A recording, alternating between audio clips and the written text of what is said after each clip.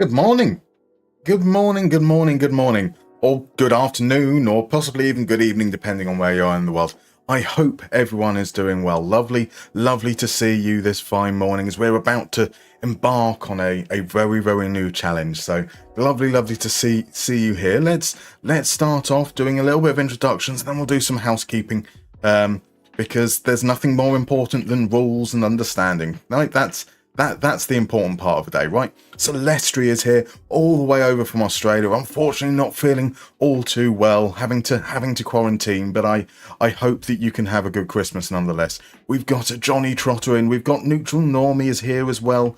Rowan, the wonderful, the amazing, the veteran of the World Cup. Rowan is in. I hope you're doing good, my man. I hope you're doing good. I think I swear someone else popped in around the same time as Rowan. I feel like I'm... Maybe not. So Adam is here. Welcome in, Adam. We've got Mikhail over on YouTube. Good morning, Mikhail and his 4 kids. That's going to be a busy few days. A busy few days for sure. Crablungs is here. Spencer is in. We've got Casper Christensen in over on YouTube as well. And El Norby over there. And Cyril. Fantastic to see you guys all in. So, for those that are in Twitch, you will know that Crablungs has pointed out that happy quails makes a happy Crablungs. That is a perfectly ordinary sentence to say. There'll be plenty more nonsense like that from him for sure. So Casper said, hello Yanis Mustermannopoulos, wishing you a happy festive period and a great stream. Thank you for all the content and the streams. That's very kind of you. I hope you're doing well, Casper. I hope you have a lovely festive period too. El Norby will be in lurk mode. That's marvellous to hear. Cyril's here. Rowan says, I shouldn't stay in these streams too long. My ego gets too big thanks to this man. I mean, you should have a big ego. I mean, there is such a small pool of people that have done what you've done in the absolute elite. So Mikael is from Sweden, from Malmo. Oh, very nice. Showerlander is in. Good morning. A wonderful Tuesday to everyone. A wonderful Tuesday indeed. We hope you're doing well. I am doing well. I am feeling very good. I've been up since about 5 o'clock this morning. My alarm was set for 6. I decided not to watch the NFL. I got up. I won my NFL matchup, so I beat the best player in our league who'd won like 13 of the 14 games up until now. I feel like it's a bit of a daylight robbery. I've denied him from the final, but also he's a very good friend, and so I've got bragging rights. That makes everything good, right? Yes. So Julian is in as well. Welcome from Germany.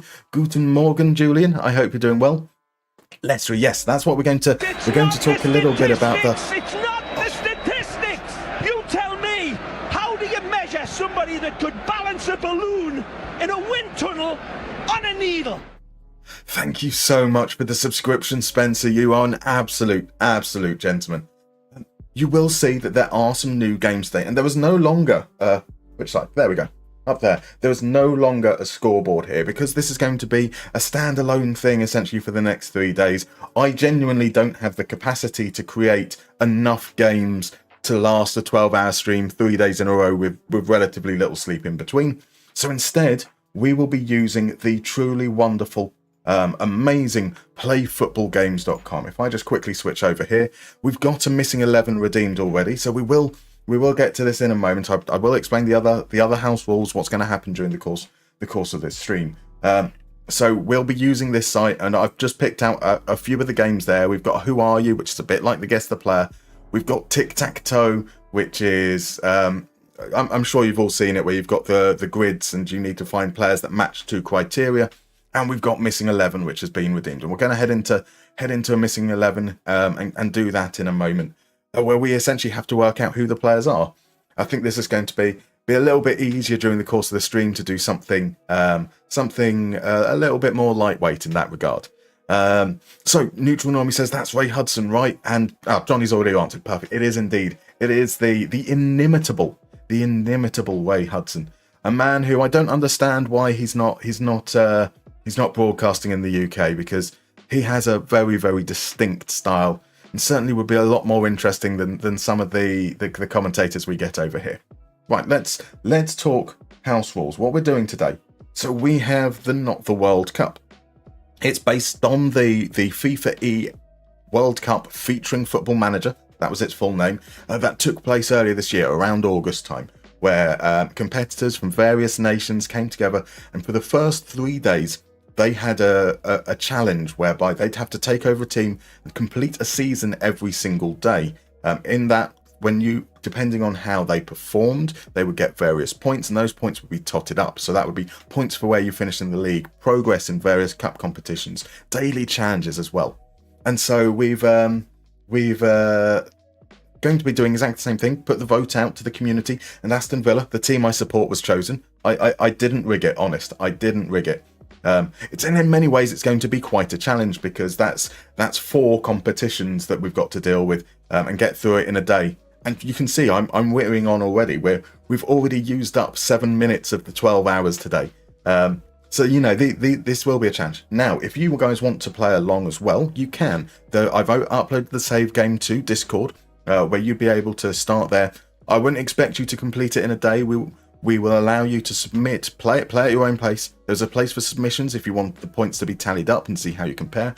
You don't have to submit at all. You don't have to play. None of that is required to be part of the stream. Mainly, I think the main joy of the stream is going to come from seeing how easy it is to distract me and fail and stop me from getting anywhere near the end of the season. There will, however, be the information that you need quite easily available just by using the commands rules, which will tell you a little bit about the cup at any time you want. And then after that, you can do the same, and you can use points, and that will break down how the points work. So it's 50 points for winning the Premier League, 40 points for second, 36 for third, and then you lose 2 points for every position below that. It's 10 points, I think, for winning a cup, 15 points if it's the Champions League, and you get points for progressing through the rounds. There we go. Much easier if I just show you the points rather than try and remember them off the top of my head. This will be the way things go. So the idea is that we will do it for fun. We'll do one season today. At the end of today, I will upload my save at the end of the season. So people who come in tomorrow and only want to do tomorrow's season can only do tomorrow's season if they want. Or you might want to come in tomorrow and start from the beginning, and you'll be able to do that as well. So ultimately, you can be involved however you like. Not involved at all, no obligation to chat. Feel free to lurk. Feel free to pop off and do whatever you want. This is just going to be a nice place for people to hopefully be able to come to if they want to during the next few days. So I see that we have Badani in. Good morning, Badani. I'm doing very well. How are you? And we also have a Chris Norton-Walker in. Now, I did mention at the very, very top of the stream that there was somebody who deserves to win our Fantasy American Football League. Chris Norton-Walker won 13 games, lost 1, topped the league by far, and then it went to a semi-finals this week. And I've beaten him by about 4 points overall, 136 to 132 points. And that's great for me, not so good for him. He feels he should have every reason to feel aggrieved, I'm afraid to say. So I'm sorry, Chris. I'm genuinely sorry. So Rowan has said absolutely brutal. As Rowan was in charge of Brighton at the World Cup, he has experienced this. He says the Premier League in 11 hours is insane. We are going to be holidaying quite a bit. We are going to use instant result quite a bit as well. We're going to target that towards the earlier part of the season so that we can make sure we have time to get through crucial matches when they come up. Or at least that's the idea. So FMGNG says, have you got a bonus objective each season? Instead of running with a bonus objective, we didn't really get many suggestions that came through on that side. What we've done is I've added a financial performance-based incentive. So Aston Villa's wage budget starts at £2,685,000 per week. If you keep the wages under that, that's objective number 1, and you've got to do that every season. Keep it under that level. And then they start with a transfer debt of about £64 million. So if by the end of the season you've managed to get that transfer debt under £20 million, you get 3 bonus points. If you get it to net zero or even in positive, you'll get 5 points for that. So those will be the bonus objectives, but they're going to be the same every day. We might see if it turns out that it's really easy to achieve. We might change them around a little bit. So Chris does say stupid NFL indeed. Let's head on in. So don't know if it's just my end, but this is coming up on the chat box on your screen, but not my chat box. So no, that's correct. That is exactly how it's meant to work, so that basically it's going to cover the chat box there. You've only got a very small character limit in the chat box in Twitch for those commands. You can only fit like something like 200 words or something, 200 characters. So it'll pop up there, and it works. So for you guys over on YouTube, all the commands will work for you as well. So if I just I say that, let me just double check. I did do it this morning. Can I spell the word rules? I can't. So if you do what I've just done there and you say rules, you will now see that the screen has updated accordingly. So absolutely exactly the same on both sides. Let's get into it and play a little bit of Missing 11. We are being asked to name the starting lineup for Manchester City's 2-1 win against Sunderland in 2016. Right, Adam, you redeemed it. So is there a player you want to start with? I'd let you pop in with the start one. So I see Johnny Trotter says wall of text indeed. Just to make it really, really, really terse and difficult. Lestry, though, has mentioned that we do have a 9-letter goalkeeper, and it's got to be the Big Willie. DM must be Fernandinho. That does sound like a fine guess. Let's see. We have it indeed, Fernandinho. And we'll go for the second one. So this is City we're naming, yes. So, Caballero. It is Big Willie. If so, Aguero! Boom. It is indeed. And we've also got David Silva. Right, as the 5-5. Indeed. And the De Bruyne in. This does seem to be quite an easy one so far. Just got to work out who the defenders are. So Company. That is a 7-letter name. That'll be the left-hand side. We're going for Company on the left. It's not Company. Somebody else beginning with a K. We've got Stones guessed as well. Let's see. How do we go back? We go back that way. Stones on the right. It is indeed Stones on the right. Sterling at right wing. A Balotelli. Balotelli. That's a 9-letter. We don't have a space for a Balotelli, unfortunately. Sterling right wing suggested. It is indeed Sterling on the right wing. Zabaleta. That's 8, isn't it? Zabaleta. That's 8. So we don't have spot for a Zabaleta. A Kolarov. Kolarov does fit. Kolarov at centre back. No, it is Kolarov at centre back. I can spell. I know how to spell, guys. I definitely know how to spell. 7-letter Kolarov says Straz as well. Indeed. I'm surprised by that. Centre back? Crazy. So was Nolito around in 2016? Nolito. That does seem... What a guess. What a guess indeed. Right back to be Sanya. It is indeed Sanya. We've just got a left back to go. And so Dash One has suggested Gael Clichy. Gimme your keys, Gael Clichy. That means absolutely nothing to you guys, I've just realised.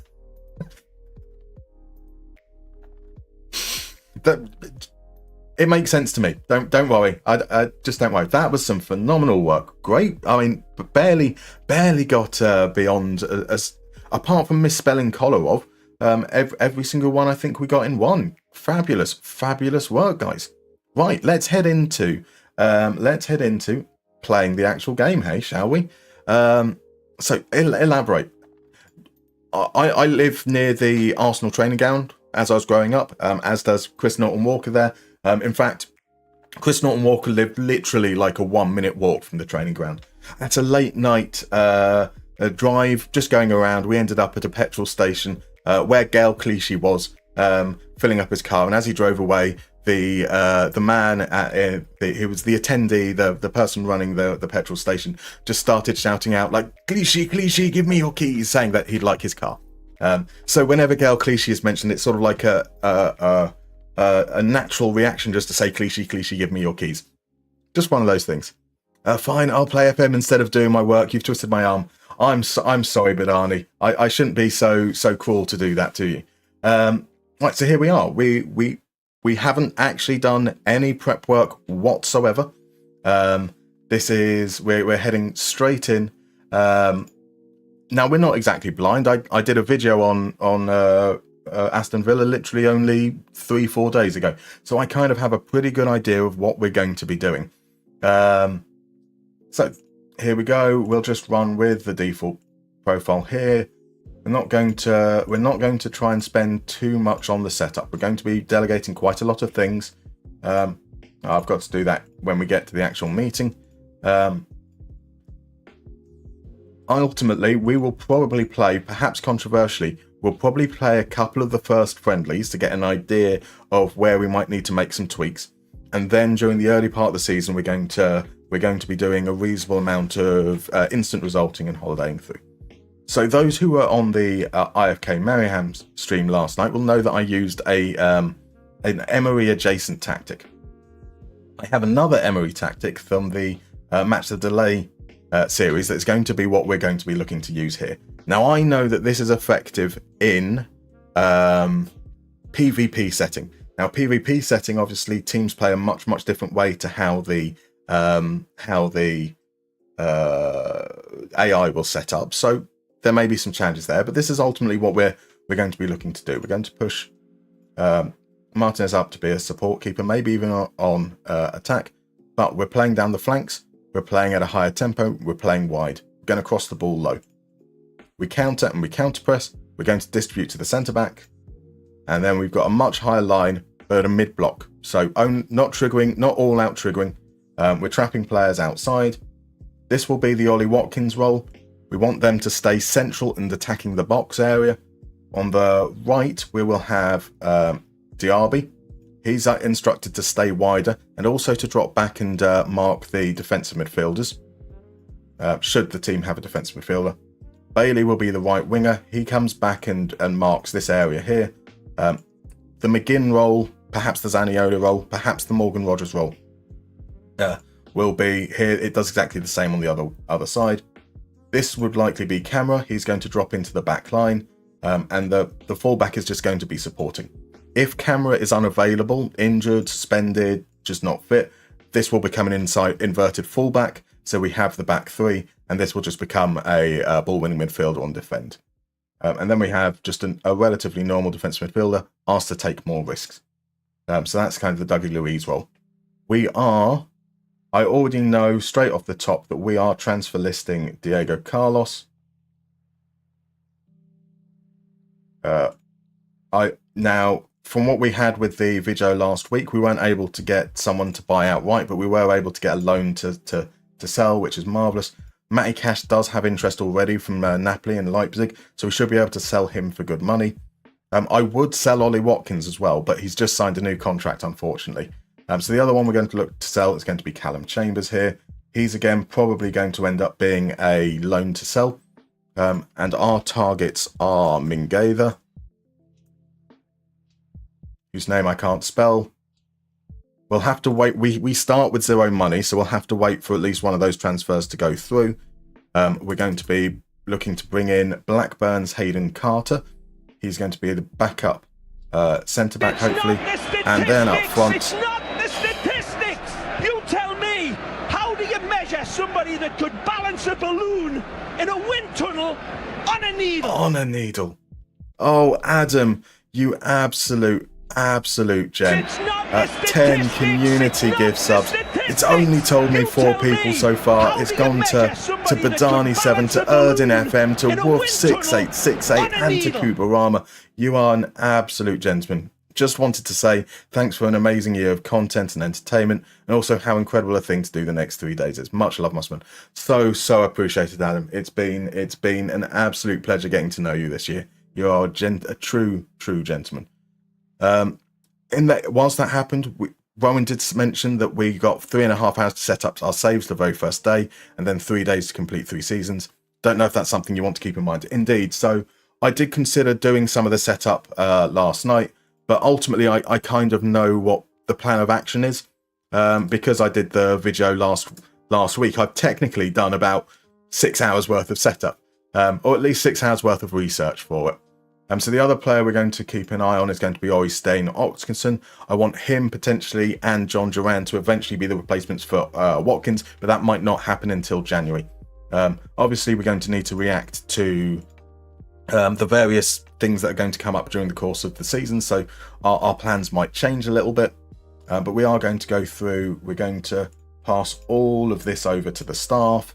And by the way, Zoc173, thank you very much for the follow, and to Urbavian. Now, there is absolutely zero obligation whatsoever to chat, but if you feel comfortable doing so, let us know who you support, let us know where you're from, who you're playing with in FM. We'd love to hear from you, but that's absolutely zero obligation. And Zoc has sent out a heart, you absolute gentleman. So the contract side as well, that's all going to be staff. Same with training. This is going to be three seasons, 1 season per day. So we're not really that worried about long-term development. We are going to turn off as many of the reports as well. The fewer things that come through into our inbox, the better. Transfers and contracts. So incoming offers for young players, that can happen from the staff as well. Same for the loans, less things that we need to react to. We will obviously want to take control of those elements that affect the first team, with the exception of player contracts. No, actually, we will still maintain control because we have a budgetary aim in there as well. Same, nothing on media, nothing on training. Tactics, that's all fine. I obviously don't want to provide opposition obstructions for the under-18s. Backroom staff can't do that. Delegate all of these. Why am I leading friendly matches for the under-21s? That seems a bit peculiar. Set pieces will also be delegated as well. We will potentially... No, they won't. No, they won't.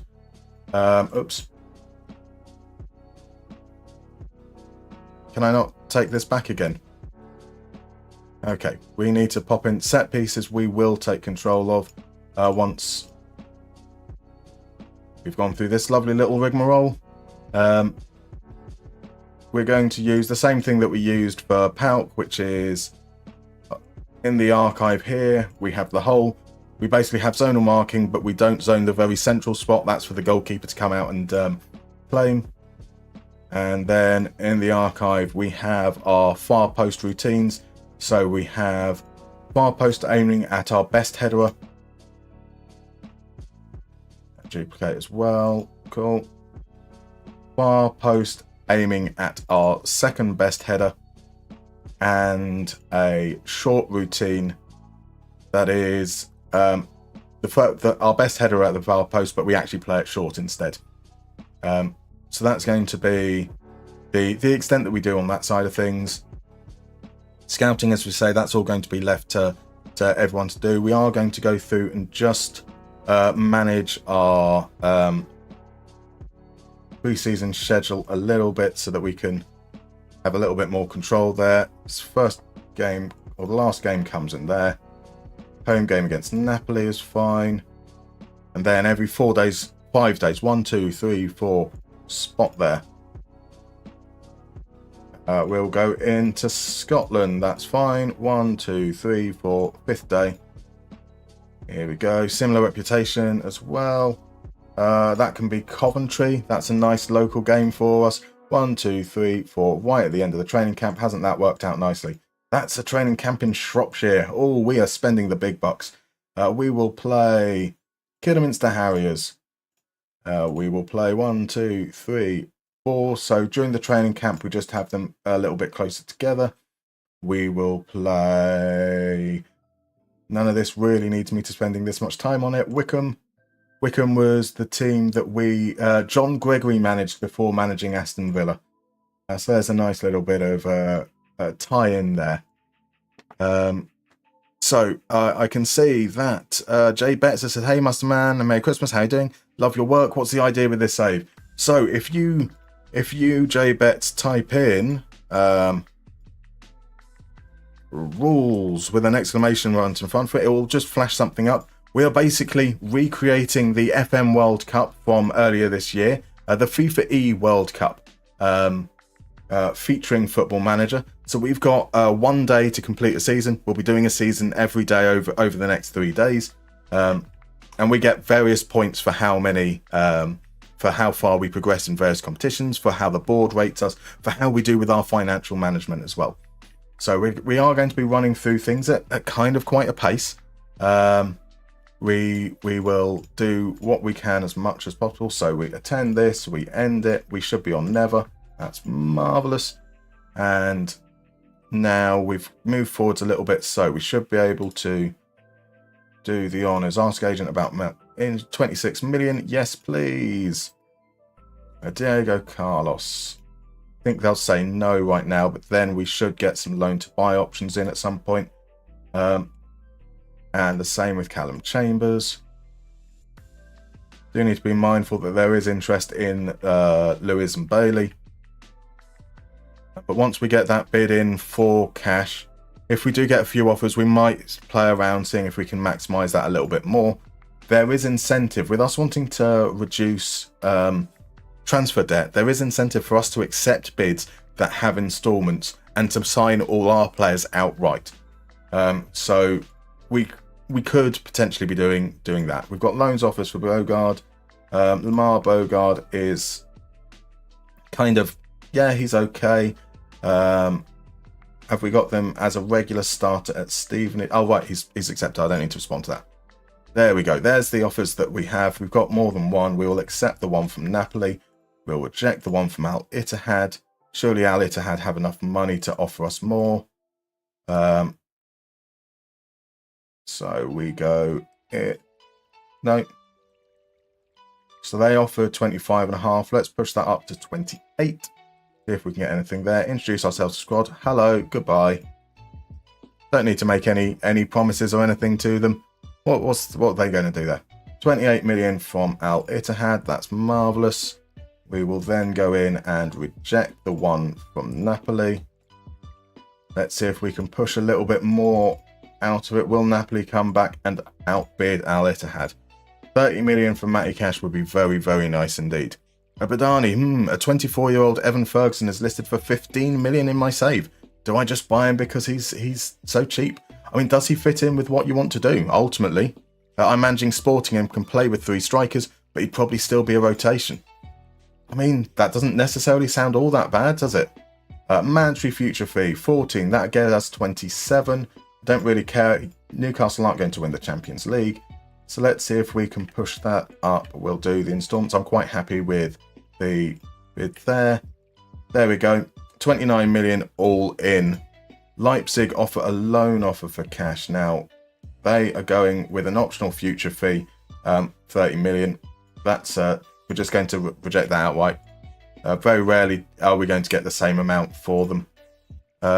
If we auto-select, is there anyone we want to skip out on? Seem to have a decent-sized squad. That's fine by me. So, at that price, defo. Absolutely. Just dropping by to wish you a Merry Christmas. Thank you very much, Matty. I hope you're doing well. The truly wonderful. Now, I can't shout out on YouTube. I don't know how I do it exactly for blogs, but if you guys haven't read any of Steinkelson FM stuff, you are missing out. Like, head on over to the SI forums, head on over to Twitter, look for Steinkelson FM.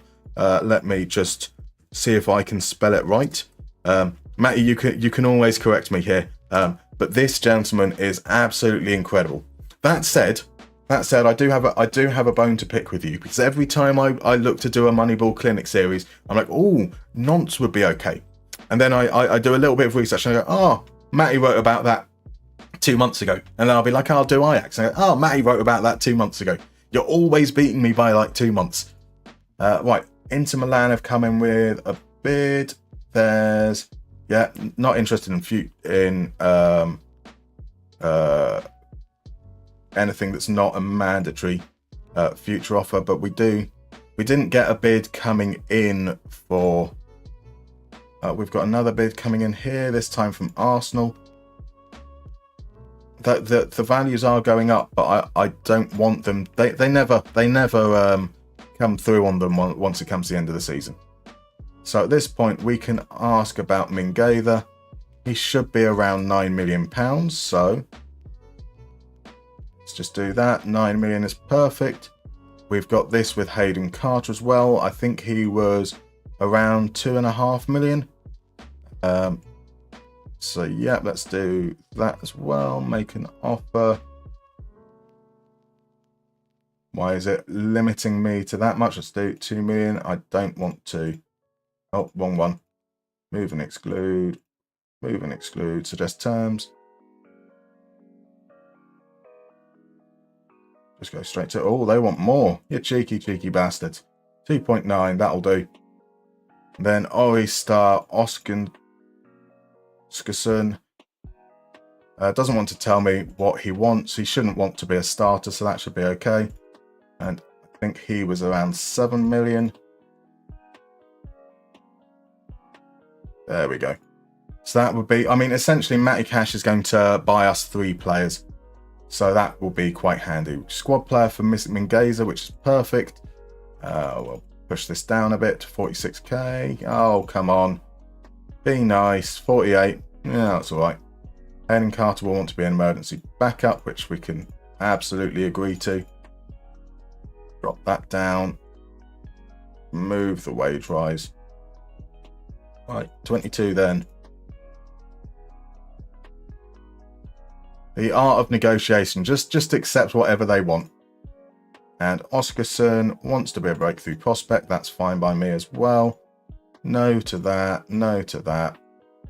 Because of that, he will just push the wage offer up a little bit. We'll remove and exclude. 19.5. Absolutely fine with that. We should be more than covered in terms of wages as well. Diego Carlos is on like 100k or so. So that shouldn't be any concern at all. We have some offers coming in here. Mandatory fee 8, 16.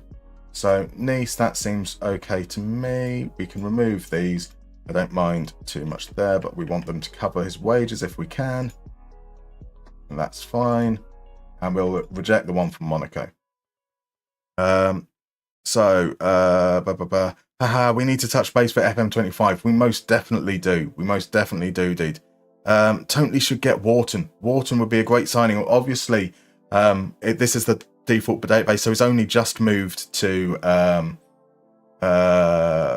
what's it?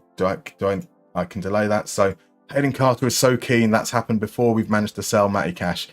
Yeah, Wharton's just moved to Crystal Palace, so he won't be available immediately, unfortunately. But yes, I would love to have Adam Wharton. You know I'm a big fan. Oh, Rennis is in. Ho, ho, ho. Good morning, Rennis. How are you doing, sir?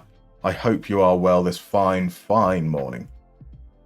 Right, there's the other bits of housekeeping I forgot to mention. So there's a reason.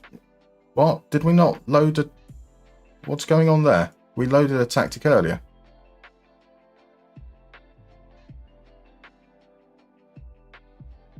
Oh, I'm managing the under-21s. What?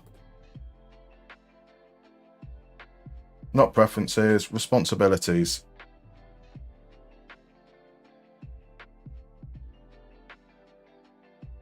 I can't... Why can't I make the under-21s manager?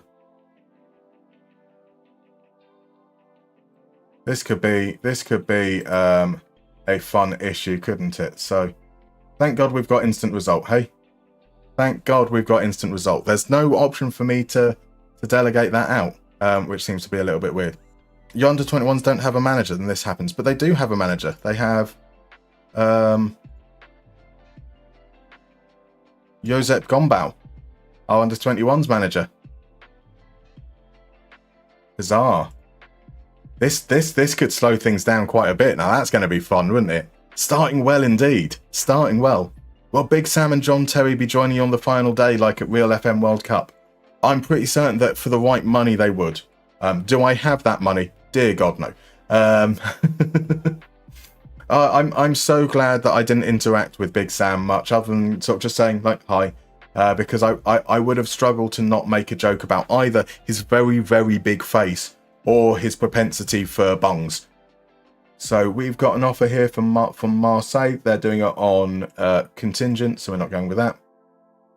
Newcastle look to have agreed the deal with Diego Carlos, which is marvellous.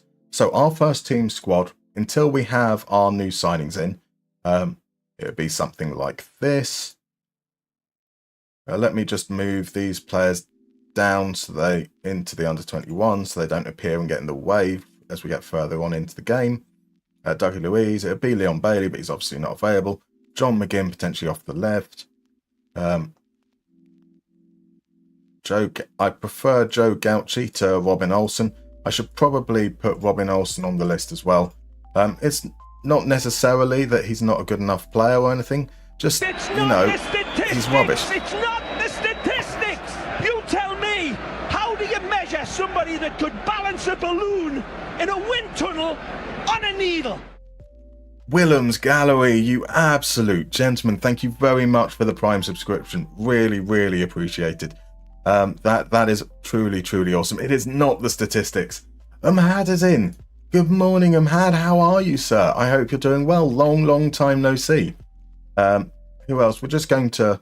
like most of these players coming in for this game, they're just on the bench to make up the numbers. Robin Olsen there. We will just change things around a little bit just for the sake of rotating this during our first game. Rogers there.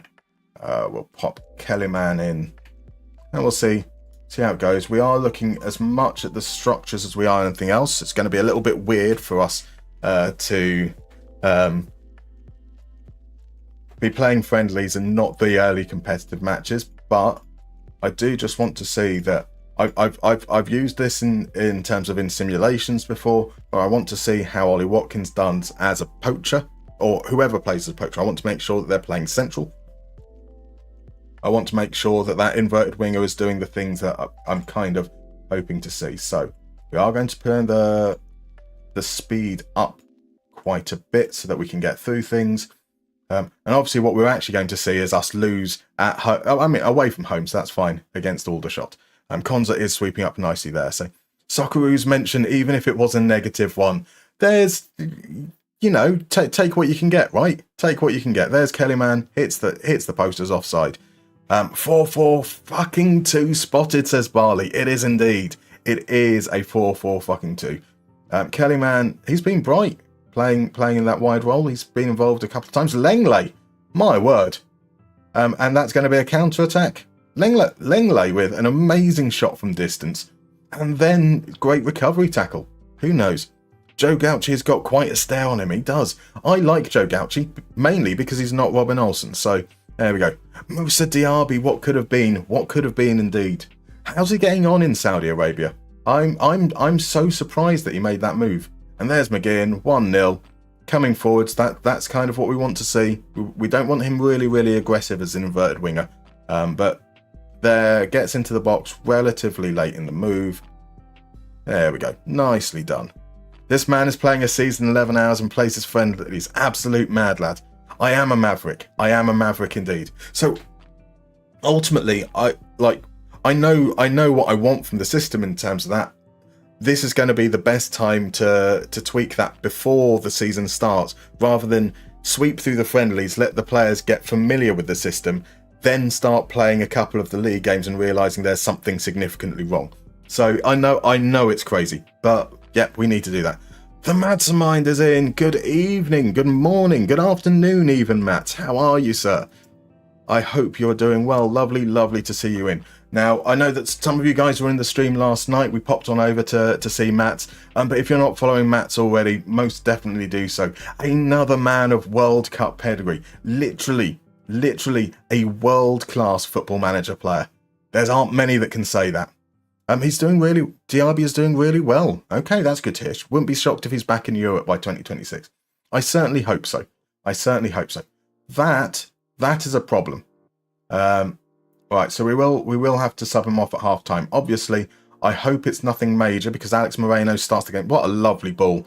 Yuri Tielemans doing the kind of things that Yuri Tielemans does. Oh, see, FM is true to real life. Only real Yuri Tielemans and virtual Yuri Tielemans could play that pass. Oh, beautiful. Yep, so FM running at this speed gives me LMA manager vibes. That's understandable. That is understandable. That's a nice little ball through from Kellerman as well. Kellerman potentially part of our first team squad on this showing against Aldershot. Maybe I shouldn't get too far ahead of ourselves, but a lovely ball through to Morgan Rogers. So we're doing quite well in terms of playing through the lines. That's encouraging. We've seen the positioning that we want from John McGinn. We haven't really seen. We have seen some of Zaniolo actually. He hasn't been drifting out, so that's kind of encouraging too. Losing our only left back though, not so good. So the changes for the second half, we've got, who've we got? Powell there, we've got Callum Chambers as the inverted, Sil Swinkles can come in there, Caden Kessler Hayden, then Dougie Louise will play actually as the halfback in this situation. Ollie Watkins up front, we will have Caden Young up front, we'll have Moussa Diaby there, we will have Kyrie Peary coming in that way, and in fact we'll have Chambers as the halfback, Dougie Louise in that role, and we'll pop Katsu Kunya out wide. So that should hopefully do the honours. Oh, Joe Gauchi as well. Ease off tackles. Ease off tackles. Good morning, good afternoon, whatever time of day it is. How are you, sir? I hope you're doing well. How was your stream this morning? It's been a long time now. I'm sure a reasonable number of you guys have been around when Ease Off Tackles has been in. So do go on over and say hello to the fabulous man. I say that. Did I not do the shout out right? I did not do the shout out right. Ease Off Tackles. There we go. You can see that lovely thing popping up there now. So that go and do the honours. You should most definitely give some Christmas love out to. I mean, he's a Fulham fan. You should definitely give love to a Fulham fan. He's had it tough. So King Amino says, I didn't know we could get that in-game player view on the skin. So this isn't a public release. This version of the skin because it does break things. But Patreons do get access to all my resources. So Patreons can get access to the various versions of skins that I use. But they aren't supported. They come exactly as they are. Some of them will only work in certain resolutions. I certainly wouldn't advocate for signing up to Patreon just to get access to one of those skins, quite frankly. So thank you. Just been to the hairdresser. A Christmas haircut. Fine stuff. Feeling all nice and fresh. Aston Villa is one of the teams I'd love to take over, but never started a save with them. Gosh, shocking. You most definitely should play as the greatest team in the history of football. I mean, without Aston Villa, there would be no football league in England. The great, the wonderful, the historic William McGregor, the founder of the Football League, was also the founder of Aston Villa. So I should start with a save with them if I finish the Pentagon Challenge before FM25. It's a big if, but I'm sure if anyone can do it, it would be you. Dougie Lewis takes home. We're still putting pressure on in the second half, which is encouraging. The Guja is in. Man, how are you, Guja? I hope you're doing well. Unfortunately, when I write in shout out, it then hid your name. There we go. Let's make sure I spell it right. The Guja is definitely someone you should go and send some love to as well. And again, somehow I'm getting this all wrong. There we go. A lovely top quality goal from Moussa Diaby there. I'm guessing it's probably timed me out on that and I need to wait a little bit. So we'll do that in a second if I remember. So Ease Off Tackles, it went fairly well. Was just sorting out the squad in my new Bournemouth save and played a few games of pre-season. Marvellous stuff. Why'd you go for Bournemouth? He also called my barber the other day to see if they charge more. Prices are double today. I mean, would you want to work on Christmas Eve? I think it's understandable that they try and make a little bit more, I guess. So I did not know. Love the fun fact. I am your man for Aston Villa facts. The Guja says he's very well, stuck at work at the moment, but at least you have my dulcet tones to pass the time. I do apologise. I mean, sure, I know that people dislike their own voice, but I wouldn't want to listen to my voice. I especially don't want to listen to my voice when I'm at work. If I can get through the working day by being completely quiet and nobody noticing me, it's perfect. Are you having to do a full day, Dave, or do you get a little bit of respite early? Chance to maybe bail out a little bit before the end of the day, I hope. There's Altrincham, no, Aldershot, Altrincham, they're the same team, right? I'm sure we can go something like that. It does seem to be. We would need to potentially look at ways that we close out in the later parts of the game, because there's Talai heading over. They have had a couple of chances. We can see there's some momentum. They're really going for it. These are things that we might need to look at match plans. So for those games where we instant result or holiday, we might need to have some match plans in place, because this last 15 minutes against a team of Aldershot's quality is quite depressing, really. Kwan is in. Good morning. How are you doing, Kwan? I hope you are well. And I know it seems a bit weird, but Kwan being in has reminded me that I can now shout out Guja because the timeout's gone. So what's the streaming plan today? We're going all day, Kwan. It's all the way through until 10:30 p.m. tonight. This is the first friendly. We're playing the friendly for the save with Aston Villa. We're remaking the World Cup, the FIFAe World Cup featuring Football Manager. So we're going to be playing a single season every day. We've got to complete it by the end of the day, and we will get points depending on our performance and our achievements. If you head on over to Discord, you can also download the file and play along at the same time. So we are going to be holidaying quite a bit. We are going to be using instant result quite a bit. But right now in these early phases, I want to just see the tactic at work so we can start to make some plans before we find out that it doesn't work at all. So an injury right at the beginning of the season is not good for us there. We might need a left-back target, and that would be... Alex Moreno is a perfectly good player. He starts the game out for a few months. So someone like Greg Taylor might be worth keeping an eye on. Same with David Schnegg. Schnegg is quite versatile, so he could be a reasonable option there as well. We'll just see how that goes. See what happens with the other moves that come up. So Ahmad says, "Call me lazy. I work Christmas Eve, but just log on and do absolutely nothing. We book 8 hours off, but only work till 12. I'll save my holidays." Exactly the same. Like I worked yesterday and I did nothing. Absolutely fuck all. But that's how it is. So Ease Off Tackle says that Bournemouth are a decent side. One of my favourite profiles in a player, and Philip Billing as a central midfielder on attack, and had no available budget, so I would have to do a 1 in 1 out policy, which is fun. It's a tricky start though with Bournemouth, with all those players injured as well. But does sound like a fantastic save to do. So Ori Oscarson will be technically our first signing, a £7 million arrival from Kirben-Harven. He's going to play a little bit of relief. He'll be able to play out wide, do that kind of John McGinn role. So if we look here, he's a blank slate. We will be able to mould him a little bit in terms of how we phase him out. He does really well in terms of pressuring, and he's a good goal scorer as well from the statistics. But he can, as we say, we can play out wide. He's right-footed. We could possibly play him in that left midfield slot as well. So let's make sure he's in the senior squad. There we go. And we should be good there. Musterman using instant result on a stream. Never thought I'd see the day. I mean, there isn't going to be much chance of us getting through. If we get far in Europe or in either of the cups, you know, we're potentially looking at, oh, that's a bugger. We're potentially looking at somewhere around 65, 70 games. Absolutely no hope of getting through that in a single day. Callum Chambers nixing our plans there, the bastard.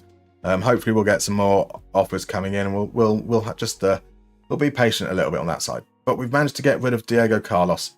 Oh no, they'll do the ESC thing, so that's fine. Hayden Carter comes in for 3 million. He'll be our backup central defender. Then once we've got Mingueza in, so it'll be Mingueza, Consa, Torres, Digne.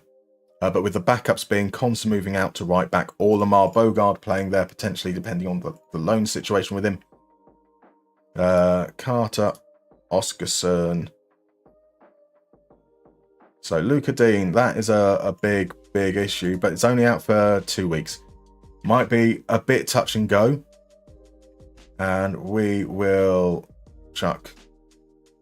This will be the only other friendly that we're going to watch is this one. So we don't have our right back yet. Kamara, Dougie Louise. Leon Bailey isn't back yet either. So McGinn, Rogers, Watkins, Diaby. That should be absolutely fine. And kind of just to see a little bit more of what it looks like with our close to full strength squad in there. And also, obviously, these early games are a great opportunity for us to make sure that we get their fitness right for the season too, which is going to be a bit of a concern if we pass that out. So we'll probably... Oh, why is it paused? There we go. We'll probably play the first half, make all the subs at half time and then instant result the second half. Y Callum is in. Good morning, Y Callum. How are you, sir? Now, this is a gentleman. This is an absolute gentleman. How was the stream last night? I was along for a little bit. I think we came in off the back of, I can't remember whose raid we came off of the back. I mean, I was lurking. I was preparing stuff, so I wasn't paying a great deal of attention. So I do apologise. But I heard that it started reasonably well in your return to the Premier League, and that's not good. That is not good. That's a concern. So Matt says it sure feels a long time since the AC Moneyball. It is indeed. Thank God. Thank God that is behind us.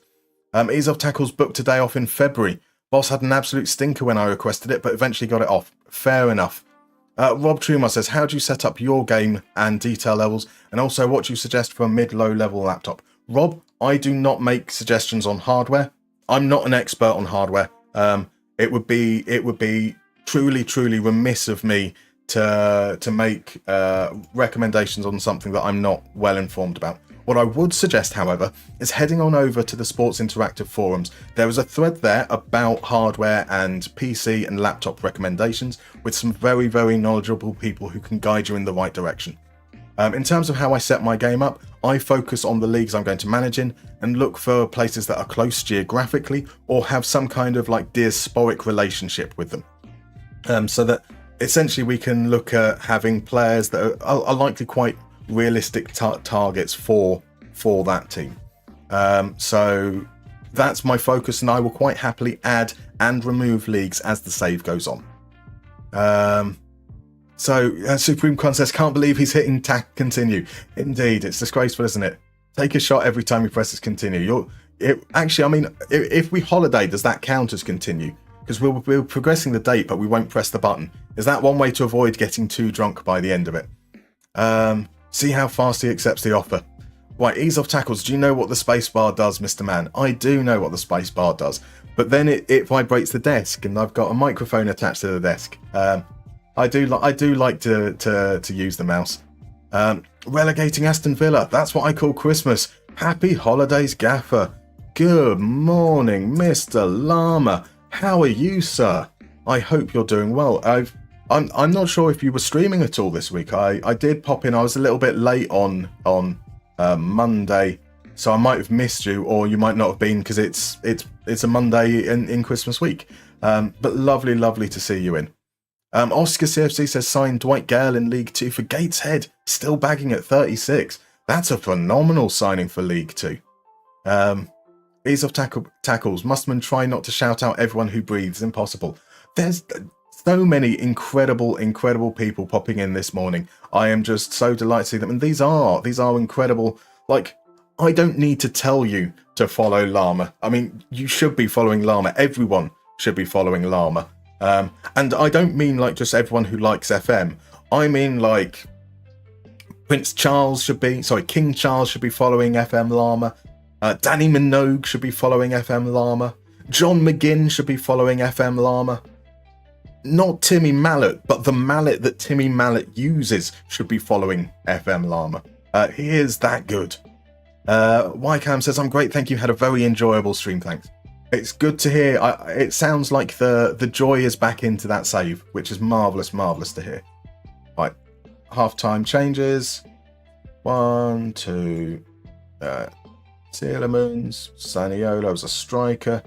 Swinkles is such a fun name to say. I've just got to point that out. I know that doesn't really matter in any way, shape or form, but it is definitely an enjoyable thing to say. Actually, let's pop Torre there. We'll do a whole load of crazy juggling around. Who he's going to be? Who's this? Something like that. This second half is more about fitness. Oscarson up front there. There we go. Caden Young this time can play on that side. Shani Birchall on that side. Start the second half, and we will say thank you very much. If we click the right thing. There we go.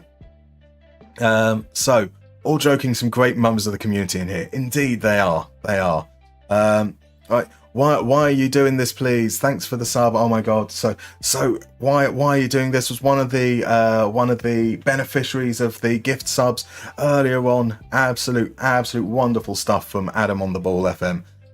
So King Amino, yes. So if you do rules, if you do points, it will tell you exactly what's going on. You can also do exclamation point save for a bit more of a abridged version of what we're doing.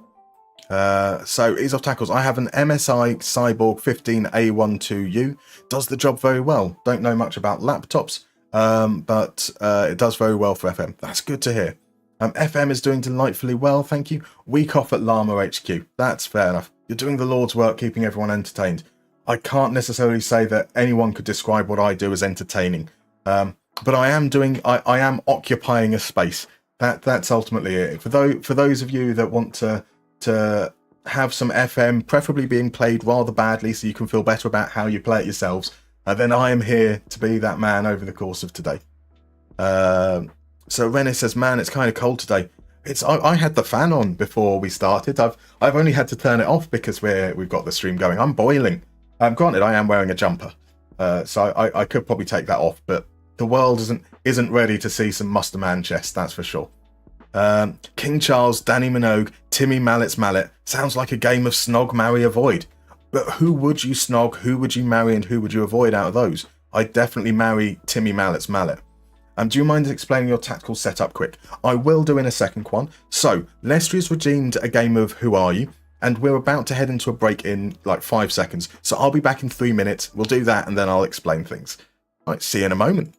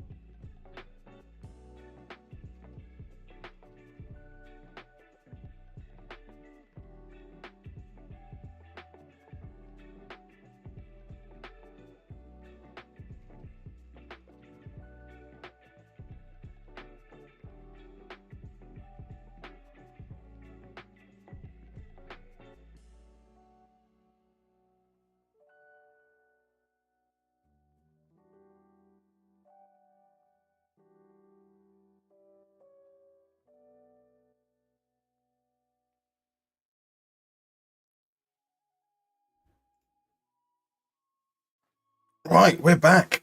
And Leicester redeemed a game of Who Are You? So, for those that come to the stream regularly, just to let you know, we're not going to be doing the normal set of games because to be able to set up enough for really, really long streams, I just unfortunately don't quite have the time for it. So we're going to be using playfootballgames.com.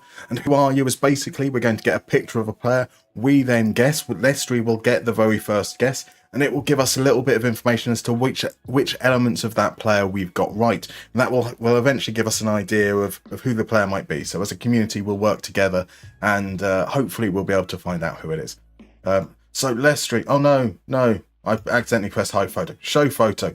That's the information you get, Leicester. Who do you want to guess as your first player? And whilst you could come with that, I will catch up with chat. So Quan, I will get to the tactical setup once we've done this, but it's basically an Emery-esque system. Ease off tackles has to pop to the shops to spend 100 quid on things you're never going to get. Yes, that's the Christmas way, isn't it? Indeed. Bell is in. Hi, how you doing, Bell? Everything is going good. How are you? Yes, we signed Oscarson. Oscarson will be our backup, along with John Duran, to compete with Ollie Watkins and perhaps replace him a little bit later on in the save. So Illuminati asked, "Is this your skin?" It is indeed. You can actually find out a little bit more information about it. It is a version that is only for the stream, so there are some elements that you won't get on the public release because there are elements that we wanted specifically for how we'd show things here. FM Lana thinks he'd marry King Charles so long as there's no prenup. Queen Consort Llama sounds quite good. I quite like the sound of that. And what is the vape choice of today? So we are going, I don't know actually. It's like got Loganberry and some other weird and funky stuff. It's called Boulevard by Wick Liquor. It's very, very nice, but I can't remember all the weird stuff in there. So I haven't heard from Leicester since then, so I will go with Chaser 2K is coming. Oh no, he is. There he is. So he's going to go with Munoz at Palace because I want you to sign Palace players. Absolutely fine. I'm guessing. Here we go. Daniel Munoz. Is he Colombian? It's not Colombian. He's not in the Premier League. He's not at Crystal Palace. We have 7 guesses remaining. We're looking for a 28-year-old defender whose shirt number is below 12 and none of those things. And I see that that is Denzel Dumfries if I've ever seen Denzel Dumfries, says Ease Off Tackles. And I think that does seem like quite a fair guess. I mean, he does have a very distinct face. And there we go. Ease Off Tackles. Well done indeed, sir. It is indeed Denzel Dumfries. That was rather easy, wasn't it? We've done 2 of these now, and they've both been quite easy. The missing 11, we barely skipped a beat. And the same can be said for Who Are You? We might need to find some slightly trickier ones next time for sure.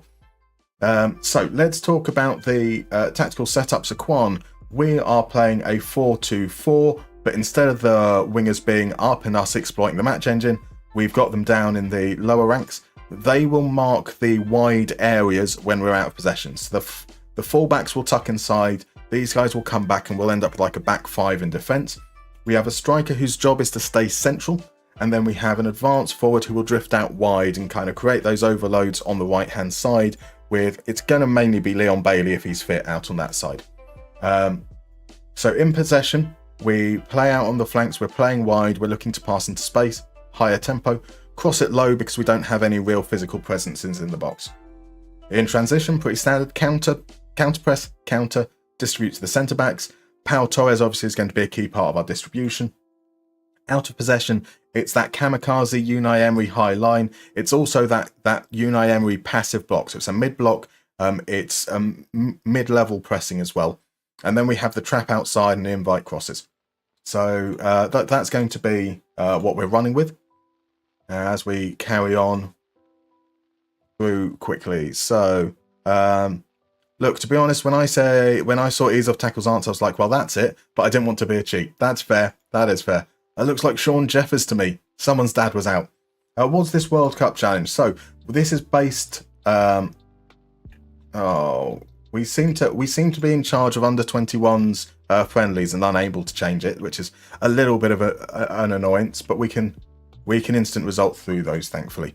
The World Cup challenge is based on the FIFAe World Cup featuring Football Manager that took place earlier this year, where various representatives from different not constituencies, federations around the world came together in Liverpool to do a 4-day World Cup. The first 3 days, they were all given a team to be in charge of, and they're set up in groups. So like five teams all played as Brighton, 5 all played as Dynamo Zagreb, 5 all played as Yokohama F Marinos, and 5 played as Sporting. Sporting were the other team. And depending on how they performed during the course of the season, they were awarded points. And we're basically doing that. So we're going to get through a single season during the course of today's stream, going from now all the way up until 10:30 p.m. this evening. If we don't complete the season, the remainder of it will be holidayed. And so that's why I'm going to be talking very quickly, and I'm going to be running through a lot of this stuff very, very quickly as well. We're now just looking at this from a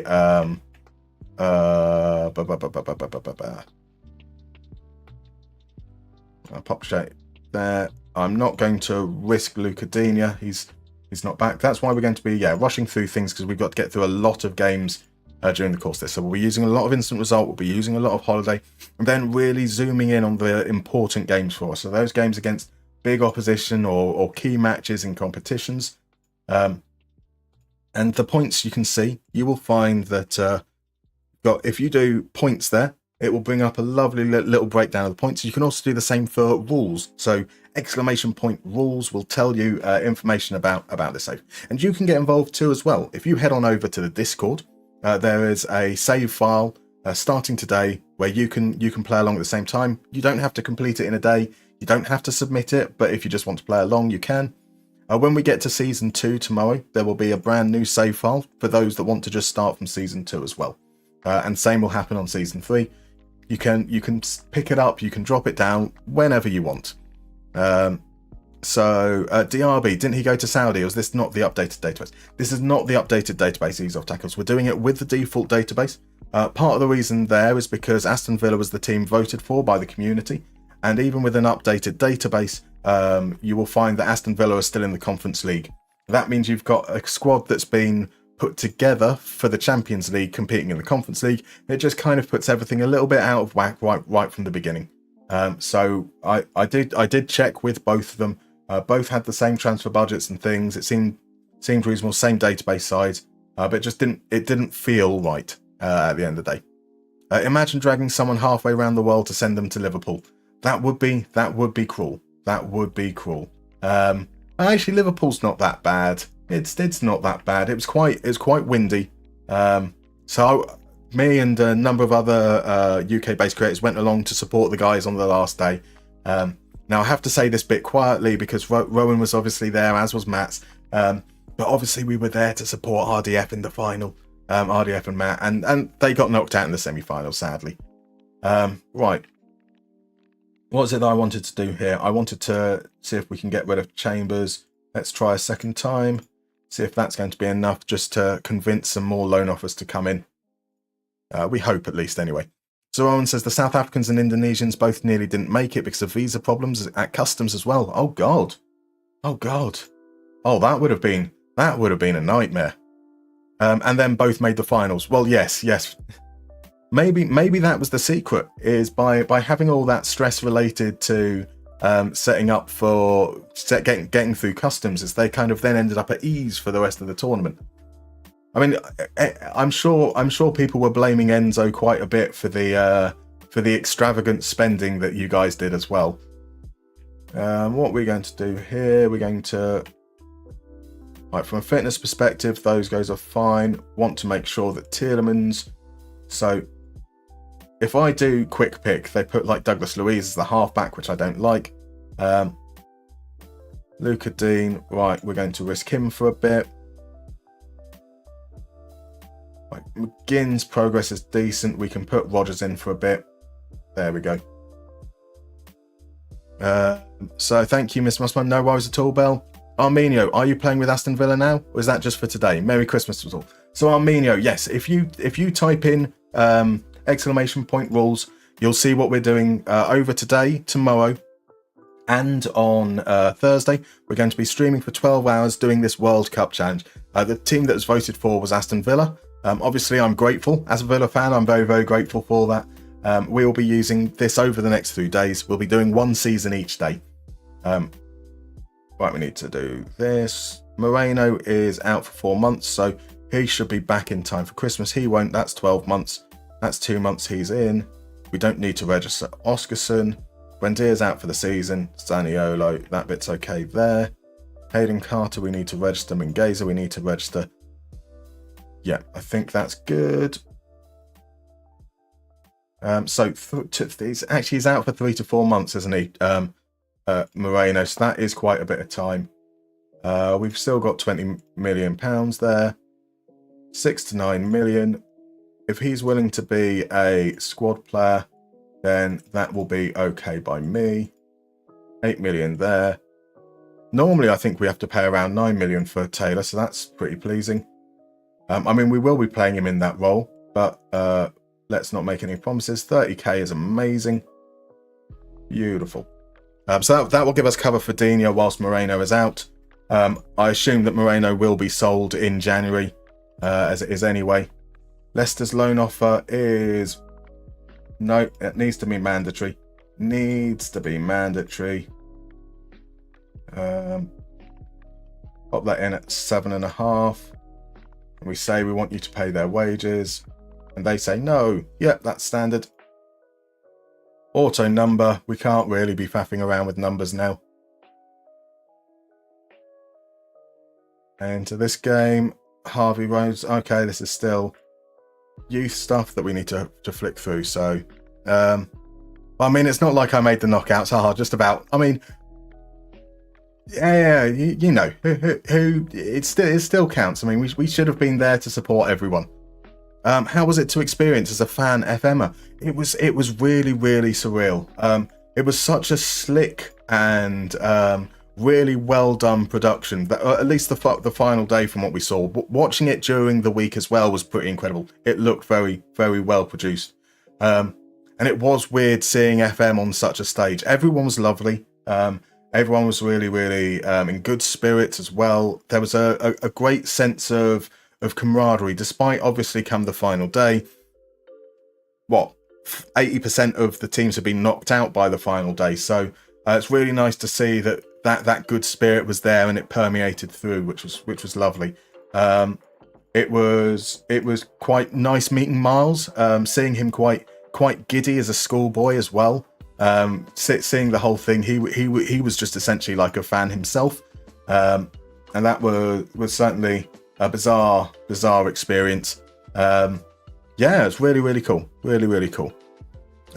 So Peter Koss says you managed LFC for 4 seasons and won every trophy possible. Well done, Peter. Or is that Peter? Sorry, Peter Koss. Fabulous stuff. The mastermind, the people at the World Cup is one of the most friendly people I've met. Everybody was cheering for everyone. Exactly. And Rowan says, yes, Enzo did do the first one. But then, to be fair, I was the one that really went overboard with it. See, I mean, I was going to suggest that there was some kind of like Dutch-Boer relationship there, that you're kind of backing one another up. But no, that probably that doesn't sound like it was in as good spirit as it's meant to sound. So it's not meant in a mean way, genuinely. But we will blame the Dutch and those of Dutch lineage as well for disgracefully abusing finances. Right, we can go back now to putting some of these senior-esque players in. Right, Dina should come on as a sub, so that'll be absolutely fine there. Let's get Hayden, make sure that Hayden Carter starts a game at some point. Konza there as well. I want Rogers getting as much fitness as well. So let's see. Watkins Diaby, that's going to be the main lineup, and we will simulate from here. There we go. So I managed Liverpool for 4 seasons. Yep, we got that. Well done, Peter. So yeah, Chaser, it needs to be separate words with points and rules, and you can only do one at a time as well. So unfortunately, I haven't worked out a way to have them interact and like hide it in one place once you activate another one. It's all a little bit of a bodge job. My favourite way of doing things. So Rowan said we nearly got to a gentleman's agreement not to do it, which is a funny little story too. Interesting. So yeah, Rowan says again, absolutely true. Everyone was so nice that FIFA literally asked us what was going on because they were used to some more hostility. I mean, I suppose they normally are used to using, well, I mean, FIFA, which is now EAFC, and things like PES. Yeah, I can imagine how that's a much more toxic environment. So ease off tackles. Our starting midfield is all injured for our game against Chelsea. Instead of Berger, Lukic and Smith Rowe, we'll have Kearney, Pereira and Josh King, who's 17. Right, okay. I was thinking the former Man United and Bournemouth striker Josh King. I was like, I wouldn't want him in my midfield. Oh, no number 2 for Watkins. No number 2 for Watkins. I couldn't do that to Adam. I've already had to make him endure number 2 for Olawale. Did I ask how his holiday was going? I did not. First time I've met Miles, he was really, really lovely. Just a genuine, true fanboy of that moment. Now, obviously, because we were there to support the guys that were competing, I didn't introduce myself formally or anything, because that just felt like not really the moment. So I describe him as a fanboy, and he probably just goes, and I was this weird kind of giddy fanboy as well at the same time.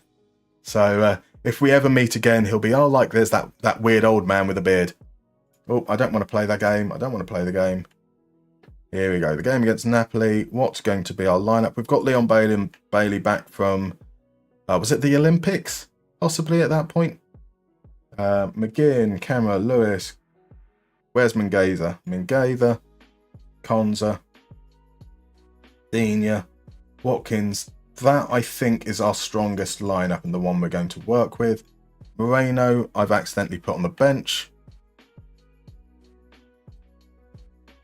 Yeah, let's see what that's like with us holidaying a big game. Not so good. I mean, okay, performance-wise, really bad first half, better in the second half. We probably deserve to get something out of the game, but that's something we need to be mindful of as well. So there may need to be some changes there. What does fickle personality trait actually mean? In terms of what does it mean in terms of the hidden attributes? I don't know. You might be surprised to hear that as someone that doesn't really play with attributes, I've never really bothered looking into what's going on underneath the surface with some of those things. I take it on surface value. Fickle means somebody who's very, very inconsistent and malleable to changing their opinions. So I would generally consider that to be a quite neutral personality. I mean, it annoying rather than being good or bad. Good morning, gang. Tatsugiri is here. How are you, Tatsugiri? I hope you're doing well. Chaser, thank you very much for the link. That's marvellous. I'm pretty sure I heard a streamer said it's not the worst personality. It's kind of like CR7, self-centered and hard-working. Fair enough. Going based on what they said, though. I can see their determination, so it's just professionalism that I'd want to boost. I don't care about loyalty, and the ambition is good. So Chris, Aris Christ, I'm guessing you are a Aris Salonica fan, Aris Christ. Yeah, that's the skin there. It will be slightly different to what you see on stream. Right, here we are. We're going to play the statistics. You tell me, how do you measure somebody that could balance a balloon in a wind tunnel, on a needle?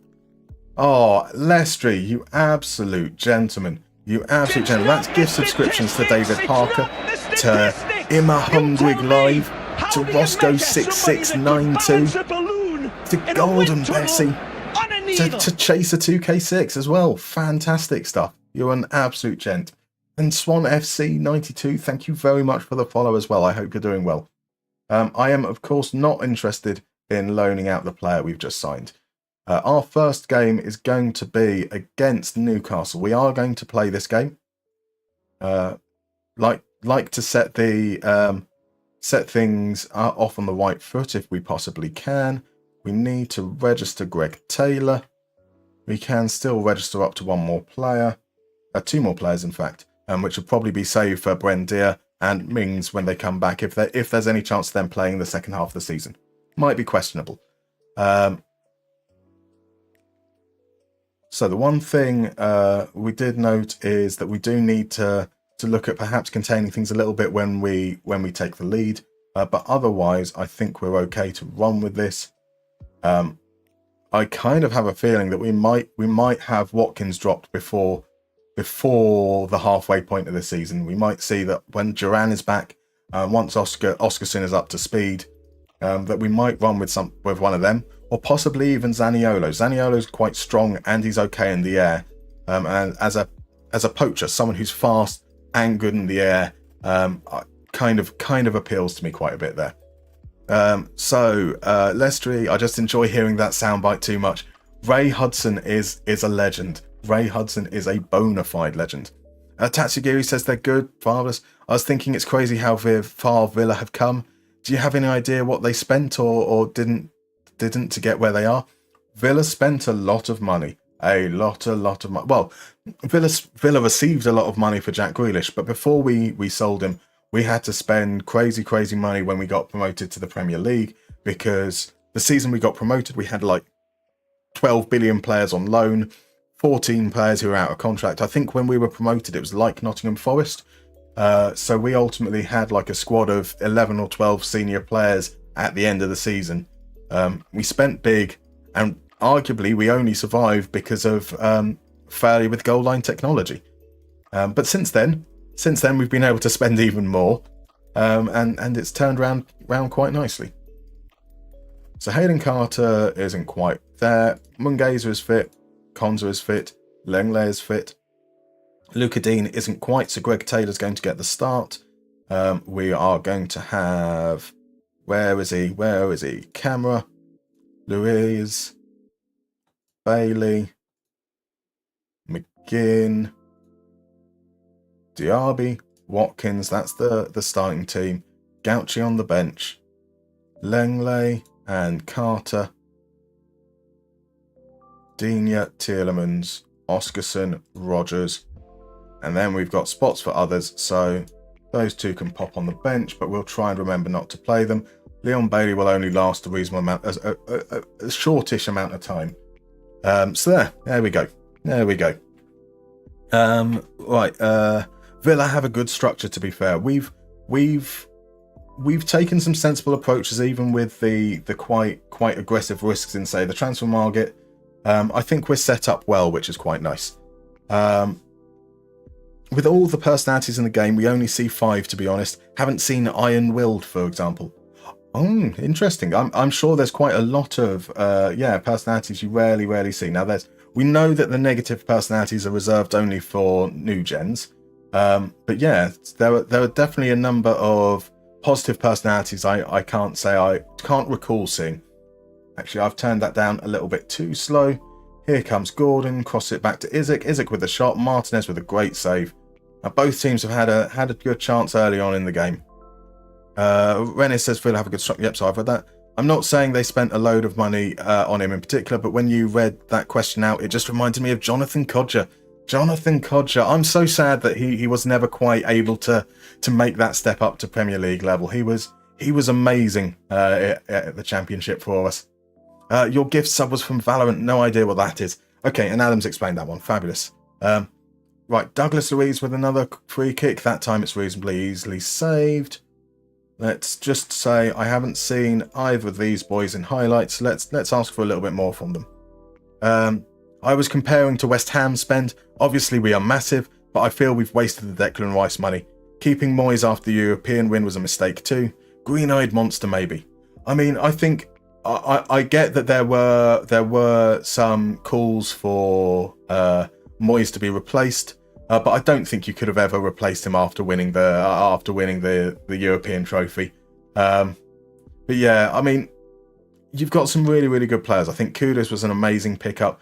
Paquetá looks like a quality player, depending on what's going to happen with his gambling stuff. You've got some good pieces there, but just don't quite seem to be a cohesive team. And I really don't like your defense. I'm sorry. That's a really poor defense. As is the defense that concedes an own goal to Dan Burn. What's happening here? What is Valorant? It's a game. Yeah. They're evidently doing a thing, and the goal stands. It's not offside. So the ball comes back to Dan Burn. No one near him. He takes aim. It deflects off Andres Isaac into Pau Torres, And that is 1-0. That is a little disappointing. So we've been okay in pre-season. This tactic was really good in holiday mode for checking before the Moneyball Clinic video. I think it finished third 4 or 5 times, but starting off quite bad, which is a little bit of a concern.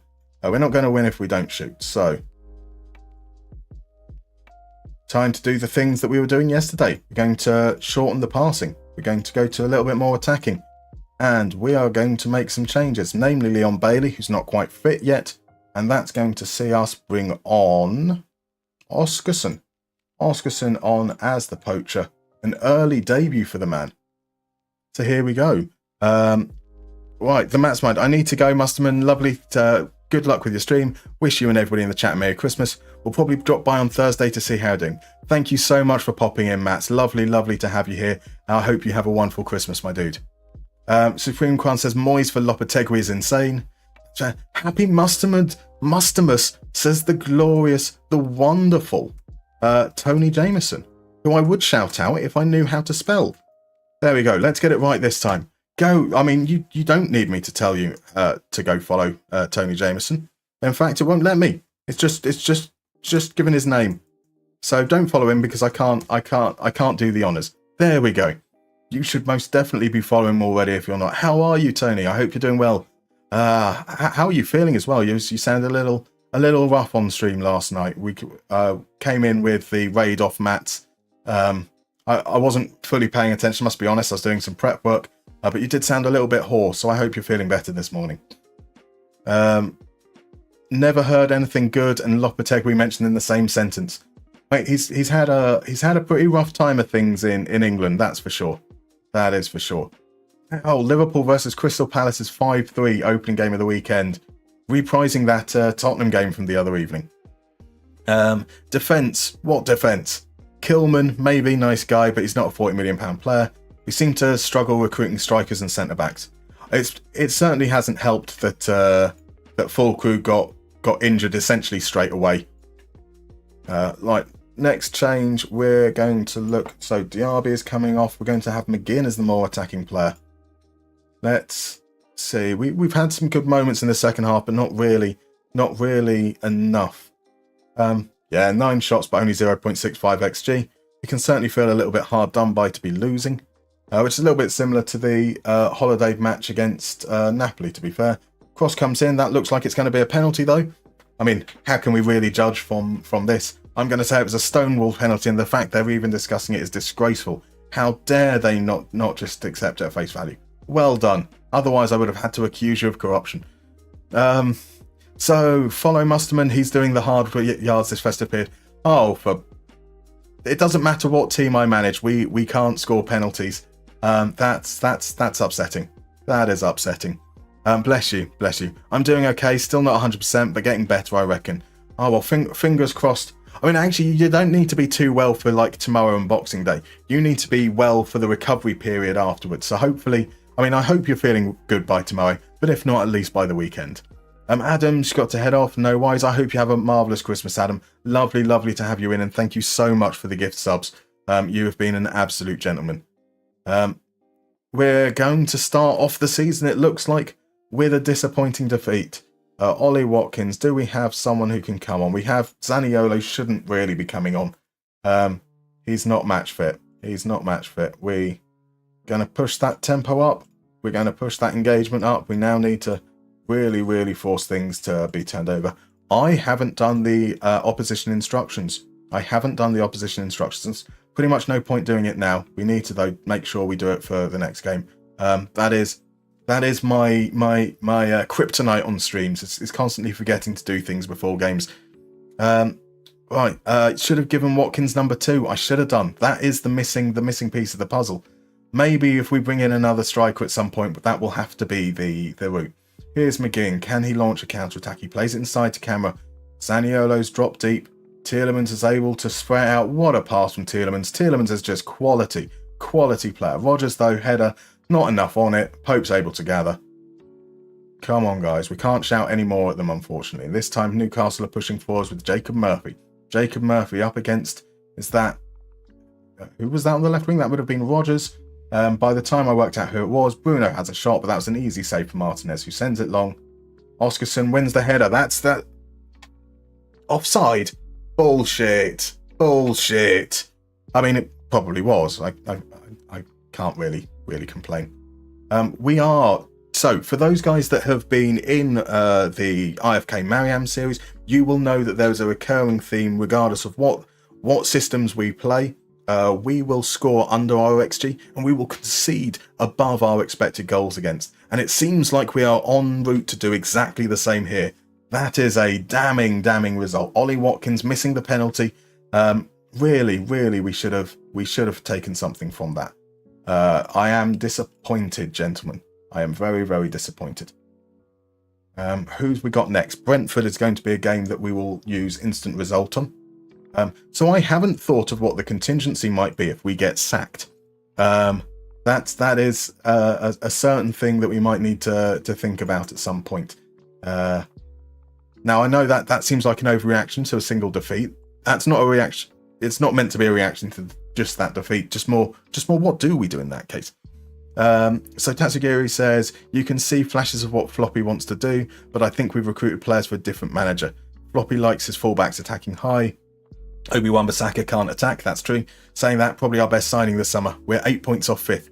I mean, that's the other element, is that, like, at the moment, there are no teams, apart from Liverpool, really setting themselves out from anyone else. We haven't got, like, the gap between 3rd or 4th and like 16th is relatively tight for this point in the season. So Vangelis is in. Hello, how you doing, Vangelis? Lovely to see you. Leicester wants me to play the chaos tactic. We might have to. If we get sacked, we will resort to the chaos tactic. But until that point, you know me. I don't want to resort to all the slightly overpowered things if we can avoid it. That does mean I'm not going to score massive points, and if anyone else is playing along and they're competing, you should be able to beat me. Yeah, if it looks like we're going to get sacked, maybe we'll have to revert for the sake of the next 3 days. So just got notified that you got the 1 month sub from Adam. Thanks very much. I don't know if he's still here. He did say he was about to pop off just mere moments, I think like 2 minutes before you arrived, so he might have missed that, but I'm sure he'll appreciate that.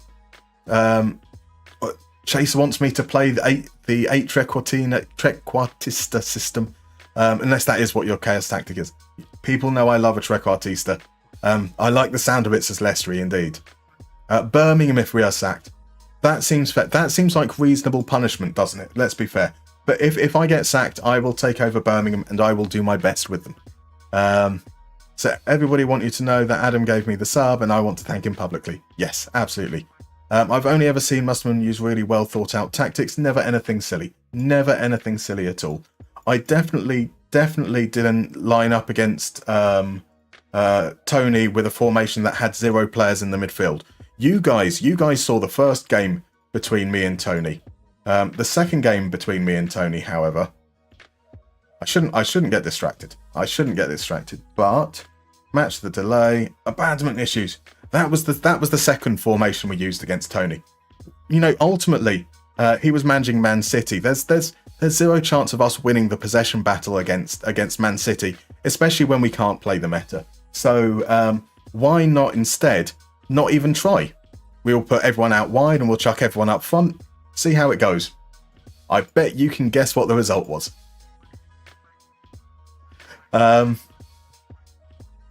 Right, I should probably be holidaying between the games as well, just to remove some of that processing time. But actually, I think we're doing okay in terms of pace. We're an hour and a half in. We've played 1 competitive game.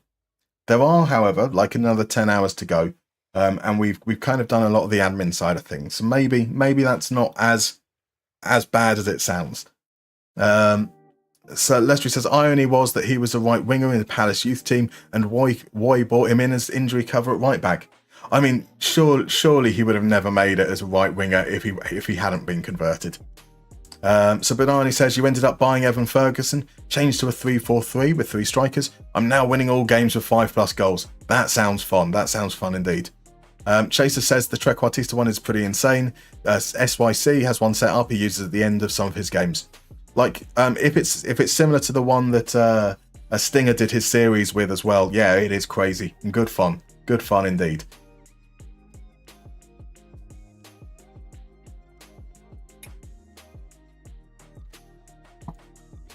Right, so away game against Brentford, they started off with a defeat. You've got to feel we should have a reasonable chance here. Konsa is going to be out. He might not be back in time, or maybe just good enough for the bench, at least in that respect.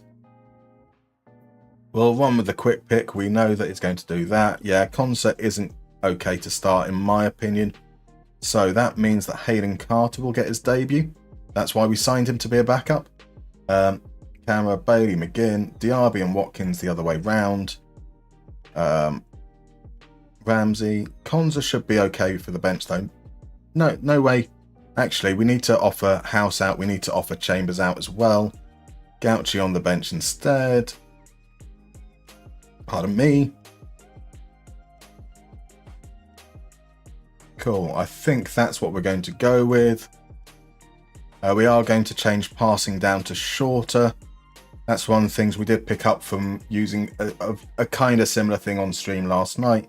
It's regardless of what we do, shorter just seems to be a little bit more effective.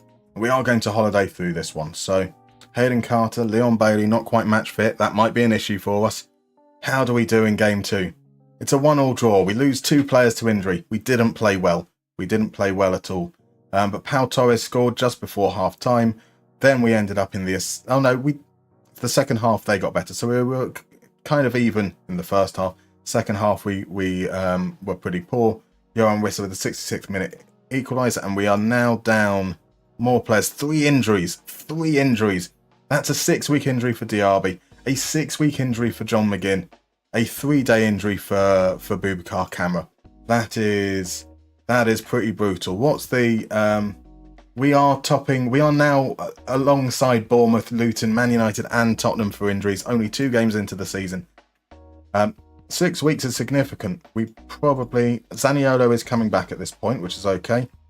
I don't think John Duran is back from injury yet. Let's move Duran up as well. Are there any other players down in the reserves we should be moving up? We've got Kellyman. We should be okay to work with that. That is brutal. That brutal means we need to make him an inverted fullback. He is going to be a ball winner. We probably won't start Cameron the next game. We'll go with Tielemans, Dougie Luiz, Iolo, Zaniolo. Oof. Watkins like that.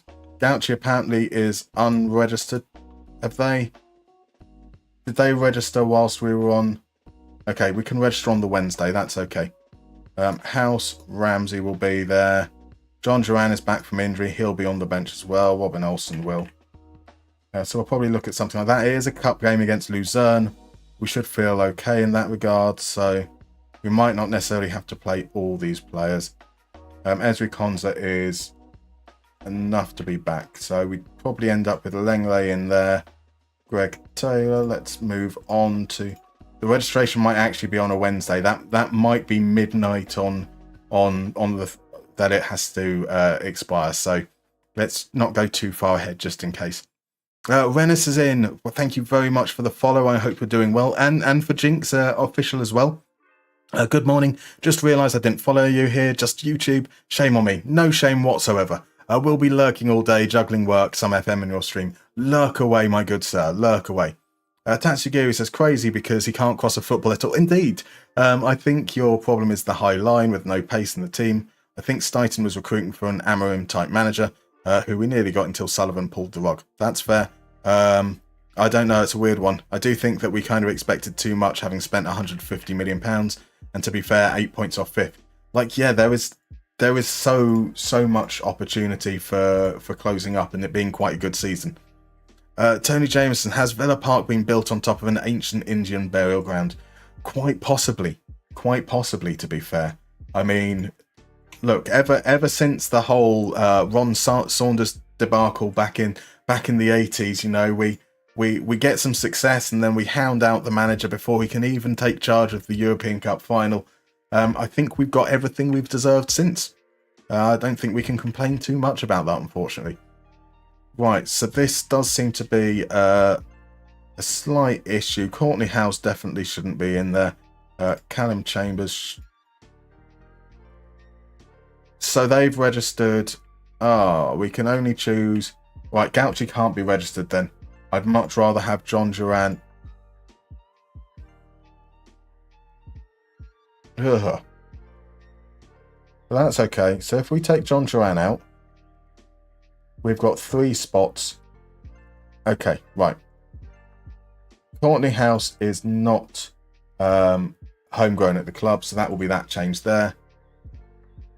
That's marvellous. I don't mind too much. We do need to see if we can get some buyers for chain. Try it one more time. No, nothing there. See if we'll get some loans in the next few days. Otherwise, we will send an intermediary to do the honours. Here we go. A home game. Hopefully something a little bit better. We can only name 9 players. Is that on the bench? Nicolo Zaniolo is not fit, but we don't really have anyone else who is fit enough to play in that role. So here we go.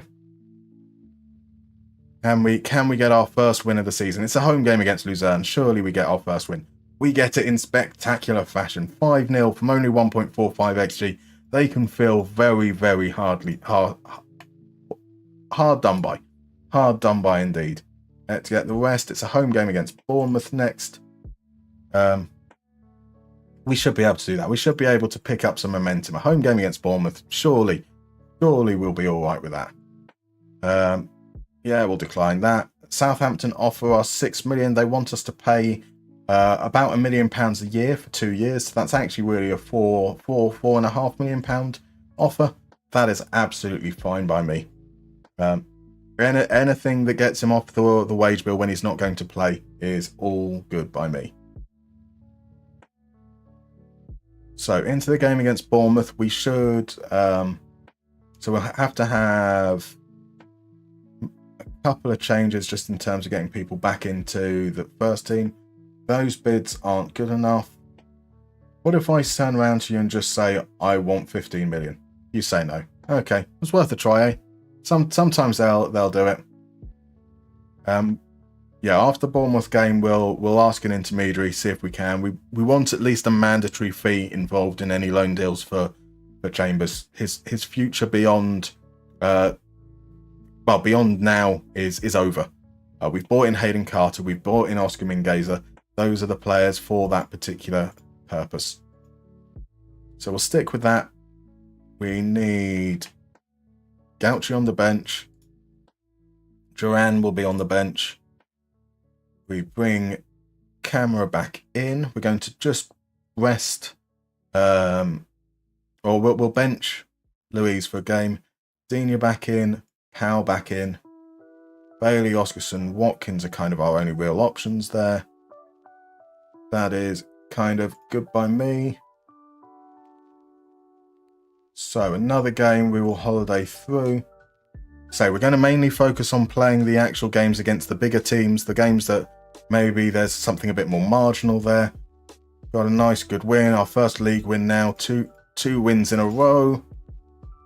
This can be the momentum builder. We're not necessarily creating much in the way of chances there. That was, 15 shots was it, I think it said, of 1.2 XG, so we were a little bit lucky in that fortune, especially considering one of those goals was a penalty. Leicester redeemed Hydrate. That's a very, very good idea. Oh, nice and fresh.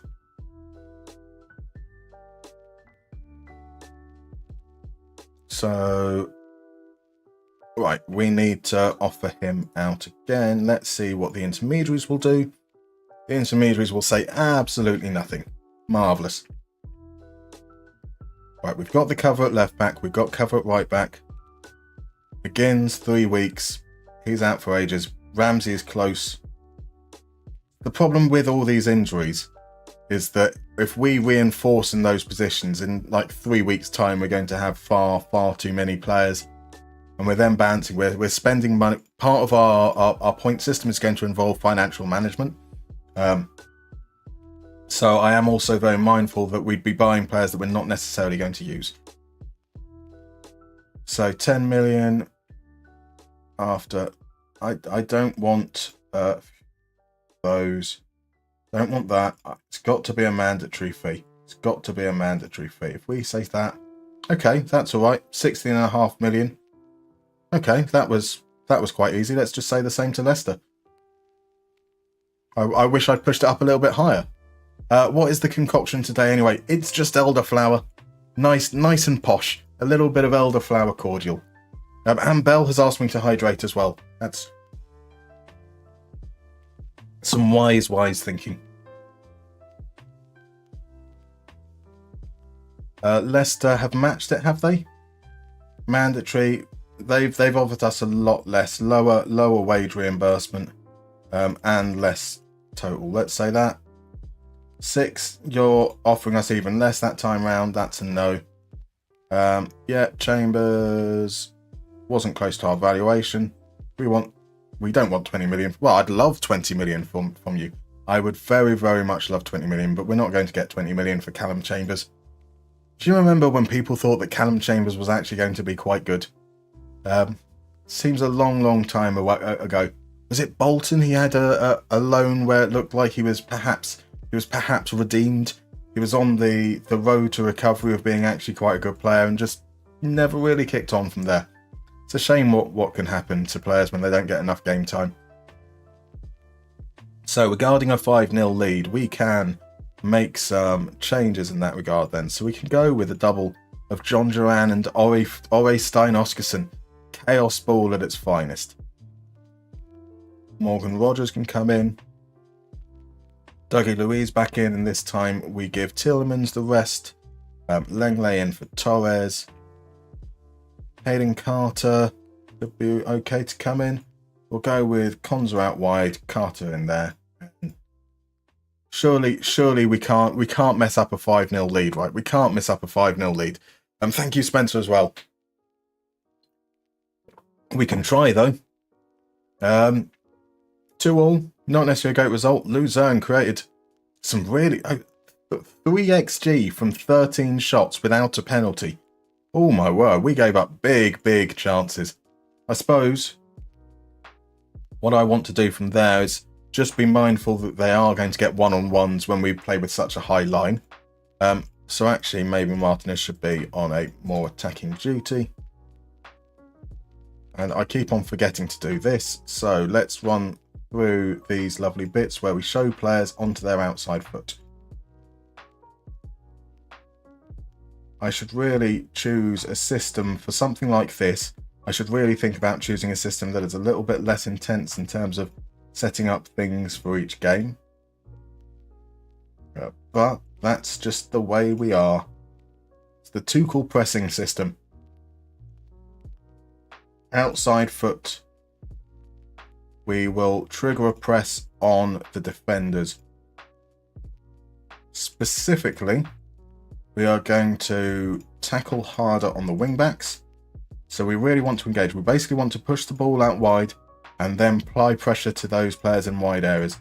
We're going to trigger a press, but with easy tackling on the centre backs. We basically want to show them that we're intending to press and force them to make those passes out wide to begin with. And then we are going to tight mark up everybody else. So the idea is the ball ends up with the fullbacks. We tight mark their options ahead of them, and then we close them down like crazy. And they eventually just punt it out to touch or send it long, or they make a mistake. That's the theory, at least. What it is in practice, less so. So we'll be playing this game. This next game is going to be against Man United away from home. We are probably in for a bit of a hiding, to be honest. I know that United aren't the greatest team in game, but I have never had much luck against Manchester United. They always make a fool out of me. Transfer deadline day, we are going to decline, which means that we're almost certainly going to get something to... My word, hello Callum. How are you doing, sir? Thank you very much for the raid. Let's let's head on over and say a proper hello to the wonderful, wonderful 19 of you coming on board. How was the stream, sir? I hope it went well. Merry Mustermas once and all. It's a Captain Zeep. How are you, Zeep? So, for those that don't know, I am MustermannFM. Welcome in. Today we are starting our World Cup challenge. This is basically a play on the FIFAe World Cup featuring Football Manager that took place earlier this year. We're going to be taking over Aston Villa and completing a single season in a day. Our performance in that season, we're going to be gaining points. Those points are like 50 points for finishing first in the league. You get like 15 points for winning in Europe, and you get points for every round that you progress as well. We've got some extra ones for financial management as well.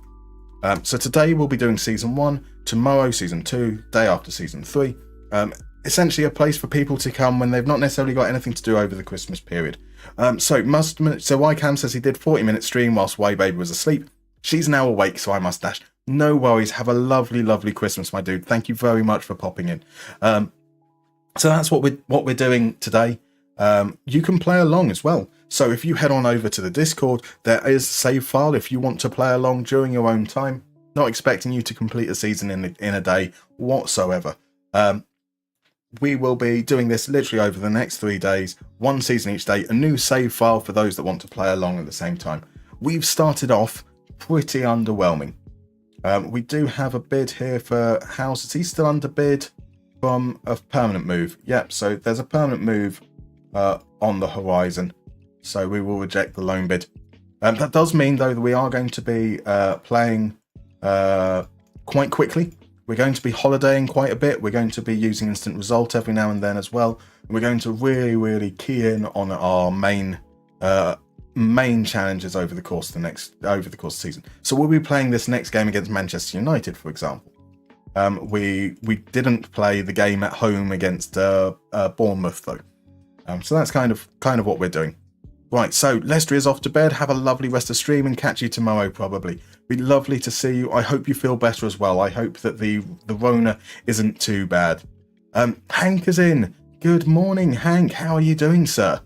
And what manager qualifications and experience are you using for this challenge? Asks Renasses. So we are using we click select suggested badges for Aston Villa, which does mean that I think we're on a Continental Pro license and we're an international footballer. I always just choose what's appropriate for the team at hand. So if we're playing in a lower league team, we'll have a lower level of badges. If we're playing at a top team, we'll have top level badges. Willie Bow, by the way, thank you very much for the follow, and Morris NM. I hope you're doing well. By the way, if you want to chat, please feel free to do so. Let us know who you support. Let us know who you're playing as with in FM. Maybe whereabouts you're based as well. I'd love to hear from you, but there is zero obligation whatsoever to do that. So yeah, that's cool. Our squad is kind of fine. We don't need to. We weren't allowed to. Oh, that's for the Premier League, right? Okay, yeah, that makes sense. So Cameron is just dropping in to say, I hope everyone has the Christmas that they want to have. I think the idea of these streams is superb. I'll drop in where I can. That's very kind of you. Thank you very much, Cameron. I hope you do too as well. And yeah, I mean, if you can pop in, that would be lovely. Obviously, don't feel obliged to. We won't be doing press conferences or anything like that either. We will be skipping through quite a few bits to get through. We are roughly 2 hours in to a 12-hour stream. We have played about 4 games so far. Now the setup, we know the setup takes a long time with FM. But we will have to be very, very mindful of how we progress and really, really want to make sure we've got some time left over for the late part of the season where those really, really key moments crop up. I mean, that said, we've only got 1 win in our first 3 games, so maybe the late season won't have that many key moments. Lou is in. Good morning. Good afternoon. Good afternoon, Lou. It is good afternoon indeed. Afternoon, Musterman. You said afternoon. That would have been enough of a hint. I probably should just read.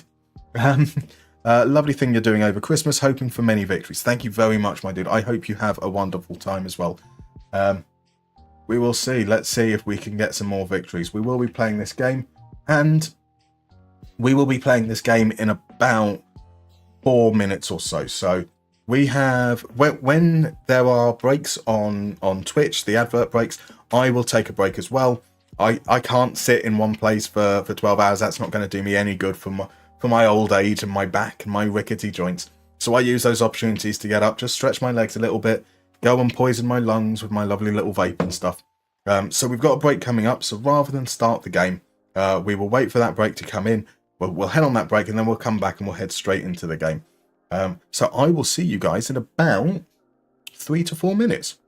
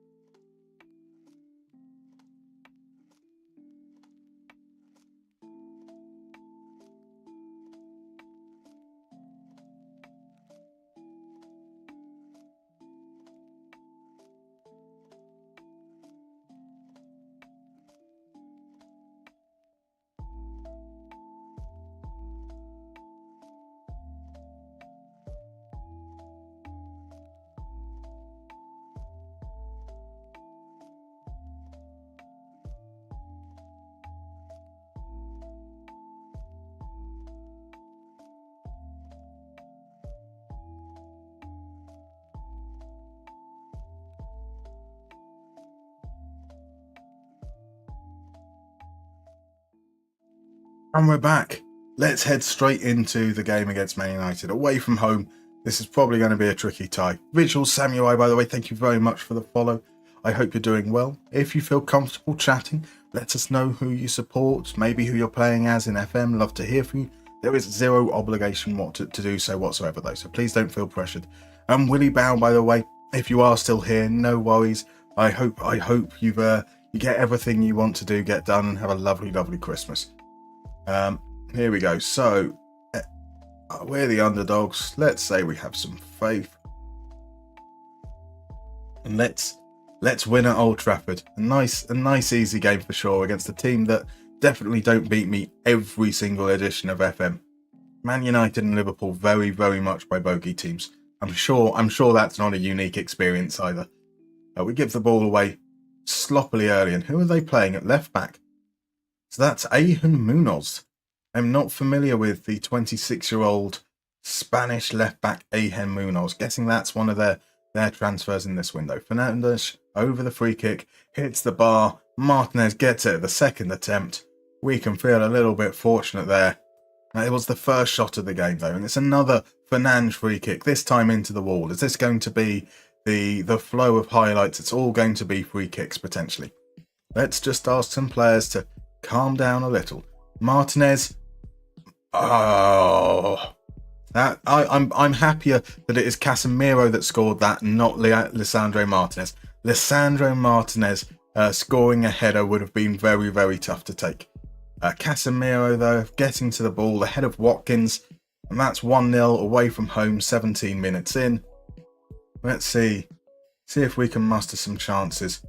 We can't do any shouts for a little while. Casemiro is good in the air, indeed. It's just that Lisandro Martinez's nameplate was the one that came up, and that that would have been tough to take. Luis spreads it out to Dina. Zaniolo just standing very, very still, not really moving into the space. Something to be concerned about. So Oscarson plays it to Watkins. Watkins has passed his man. Watkins makes it 1-1. An assist for Orestein. Oscarson. Watkins scores his 6th goal of the season. We're only 4 league games in as well. Beautiful stuff. And that's why Zaniolo doesn't move. Zaniolo was waiting for that moment to kickstart our attack. Watkins with a lovely, lovely run to beat Martinez. Fires it past Onana. 1-1 with our first shot of the game. Pardon me. So Vigil Samurai says, Happy Christmas. You're Guna managing Arezzo. Interesting. Just got promoted to Serie B after 2 seasons. Trying to fumble together a usable squad with a very small budget. That is the challenge, isn't it? That is the challenge. Konsa at the far post. That could have been 2-1. That would have been nice. So Munoz is the Sociedad left back. Interesting. I would have never guessed that. RJ is here. Good morning. Good afternoon, RJ. I hope you're doing well. There's no such thing as being late to the party. We're going to be going for 36 hours over the next 3 days. There is definitely no late to the party. You're still fashionably early, I would say. Right, can we get it clear? We've cleared the lines quite well. Unfortunately, Oscarson's pass is a little bit wayward. Martinez is able to come away with it. Plays it inside to Varane. Here's Wan-Bissaka. Where is the United positioning? Crazy. Lisandro Martinez at right back. Wan-Bissaka kind of playing at defensive midfield. Look at that positional football. And here's Wan-Bissaka. Definitely looks to be playing as an inverted wing back on support in this. Which is quite surprised. I can't speak. Marshall had the shot. Torres makes the block. Rashford, quality player in this game. I imagine Ollie Watkins is going to be very scary on FM24. Well, it depends, because if it comes to the data update that would normally happen halfway through the season, he's had a bit of a drop-off this season, hasn't he? So he might just end up being the same player altogether. Just put Duran in, says Maeve. It might well happen at some point. He starts the game injured, Maeve, so he's not really match fit. We'll be gradually introducing him, and obviously with a lot of games managed by the AI as well, we don't have as much control over it, so he will play, that is for sure. And that's a good performance. I'm happy with certain elements of that. So we can see that Anthony's not really had much of an impact, so that bit's kind of okay. Mingay that is on a yellow card. Do probably need to ask him to stop tackling harder. We are a little bit concerned. I don't like what we're seeing from Zaniolo. So we're going to try and put him on more attacking duty. That's possibly a little bit careless away from home at Old Trafford, but maybe that will encourage him just to move a little bit more. He is very, very static, we saw in that highlight. Now here's Rashford, the man that people have said isn't very good. Rashford runs at his man, Mingueza makes the tackle behind for a corner. Early intention in that second half. Will we concede from another corner? This time Mount sends it in, it's Martinez there. I've told you how I feel about the idea of Martinez winning a header at the back post. Oh my. So in terms of the momentum, it has been United, which is fair. We've now got a yellow card for Oscarson, which will probably speed up the arrival of John Duran. Right, Bailey out on the left. Pace to run. He's got pace to burn. Look at that. He's done Munov. Can he get the cross in? No, he plays it to Camera. Camera squares to Louise. Oh, what a save from Anana. What a save from Anana. I signed John Duran in my hip save earlier in the year. He was a legend of the save. I love John Duran so much. I love John Duran too much for it to be reasonable. We don't want to send the ball in from the looks of things. Here's Conser now on the ball to Powell. We've let this kind of dissipate, losing a little bit of that momentum there. And it's another free kick. Casemiro at the far post. Zaniolo gets it clear. We have got some issues defending at the back post. Generally speaking, in all forms. So we've got our third best far centre player, Mark. We're going to have our second best player at corners now in that area, so that we can kind of challenge in terms of for free kicks from wide. We don't have that option, do we? Of course we don't. That's a problem. We can't really do much in that respect. We could look to push the lines up, but I don't think that's going to change anything. Right, on comes John Duran. On comes Morgan Rogers. On comes Yuri Tielemans. A triple change around the hour mark.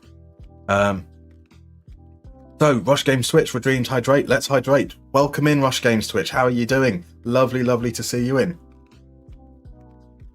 Just spotted the shirt sponsor. Marvellous work indeed. The lovely work of Crablug. Okay, give me 1 second.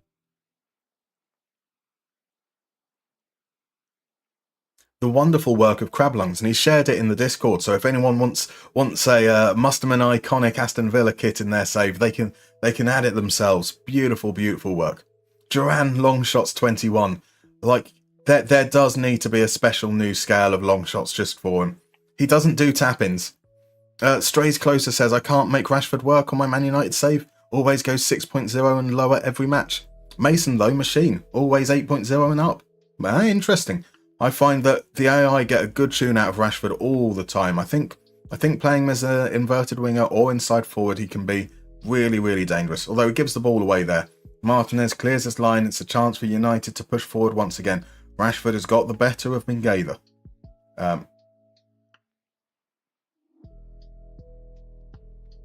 To my regulars, you will not be surprised to see that we're playing a different system to one we've used before, but we are still conceding penalties at every opportunity. Bruno Fernandes to take. This will surely be 2-1. There is no way that Bruno Fernandes is missing. He's not. It was close to Martinez. He probably should have saved it. So far, we have not scored a penalty. We've missed all our penalties. We've conceded all the penalties against us. It's only one of each, but it's very familiar ground. Very familiar ground. 2-1 now. Let's just demand a little bit more, and we're going to have to push a little bit aggressively here. No. Leon Bailey is going to come off, and we don't really have the attacking players left to do much here.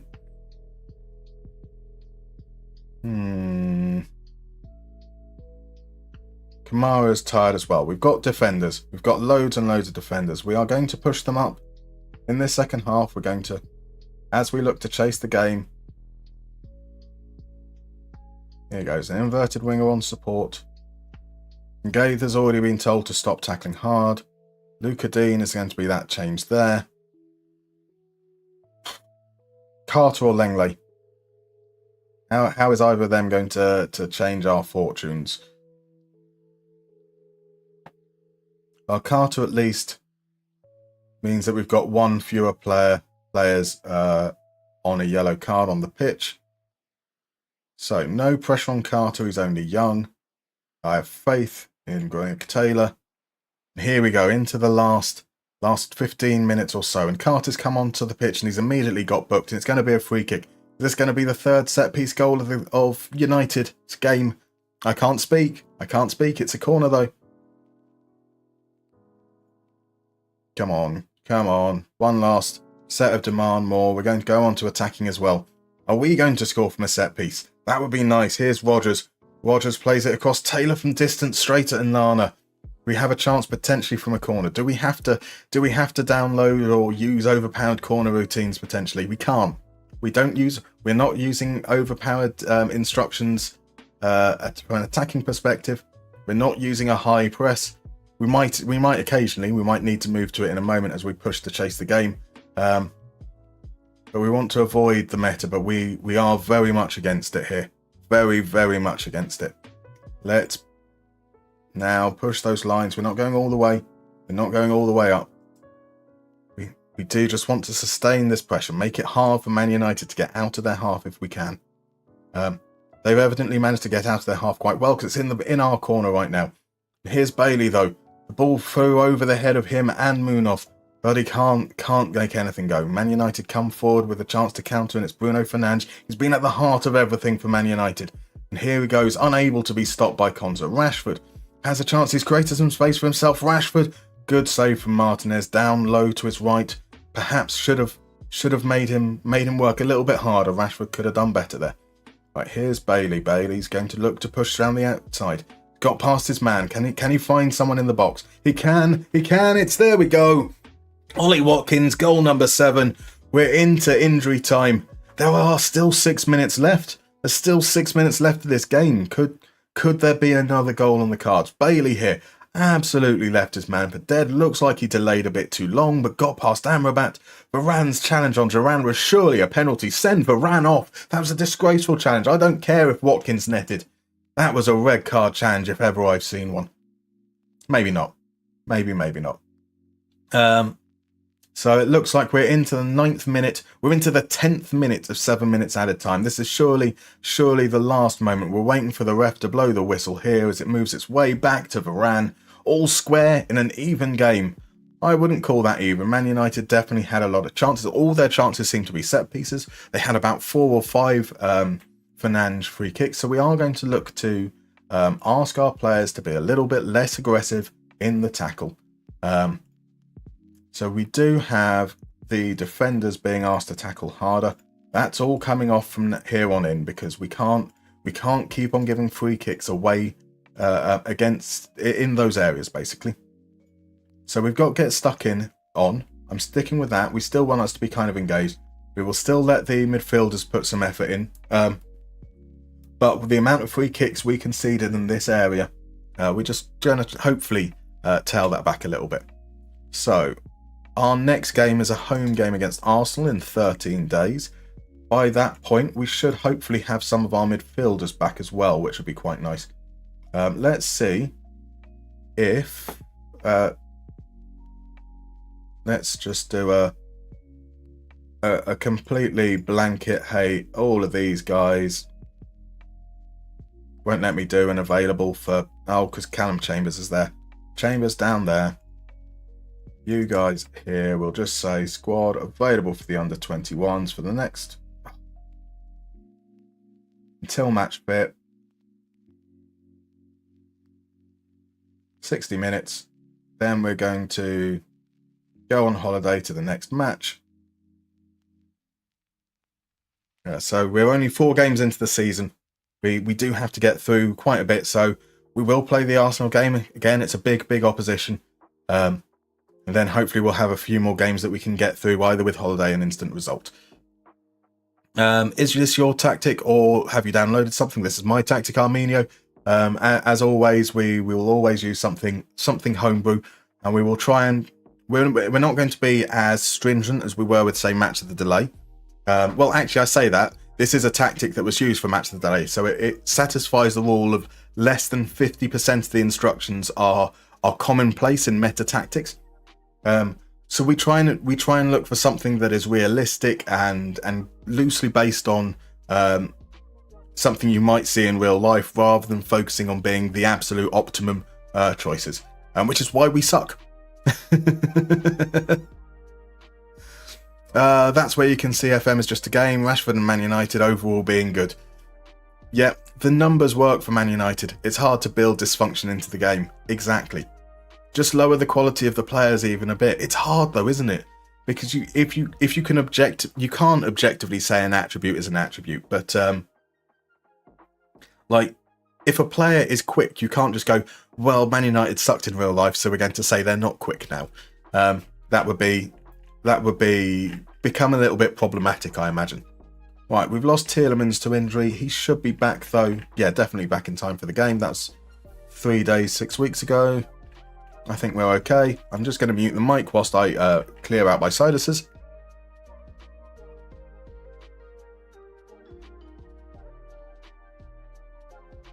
And we're back. That was a very, very horrible noise I just made. I'm glad that I muted the mic.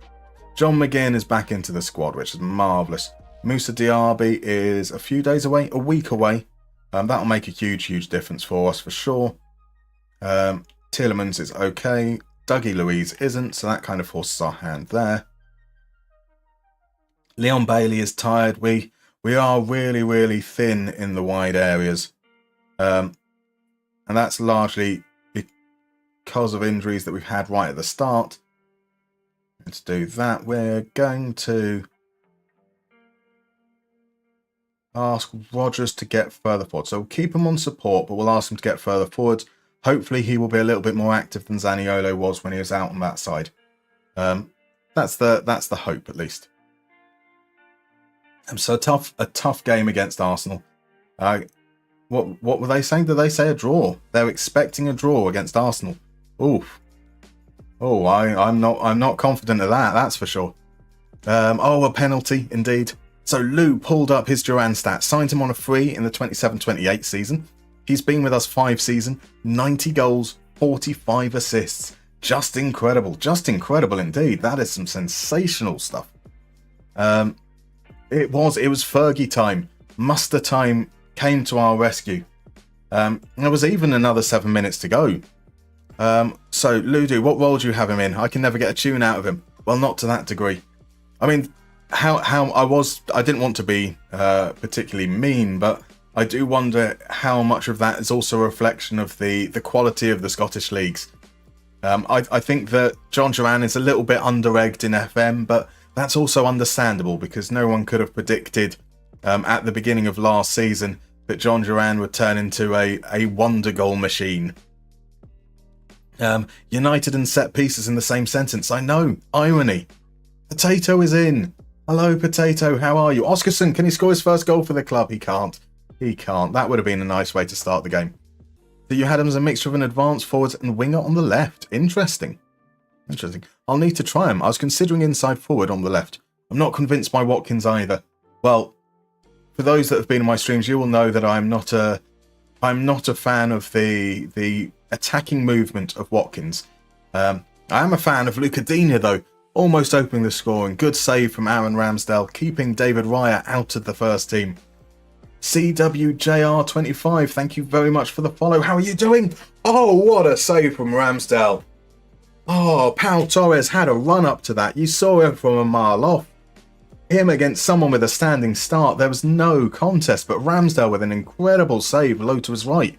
A good, encouraging start to this first half. Tielemans with a corner now. Rodgers swings it in. Unfortunately, that's possible for Ramsdale to claim.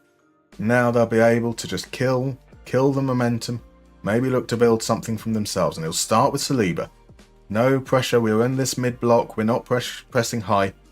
And that's allowing Arsenal just to build up. Here's Rice. Forced back. That's okay. And if we can make it hard for them to progress the ball, it's okay. If we don't make it hard for them to progress the ball, it becomes an issue. Here's Martinelli cutting inside. Plays it across to Thomas. And now Saka is beyond, but he's gone for a header. Why he didn't bring that down, I have no idea. A poor decision from Saka. Here's Martinelli, a player who was poor in almost every simulation we've used on him, so he's almost certainly going to score, as Jesus' shot is blocked by Torres. Let's see if we can just get back and get under their skins a little bit. we're starting to drop off from the promising early start that we had. So we might just maybe try and get them G'd up. Here we go. Here's White. Arsenal trying to make the most of the pressure that they have. It's with Ødegaard now. Ødegaard into the area. It's a bit of a weak challenge from Pau Torres. The shot is pushed away from Martinez. It looks very much like it is all Arsenal. I have no idea what changed from minute 10 onwards, but Arsenal are pouring forwards. Here's Martinelli. Martinelli takes a shot, and that's wide. Lou, important to remember these stats are with Hibs in the Scottish Premier. Okay, fair, yep. So what are these totally new game redeems? Asked RJ. So RJ, I can't prep games for a 12-hour stream. The amount of games that I'd need to prep, that would probably take me like 4 to 6 hours before a stream. And if I'm streaming for 12 hours, I can't do that every day. So these are just from a website. Will do those. Oh, what a block! What a block! Incredible defense. So yeah, we're going to be. It's not the statistics. You tell me. How do you measure somebody that could balance a balloon in a wind tunnel on a needle? Mad Scientist, welcome. How are you doing? Thank you so much for the Prime subscription. You are an absolute gent. More than a gent, you are an exceptionally talented human being. And let's see if I can get your name spelt right. The Mad. It's not the statistics. It's not the statistics. You tell me. How do you measure somebody that could balance a balloon in a wind tunnel on a needle? And Visual Samurai, thank you so much for the Prime subscription. Now, up in the thing on the right over there, you should see a heart sign next to the Mad Scientist name. Go. Oh no, we are not conceding another penalty.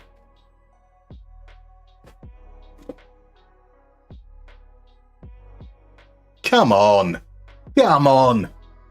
We have taken control of 3 games so far in this challenge. This is the second penalty we've conceded. We conceded one to Man United last time out. We took tackle harder off all the players, and we've conceded a penalty once more. Every single stream we do, it's just penalty after penalty after penalty, tactic after tactic after tactic.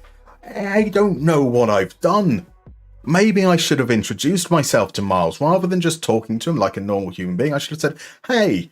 Maybe he took affront that he didn't think that I thought him important enough to formally introduce, and he is punishing me with penalties. Here's Watkins, Zaniolo, can he do something? He's made space. Zaniolo with an immediate response. What a lovely, lovely cut inside, getting it onto his left foot, and then puts it into the corner. This is going to be the way it is. We will concede a penalty, then we will score immediately, and then we'll concede a penalty. This is going to... Thank God I don't have to play every single game. My heart might not be able to take it. Oof. Yes, RJ, the games, we will do them after this game. We'll go and play that round of Missing 11. But yeah, we're using a third-party website.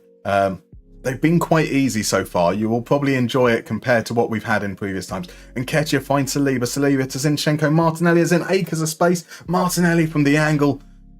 We need to focus in these last few moments. There has been chance after chance for Arsenal. They can feel very, very hard done by. 2.9 XG from 10 shots is crazy. Our defence is not playing well. So, we're in the position we deserve to be in. Now, how much of our defence not playing well is because we've said, hey, let's... we're going to condense those lines a little bit more. And we're just going to drop them even. We don't want to go all out press if we can avoid it. We are going to take counter off. We are just going to try and see if we can get a little bit more control, maybe. Maybe just take a little bit of that pressure off into the second half. And so, Dougie Luiz is okay. He was on a fitness test before the game. He is okay. We might look to bring him on. He's probably going to be a little bit more defensive-minded than Yuri Tielemans. Here's Arsenal coming straight at us from the kickoff. Pardon me. Oh, you know what I should have done, though? Is I should have turned that back to key highlights, because we do want to get through these games at a reasonable pace. Indeed, it's just what is with Musterman and penalties? What is with me and penalties? I don't know. Here's Martinelli. Martinelli plays it back to Zinchenko. They've got loads of players just lining up outside the box. Thomas's shot hit the bar. What a dribble it was. Thanks, finally my level. Expecting you to win this next game now. Indeed, the pressure is on, RJ. The pressure is on. Tatsiko says, to be fair, since that Blue Neri update today, I've had load more soft penalties. Maybe that's the thing. Maybe not having the name Inter has thrown the whole world out of whack. It's far too optimistic. At least I can guess something. You'll be fine. You will be fine. Were penalties copyrighted? Or maybe they weren't. Maybe they were previously, and they've now got the license to penalties, and they're showing them off at every opportunity. Oscarson can't hold on to the ball, but Rodgers has it, plays it across. Watkins muscled off the ball. But Zaniolo wins out against Zinchenko. What can Zaniolo do here? He finds Tielemans at the edge of the area. He knows he's about to be subbed off. There we go. That's after the amazing saves that Ramsdale made a little bit earlier. He's got to be disappointed with that. That is a very Ramsdale thing to do, to be fair. To play really, really well and then let in a grubber from 30-odd yards. Absolutely no. I mean, Saliba should have stopped it. Maybe he was a little bit unsighted by Saliba there. Right, this is where we start. Arsenal love a little bit of the dark arts, right? So let's play them at their own game. We are going to start time wasting almost immediately after taking the lead.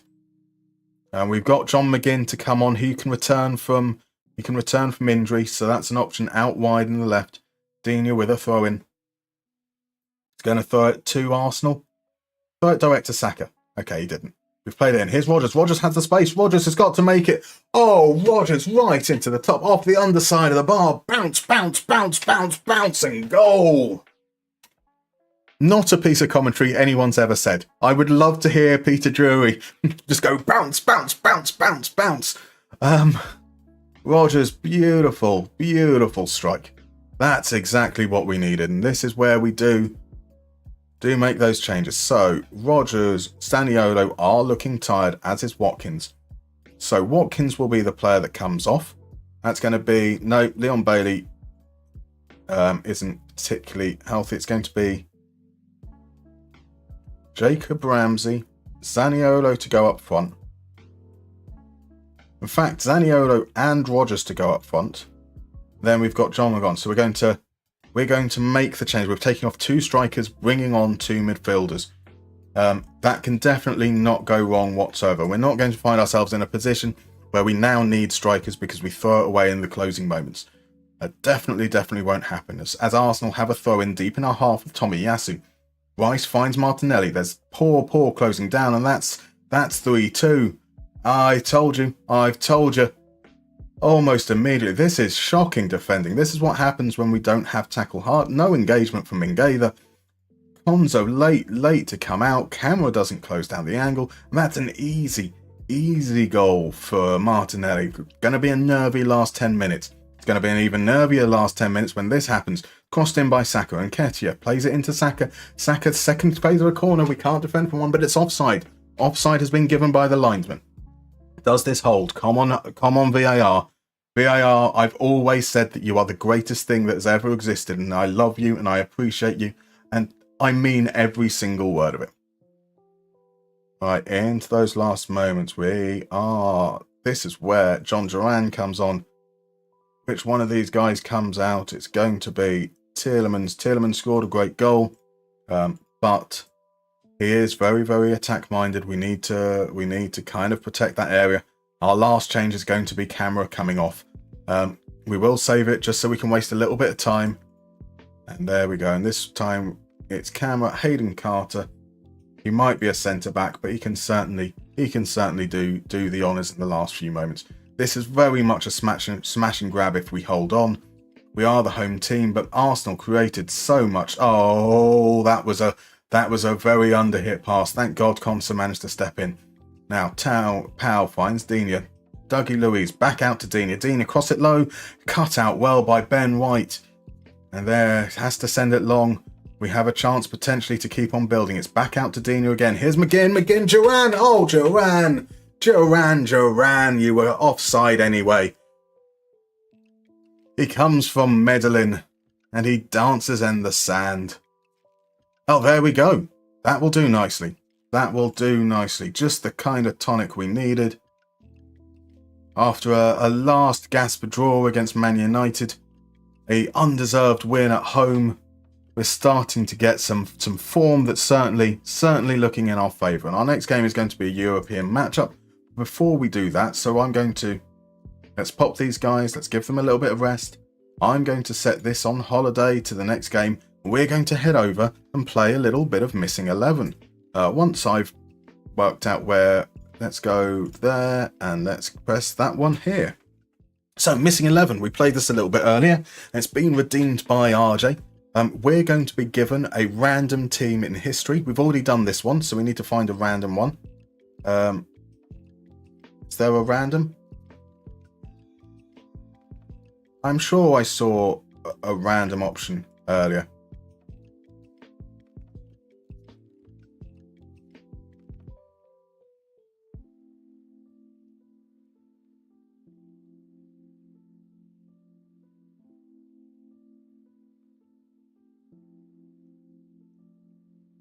Missing 11 Brazil? Let's have a look at that.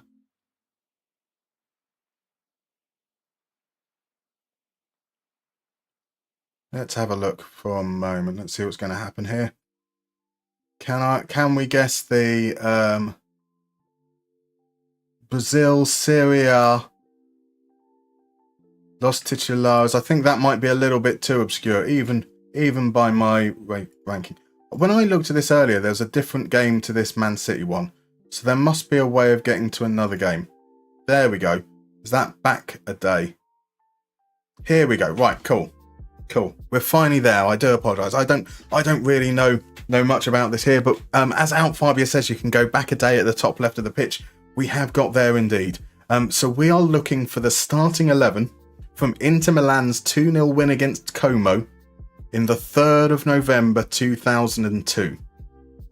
Nice and easy. Everyone's got a decent knowledge, right, of their Inter Milan team from 2002. So we've got Denmark, I guess. The way it is we can guess some players from Inter Milan, and we will try and fit them into the team, see whether we can work it all out. So we do have DeMarco being the guest, which is quite funny. Tatsugiri had Rodgers up top, put in some work on my Villa save. I think Rodgers could be a good striker for sure. So Toldo as the suggestion in goal. Toldo would have been where I started personally as well. It's got to be what a player. Maldini wasn't at Inter, was he? Was Zanetti? Inter. Okay, yeah, there you go. I thought it was AC. So could Ronaldo be in there? So the numbers here are the length of names for the player. Ronaldo, unfortunately, is a 7-letter name, and he would have only been a striker. So will Zanetti have been that era? I feel like Zanetti would have been later than that, but I'm wrong. A fabulous guess. The scores beneath the kits are player ratings. No, it's the letters in the name. So we have somebody with with 2 names, 4 and 9. That should make it reasonably. Should help quite a bit in terms of cutting it down there. So we have some guests. Matty Lewis waiting for your next save over on the forum, says Bill Trantos. Marvellous stuff. Toldo in goal, says Tales of the Tapes. Yep, we've got that one there. Cordoba at centre-back. Cordoba. That does sound like a really good shout there. You are indeed right. Marvellous work, Tales. Zamorano. But Zamorano was a striker, right, Rennis? Even Zamorano was a striker. That's going to be a bit too long for the names we've got here, I think. Vieri, both one step closer, and Tatsugiri have said Vieri, and that does sound like a very good shout, and it is an amazing shout. We've got 5 names already. Doing well. Materazzi for the 9-letter. Materazzi. It's not Materazzi. It's somebody with an R, and they've got another A in there. Interesting.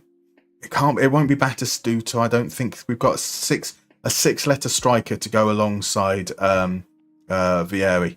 Emre Belezoglu has been suggested. That does fit the space there. And so Emre Bell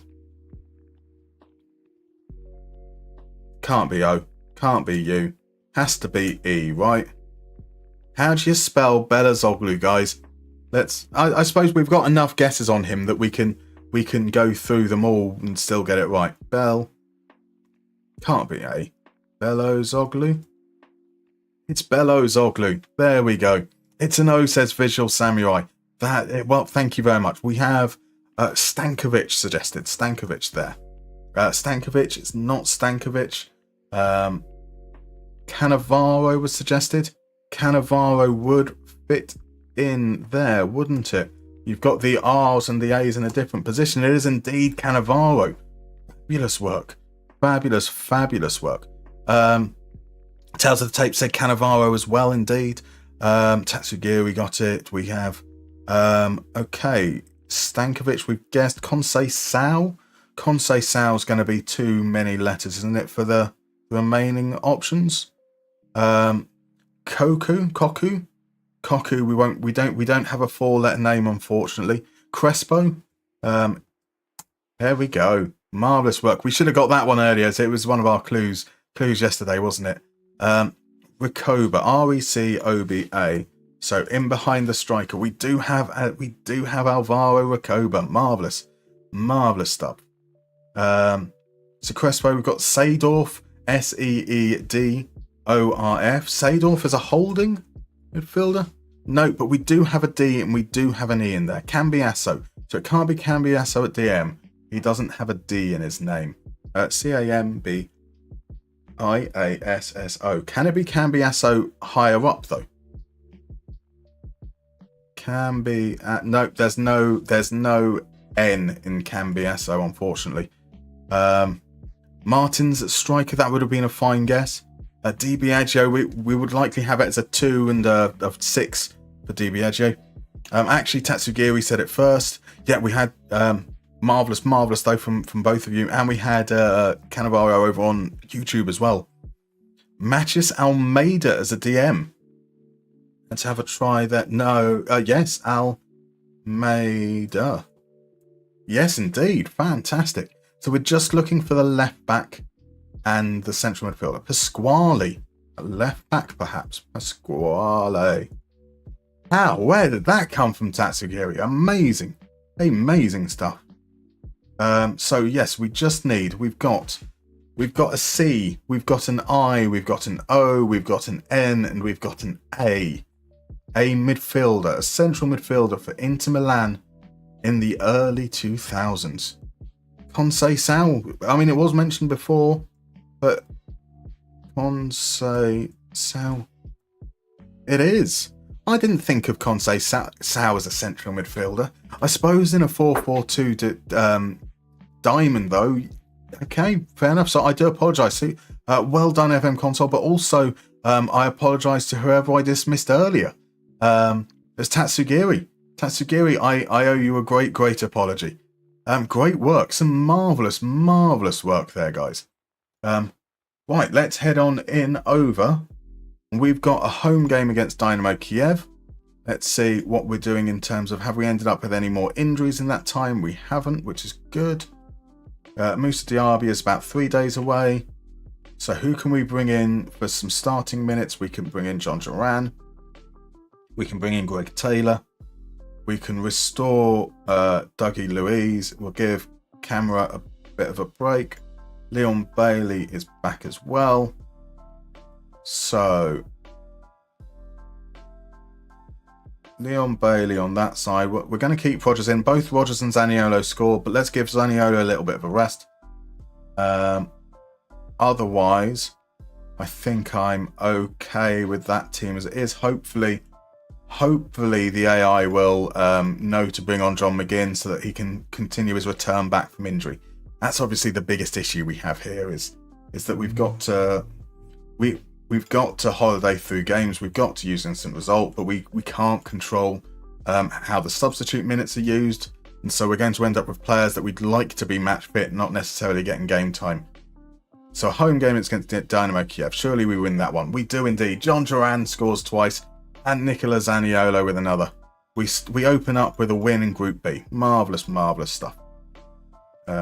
Let's give these guys a rest. Let's head on forwards to away game against Chelsea. Now, I know we've played against Man United. I know we've played against Arsenal. I'm going to holiday through this game. I think we're going to lose it, which is probably a bit of a shame. But right now, I want to make sure that I'd much rather play a game, say, against Bournemouth in the second half of the season than spend too much time on the games at the first half of the season if we can avoid it. So after playing 2 big games, we'll work through this Chelsea one. Good fun, love the nostalgia. It is. It's nice, a really, really nice selection there. I'm surprised that I'm genuinely surprised at some of the names that cropped up as well.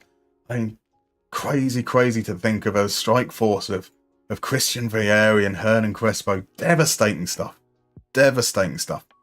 Bill Houdini, by the way, thank you very much for the follow. I hope you're doing well. If you feel comfortable chatting, do let us know who you support, who you're playing with in FM, but there is zero obligation to do so. We're currently in the throes of a World Cup campaign. So this is based on the FIFAe World Cup that featuring Football Manager that happened in when was it? It was in August. So we'll be playing a single season every day, and we are looking to perform as well as we possibly can. And the better we perform, the more points we get. Each day we'll kind of treat as a separate thing. And if people want to play along, they can by heading on over to the Discord. There's a save game file for anyone to play if they want to. Right, we need to restore Zaniolo to the lineup. Does that mean Rodgers misses out? It means Rodgers potentially missing out there. There we go. Poor old Rodgers. Well, he can come on as a sub, can't he? Dougie Luiz is going to come in for Tielemans. The defence, we're going to return Luca Digne to it there. Moussa Diaby is kind of okay for coming back into the lineup potentially, but we won't rush him back. We'll go through this. We're going to keep John Duran up front. He gets his reward for his 2 goals against Dynamo Kiev. And the reward is a 2-0 defeat away to Chelsea. That's kind of par for the course. No major surprise there. We do have a game in the Cup next, though. In the Cup, even though it's against Everton, and we do get points for every round that we proceed in competitions, but we are going to essentially bin off the Cup, the Carabao Cup. Our priority is going to be trying to make sure that we can focus on the other competitions. What other change do we want here? That's Greg Taylor back. That's Morgan Rogers over on that side. We'll go with Tielemans and Louise for that one. Konza or Mingueza. It looks like Mingueza is more tired, so we'll do that change there. Joe Gauchi back on the bench. We're going to push forwards. Oh, no, I didn't mean to do that. I meant to do this. And there we go. So Bill Houdini, good morning, sir. Thank you for your fantastic skin. It's been a breath of fresh air for me since I wanted to adopt a more stats-driven approach. Nice to see you with a better team. The finish save has been painful lately. It has been painful. I was watching yesterday while running on a treadmill. I mean, that sounds pretty painful too. No, it's well, I mean, 7th isn't too bad. I think we're quite a bad team. But my word, we're having very much the same experiences here. We're only able to play select games during the course of the season because we won't be able to squeeze every game in if we try to play them all. And subsequently, what we have experienced is us conceding a lot of penalties, underscoring our XG. But we were very, very fortunate to beat Arsenal at home, a 3-2 where they created chance after chance. A good win there away from home with the reserves against Everton. I thought that was the idea was that we'd get knocked out, but okay. I suppose I won't complain. But we do get to play Everton again. A home game against Everton next. And that's restoring the starting lineup. Here we go. Al Torres, Luca Digne, Boubacar Kamara. Douglas Luiz is on an average of 6.6, so Yuri Tielemans stays in. Leon Bailey. Where's Zaniolo? Zaniolo's up front there at the moment. We go for Watkins, Zaniolo. John Duran back in. Moussa Diaby's going to make his way onto the bench. He's going to make his way onto the bench at the expense of Jacob Ramsey. Poor old Jacob Ramsey, but he's been out for a long time, so that's kind of understandable. Inter had a beast team back then. Calon, Mohamed Calon, Obafemi Martins, Batigol, Dalmat Almeida. Amazing. It's so, like, Stefan Dalmat was a quality player. But I sometimes forget that he actually played for good teams and not just Leeds. He was like Leeds were a good team at that point. Okay, just to be clear. But also, it's Leeds. So FMGNG, if you want to get through games quickly but want some control still, should try playing on only commentary. Indeed, that was a consideration. I think personally, I prefer, like, if I'm playing on only commentary, I might as well just be holidaying through, because there's so little information that you get. You're essentially making changes on a hope and a prayer, which I'm doing anyway, to be fair. So rolling on, how have we started this season? It's been we are kind of about 10th. So we've won a couple of games, we've drawn a couple of games, we've lost a couple of games. We lost the opening game of the season.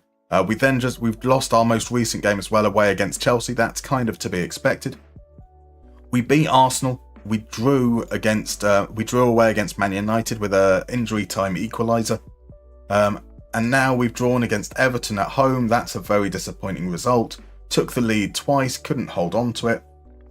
After we beat them 3-0 in the cup with our reserves as well. Looks like our reserves are better than our seniors. This disgraceful stuff. But yeah, so we're 7 games in now.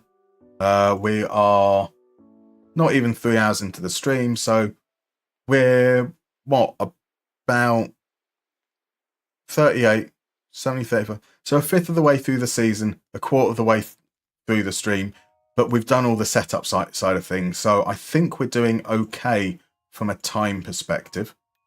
Famous last words, right? So that's what I did all World Cup, just playing on commentary, indeed. I mean, well, you wouldn't have even had the option of instant result, would you? Because you had to use the default skin. I do it for friendlies, as I don't trust the AA at all. So, what are the next 2 teams? Asked Bill Houdini. So, the statistics. You tell me, how do you measure somebody that could balance a balloon in a wind tunnel on a needle? My word, the cult of you absolute gentlemen. Absolute gentlemen. That's a gift subscription to... The statistics. You tell me, how do you measure somebody that could balance a balloon in a wind tunnel on a needle? I would have read out the subscriptions, but I forgot that the Valorant thing hits it twice. That is, I can only see the gift subscription to Carlisle88. You absolute gentleman.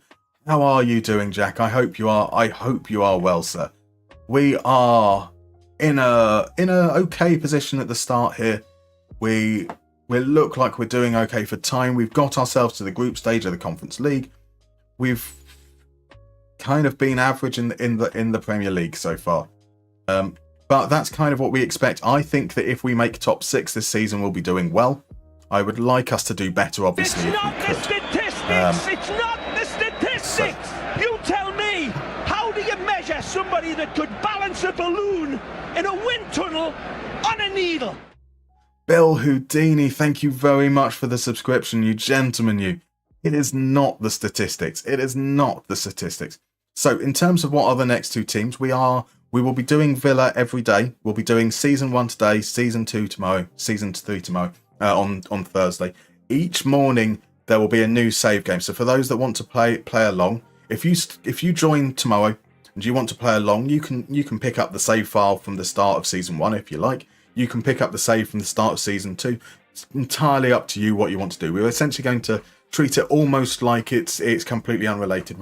We will track the scores. But kind of the memory of yesterday will be gone, so that we're not kind of like constantly looking back at what's happened in previous days. So what are the changes we're going to make for this game?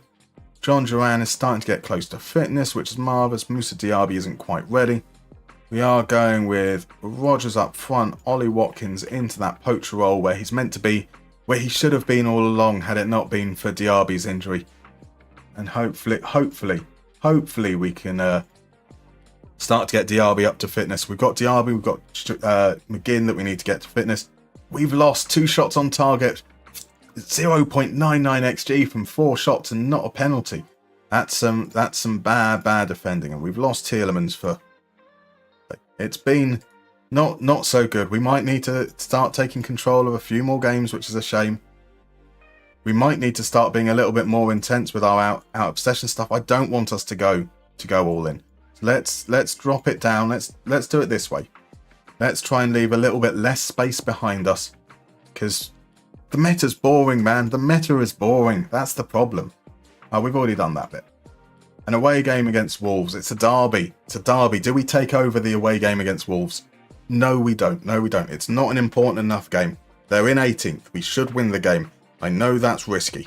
So Rob Trumar says, any idea on building tactics where you're home ground in a small and narrow pitch? Thought on using a 4-4-2. So my only thing with a 4-4-2, I would say, is that that is generally a formation that is focused on the wide areas. And if you've got a small and narrow pitch, there's not many wide areas there.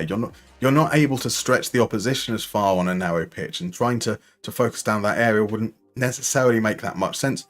I'd probably be looking at something with 3 central midfielders, something where you're looking to flood the central areas instead, personally. So the Cult of says, good mate, I think what you're doing is great, wanted to support somehow other than just retweeting. You are an absolute gentleman. I really, really appreciate it. I hope you are all set well for your Christmas, and you've got some lovely things planned. Murph is in, Villa losing, things we love to see. It's the glorious Murph. Now, I should have done this first, so I do apologise. Shh. I know what he's going to say, but, that's just the way that this is. You have to deal with it, Jack. That's going to happen. And then someone's going to need to remind me, whilst you're looking at the Cult of, now, I assume that you are all following the Cult of already. If you're not, you most definitely should do. A lovely gentleman, amazing creator. His work over on YouTube as well, 100% worth checking out.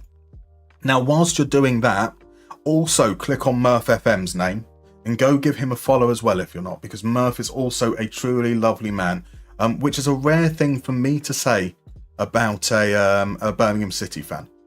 So it must be true if I'm willing to say it about someone like Murph, which is all I can say. Probably the greatest compliment I can ever give is that he's a Birmingham fan and I don't think he smells. Right, here we go with the changes. So from a form point of view, not necessarily awful. That defensive midfield partnership hasn't worked. Neither Tielemans or Dougie Luiz really seem to be doing what we want out of them. So we'll just move them on to a deep line playmaker, see if we can be a little bit more involved that way. Oscarson to come back in. Oscarson, Watkins, Bailey's doing okay. Rogers, let's go back to Rogers on the left, Zaniolo on the right for this game, and we will let them do their magic against Wolves. Come on. That's all right. We've missed another penalty missed by us. This time Dougie Luiz has missed it, but Nicola Zaniolo and Leon Bailey made sure we didn't come to regret it. We're in 9th right now after 8 games, 3 wins, 3 draws, 2 defeats. Not too shabby. And we've got 13 days until the next game. It's away against Nottingham Forest. So we'll pop these guys on rest. We will, once again, basically, most of these guys won't be available for it, but nonetheless, we'll say available for squad, available for next match, 90 minutes. We're going to pop these guys over on holiday until that one there. So we've got past the second break, which is marvellous, into mid-October. I think we're doing okay. I think the fact that I'm trying to convince myself that we're doing okay for time probably means we're not doing okay for time, let's be honest. Robbed against the Danaspor. We were indeed. We were most definitely. So Bill Houdini says, it's sad that I like all the meta tactics in real life. I only play a 4-3-3 or 4-2-3-1 and it feels dirty quite fast. In my first season in La Liga with Almeria, I finished 3rd with a net positive in transfers. That is quite an achievement. I would say that 4-3-3 is a very, very good... Look, 4-3-3, 4-2-3-1, they're all perfectly valid and balanced tactics. What my observations tend to be is that if you have a 4-2-3-1 or a 4-2-4 with attacking midfielders, you've got players that are naturally very high. So it's not necessarily the press that seems to be overpowered, as much as what you're able to do once you win back the ball in transition. You've got those players up high in a situation when the defence is not ready to react for it, and that creates a lot of holes. So the 4-2-3-1 and the 4-2-4 is really, really good at taking advantage of that in Football Manager. Not necessarily a thing that's unrealistic per se, but it does make it much easier to win when you don't have to necessarily worry as much about your defensive structure if you've always got a threat attacking. And I could be completely wrong as well. That's just my observations. Here we go. That looks like no major injuries over that point. Oh, okay. Right, so the game will happen after break. We've got a break coming up in 5 seconds, so I'll see you in about 3 to 4 minutes.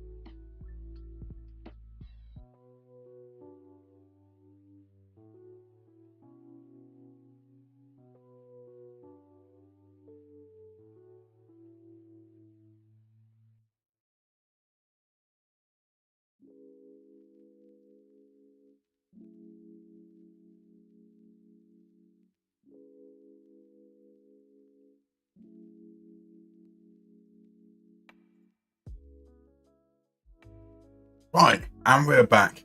I might have actually come back a couple of seconds too early, so you might have picked me up mid-sentence. I do apologise. You haven't actually missed much at all.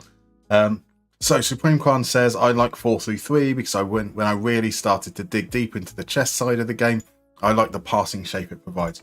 I do like the 4-3-3. I think that it also gives you a lot of freedom. You can essentially have your fullbacks attacking, you can have your central midfielders attacking you. It gives you a lot of variations that you can work out of that one shape and create lots of different shapes and different triangles and really, really good positioning across the pitch, which, yeah. So I do very much agree.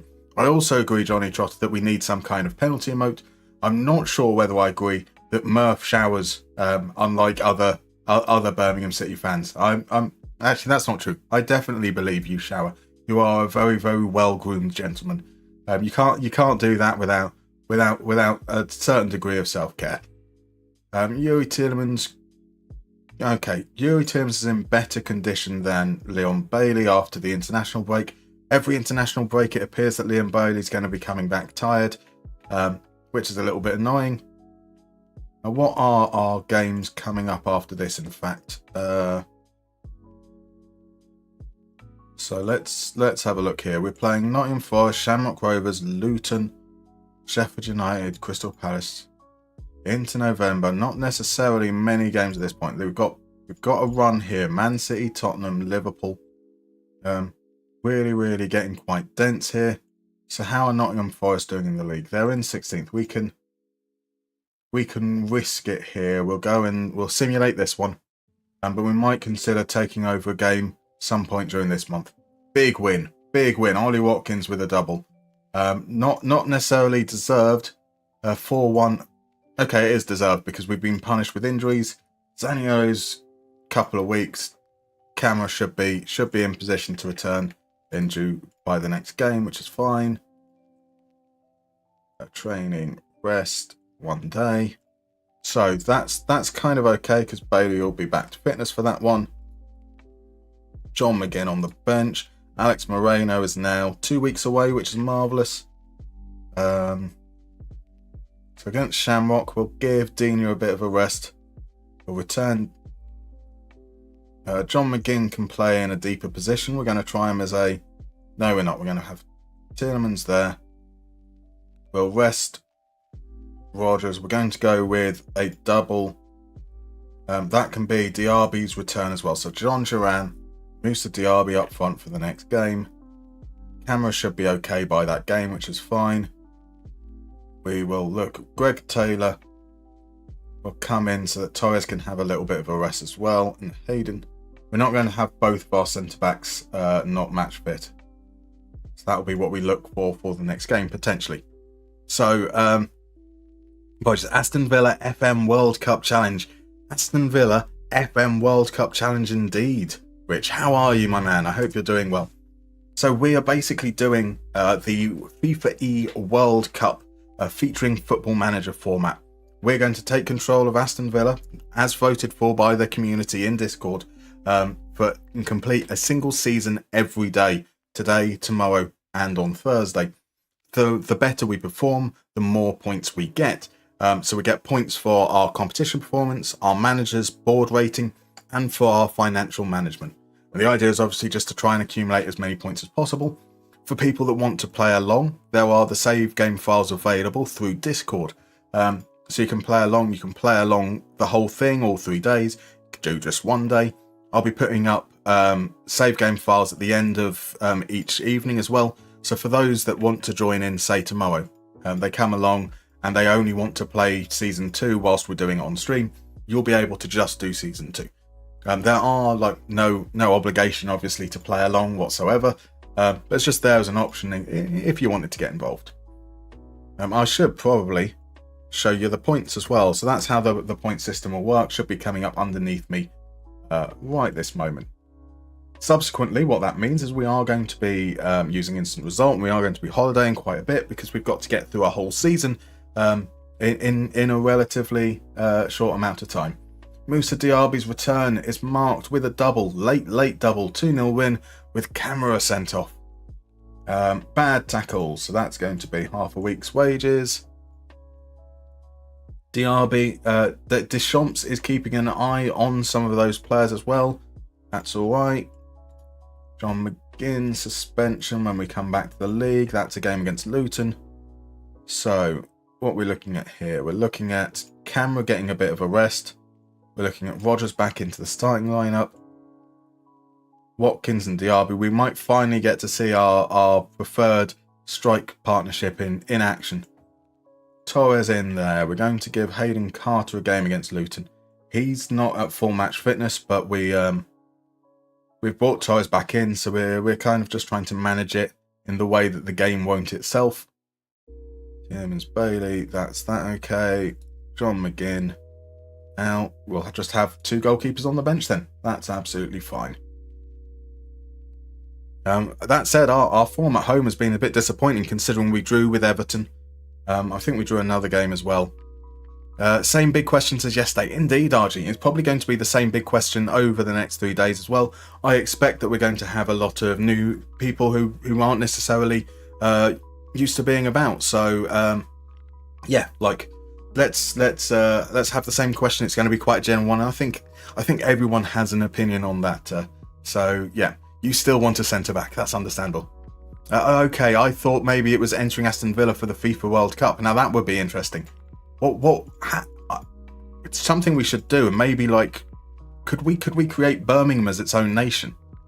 Register all the players to Birmingham so they can't be called up by their respective squads as well. That'd be quite cool. Holster, by the way, thank you very much for the follow. Very kind. They've got a youngster out there. We can send him to specialist. That's fine. You received the sub from Koltov. That's very, very awesome to hear. Marvellous stuff. Nice injury collection we got there. It's pretty horrendous, isn't it? But this is FM. It's just kind of the things that we've got to accept to kind of happen. Right, Hayden Carter is tired. Yeah, lacking sharpness even. We know that. Let's see how we get on. Reliable gegenpressing is here. I will get that wrong every time. I do apologise. Lovely to see you in. Hola. Merry Christmas to everyone from the sunny Spain. Is it sunny today? You lucky man. I hope you have a wonderful Christmas, my dude. We got the win. That's good. We've done the thing that we expect to do. Right. 10 games in. Quarter of the way through. 18 points. That would be 36. That would be 72 points over the course of the season if we maintain that. Ish. Maybe around 69. 70 points should be good enough for that. We need to maintain that and hope that other teams don't maintain it. Here we go. Time for some rest. The next game is in the cup, isn't it? It is. EFL Cup 4th round, so we'll ring some changes again. Back comes in Langley. Mingatha can come in. Greg Taylor can come in. In midfield, we'll run with Camera. Who's more tired out of Louis and Tielemans? Louis is more tired, so he'll stay on the bench. Oscarson to come in as the advance forward. Duran as the poacher. Bailey and Rodgers, so we should be able to bring McGinn in for Rodgers. That like that, which should be fine. And Zaniolo should be back in time. He can come in for Bailey. Bailey will replace someone on the bench. Watkins can stay out of the lineup entirely. We will in fact go McGinn, Zaniolo that way round. And then by the time we come back from holiday, someone will be injured, and that was all a waste of time. Probably the way it's going to go, right? Blue Moon MCFC, good afternoon, Musterman. Hope you're well. I'm very good, my dude. How are you doing? Thank you very much for the follow as well, by the way. I do apologise. I am pretty bad at keeping up to date with chat and the events. I hope, I was going to say, let us know who you support, but I think I might just be able to guess. Is it by any chance Manchester United? Oh, so funny. I do apologise. RJ says, thanks from rainy Belgium. That's fair. Tatsugiri says, question of the day, some midfield pace, swap Mavropanos for Duran. Yes, I think midfield pace certainly makes sense. I can completely understand wanting the wonder, the glory that is John Duran. surely you'd want some kind of centre-back as well. If you get rid of Mavropanos, yeah, okay, maybe your defence will be improved just by getting rid of Mavropanos. You could perhaps play John Duran in defence and your defence will improve. But yeah, surely you'd want some reinforcements to the heart of that defence as well. So we've made it through those 3 days without injuries. Some players lacking sharpness. We should surely lose this game now, right? Don't clog up our calendar. We're not, but we do get an injury, another injury. We're going to clog up our calendar, and we're going to lose players to injuries. Marvellous stuff. Ori Stein Oscarson is out for 3 weeks. That's not the worst thing in the world. But there we go. Thankfully, we've got Moussa Diaby back. Me saying that definitely means he's going to be injured in the next game. We can pop that there. Where is Diaby? Am I being blind? Where is Moussa Diaby? Moussa Diaby is there. Now Torres back in. Ezri Konza back in. Luca Digne back in. Gaither, Camera Tielemans. Zaniolo. Morgan Rogers. That's Leon Bailey. Zaniolo. Watkins Diaby. There we go. Into the next game. It's going to be an away game against Crystal Palace. I think we're doing okay right now. So Blue Moon says, well, it was nice dropping by, lol. I mean, what else did you expect me to say? Who else could I have guessed at? I couldn't have guessed at Man City. We know that you're a Man City fan. I mean, I could have guessed Liverpool, I suppose. Yeah, the obvious joke is obvious, eh?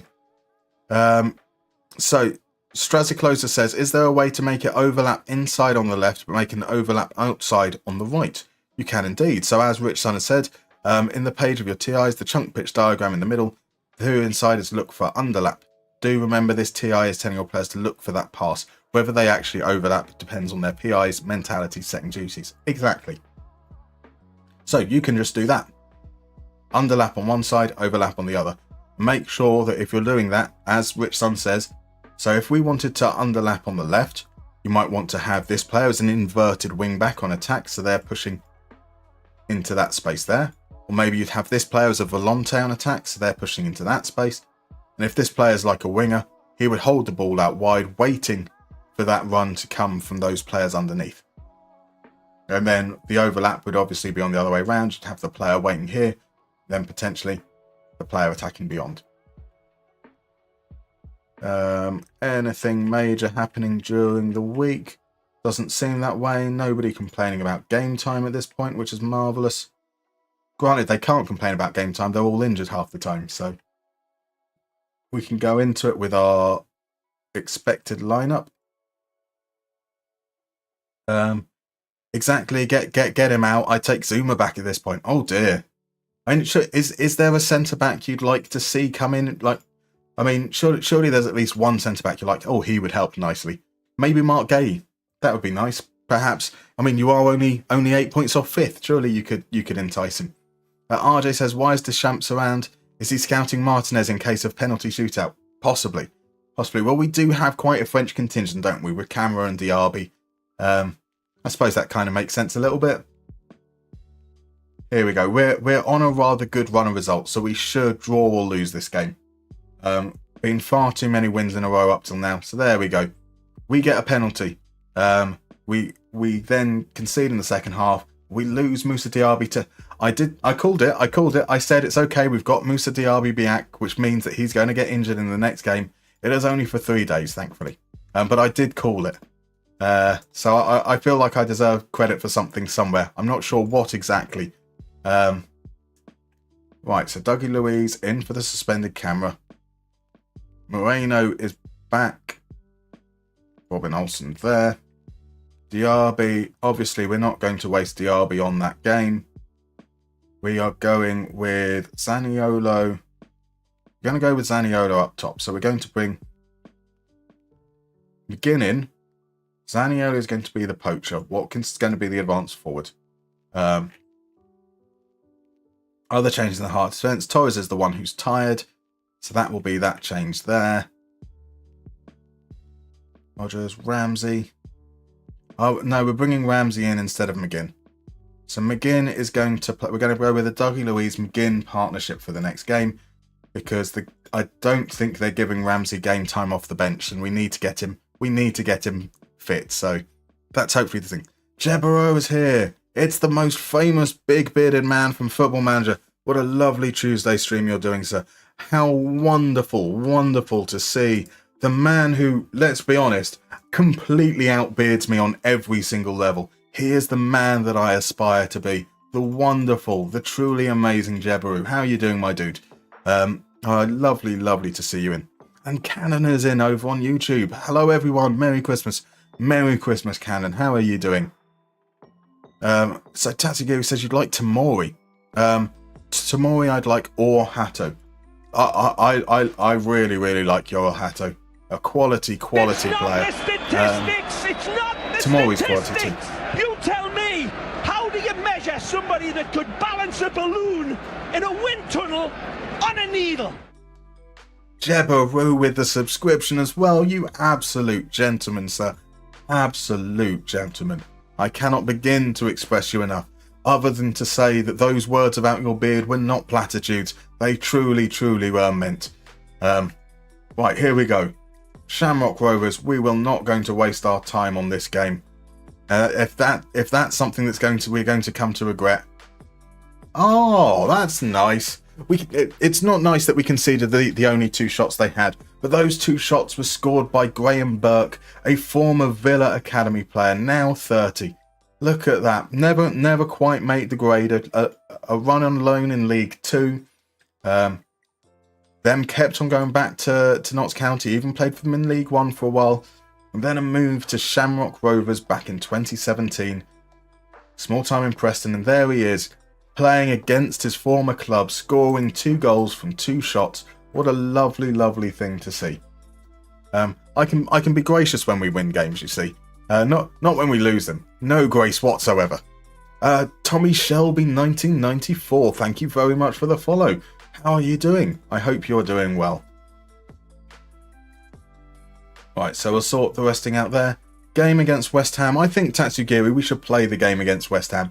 We've had a really nice run of games where we haven't needed to play them. So we will go and make the changes for this.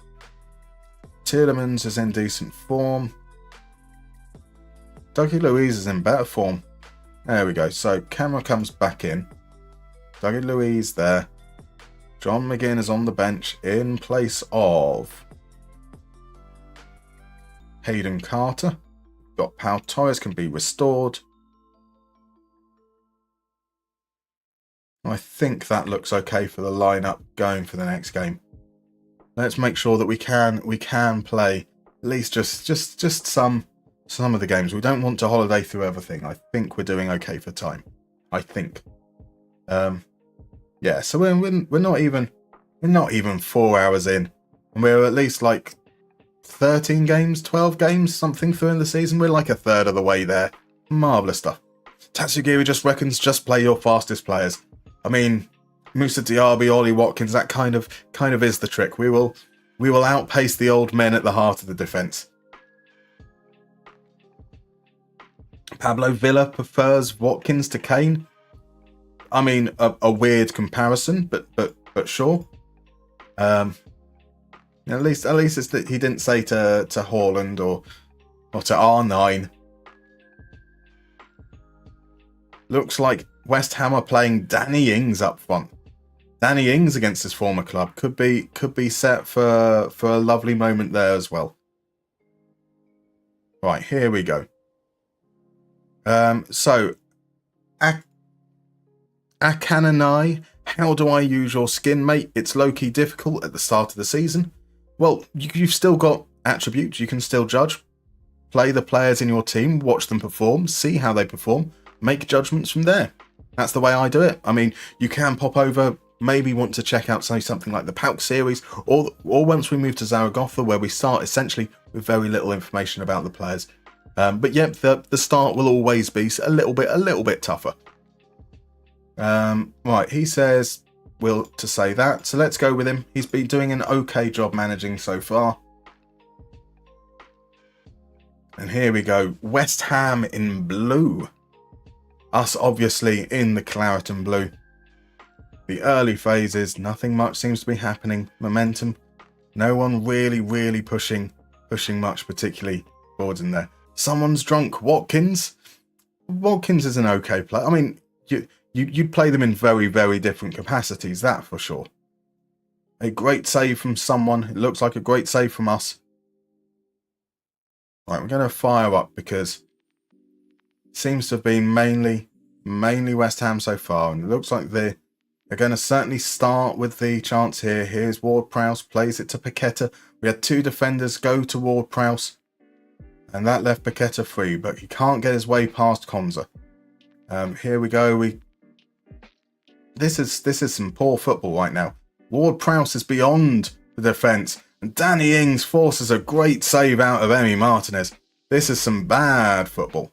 Bad football so far. We are interesting to see that both those phases of play, we had Ward-Prowse and then Paqueta receive the ball around that area, and two defenders go to them and leave the remaining player completely free, which isn't part of any of the setup or the instructions. So that is a very peculiar thing. Kwan said after the Euros, I'm pretty sure the whole of England did also. I mean, I think after the Euros, the whole of England preferred anybody. There's Bailey, 1-0. A lovely first time pass from Dougie Luiz, but it looks like he might be offside. The flag didn't go up. Are the arms going up? They're not. Doesn't look like they're celebrating. They are celebrating. It's 1-0. Oh, I'm not so sure about that. Diaby's pass back to Mingueza. First time pass was lovely from Dougie Luiz. Great finish from Bailey as well. Areola's outstretched arm wasn't enough. They're not even going to get a replay of the offside. I think we've been very fortunate there. Yes, I think the whole of England would have preferred anybody to Kane at that point. So Rich says, as an in-between idea, I play with the default skin, but I load the Mustermann Iconic sometimes at halfway or end of season and use it to objectively review player performance. A fine way of doing so. Thank you for the follow, by the way, Akanani, and for the hydrate. Let's do that.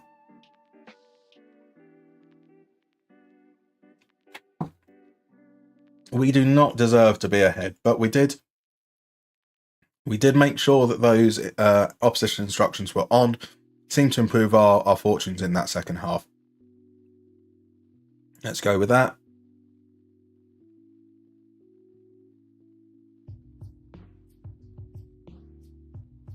Calvin Phillips is starting. No wonder it fell apart towards the second half of the game. So Badani says, wild that you can tell a player that it was an admin error that you let them out of the UCL squad and they're totally fine with it. I mean, it happens, right? It happens as Bailey robs a Bonner, feeds it across, Watkins goes down. Is that a penalty? It is a penalty, apparently. So, our penalty takers can't be Ollie Watkins, can't be Dougie Luiz.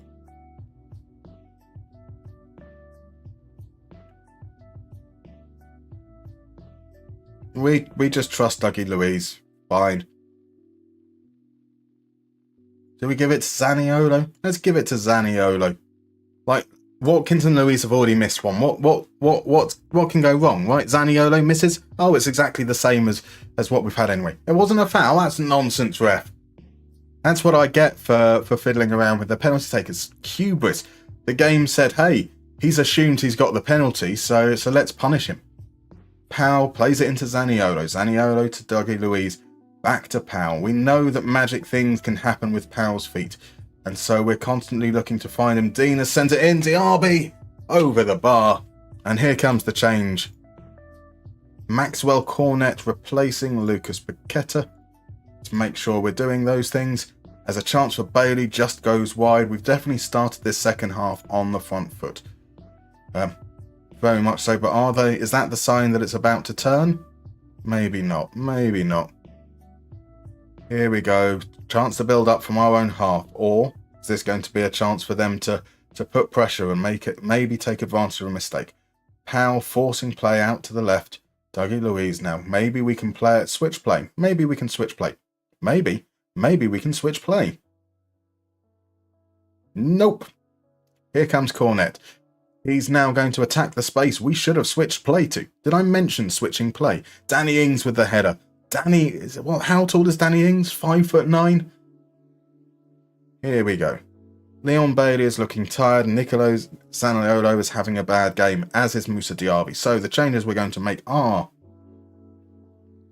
John McGinn's a little bit tired, so we're going to see Jacob Ramsey come on. We're going to see John Duran come on. We're going to push Watkins out to the left, to the right there. I have faith in you. So we've got 20 minutes left. I'd really like us to get a second goal if we possibly could. Maybe just calm down those nerves. And Digne is going to stand over a free kick. Can Digne curl it in? Digne most definitely can. There we go. Luca Digne to make it 2-0. How about that? In the words of Luca Digne, in fact, and another one. Question marks of the keeping? I feel like probably should have done not even a little better. Like, should have at least got close to it. That wasn't particularly in the corner. Right, Digne centres crossing. Here's Duran, finds Bailey. Bailey hits the post. I think Areola got a touch on it. The commentary seems to suggest he did. It's a great save. Into the final 10 minutes. And we need to make changes most likely in that defensive midfield spot. Make sure that we're just controlling out those last few moments. Digne has been brilliant, but he's very tired. So we'll look to make those changes. We'll look to waste time a little bit. Just a little bit. So here we go. 5 minutes to go. That's good. Let's just kill it one last time. Leon Bailey to come off. Morgan Rogers can be the player who comes on. There we go. There we go. So Rich Sun says, yep, it's just SI's way of allowing players to click a wrong button and not be punished for it. Exactly. Bill Houdini says it takes some time to get used to the skin, maybe a season or two. Make sure to make your own DNA chart so that you can have a quick overview of the most important attributes and then start looking at Muster's pizza chart once you have enough game data. Fabulous, fabulous advice. I agree wholeheartedly with all of that. So Cristiano Flores is in over on YouTube. Says, say and Mito, Merry Christmas. Merry Christmas to you, Cristiano. Welcome along. I hope you're doing well. Tatsugiri, oh yeah, we need a new keeper too. You have two goalkeepers who are both okay on their day. Like, it's got to be so frustrating knowing that, like, Fabianski can play, have an amazing game, and you're not confident that he will be amazing the next game. And then Areola will come in and you assume that and then he'll have an amazing game. And you can't ever be confident that will happen consistently either. Very, very frustrating, I imagine. Go get Onana. He's perfect for you. Man United fans desperate to get rid of Onana. But we are up to 6th now. So that one draw against Crystal Palace hasn't really hit us too hard. It's a lot of usual suspects up near the top there. Chelsea, Man City, Arsenal, Liverpool, and Newcastle on a 5-game win streak. Maybe our defeat in the opening day against Newcastle isn't too bad. I've already done the resting thing. I know what I'm doing, honest.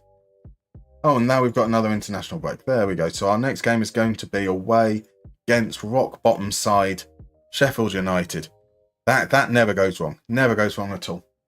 Moving on up, courtesy of M people. We are indeed. If only I need an Aston Villa version of moving on up. The soundboard doesn't quite feel right when it talks about Mariaham, does it? But does that stop me? Moving on now, Mariaham. Nothing can stop us. Moving on now, Mariaham. Nothing can stop us. Boom. There we go. Wasn't that an awful thing to put you through? Bring back Shaka Hislop. Wasn't Shaka Hislop a quality player? I mean, you had an amazing team back in those years, to be fair. Hank knows what it's about. There's the celebrating. It's a shame that I'd done this a bit late, because it's a bit hard to do some prep for some proper songs when we only knew which team we were taking over at like 11 p.m. last night. Or maybe a saving grace.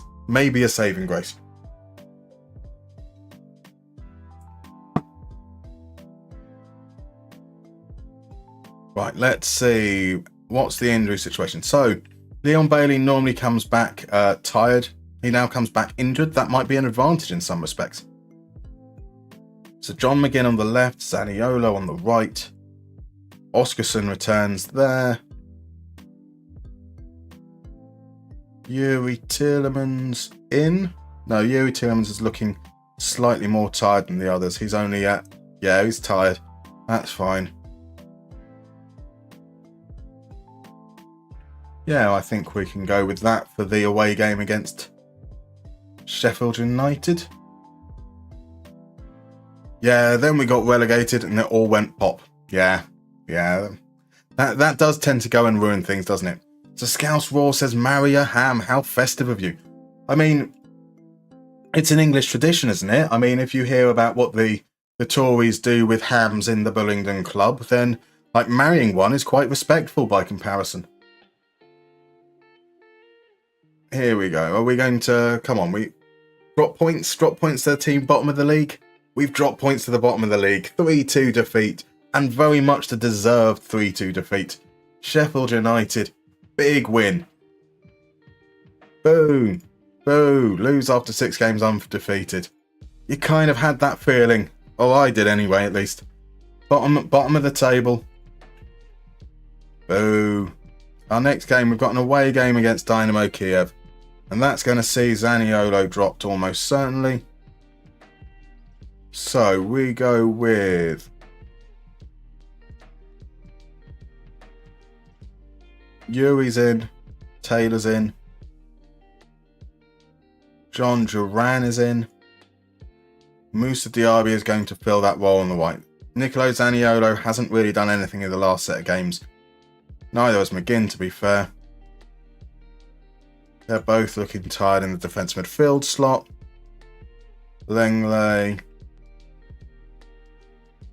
Cool. Pardon me. So after this, we then get the big run of games. We've got Man City. We've got Tottenham. A few games after that, we've then got Liverpool. So this is where it's going to get really, really tough. And I think we're going to drop out of that battle, but it looks like we're in the European spots. I think that when we come out of that run, we might be looking closer to around 10th. So it's very true. It is very true. Tatsugiri says, I think you should go for Olawale in January. Wouldn't that be fun? Hard not to notice that every keeper that went through Arsenal in the last 20 years has the same problem like Fabianski. Are you suggesting that it's that Arsenal are training goalkeepers to be inconsistent, or that Arsenal just identify inconsistent people? We have hired a 70-year-old French scout. There we go. A win today would be quite handy. Let's see if we can. We beat them 5-0 in the first fixture against them. Can we do that this time round? Longley and Duran are a bit short of fitness. Well, how are they going to get fitness if you suggest we don't use them? It's a 1-1 draw, and that's probably fair. Both teams around 1 XG. Can't really have too many complaints about that one. What does that do, though, for the league? We are not guaranteed to be through yet. We've got a home game against Adana Demirspor, and we need to draw. If we draw that last game, we do make it through to the next round. A win will see us top that group, which obviously would be a much more preferable situation. 3 days until the Man City game. Got a lot of players who look very, very tired. So we'd end up with no camera. Probably going to give Morgan Rogers the opportunity there. Diaby will probably keep his spot. Zaniolo is in the doghouse right now with me. Dina would be the one who comes back in as well, right? Ori Stein Oxkinson to come back from injury, but he's not really being utilised at all. So, Man City game we are obviously going to play. Probably not the best choice to actually... Like, that's a game that we're probably guaranteed to lose, even though we're at home. So, we might have been better focusing on those games around the teams around us. But we're going to play the Man City game anyway. Because it's the more exciting one, isn't it? So Rich Sun UK says, the first ever episode of Black Mirror, the national anthem. Indeed. You do wonder with a lot of the British comedy writers having that Oxbridge connection, whether it was a case of just an interesting coincidence or more related to things they'd heard or knew about. So Houdini says, big answer. No transfers in, just renew Salah, Trent and Virgil. I can understand that.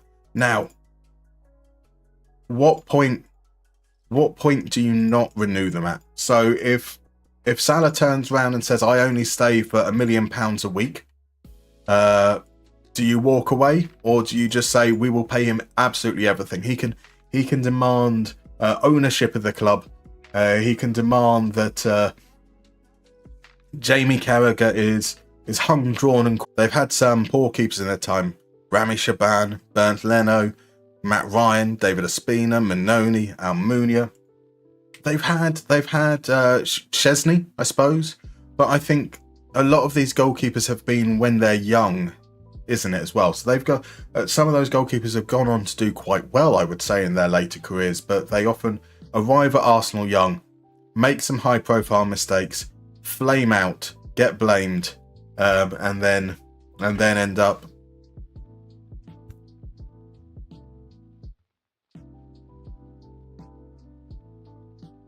we've definitely got the signs of a cold coming on. There seems to be a certain amount of phlegminess today lingering around, but that's I might have to just mute every now and then.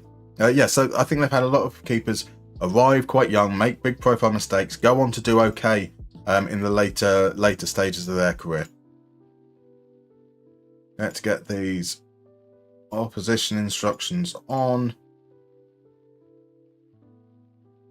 Nice, easy game against Man City.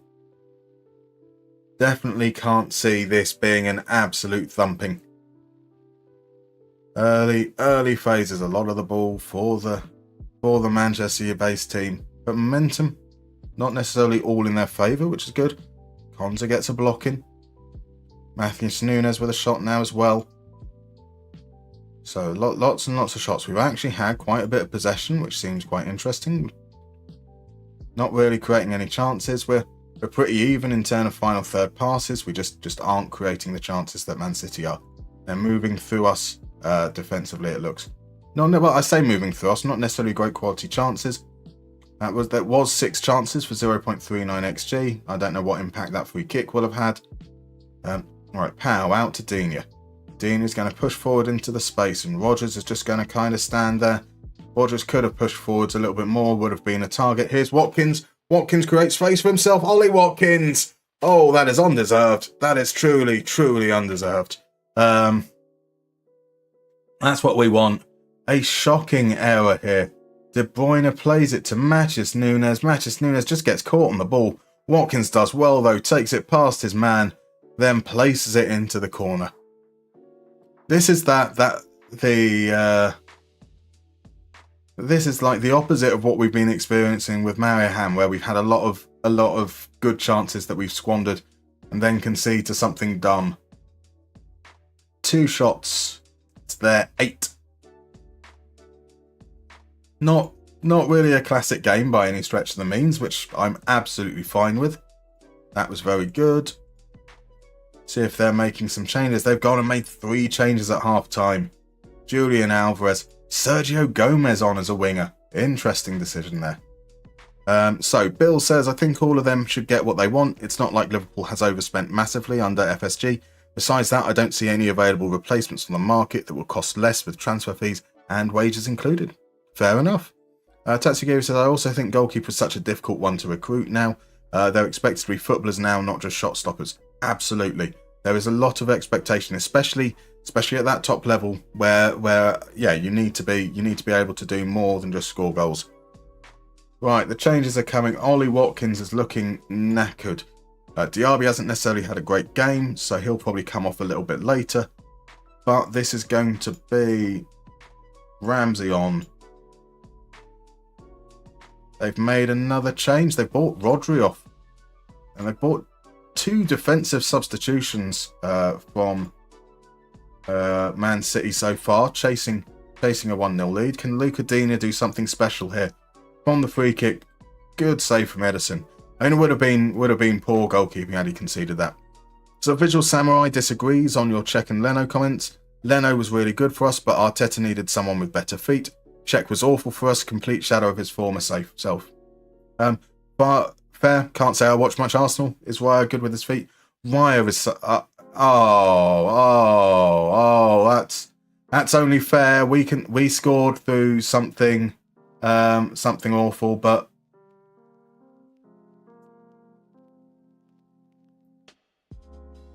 Diaby plays the pass back. It's under hit. Martinez absolutely sold.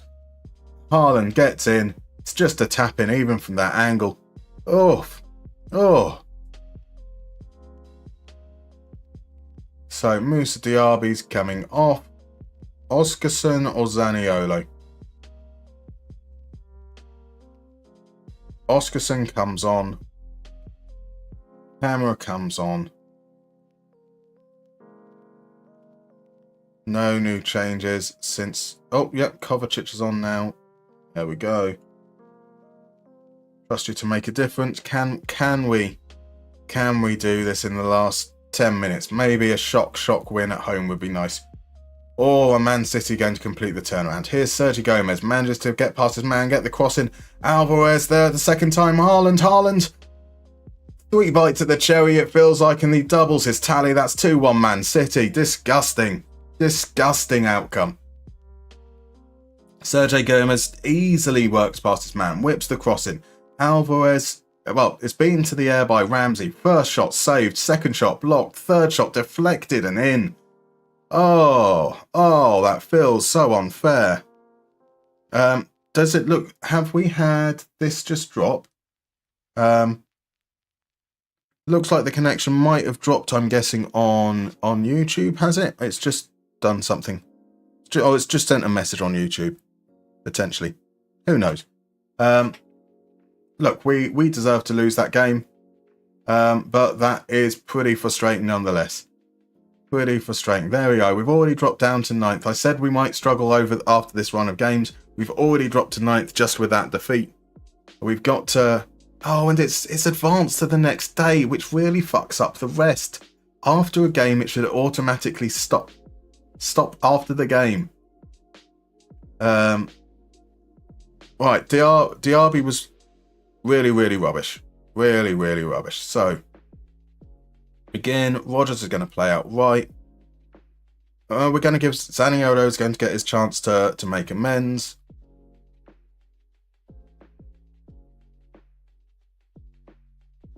Boubacar Camera back in. So it'll be a Camera Tielemans partnership.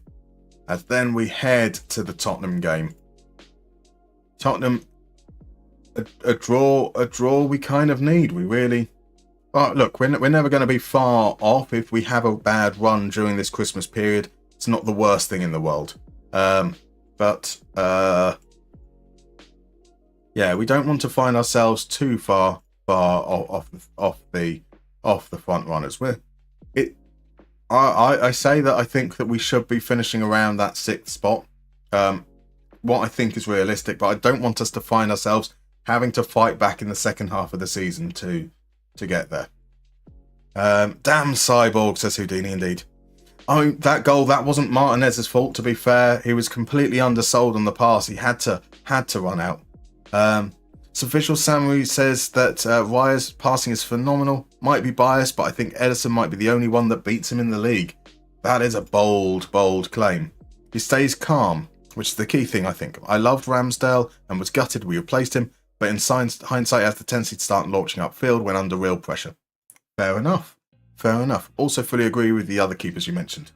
Right. Okay. So, Heston Werner, I see your question. We're about to head into a break, so we're going to go on the break first. When we come back, I will talk about the summer signings we made. We did make quite a few, and we might be looking at making some more in January. But we're going to go for a break. I'll be back in about 3 to 4 minutes.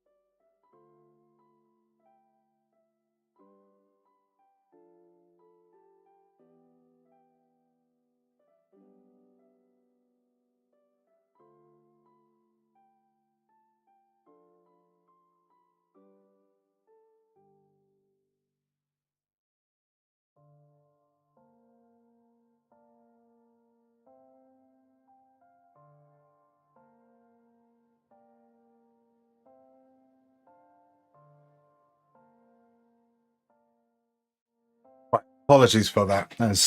Here's that neighbours had a package not delivered. They reckon it was delivered here, but they then showed me a photo that was a different door colour entirely. Hopefully, fingers crossed they'll find it. Where I live, the road is one big long road, but it's two separate roads. So my guess is it's probably been delivered to their respective number, but the wrong. None of you care. None of you care about the mundane. Right, cool. So, Heston, no need to apologise. I expect there's going to be a lot of comments as people come in and they go during the course of the day. We have made the same moves most of the same moves that I made on my mini Moneyball Clinic video on Aston Villa. So we sold Matty Cash for 28 million to Al Ittihad. We then loaned out Diego Carlos to Newcastle. That's going to be a mandatory future fee of another £28 million there. And we've loaned out Callum Chambers with a mandatory fee. That's 16.75 million. And we've sold Courtney House for £6.75 million. In return, we signed Øystein Oscarson.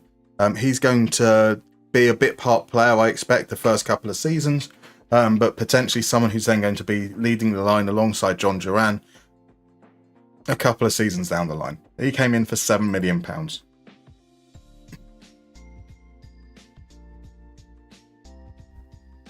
And then we've got Hayden Carter for 2.9 million.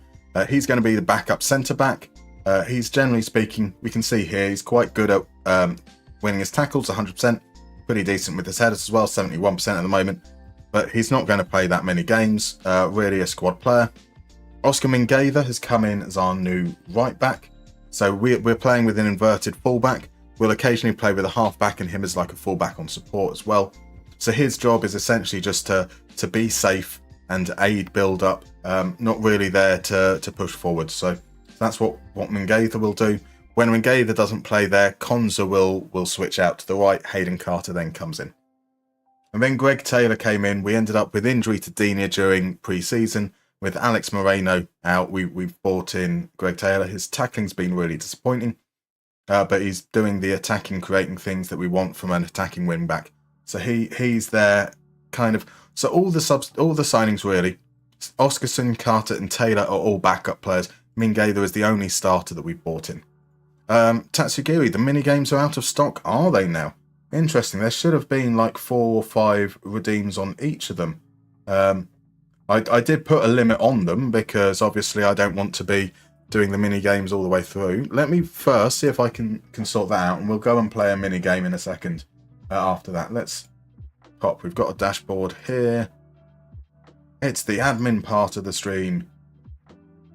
Let's see, so... is it the cooldown might just be a little bit too high on them is my guess. They've still got the they've got 5 redemptions per stream. Maybe I've just made the cooldown a little bit too high. So I've just changed those a little bit, and let's go on over and play a game of some sort, shall we? Let's head to the stream browser. Here we go. Let's bring it up. Shall we go? We'll go back to a Who Are Ya? We've done 2 of the missing 11s. Let's do a Who Are Ya? Let's do a random Who Are You? So the way that this works is we've got this blurred photo. We'll guess a player. It will then give us some information about the player we've guessed about, and if any of those details match, it will let us know, or it'll tell us that the player's a bit older or a bit younger and so forth. So, would anyone like to guess at who this exceptionally blurry picture is? So you're going for Kvaradona. That seems like a good start there. Kvicha Kvaratskhelia. This player does play for Napoli, and they do play. Well, obviously they play for Serie A if they play for Napoli. That's kind of right. So it's older than 23, a smaller shirt number than 77. Don't play as a forward. So Kwan wants us to guess Buffon. I don't know if it's I think it's active players only. Jan Kaiser has guessed Rodri. I'm not going to guess Rodri for you, I'm afraid, because Rodri doesn't play for Napoli. So we do know now that they play for Napoli. So we're looking for a Napoli player who is not a forward. A midfielder, a defender, a strike. Well, I assume forward and strikers are going to be the same thing. Can anyone name a Napoli player? That's the question. So Sergio Antonio is going for Di Lorenzo. Tatsugiri has said Di Lorenzo as well. It is not Di Lorenzo, but it is a defender. They're aged between 23 and 31. So a defender aged between 23 and 31, a shirt number lower than 22. So McTominay, Raspadori, Gilmore, they're all a little bit further forwards than a defender. Tatsugiri has said Amar Rahmani. I definitely don't know how to say that name out loud. And there we go. It is indeed Amir Rahmani. So 2 people apparently have played this game in total. We've got, and we have done the best out of them. One of them got it in 7 guesses. Well done, Tatsugiri. You are more than double better than the other person who has played this game. Estevan went for Billy Gilmore as well. We got the Scottish R9 with McTominay guessed. But our defence, indeed. Sweet, damn, wish we had points. Indeed. But as I said, I expect we're going to get a very, very eclectic mix of people over the next few days, and tracking those points will probably end up being a little bit unfair as well. Like if one person plays all 3 days, they'll be miles ahead of everyone else. Shall we do another game? Let's do a quick round of tiki-taka-toe as well. I'm sure you have seen this kind of game before somewhere else. We'll go for top names in European football. Let's say so. We'd then be looking for players that match in each of these squares. So we'd be looking for someone who's Argentinian, who's been a teammate of David Beckham. And then we'd look for someone who's Argentinian, who's been a teammate with Ibrahimovic, an Argentinian that's played for Liverpool, Man United and Beckham, Man United and Ibrahimovic, Man United and Liverpool, and so forth. So yeah, head on in. What do we want to guess to start off with? Shall I start us off with a really, really obvious one? Let's fill in the Man United Liverpool one with Michael Owen to start with. Oh, it then fills it in multiple places. I didn't realise that. Oh well. The middle, you're going for... It looks like we don't even have to... or do we? Yeah, we don't have to define. So Pogba for the middle. That seems fair. Alexis McAllister is going to fill them in for multiple. Now I think I understand why so few people have played on this site. There we go. That certainly feels like it makes sense. Top middle would be Ben Thornley. That would have been a fantastic guess. I'm sorry that I ruined it with Michael Owen. Does it allow us to guess multiple times? Thornley wasn't what you said it was. Ben Thornley. Does it allow us to add on? We can guess multiple times from the looks of things. So that's cool. So yeah, we've got Paul Pogba. Gabby Hines as the Argentinian is a fabulous guess as well. Is it? Was he not there? Oh, wasn't there when Beckham was there, apparently. Interesting. Divock Origi as a guess. There we go. Let's pop Origi in. That's your Lukaku and Ibrahimovic teammate and your Lukaku Liverpool link. There we go for a bit of Jean-Sebastian Veron as the Argentinian who's been teammate for Beckham. Javier Pastore. Indeed, that's a fabulous guess. That should cover both of these ones. Lavezzi. Let's go for Lavezzi. There we are. Di Maria might do both as well. Yep, absolutely. Oh, he's not. He doesn't do Becks, but he does do both the Man United and the Argentinian one. So we've got more coming on. We've got a little bit of Phil Neville coming in there. Got 2 people going for Phil Neville. The Phil Neville love is there, but not the Gary Neville love. Nobody loves Gary Neville. So can we think of someone who's been a teammate of both Lukaku and Beckham? That is quite a tricky one, to be fair. So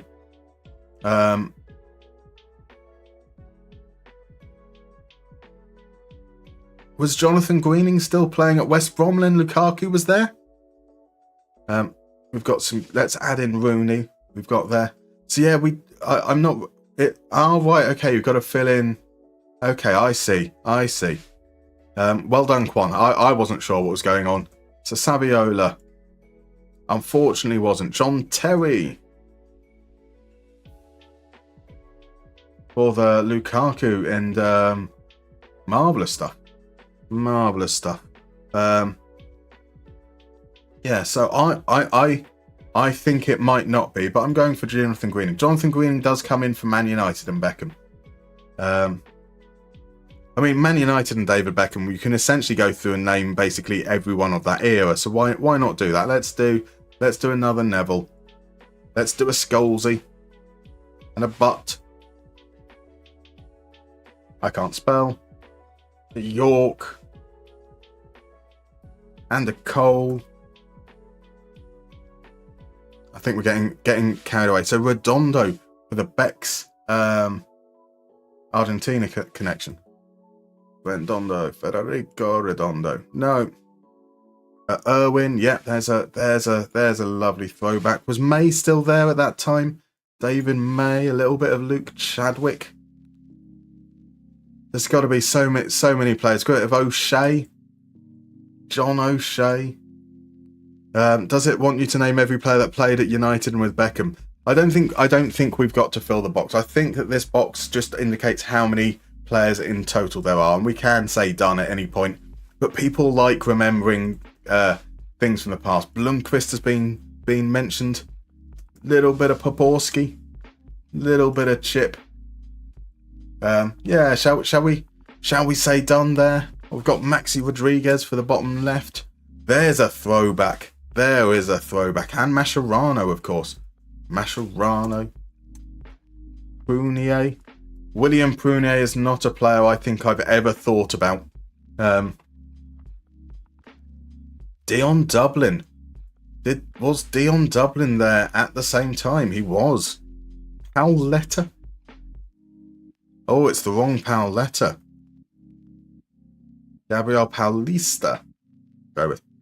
Let's end it there, shall we? Insua. We'll add Insua as the last one in there. And let's see, does it tell us anything or it just says, well done? I have a feeling that this game, there we go. Yeah, that's fun. I'm guessing there's a reason why not many people play it, but still fun nonetheless. Right, let's head back in. We've got a game against Tottenham today. Mings is still out. Bailey is a couple of weeks away. So this is what we look like we're going to run with. Moussa Diaby is going to be dropped for that heinous error in the last game.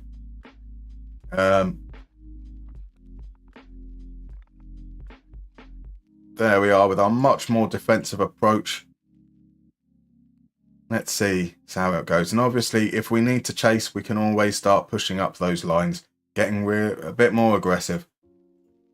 But not too aggressive that we give away penalties. Just Googled William Prunier. Where did you pull that from? That is it. PJ Bowage coming in with the real obscure Man United knowledge. Amazing stuff. Normal tic-tac-toe against a friend is more fun. I absolutely agree with you, Tales of the Tapes. Zaniolo at the far post. Great save from Vicario. Would have been a nice start. I quite like the single-player tic-tac-toe where you're rewarded for being more obscure as well. I think that's a nice way of playing it too. Was expecting the tic-tac-toe to be like the front three on YouTube. That's fair. Right, promising start so far. We've had quite a few chances. 4 shots. 1, 2, 3, 4. And now it looks like Tottenham start. Okay, maybe Tottenham aren't recovering.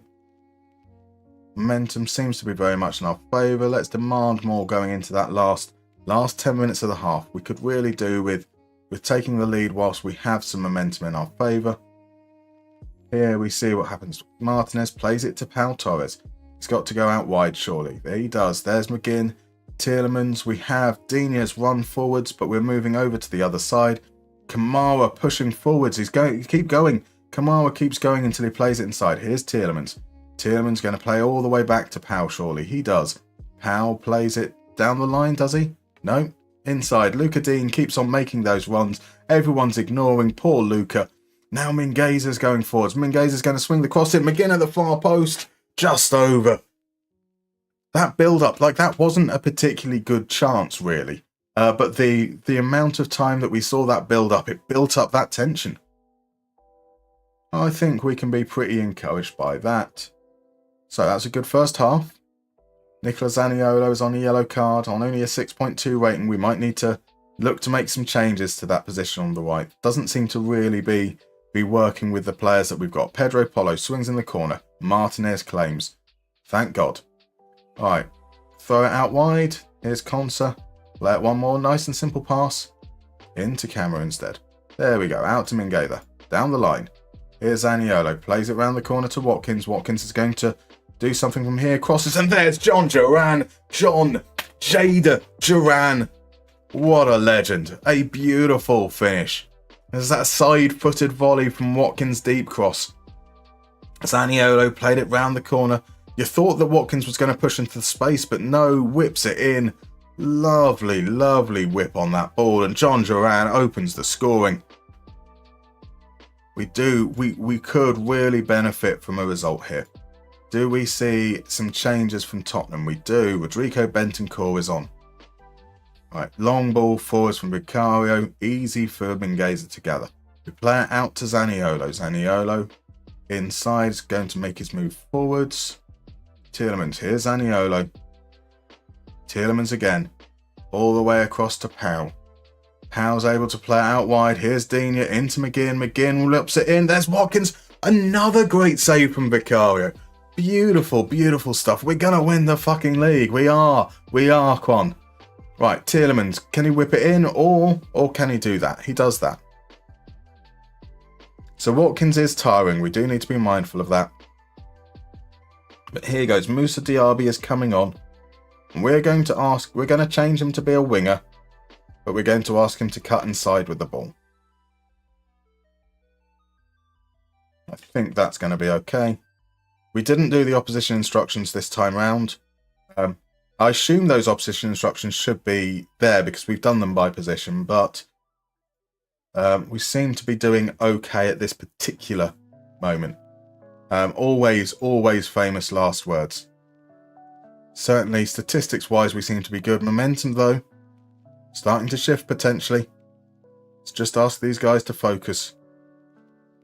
Right, that's much better. Here's Vicario, sends it long. Cameron misjudges it, and now Richarlison has the ball. Chance to play it in. Son for the Bentancur is over. Powell makes the challenge. Kulusevski, 1-1. We have been punished for our profligacy. Punished for our profligacy. So 1, 2, 3, 4, Min 5 has sold Buendia and loaned in Enciso from Brighton. Interesting. I'm planning to sell Douglas Luiz and Matty Cash also. Marvellous. How did you sell Buendia? Because he's like out injured for like 11 months at the beginning of the game, isn't he? Or are you already forwards to the second season? Camera loses out on possession. It's a chance now for Tottenham to counter-attack. Are we going to be sucker punched 2 games in a row now? Here's Richarlison. Richarlison's got a chance to send the ball in. He does. Bentancur with the header. That goes over. We need to react now, guys. And it's Tielemans and Camera both looking tired. On comes Dougie Luiz. On comes Rogers or Oscarson. On comes Rogers. He's going to play on the right. Diaby goes up front.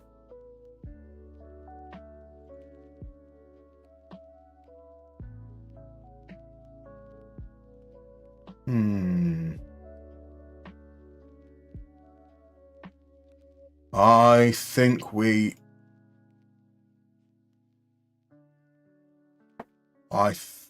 we go for it. We're going to push these guys up. We're going to try and attack in those last 10 minutes. That means we're going to push back up to a mid-block. A little bit more intense there. Trust you to make the difference. Let's see if we can... a win would be very, very, very important now. Rogers has a chance. Not good enough for a highlight. Into the last few moments, Digne is shattered. Shattered, I tell you. So on comes Moore. Tielemans is looking tired as well. John Duran, though, is going to be the final substitution we make. I trust you to make the difference.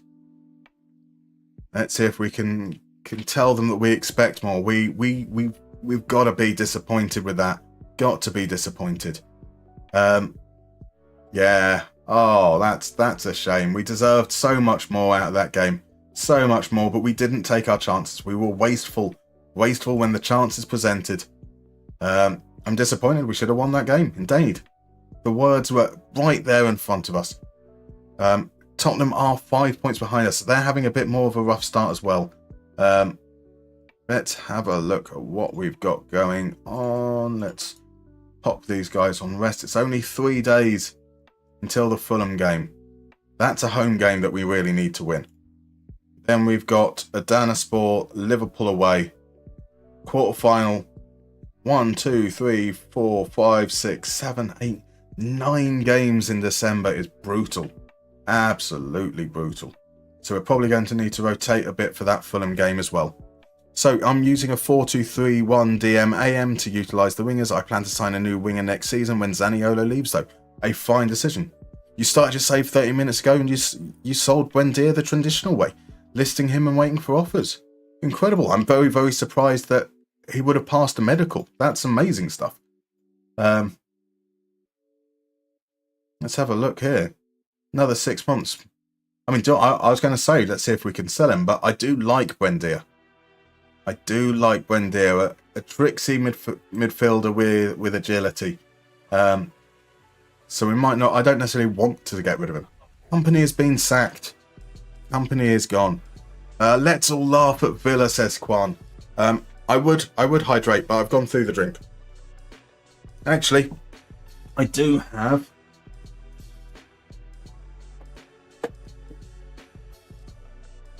some fizz. So let's move that out of the way. Let's hydrate. Company to buy, and here we go. It's like they knew. It's like they knew. They wanted to make sure he was freed up for the opportunity. So I'm going to make this a permanent move where we go for a winger with cuts inside with ball. So we've got that more traditional width on the right. Zaniolo keeps on stinking it up, but with Bailey out injured, we're kind of a little bit restricted in that regard. So we're going to bring on Watkins. We're going to... No, we can't drop it. We can't drop Duran. Duran's earned his spot, even if we need to save him. Our next game after this is against Adana Demirspor, so we can kind of get away with doing our rotation there, I think. We are going to, though...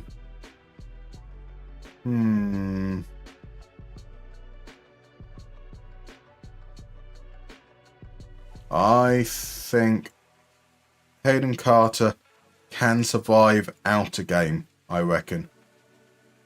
So we bring him in there. Dougie Luiz is going to come in for Yuri Tielemans. That's what we're going to run with against Fulham, I reckon.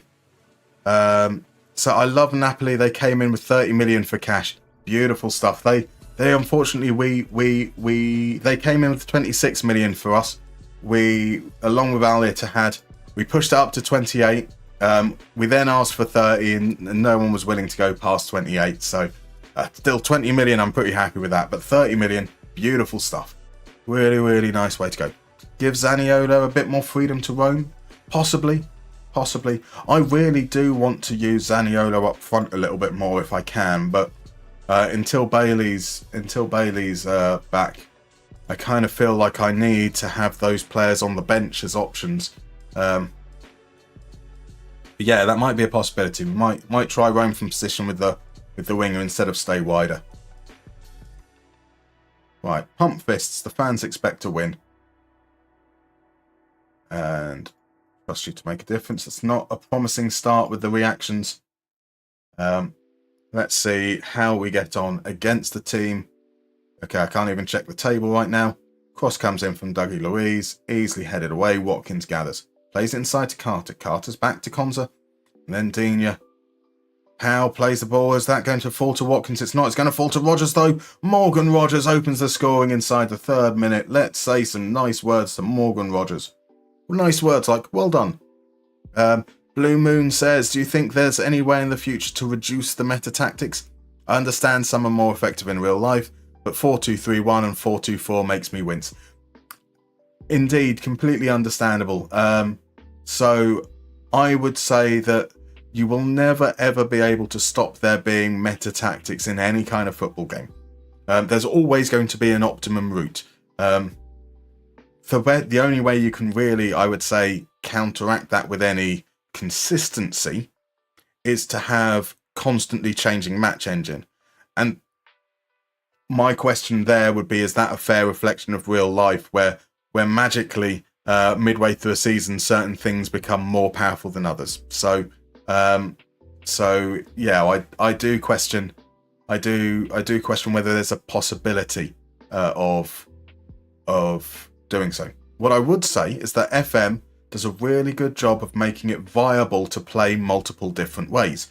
We can play like we're doing currently with a low block. We can play with a high block. We can play a 4-4-2, a 3-5-2, and every single way we play, we will concede penalties. We will underscore our XG. We will over concede our XG against, and we will concede goals from corners. And that is completely viable in every sort of tactical setup you've got. So, right, we're giving away set pieces left, right, and centre.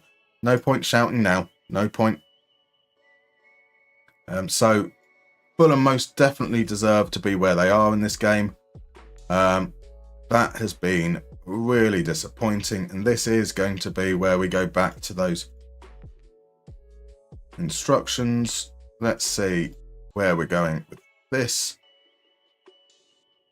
We are going to move our low block up to a mid block now and put some more pressure on.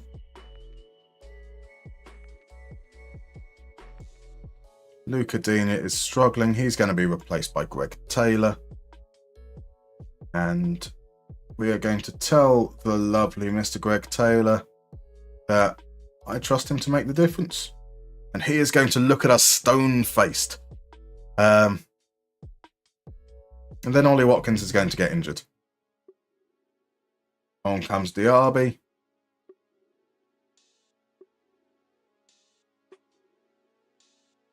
So the position map shows that we seem to be kind of okay in terms of how advanced we are. It's another highlight from a... Oh, come on. Carter, though. Carter. What a man. The unstoppable heading machine. He's on a 6.5, apparently. He's just made 2 goal line clearances and he's on a 6.5. What can the man do? What can the man do? Right. Camera is going to come off. Tielemans is coming on. We're going to try and chase that game in the last few moments. That means we're going to push that line up as well. We are now going full on press here.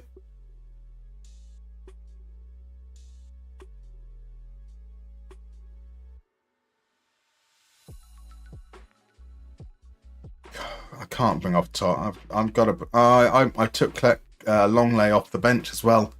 Bugger. On comes Oscarson. On comes Zaniolo. Swap these guys around. I'm expecting to show up. Here we go. Right. 20 minutes to go. Nothing. Absolutely nothing.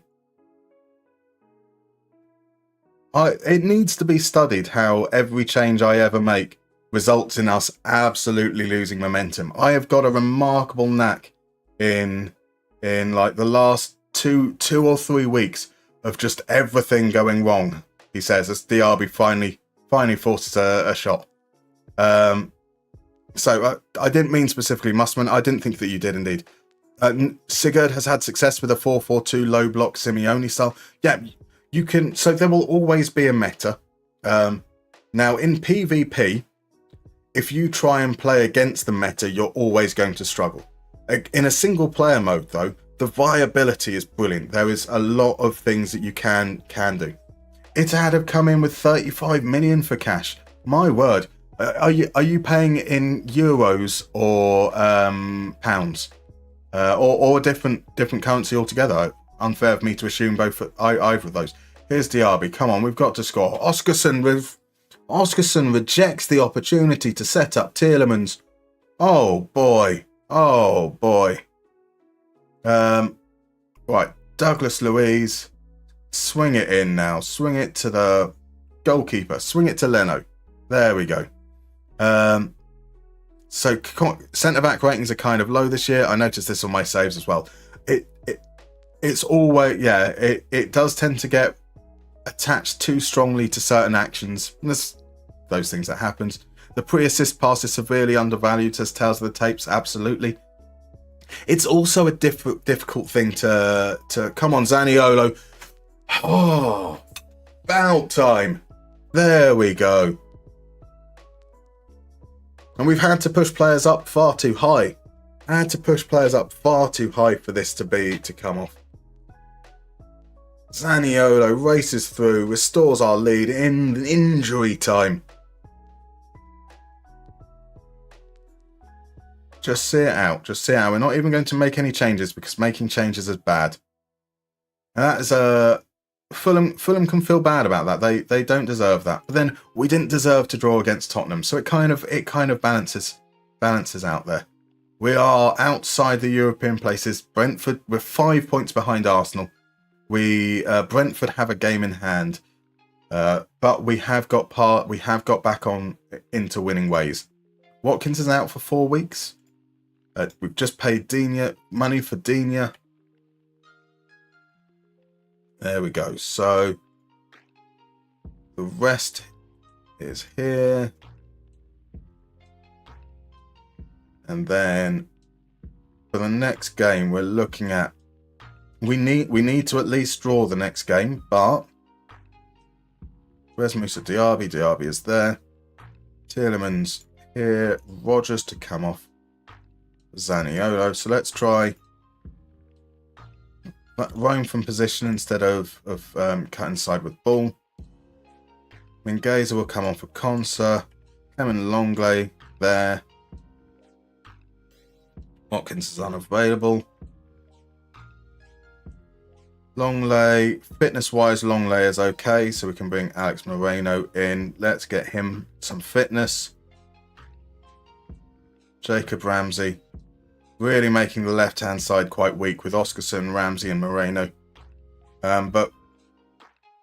So is Moreno being brought on by the AI? Twice he's been brought on for 24 minutes. That's not great. But here we go. This one we'll leave to the AI.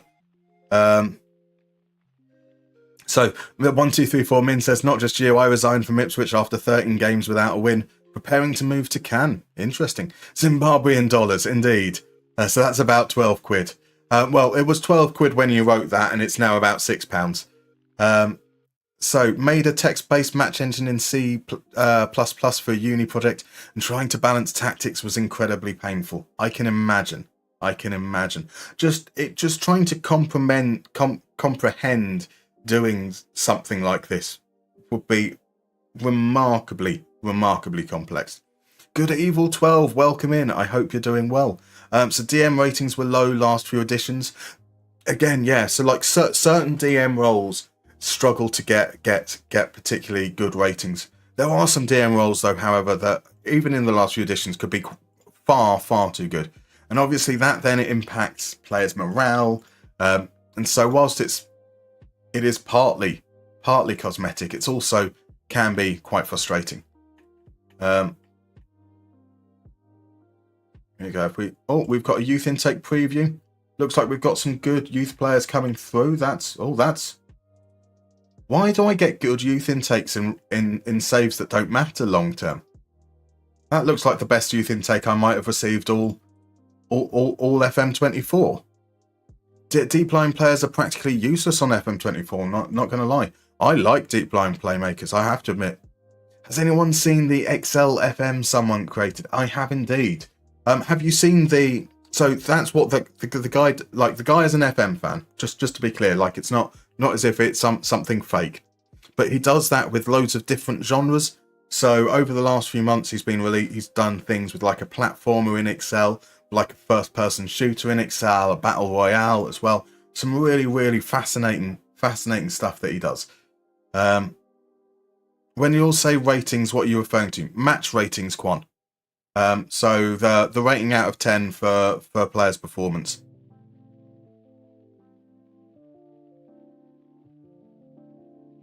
It's a Zealand video with the guy who created it. If you go there, you'll find a link to the source page. Indeed. So has Zealand done a video with the guy now? Oh, that's quite interesting. I know that Zealand did a video just about the sheet, and there was the post on Reddit as well, which is quite cool. Right, so our options here: Pau Torres being rested. Leon Bailey is still a few days away. So there we go. Don't mess it up. Don't mess it up, guys. We just need a draw. Just need a draw. Just need a draw. We got a draw. That's okay. Boubacar Kamara got injured in the 89th minute. However, that's less okay. It's out for 5 weeks. Marvellous stuff. Marvellous stuff. Did we finish? We finished first place, so we're into the round of 16. That's something positive. Rest for a day. Boubacar Kamara has to come out for Dougie Louise. Leon Bailey is going to be the player onto the bench there. Let's move back to our first team squads. That's Konza. It's Torres. They have to be the first choice in that particular situation. John McGinn, Moussa Diaby, John Duran.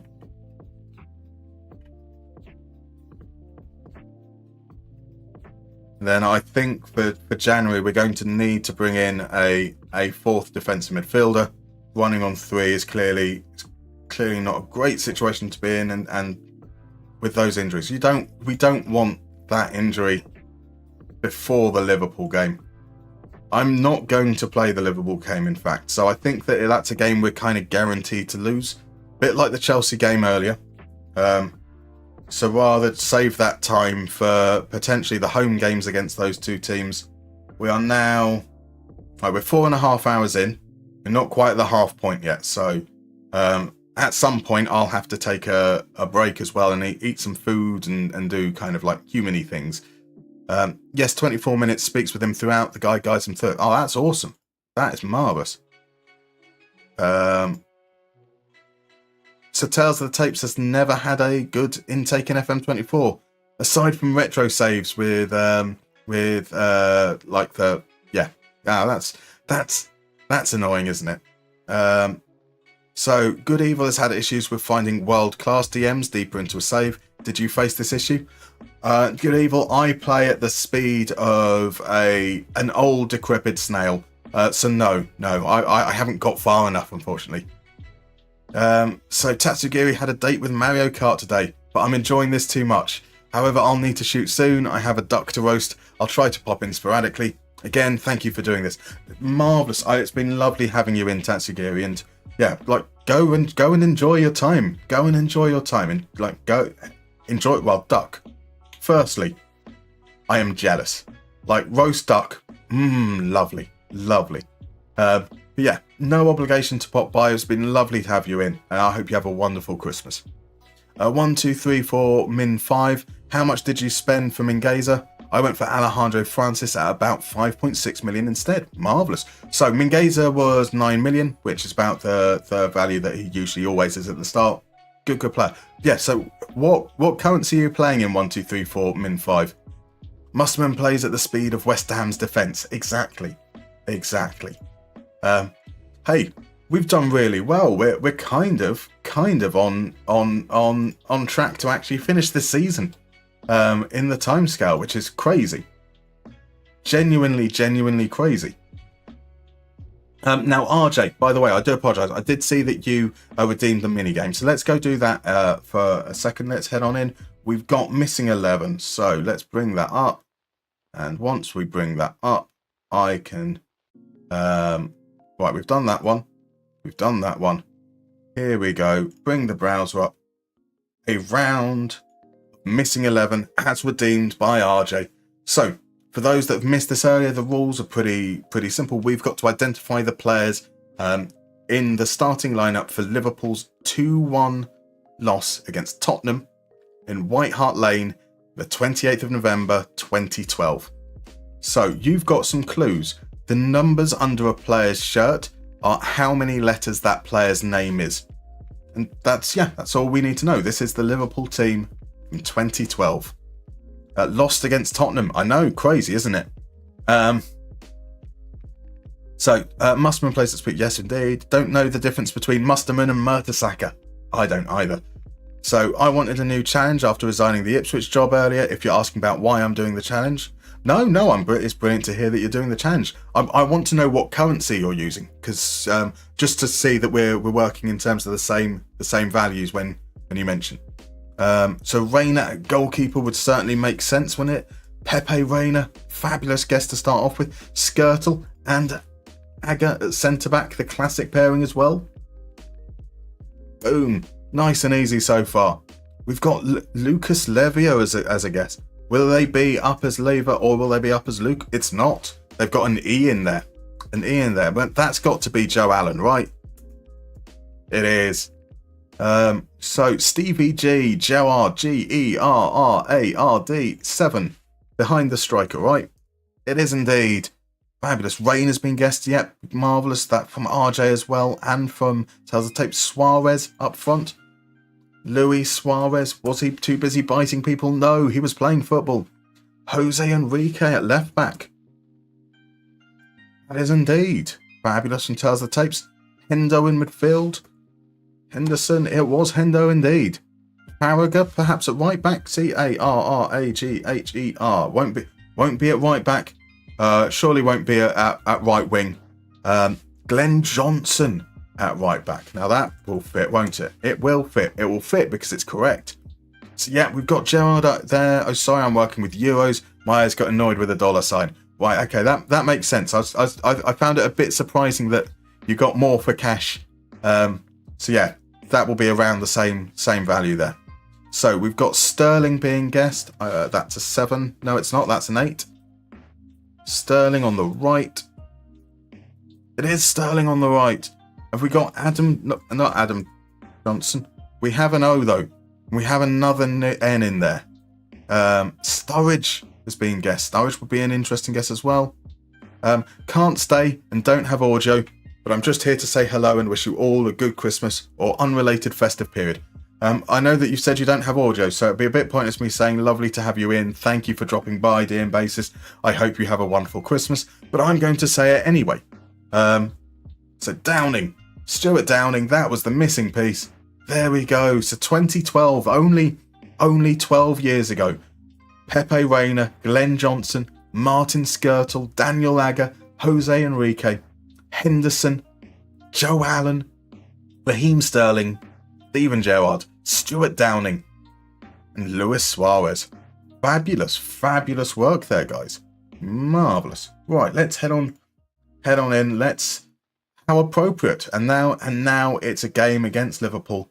Let's see how our guys come out of the back of this. It's going to be low. It's going to be bad, like 4-0. I feel like this is 4-0 written all over it. What? What?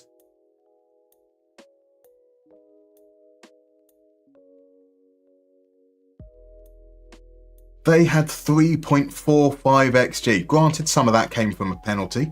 We had like 2-point-something XG. Duran with a lovely ball through. There's Moussa Diaby to make it 1-0 inside 3 minutes. Duran then feeds Mangay to Tielemans. Tielemans just decides, fuck it, I'm going to smack it, and Alisson Becker lets it through. That was, Louise with the penalty. And then Oscarson comes on, finds Konsa, back to Oscarson. What a weird cross. A first-time volleyed cross looping to the far post for Zaniolo to head in before Jorginho pulled it back to 4-1. Crazy stuff. It was 4 indeed. How about that? Oscar Mingueza is injured. 3 weeks. That means that Hayden Carter is going to get some game time. All these injuries coming in, it is that period of the season where you expect injuries to come in because there are so many games. They're coming thick and fast. Right, that's going to be Hayden Carter in at centre back. Konza out wide. We are out of players to put on the bench. So who does it be? It'd be Sil Swinkles is going to make his spot on the bench. Sil Swinkles is on the bench. How's Irugbanenum? He's still out for another 4 months. We could do with him as well, really, just as some cover. So Luca Digne will come back in. We forgot to make that change.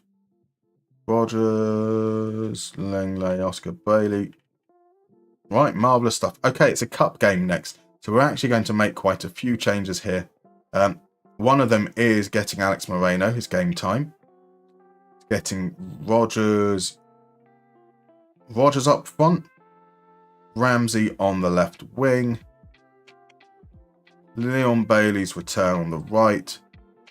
Oscarson up front. Langley in for Torres. So that should just about do us there. Early in real life Moneyball side, Dalglish's manager, the Fenway group signed Henderson, Adam, Downing, Suarez, and I think Carroll based on data, though less sophisticated back then. I mean, they were also all quite dear signings, weren't they? I mean, like Downing for somewhere around 20. I was either 20 or 30 million. I know it was. I know it was a lot. Carroll was obviously a big signing. How much was Adam? I did like Charlie Adam. Charlie Adam was a fun player.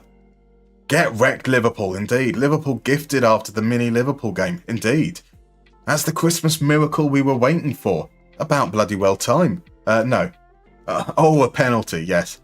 Instant results all the way. Quite possible. Well, I say that, but we lost to... We've had some bad results off instant result as well. Losing to Adana Demirspor and drawing to them as well is pretty poor. Losing to Sheffield United, bottom of the league, was poor. Away draw against Crystal Palace, kind of understandable. Yeah, the away draw against Luzerne as well wasn't all that impressive. But then it's not as if we've been any more impressive when I've managed them. So how dare I insult the powers of instant result, to be fair. So here come the reserves. I don't mind us losing this game. I genuinely don't mind us not having to play a 2-legged semi-final in January after a month where we've had to play 9 games. But we won. We won quite comfortably. Ori Stein Oscarson scores his first goal for the club. Have we picked up an injury though? No injuries as well. Even better. Time to rest these guys. We just have the 3-day break again. So which players come in? There we go. It's Pau Torres in. Those two have to stay. Those two have to stay in their role. Jacob Ramsey comes out for John McGinn. It is obviously Saniolo back there. Diaby back in that role. John Duran came on and scored. John Duran's on 4 goals this season. 4 of the finest goals I'm sure we will ever see. Then we move forwards.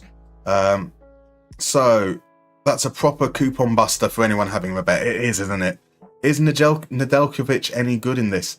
I don't know. He's obviously... So when we signed him and we loaned him back immediately. So he's on loan at the moment. I think he's meant to have good potential. But whilst I've done the episode on Aston Villa, I haven't actually managed Aston Villa actively at all in FM24. And certainly would be keen to see how he is for later seasons. In real life, He seems a little bit raw, so I'd be surprised if he's particularly good, but you never know. You never know. Oh, Tatsugiri. I'm so sorry, Tatsugiri. You can't escape it even in game.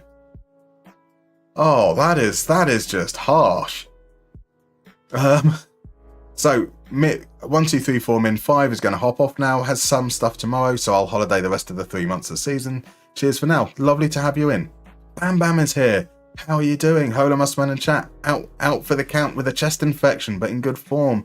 Oh, not bad. Awful timing. Just going to lurk in with you all in the background on the big screen. It's lovely to have you in. I hope you feel better soon. You should get a pen emote at this point. Really should. I thought that just the VAR saying robbed would be enough, but yeah, we need more specifically, really, don't we? Only Hendo and Suarez worked out with those signings, but Hendo nearly went to Fulham as Rodgers told him he could leave. Good to know. I would say that I suppose Downing had like a good last season. It took a bit too long for him to really have the impact he was expected to have. But he had some good moments for sure. Charlie Adam is spent his whole career being inconsistent, so I suppose there's no major surprise there in that regard. How far away are we from Ollie Watkins' return? 7 days. So it's going to be Diaby and Duran. Now watch us lose like 2-0 to Brighton at home after that last result. We scraped it. Ori Stein Oscarson with his second goal in a week, but we were lucky. Not a good quality game whatsoever. Just 16 shots from both teams. Despite those couple of wins, we're still outside where we want to be. It's 3 days again. Can't we just have like a nice period where we've got 4 days rest so I can give them 2 days off? That would be nice. So 26th, 29th, Friday, and then a game on a Monday. Then we've got a bit of a gap there between Newcastle and Swansea. Finally a chance for a little bit of respite. We need a defensive midfielder. Obviously, the way I play, I don't have the full gamut of options. We're not going to go moneyball with our approach here because, in the politest way possible, I don't have the time to go through and analyse it at that level. But Andre as a player, we considered signing from Manchester United as a well-rounded option. I would be quite happy with him coming in. We've got the budget to do so he can be our fourth defensive midfielder potentially. They want more, and he wants 100. Okay, no, we can't. We are not buying Andre and giving him 140 grand a week. What does Zubimendi want? Do we have some information there? He'd want around that. He's also not that interested. Let's do that first. Right, that makes sense. So Lewis Ferguson's more attacking player than we'd be looking at. Youssef Fofana does like to run with the ball, which is perhaps a bit more attacking than we'd be looking for, but is a good player. Gonna be far too expensive. Mariba out on loan. Jakob Moda. Some of these players far too expensive. Now, what do I want? I want someone who can control the game, who can help us progress the ball, but also do kind of the defensive stuff. I think. Let me go through some of my scripts. Let's see here. I appreciate that you can't see what I'm doing because this isn't in a shareable format. But when we were doing the Sevilla one, we wanted, granted, a bit more of a playmaker, somebody who would eventually place Rakitic. But there were some interesting options there. There was Adrian Bernabé, who kind of an okay player. What were the other options that we considered? That's the question. So it was Vicente Pizarro, Adrian Bernabé. Is it just those two suggestions?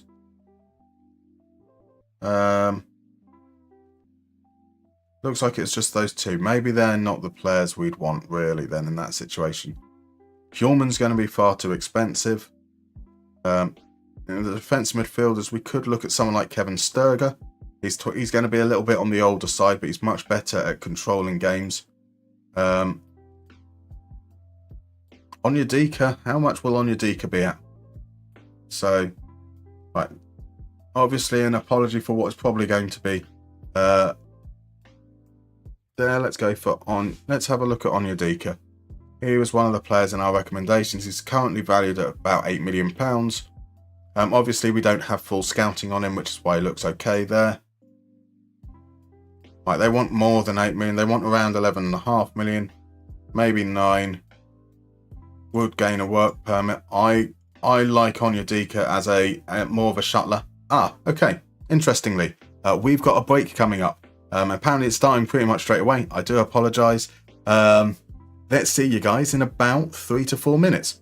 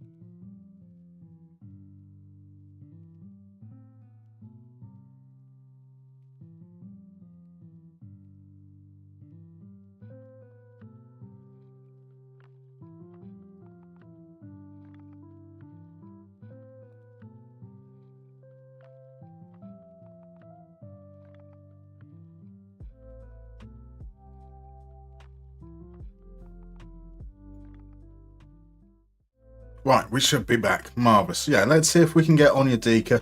They said they consider him as a fringe player, so I guess that we'd be able to get him at the bottom end of that range, which is marvellous. Onyedika is a player that I've scouted a lot before, covered in the Moneyball clinics for defence midfielders. Someone that can get through a whole load of roles, so should be a nice fit to help us out in that respect. So El Canouse is a quality player, a bit more of an attacking profile than what we're looking for at this particular moment, but definitely someone to keep an eye on for sure. See if we can get them down a little bit. So Maestro / 12345 min 1234 min 5. Have a lovely Christmas. Thank you very much for dropping by. Matches Sriracha is a very interesting recommendation as well. He's a player that has definitely come up a few times. I've not watched him in games. I don't know Sriracha as well as I know Onyedika, but definitely an interesting option there. Perhaps a little bit more attacking there from what we're looking for. We look for someone who's playing in a double pivot ultimately. So when Tielemans or Louise or Camera aren't available, Al Ittihad want Leon Bailey. He's spent a lot of this season injured. That could probably open up the opportunities for someone like El Canouse. We do need to see. We've had Zaniolo a little bit hit and miss so far. Some big moments, some not so good moments as well. But that area, that right wing area, is somewhere we'd probably be looking to improve over course. So One Step Closer says, as an AC Milan fan, Fofana is giving me anxiety. Well, thankfully, he's far too expensive for us to consider. Onyedika will should hopefully get him in time for when the window opens, which will be nice. An away game against Arn. Right, okay. We're just about to hit hour 5, which means we've got 7 hours remaining, and we are halfway through the season. So we're going to play against Burnley. We are definitely going to play against Burnley. So Louise and Tielemans currently are the only options as defence midfielders, because Kamara's injured. Regbanen from the youth team is injured as well. We could, in theory, put Torres in midfield, potentially. That doesn't make me feel good. That doesn't make me feel good at all. Zaniolo out wide. He's currently been popped onto Rome from position. That's our strike force. Ollie Watkins is a few days away. Mingueza is still out for another week as well. So kind of our hand is forced over these next few days with injuries. So let's see. 4-4-2 plays 4-4-2. Let's go with the media comment. We're away from home, which means we probably shouldn't be quite so aggressive with our opposition instructions. I do like the zigzagness, so like zigzagged, beautiful stuff. Not particularly important from a tactical perspective, but it does look nice, doesn't it? Does look quite rather nice. So who on earth is David Longwell? I'm guessing that's the caretaker manager whilst they look for someone to replace Company. I have not heard of him whatsoever before. So early exchanges, the momentum is with Burnley. Here's Koleosho with the throw-in. Cork back to Vitinho, finds Koleosho in space. That's got to be 1-0. It is 1-0. This is why I wanted us to take over this game, because I was worried that this is what would happen, and I have done nothing to stop it as a result. Let's push those lines up. Let's put some pressure on them. They should be looking to sit back now. They're dominating the ball. Dominating the ball in the opening 15 minutes. A pass to Berger under absolutely no pressure. Here's Cork back to Vitinho. Out to Koleosho. Koleosho's able to find Cork. Cork over the top. Touch for Fofana. This has got to be 2-0. It's hit the post. We managed to get it clear. This is shocking stuff. Absolutely shocking stuff. What on earth is going on? Right, let's take those off. We are pushing forwards. We cannot be so passive. They're just letting them have as much time as they want.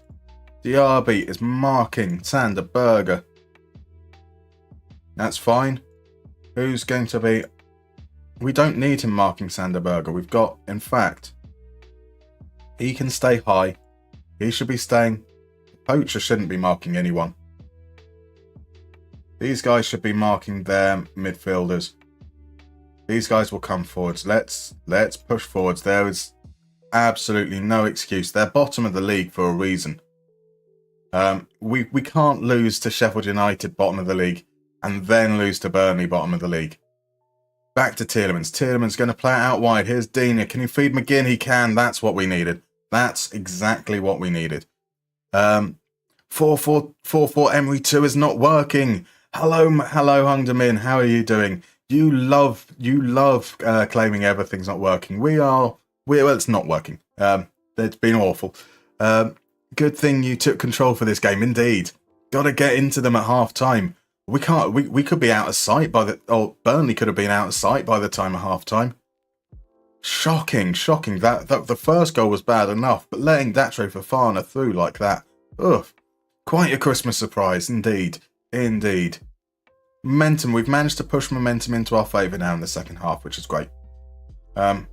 Zaniolo feeds. Oh, why do I Lucas Digne scored.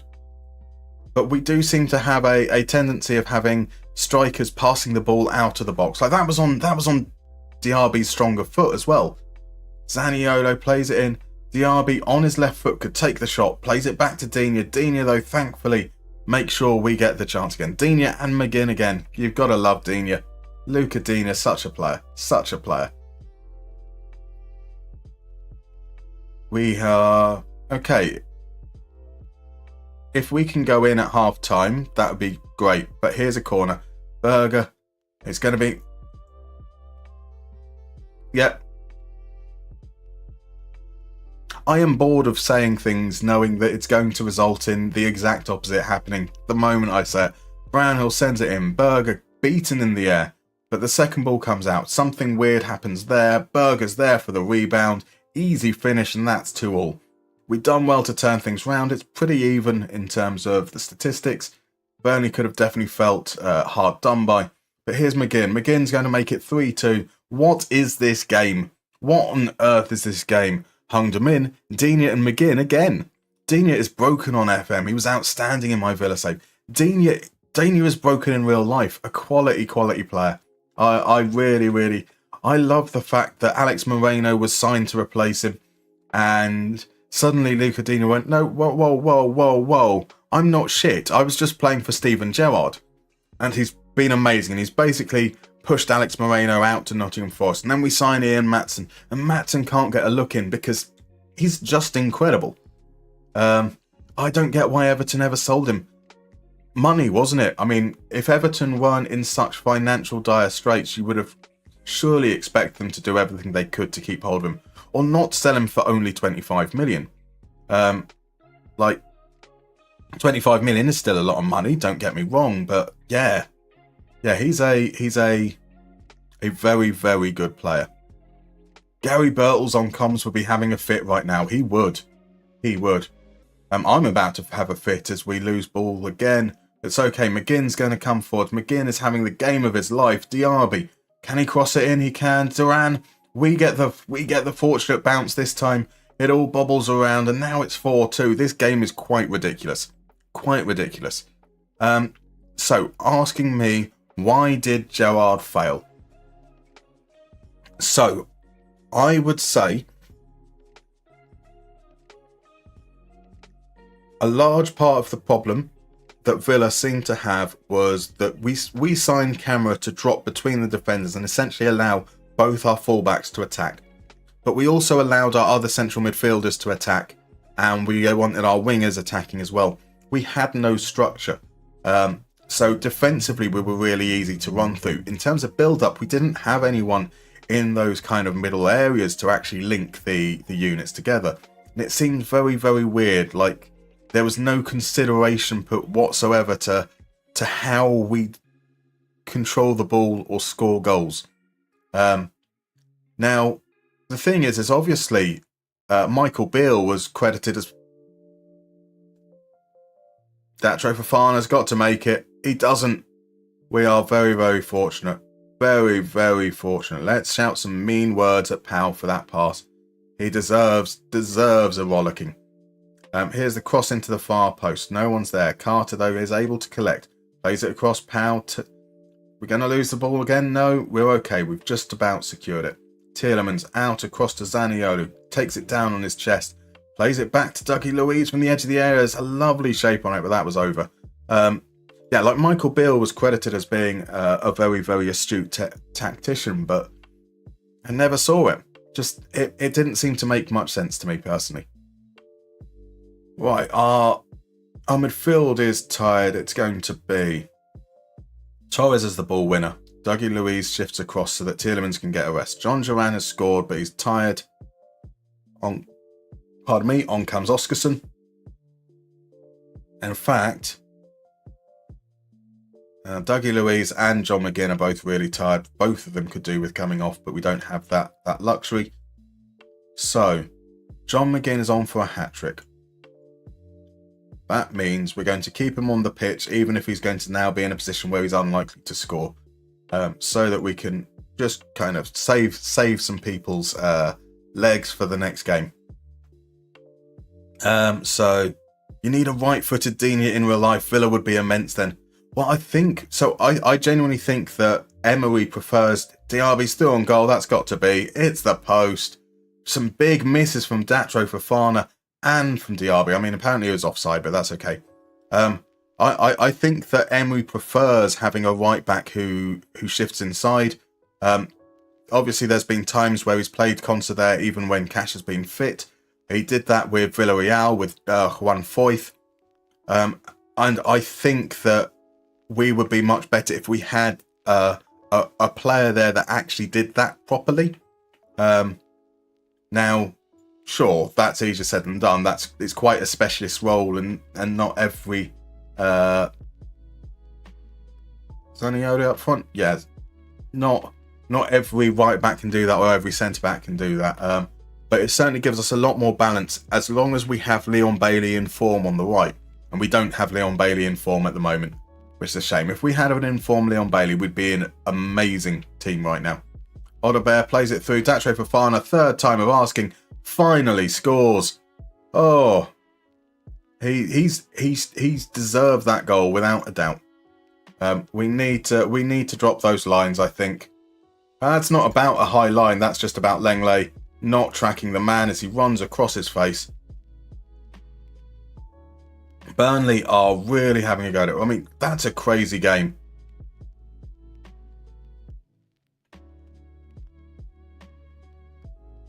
John McGinn is so tired. Right. We've now got 5 centre-backs on the pitch. There's the bit. There it is. There it is.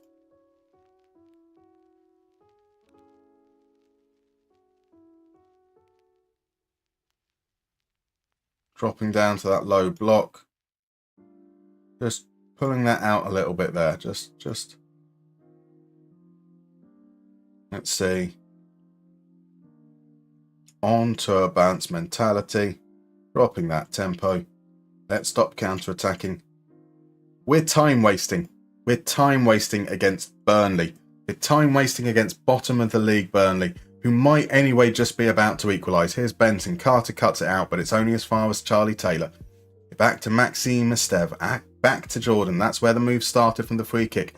Good tackle from Lenglet, though. An awful, awful pass from Digne. What was he doing? What was he doing? And that's going to be the equaliser. Oh! That does have to go down. We don't make those changes. In fact, we go the other way round and we're going to be attacking now. From a corner, Digne, can he make amends? No, he can't. That's not anything happening from there, unfortunately. So, 36 shots, 16 on target, a 4-4 draw on Boxing Day. What an incredible, incredible game. Jesus Christ.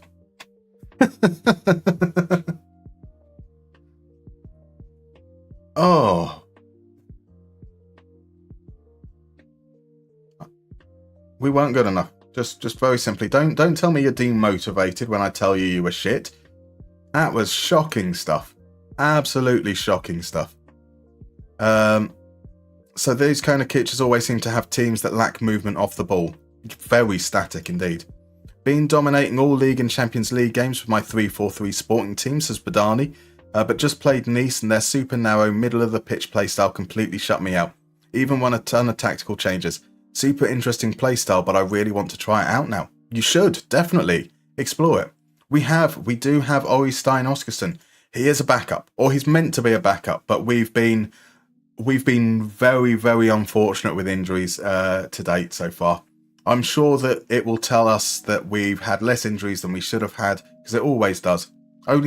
Expected total 22 over the course, always says 72 over the course of the season. But even from the start, 6, 5, 2, 3, 3, 4. It's thankfully telling us that we've had no injuries in January, which makes it seem like January's been quite good. And don't get me wrong, like, I'm not saying that it's been bad, but we're not even in January yet. So, you know, we can't really judge on the merits there. We are currently 2 points off 7th. Brentford have jumped above Liverpool in the table, but we are at the halfway point at least. So our next game is against Brentford. Did I not rest the players? Oh, I didn't rest the players after the game. That's not good. That's not good.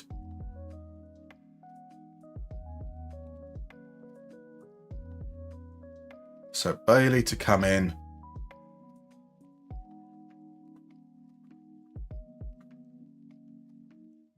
Gaze is not going to be ready. Ollie's not going to be ready.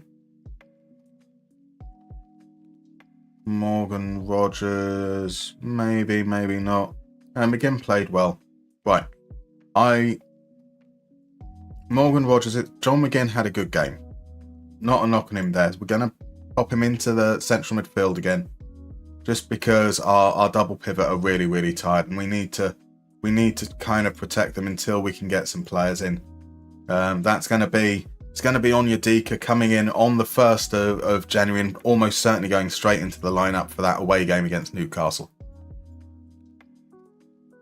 But we really are struggling through this Christmas period. Right, let's see. I hope Real Sociedad can have themselves a reliable striker in real life. I mean, he's very young still, so let's hope that he's given the time to actually develop and grow into that role. It is a big move. Replacing it's hard. Dear God, it is. Rich Sun says Bill left though to go to QPR, and Villa I think deteriorated from there. No. The issues we saw. This is one thing I can be very strong on. The issues we saw with Gerrard after Bill left were the exact same issues we saw before Bill left. The only difference was that we had a little bit of momentum when Gerrard started, and that was all it was. The first few months that new manager bounce carried his reputation, because the football was truly atrocious. Or at least I will give him some credit where it's due. Consistently atrocious. Which is something that, you know, people aspire towards consistency.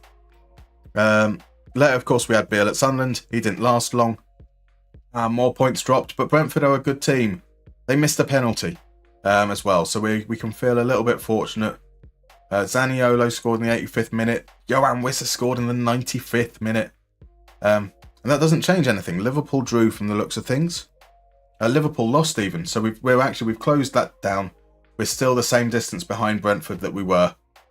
Man United lost as well. So actually, that hasn't changed anything at all, which is probably as good as we can get. Apart from an injury, another injury. Marvellous stuff. Training, rest, just all the players can have all the time off. Mingueza will not be back for that game. Ollie Watkins will be. And we can put Zaniolo back in the lineup. Zaniolo can start. We can't really do anything there. Yuri Tielemans, we're going to have John McGinn as the ball-winning midfielder, and that space will be taken up by Onyedika. Oh. Just like a week without an injury would be quite nice, please. Tatsugiri says, interesting, does that make you more susceptible down that side? Or is it a case of a wide centre-back and one for midfield dropping in? I find that we're generally quite fine in that respect. We've got that balance with one dropping in, one of the right back staying back, and then just the defenders swinging over. And that kind of gets Pow into space where he can play his beautiful, sexy-looking long balls. I'm not sure if I feel comfortable talking about someone's sexy long balls. Onyedika was going to sign. That's marvellous. Granted a work permit. Thank God. The reinforcements arrive. All-day stream to get me through Christmas Eve in the office. Lovely. Welcome aboard, Lewis. How are you doing, sir? I hope you're doing well. Why was Gerrard good at Rangers? Is it just because most of the rest of the league is not good? Yes. Why is Ange struggling with the out of possession stuff? Kind of, but amazing when at Celtic. Like there are more demands. There's more margin for error in Scotland, I would say, where the only teams you're really coming up against is Celtic. Now, obviously, current era where you've got Aberdeen in really well, they're not in so good form anymore, but they've had a magnificent start to the season. You know, they might face a little bit more of a challenge, but yeah. Onyedika to get the number 16. He is going to be our saviour, right? Going to be our saviour. Despite Arsenal's bids, he'd prefer to go to Newcastle. That's good, because that means I can reject it. Yeah, when I said deteriorated, I meant in terms of results of Villa. But obviously, as you watch Villa, I trust your view on the performances, which is why I asked. Yeah, like, so it's one of those things where a manager will get a lot of praise and you're watching, you're like, but why? Why? Like, this isn't sustainable.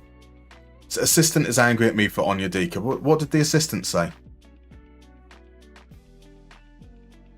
The fans were unhappy at me for Onyedika. I'm fine with that. What do the fans know, eh? I can't see anything from the assistant manager.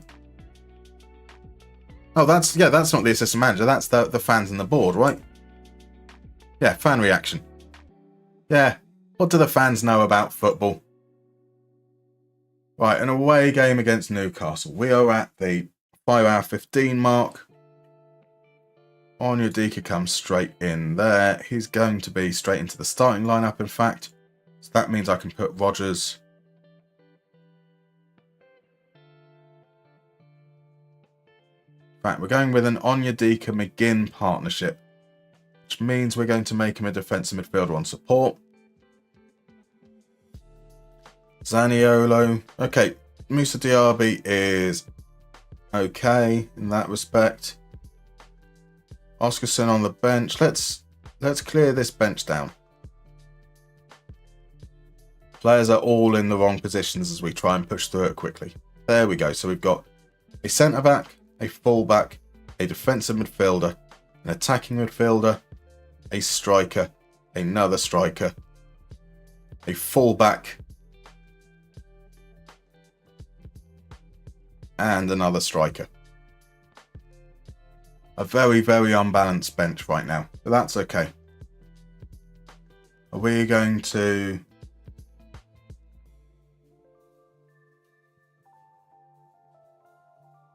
I should have left that to the assistant. I should have instant resulted. Maybe we could have got a Liverpool result out of this. But Newcastle are in very good form. Right, let's show that the recent phase. I want a good performance. Hayden Carter seems to be a bit confused that we want a good performance. That seems like a perfectly reasonable reaction. Why would I want a good performance? So, Christopher Denmark, thank you very much for the follow. I hope you're doing well. So, also, I think some managers just find their level, said Rich. That's fair. Just not good enough at a big EPL club. Mick McCarthy, a good example. That's fair too. After 6 months, they make him player of the season. What's your instructions on your two strikers? So we have... actually, we might need to take the passing off. There we go. Score goals. We've given them the score amazing, swift, counter-attacking goals like the legends that you are. It's a hidden selection. Rodgers here with a lovely ball. Is he offside? No. Oh, awful defending. Was that Matthew Targett, former Villa fullback Matthew Targett, playing Duran on side, and that made it easy for us to square to make it 1-0. Apparently we hadn't had a shot on target. Right, there we go. And then they are starting to have some chance, and momentum is kind of all for them. I mean, it's not a big swing at least. They're not creating chances that made highlights, so that's something to be wary of. McGinn plays it. Here's Duran. Duran crosses to Diaby again. Is that one going to be given out offside? That one I thought looked okay. And And it is okay. 2-0. Beautiful stuff. Beautiful, beautiful stuff. So yeah, they advance forward is instructed to stay wider, and he's instructed to mark the defensive midfielder on his side. And the poacher should have his marking instructions taken off. So I will have to double check that, but he did at one point have it. So the XG story seems to be very much in our favour. But can Newcastle pull one back before the break? Just like that. Easy, easy work. We have to do swift counter-attacking moves. All it takes for them is to send a cross in at the near post. Beat Conser in the air. Fabian Schär, no chance for Martinez. A lovely corner. A lovely header. Beautiful stuff. So we've done really well in terms of chance creation. Now, obviously, those two shots were basically from point-blank range. Right, I'm happy with that. Okay, so he's got mark specific player. That actually needs to come off. We see that they've got Bruno Guimaraes, so Diaby should be on Guimaraes. He's not. He's going to be now.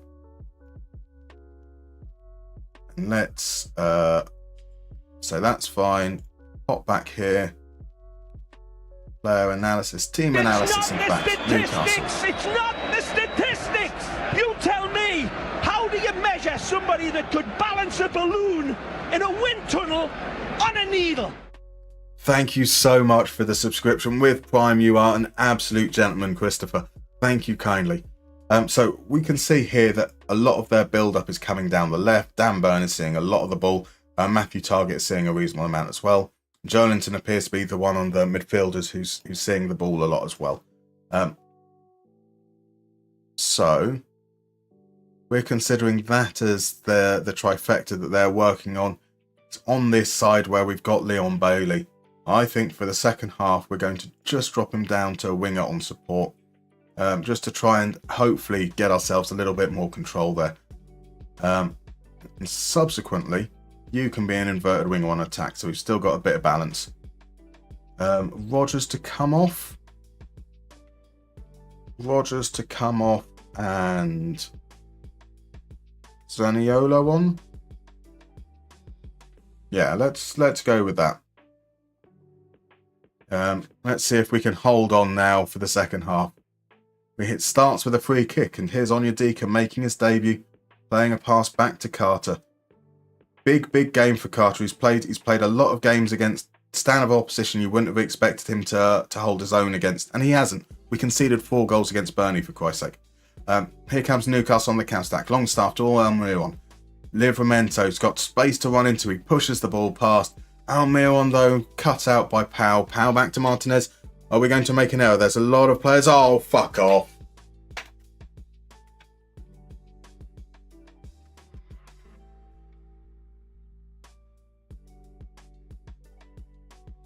I think that's a fair response, right? I think that's a fair response.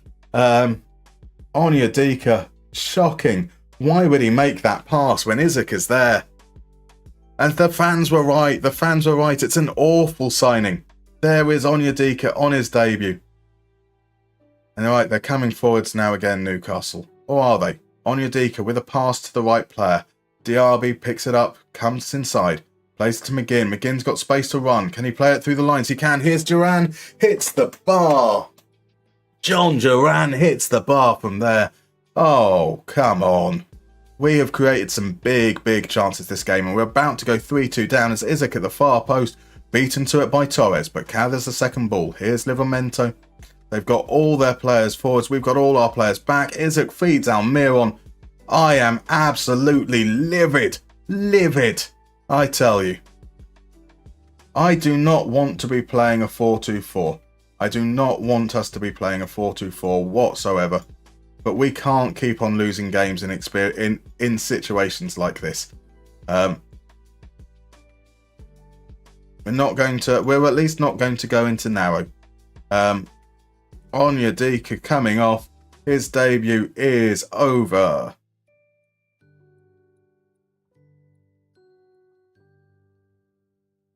Oh, I cannot believe it. I cannot believe it at all. And we're still winning the XG battle, but we concede concede those chances like that, we pass it, we gift it to them on a plate. And there's nothing more than can be expected from there. We can't do that. Can't do that. Ollie Watkins makes his return. That's going to be Diaby. As that rolls, Zaniolo there. Ezri Konsa. I need to bring Ezri Konsa. I'm going with 2 left-footed centre-backs. I don't like it. I don't like it at all. But my defenders are so tired because of injuries. Defensive midfielders are so tired because of injuries. Do I want him as a ball-winning midfielder? No, I don't. No, I don't want him as a ball-winning midfielder in this particular situation. I don't have anyone else to bring on. He's going to get a red card. He's going to get a red card. I know it. There we go. Come on. Can we do something in these final moments? Attacking. Let's fire up into these last few moments. Here we go. 5 minutes from the end. We've got a throw in. Carter plays it to Zaniolo. Here's Watkins. A lovely back heel from Watkins. Zaniolo's through. Tielemans makes it 3-3. And we're not going to switch off. We're not going to drop it down. We're going to attack these last 5 minutes. Lovely back heel from Watkins. Zaniolo surges past. Presence of mind to find Tielemans. And that's put us level. Nothing less than we deserve. 6 minutes. 6 minutes of injury time. Are we going to see some late drama? It looks like it. We might do. It's going to start with a free kick. And here's Fabian Schär. 30 yards out. Just over. Just over. The ball whistled over the bar, as it rightly says. We've 2.32 XG from 9 shots. We should feel very disappointed, but you know, we were facing defeat and we've got something out of the game, so that's got to count for something. Liverpool have lost once again. They've lost at home to Crystal Palace. Man United didn't play. Okay, so we are still very much in that fight. The other results are going our way somewhat, and that means we finally get a chance to rest. There's a whole 5 days, between now and our next game. That means all of these players are getting 3 days rest. They have been run into the ground. I should feel quite guilty. Perhaps could be considered slave labour, the amount I've made them work. Anavar52 said, need some advice. I know this sounds really stupid, but I've become attached to some of my players that I've developed. I know I need to sell a few of them, but it's hard to do. I know it's just a game. Should I be ruthless? Entirely up to you. Ultimately, you know, there's no harm in having a save where you stay loyal to the players that you've developed and you try and keep hold of them for as long as possible. There's no harm in having a save where you're ruthless and you're just constantly churning them out one after another like a conveyor belt. You know, entirely up to you. What makes you feel best? What you enjoy most? So Rich says, to be honest though, it's hard to see why Gerrard's staying in Saudi other than money. I'm sure he could get a good championship job. Could he though? Because he's not been doing that great in Saudi. Not for the resources at his disposal. Sounderman says, new mini games today. Has anyone played them yet? We have indeed played them. So the mini games, we're just using a third-party website because I don't have the time to create that many games for a 12-hour stream. So there we go. Oh, Anavar, thank you very much for the bits. I really, genuinely thank you very, very much. So yeah, like with the mini games we played them, it's third-party site, so it's a little bit easier. But we seem to be getting through them at a decent rate. They have been redeemed. Obviously, because I'm working against a timeline as well, I have put a bit of a cooldown between when they can be redeemed and the limit on how many can be redeemed over the course of the stream, I'm afraid. Oh, it looks like my headphone batteries are dying, which is probably a good moment to do... what's the time? So we're coming up to 4 o'clock, which is perfect. So we've been going for 5.5 hours? Yeah, 5.5 hours. Obviously, this is 12 hours, so we're very, very close to the 6 hour mark. So what I'm going to do shortly, let me catch up with chat for a moment. So the fans were right. It was a horrendous debut indeed. What a back heel. Yes, there were some crazy moments in the game. Brentford are indeed... Okay, so they've dropped down to 6th. Newcastle's draw has pushed them back above them for the 6th. No, Man United won. So that pushed everyone down. It is tight between Man United and Brentford. 1 point separates 3rd to 6th. And subsequently, if we can put together a run of games, we could be in that discussion. Chelsea are top of the league. Rich says, no, they're real people who live inside your computer and you'll hurt their feelings. Be the FM parent you were born to be. Or you could take that angle. So hello, Sam Piper. Lovely to see you. If the board is happy with how the team are performing, then keep them. If you have to be successful for personal reasons or for board, then be ruthless if you don't want to be sacked. That's fair advice as well. I think Gerrard is not managing one of the state-funded teams, but it's true that his Villa time was horrendous. I hope he can get his money and come back to an interesting European project at some point. You are far more gracious than I, Bill, and I'm imagining that will be because I have no allegiance to Gerrard. All he is a bad manager that we had, whereas I appreciate he means a lot more, and you'd probably have a little bit more patience in that regard. I definitely have none.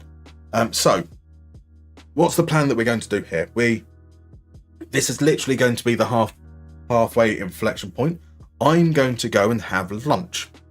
Now, I haven't thought this far ahead because, of course, I haven't thought this far ahead. So, what I'm going to do is I'm going to keep the stream open. I'm going to pop on. Let's see if I can find an appropriate video to pop on. And we'll aim to make it kind of a break of about 45 minutes or so that we've got a little bit of leeway. Like, I don't need an hour break will make me want to nap. And napping is definitely not going to happen. There's not a single hope in hell of me waking up after a nap, that's for sure. So what I can do, rather than close the stream, open it up again, let's pop on the Chelsea one. There we go. The Chelsea videos seem like a good place to start. Let's do that. That's one which talks about quite a few different subjects that I think are kind of interesting, probably a reasonable thing to put on. So yeah, let's do that. Beware of terms of service, in my opinion. Okay, what's the concern with the terms of service, would you say, Neutral Normie? I'd love to appreciate this. If I'm putting on one of my own videos, surely that should be okay, right? So Tatsugiri, I'll catch you later. Duck's waiting. Have a lovely Christmas, Tatsugiri, and I hope that duck is like, I'm jealous. I am so jealous. Who is this Haaland guy? He looks decent. He does indeed. Right, so Twitch, terms of service, showing my own videos. In order to protect the intellectual property rights of others and comply with intellectual property rules, we do not allow users to share content on their Twitch channel that they do not own or otherwise have rights to share. Okay, that's fine. It's my own content. Cool. Right, let's head on over to the stream browser there. Let me turn the music off. Let me turn the desktop audio on. Then if I do this. Welcome to the Moneyball Clinic. Cool. I will see you guys in about 45 minutes. Simulated them in full detail, then smashed it all together. Let me stop you there. Sure, that's the premise of the series, but today and in the next episode, we're going to be doing something a little different. You see, Chelsea are to Moneyball what Joey Barton is to common decency. Completely incompatible. Where Moneyball would focus on finding players undervalued by the market, Chelsea focused on completely resetting that market by spunking every last penny on whoever was Todd Burley's current muse. Transfer fees have been amortised across the best part of the next decade, whilst lucrative wages have been handed out like candy. Success is no longer a goal, it's a necessity. A necessity that they're falling short of in real life, and Football Manager hasn't been much kinder either. Across the 10 simulations, they scraped into the Champions League, finishing 4th, only 3 times, made the Europa League on a further 3 occasions, and failed to qualify for Europe at all in the remaining saves. That gives them an aggregated position of 6th, but also not good enough given the amount of money they spent. So the plan is simple. we're going to split this into 2 seasons. The first season, we are asset stripping. The second season, we'll use in-game data to find the pieces we need to turn us into a powerhouse. Chelsea are an American-owned club, and this is an American-style rebuild. To explain what I mean by an American-style rebuild, I need to talk about Paul D. Podesta. For those who have read the book Moneyball, you'll be familiar with his name. For those who've seen the film, less so, as he was reimagined as Peter Brand, played by Jonah Hill. And for those who have seen neither, he will mean nothing at all. Paul D. Podesta was the assistant general manager at the Oakland Athletics. That's like the deputy director of football. He then went on to become the general manager at the LA Dodgers before taking up the role of chief strategy officer at NFL team Cleveland Browns, a position he has held for the last 7 years. Under his stewardship, the Cleveland Browns ripped everything up, releasing their high-paid veterans and trading down in the draft to secure more picks in future years. On the field, they won 1 game in 2 years. By year 4, they'd accumulated enough talent through the draft and aggressive trading to get the team to the playoffs. This was the first time in 18 years they'd reached the playoffs, and the first time in nearly 30 years they'd won a playoff game. That was as far as they would go, losing to eventual Super Bowl champions Kansas City Chiefs. It might not seem like it has been that successful, but as a Cleveland Browns fan, I can tell you that we have sucked for a very long time. In the 17 years prior, we'd finished with a losing record 15 times. We might not be the best, but we are no longer the laughingstock of the league. To do this, we're going to start in Your World mode, essentially undoing the perceived damage from last summer. In fact, we're going to start in Poland, as this drops us in the middle of June before a single transfer has been completed. That means no Nicholas Jackson, Charles Nkunku or Axel Disasi. It also means we still have Mason Mount, Kai Havertz, N'Golo Kante and so on. The squad is large. The squad is bloated. The squad is mahoosive. So how are we going to go about identifying who to keep and who to move on? This is actually very simple. Players signed in the previous 12 months are safe. Players who are homegrown at Chelsea are safe. Everyone else is listed. Let the fire sale commence. Of course, this is a plan that is reliant on there being buyers. Saudi Arabia is sure to be pivotal here, but we'll have to see how the market shakes out before assessing what we'll do in terms of our tactical approach and bringing in players ourselves. So let's skip ahead to the start of pre-season to see the lie of the land. 3rd of July. This is the date the game would start if we started in England. As expected, Saudi Arabia has been a blessing, parting with a combined £122 million for Ziyech, Kepa, Chilwell and Loftus-Cheek. Aubameyang and Thiago Silva have returned to France, whilst it is Tottenham, not Man City, who have taken Kovacic off our hands. Contract negotiations are underway for Azpilicueta, Kante, Bakayoko, Havertz and Lukaku. And there is interest in Ampadu, Rahman and Hudson-Odoi. Whilst those transfers are yet to complete, we have a good idea of what the remaining squad is going to look like. Edouard Mendy is our keeper. As the Saudi League is not in the top 30 globally, we do not have any performance data for him, but his amenable wages means he stayed and Kepa was sold. A similar situation for Koulibaly. A big signing last summer, no performance data to judge on, and favourable wages. At the very least, he is a stopgap until Fofana returns from injury next season. Badiashile is the only centre-back we have performance data for. He proved capable in the simulations, winning 77% of his tackles and 75% of his aerial duels. He is safe on the ball, but not particularly progressive. He misses the first couple of months due to injury. Levi Colwill does not appear in the database, meaning he did not play more than 900 minutes in at least 2 of the 10 simulations. This should be a concern given Chelsea's injury woes, but he'll be given the chance to prove his worth. Reece James is the club captain and looks to be more than capable. His 81% tackle success rate is encouraging, as is his 6.6 progressive passes per 90. A candidate for some kind of inverted role from the right, possibly. Malo Gusto I feel less enthusiastic about. He actually wins a higher percentage of tackles, but his possession numbers are a little scary. It wouldn't be so bad if he was proving to be particularly creative, but he isn't. Only laying on 0.07 expected assists per 90. Cucurella's performance is more what I would expect from an attacking fullback. You are likely to lose possession if you're crossing a lot, but 0.12 expected assists is much more palatable, and he also wins back possession 33% more often than Gusto. Marston appears to be a little safer, which is quite surprising, as my biases consider him to be more of a converted winger. To be fair, the same could be said of Cucurella. Nonetheless, Marston is likely to be the backup. There are two types of defensive midfielders. Those who harass and force the opposition into mistakes, which often shows up under pressures attempted, and those who are positionally disciplined, making interceptions and sweeping up loose balls, which often shows up under possession won.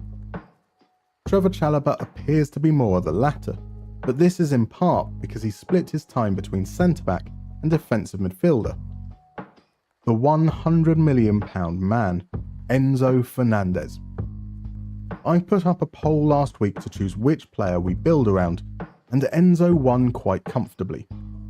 As many of you pointed out, a player with his level of creativity can make the rest of the team around him better, and his 0.31 expected assists per 90 is incredible.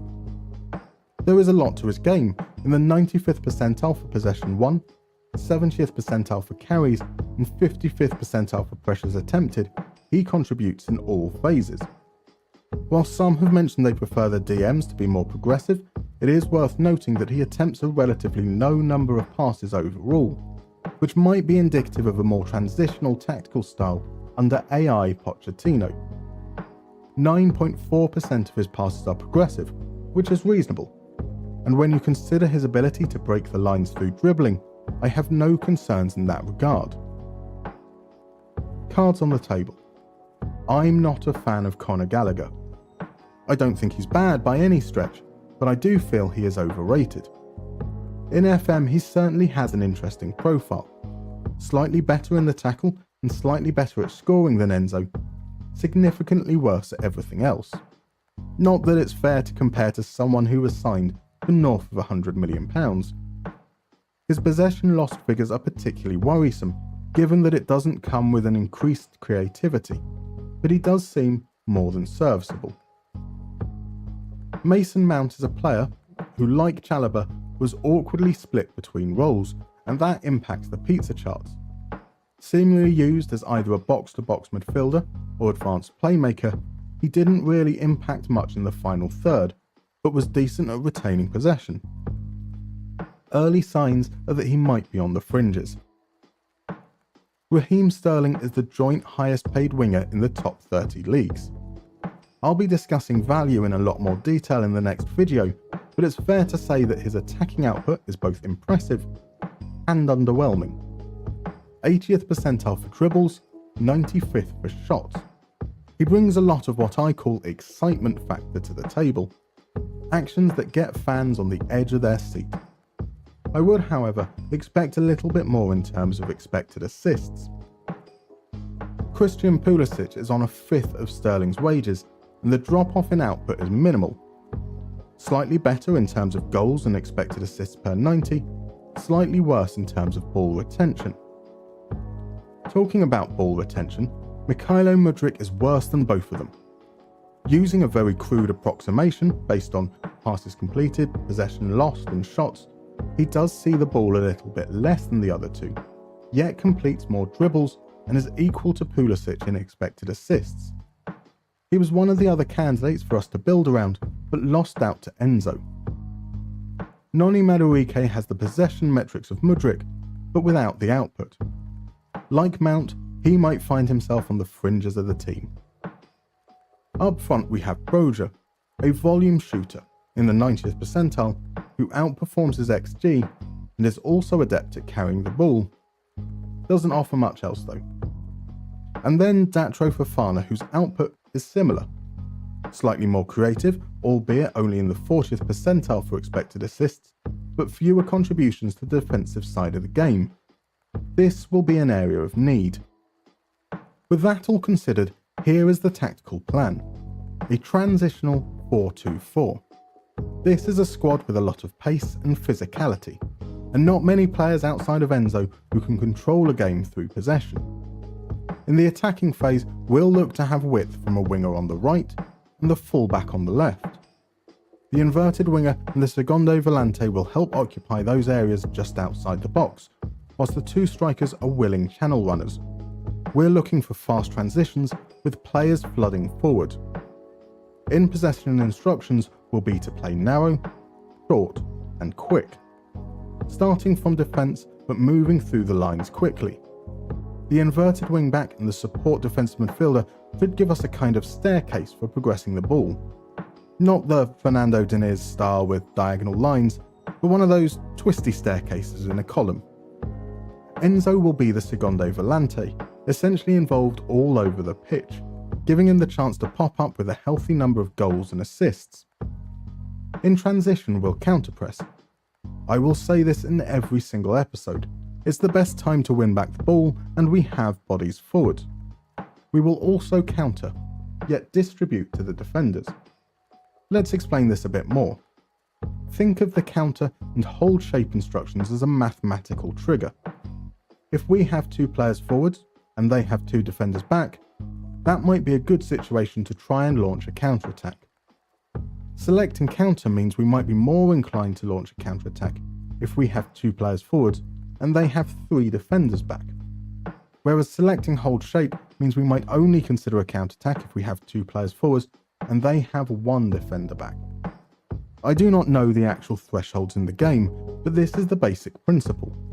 Selecting counter means we'll attempt to counter even when the situation might not be favourable. It doesn't mean we'll attempt to counter at every opportunity though. When the opportunity isn't there, we can build up more methodically. Out of possession, we're going to press high, even after the initial counter press. This is an aggressive approach, with four players naturally in advanced positions. We're not particularly suited to a low block. Similarly, we will use a high defensive line so that we still have some element of compactness. We will get stuck in because it helps us engage, and we'll trap inside because this is where we have the most players defensively. Individual instructions are basic. The wide players and the double pivot are all instructed to tackle harder. The fullbacks are told to take fewer risks. The defensive midfielder is told to hold position. Assuming those remaining transfers will be completed, here is our squad. The fallout of the failed Potter-Lampard era means there is no European football to worry about, but the needs here are pretty obvious. We need a defensive midfielder to partner Enzo, and a striker. We have some flexibility. Chalobah can cover at right back and centre back, Colwill can move out to left back, Sterling can play up top, and so on. Malang Sarr will stick around until Badiashile is back from injury. Money is not an issue. We have a budget of £334 million and a further million spare for wages, with both those figures likely to increase. But we don't want to spend money for the sake of it. The club has transfer debt of £208 million, and we want to take a sensible approach to building a cohesive squad. Let's start in midfield. In real life, Chelsea signed Moises Caicedo and Romeo Lavia. We'll use Caicedo as the reference point. I am looking for a player that performed better than the following criteria. Combined defensive actions. This is a sum of blocks, clearances, interceptions and tackles won per 90 minutes. Pressure success rate. This is a calculation of pressures won against pressures attempted. Progressive passes. And ideally, less than £115 million. Now, playing in your world mode means that we have options for players who in real life signed elsewhere. Players like Wataru Endo. His defensive contribution might not look impressive, but he is good at regaining possession and brings an aerial element, winning 55% of his headers. In the 70th percentile for progressive passes is encouraging, and in the 85th percentile for expected assists is surprising. I suppose they should be called unexpected assists. That does mean he loses the ball a little more frequently than I would like for someone who is essentially going to be deployed as a water carrier. Although this might be a reflection of how he was deployed tactically, as he doesn't have any traits that would suggest this is part of his playstyle. Alternatively, we could go for Morten Hjulmand. The Lecce midfielder joins Sporting in real life and seems like a better fit. He outperforms Endo in the possession metrics, has a better tackle win rate, more progressive passes, and even higher expected assists. It's a no-brainer, right? Well, there's a couple of considerations, starting with Endo's model professional personality. The club wants us to sign under 23s, but this squad is already the youngest in the league, and a little bit of experience can go a long way.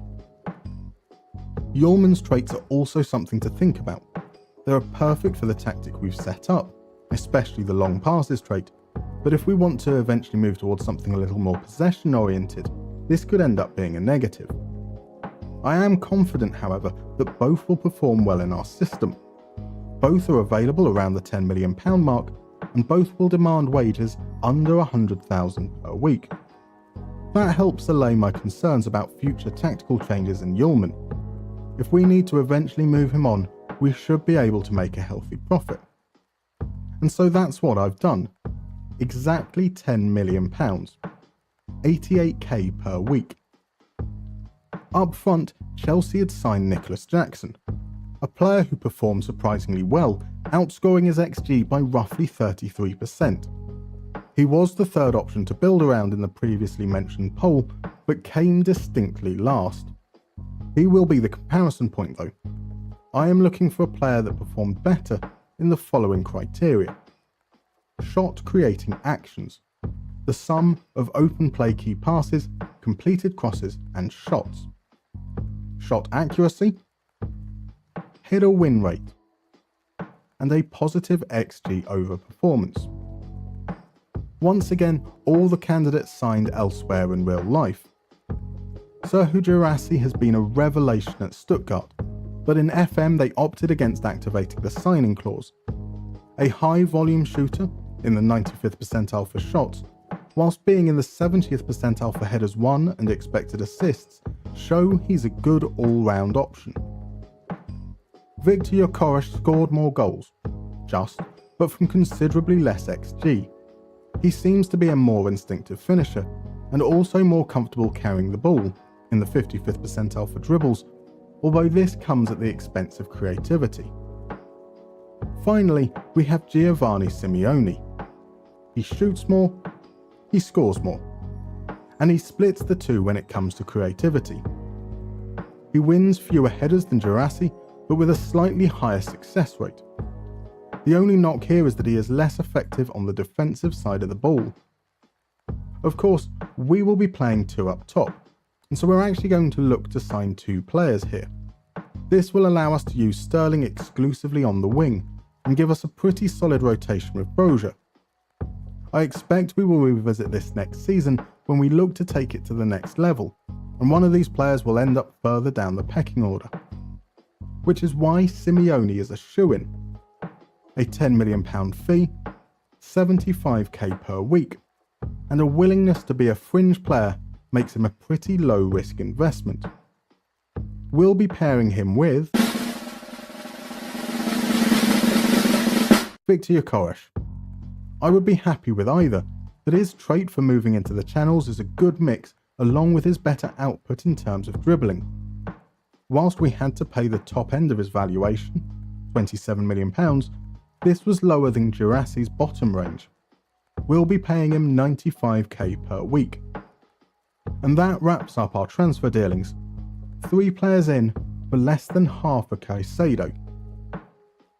If we fast forward to the start of the season, we can see the remaining outgoings. Saudi Arabia continue to bail us out, with a combined £100 million for Havertz, Kante and Azpilicueta. Man United reunited with Lukaku for 55 million, Bakayoko went to Marseille for 5 million, and Hudson-Odoi departed for Valencia for 12 million. We were unable to get a permanent move for Ampadu, so he's gone on loan to Eintracht Frankfurt, whilst Baba Rahman will sit in our reserves. In total, that's £292 million profit and a further 83 million saved in wages this season. Financial prudence means nothing if the results aren't forthcoming. I'll be using instant result and holidaying between games. This will allow me to manage squad rotation in line with my assessment of the team.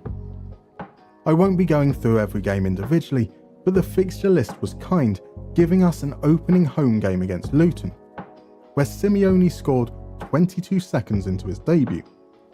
The first of 4 goals, and not a bad way to start his Chelsea career. The wait for his next 4 goals, however, was equally short, in the very next game in fact. Gyökeres hit his first hat-trick as we beat Man United and opened the season with 16 goals in our first 3 games. Indeed, by the time we hit the halfway stage of the season, things were going better than expected. We sat in second, 1 point behind Brentford of all teams, and with a game in hand. Simeone had scored 21 of our 56 goals so far. We've won 3-0 at the Etihad, but somehow lost at home to Bournemouth. In January, there was no further transfer activity, except to sell Malang Sarr for £8 million to Southampton, now that Badiashile was back from injury. Fast forward to the end of the season, and Simeone only scored a further 7 league goals, as the goal-scoring burden was shared a little more equally en route to a league title with 103 goals scored. It was part of a domestic double as we beat Tottenham 3-0 in the FA Cup final. This was not part of the plan. It would seem rather uncouth to moan about success, but this season was all about hopefully scraping a top 4 finish so we could position ourselves for a title assault the following season. That said, we were knocked out of the Carabao Cup in the first round, and with no Europe to worry about, we had fewer games than those around us. Injuries kicked our arse all season though. The challenge for the next season is still there, as we look to retain our title and launch a Champions League campaign. If, incidentally, you want to see a time-lapse of the save, there'll be an unlisted video linked in the description. So what about the players? I'll be going through this in more detail in the next episode, so we'll just take a look at the new arrivals and Enzo. Our Argentine superstar was fantastic in the final third, registering in the 85th percentile or better for expected assists, non-penalty XG, shots and goals, and finished with 19 goal contributions overall. That came at the cost of defensive contribution, but what do you expect from an attacking Segundo Volante? I would like to see him carry the ball more, and there are definitely some tweaks to come for next season. Alongside him, Yulman was a mixed bag. We had more possession than I expected, averaging 58%, so it's hard to register high in defensive metrics. He is in the 95th percentile for progressive passes, which is encouraging though. He lost the ball a little bit more frequently than I would have liked. Up front, Gyökeres only scored 15 goals, which on the surface is disappointing. He was only in the 40th percentile for shots, however, and still outperformed his XG by 25%. His passing contribution was great, in the 80th percentile for both progressive passes and expected assists, and his defensive work was exceptional. I am more than happy with him so far. Simeone gets all the headlines. 30 goals and 7 assists is incredible. You'd think with output like that he'd just be a goal scorer, but like Gyökeres, his out-of-possession contribution was impressive. I know he's good in the air, but I'm still impressed to see him in the 80th percentile for headers won, given his 5'11" stature.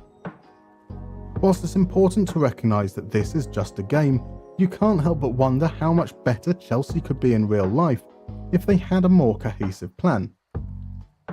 Join me next episode where I'll be looking to strengthen the squad using the performance data in-game. That's right, none of this external spreadsheet nonsense. We'll be looking at where we can find those marginal gains, how to expand the squad to cope with the extra demands of Europe, and how we can use the data to tweak our tactical approach. Hopefully, we'll be able to win some games too. See you then.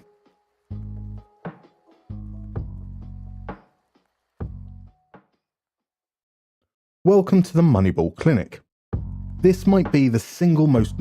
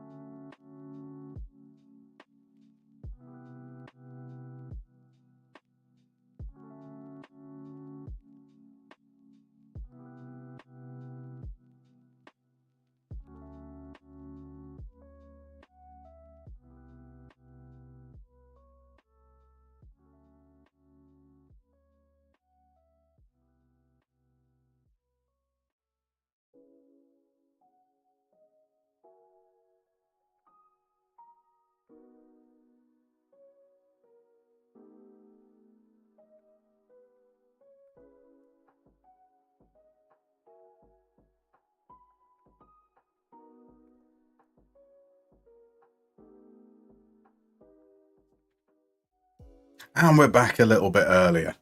So here we are now, hood up, new headphones whilst the other ones are on charge. So I thought, I've had my food now. I'm ready to get back into the swing of things. If I take a break for too long, it's a little bit like a shark. If I stop swimming, things are going to go bad. Things are going to go very, very bad. So we might as well play a couple of games, do a little bit before we head back when others may be expecting us to return. But before we do that, let's start with a poll. Let's see how people think we're going to do for the remainder of the season. We are currently standing in 8th. We're joint points with Liverpool, but we're currently behind on goal difference by about 7. Not even about 7, exactly 7. That's how numbers work. They're a lot more specific than vagaries like that. There is a little gap forming though between those ahead. You've got Man United all the way down to Brentford on 40 points. We have a nice buffer though. After 9th, there's an 11-point gap to Crystal Palace. So it looks like top half should be achievable at the very, very least. I know it's crazy. Andre Onana with 9 clean sheets. I mean, Mark Flecken with 8 is pretty offensive as well, if I'm to be completely frank with you. So let's pop that poll. We can have that running until we head back to the next kind of proper session. Let's head on over to the stream browser. Let's pop in and let's play a couple of games. Why not? So the football tic-tac-toe was kind of we could try Football Connection, see how this is. So we've got some let's see, there's there information on this. I assume this is a little bit like the connections that you can do on the New York Times website, or a little bit like the other round of Only Connect that we don't do during our streams. So this is the wall where there are 4 groups of 4, and we have to we've got 5 lives from the looks of things to identify those groups of 4. So looking at this initially, I mean, I don't know what the answers are. What do we have? Anything that kind of stands out? We have Marquez, we have Dos Santos. They're both Mexican, aren't they? Do we have any other Mexican players? Irving Lozano is Mexican. Is there a 4th Mexican player in there? Is that Ochoa? Ochoa, indeed. So maybe that we can try that. That would be potentially. Yay, we do. That's one. Let's see if we can work out what the other connections are. Right. By the way, welcome in route. Merry Christmas. I am indeed very well. I hope you're keeping well as well. Lovely to see you in. FM Consoles here as well. Just popping in away from Kid Chaos to donate some channel points. And as and when you do the bits, Merry Christmas. Bless you very kindly. I hope you have a lovely, lovely time. You're going all in with all the channel point redeems there. Got a bit of Who Are You, a bit of Missing 11, and a bit of Tiki Taka Toe. Beautiful stuff. Thank you very much, FM Console. Really, really appreciate it. Hydrate. I should have really grabbed another drink whilst I was doing the lunch stuff. That's okay. I haven't turned the camera back on. I mean, that's probably a good thing. We're always a lot better without my face, but we should probably turn that back on for when we need it. Hello. All donated. Should charge more, Jeff. So because we're doing these from the web browser, and I expect there's going to be a few more people that aren't in as regularly. The prices are down a little bit lower. You are an absolute gentleman, though. What do we think the other links might be there? So we've got Diddy Hammond, James Milner, Chiesa potentially as well, all Liverpool players at time. I don't think any of the others have been. Shay Given is Irish. Joey Barton is a prick. Is there a link that it could be pricks? Haman, Milner, Given and Barton from Newcastle. Now that's a good shout. Haman, Milner, Barton, Given. It is indeed. Play for both Manchester City and Newcastle. Oh, that's quite cool. So is it just 3 Dutch players in there? There's Hullet, there's Van Basten, there's Blind. It is just 3. This is where it gets tricky, where I'm guessing there's probably... I'm guessing that green means that was probably like the easiest one to work out, and maybe like they're a little bit more... The colour coding is how complex they are. Maybe, I don't know. I'm doing a great job, just popping in now, but kids are around, we'll pop back later. So appreciated. Thank you very much for dropping in, Root. I really, really appreciate it. Christmas time with the kids as well. Like you guys are going to be very, very busy over the next few days. So Tales of the Tapes is coming to Modric, Figo, Hullet and Baston for the Ballon d'Or. That does make sense. It is indeed. So do we have any suggestions for what the link would be between Holland, Thuram, Blind and Chiesa? I mean, we know that's the link. We know that they are a foursome of some form. Ooh, that's a horrible thought. Would anyone want to be stuck in a foursome with those four? I'm not sure anyone would. Yeah, what are we thinking? Sons of players? Absolutely. PJ Burridge. Good working out. Has a footballing father indeed. Beautiful stuff. Apparently we're the only people to have played that. Marvellous. Right, so we've had a game of Who Are Ya? Let's see what we get from the random with the Who Are Ya right now. The random bizarrely seemed to have been exactly the same as before. So yeah, nice work. Nice work. All Nepo babies, that would work. I was trying to do names. Right, got to go see you in a bit. You are a gentleman. Have a lovely evening, FM console. Lovely Christmas well if I don't see you beforehand. So who do we think this very, very blurry white man with short hair is? Any initial guesses we want to go with? Now, ultimately, let's face it, we're going to get some clues off the guesses anyway, aren't we? So you could guess whoever you want. I'm glad to see, though, that Outfarby has said Cole Palmer, because Cole Palmer was who I was thinking. So let's see there. Cole Palmer. It is not Cole Palmer, but it is an English player in the Premier League. So they're not a midfielder. They're older than 22. They've got a lower shirt number than 20. So we've got guesses for Coleman, Barkley, Trippier.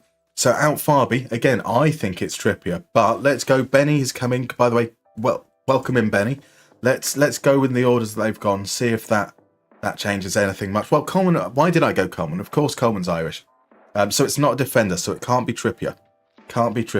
Ross Barkley is a midfielder, so we're looking for a striker or a goalkeeper, I guess, from this. An English striker or goalkeeper. Not necessarily sure. So there we go. Coleman was my hint. One guess. Fair enough. I guess not Foden. Foden. Oh, wait a second. They're older than 36 as well. So Leg over on YouTube has said Jamie Vardy. Crab Lungs has said Vardy as well. Mark Milligan, indeed. It has to be Jamie Vardy. There can't be many other forwards at that age. It is indeed Jamie Vardy. What an awful photo of Jamie Vardy indeed. That is one hell of a photo. You would have thought that a player who's been around for that long, you'd be able to find at least one good photo of him. That's harsh, but wonderful work there. We had guesses from. I do like that we had Leg and Crab Lungs. Some good names coming in there. Mark Milligan out. It's not Varby, says Benekaj. Oh wow, the photo threw me. I was like, his head ain't that wide.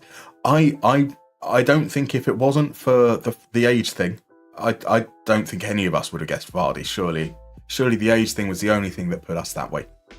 So we also have get round of missing 11, kindly donated by FM Consoles. So let's pop on over to missing 11. There's an archive. Now, why did we miss that before? We have been given. That's the one we done last time. So why is the archive there? Here we go. Atletico Madrid's 4-1 loss against Barcelona in 2012. So we're looking at the Atletico Madrid starting lineup. Oh, pardon me. Can we work this one out? This is how good are people's knowledge of an Atletico Madrid team from 12 years ago. So we've got Crab Lungs describes it as a prison picture indeed. He's married to Rebecca Vardy. No wonder he doesn't smile. That's fair. You did think Vardy first off, but when age came up, it was obvious. Yeah, that's fair. So guesses we've got coming in. We've got Coke coming in. I see now. It's not Coke. It's not Coke in a defensive position. Maybe further ahead. Coke never played that high, did he? He did. So would that make Gabby a little bit deeper? It is. Gabby there. We've got Coke. We've got Courtois. Obvious choice indeed. I'm just disappointed I didn't think of that. I can't spell, so it has to be Courtois. Courtois, like a tortoise. Is he really spelt Courtois? I didn't know that. Godin is a fabulous guess as well. So Luis Felipe. Or would that then be Felipe Luis? So it would fit in. There we go. Felipe Luis. There we go. Marvellous stuff. So we've got Godin there. We've got Courtois. Got Gabby for the other one. Yep, we've got that. Arda Turan, as that would be. It's such a shame how it turned out at Barcelona. Seems to be the way that most things kind of end up with Barcelona when they buy players. Like youth products, amazing, but buying established players never quite so good. So what have we got? We've got Miranda as another guess. There we go, at centre back. Fabulous work there. And we've got a I have seen something else. Juan Fran. There we go. You guys are remarkably good at this. Remarkably good at this. Mental problems pushed him back. Yes, that's fair, OG Vint. Falcao. Of course, Falcao. Marvellous. Does that make Diego Costa off the right? Diego Costa off the right indeed. So, who have we got as the last possible player there? So we've got a midfielder. Have I missed any suggestions for midfielders there?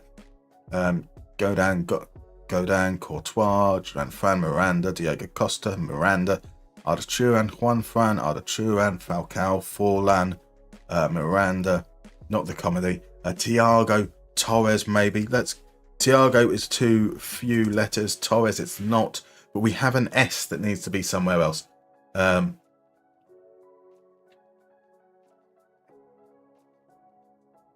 Who on earth is that?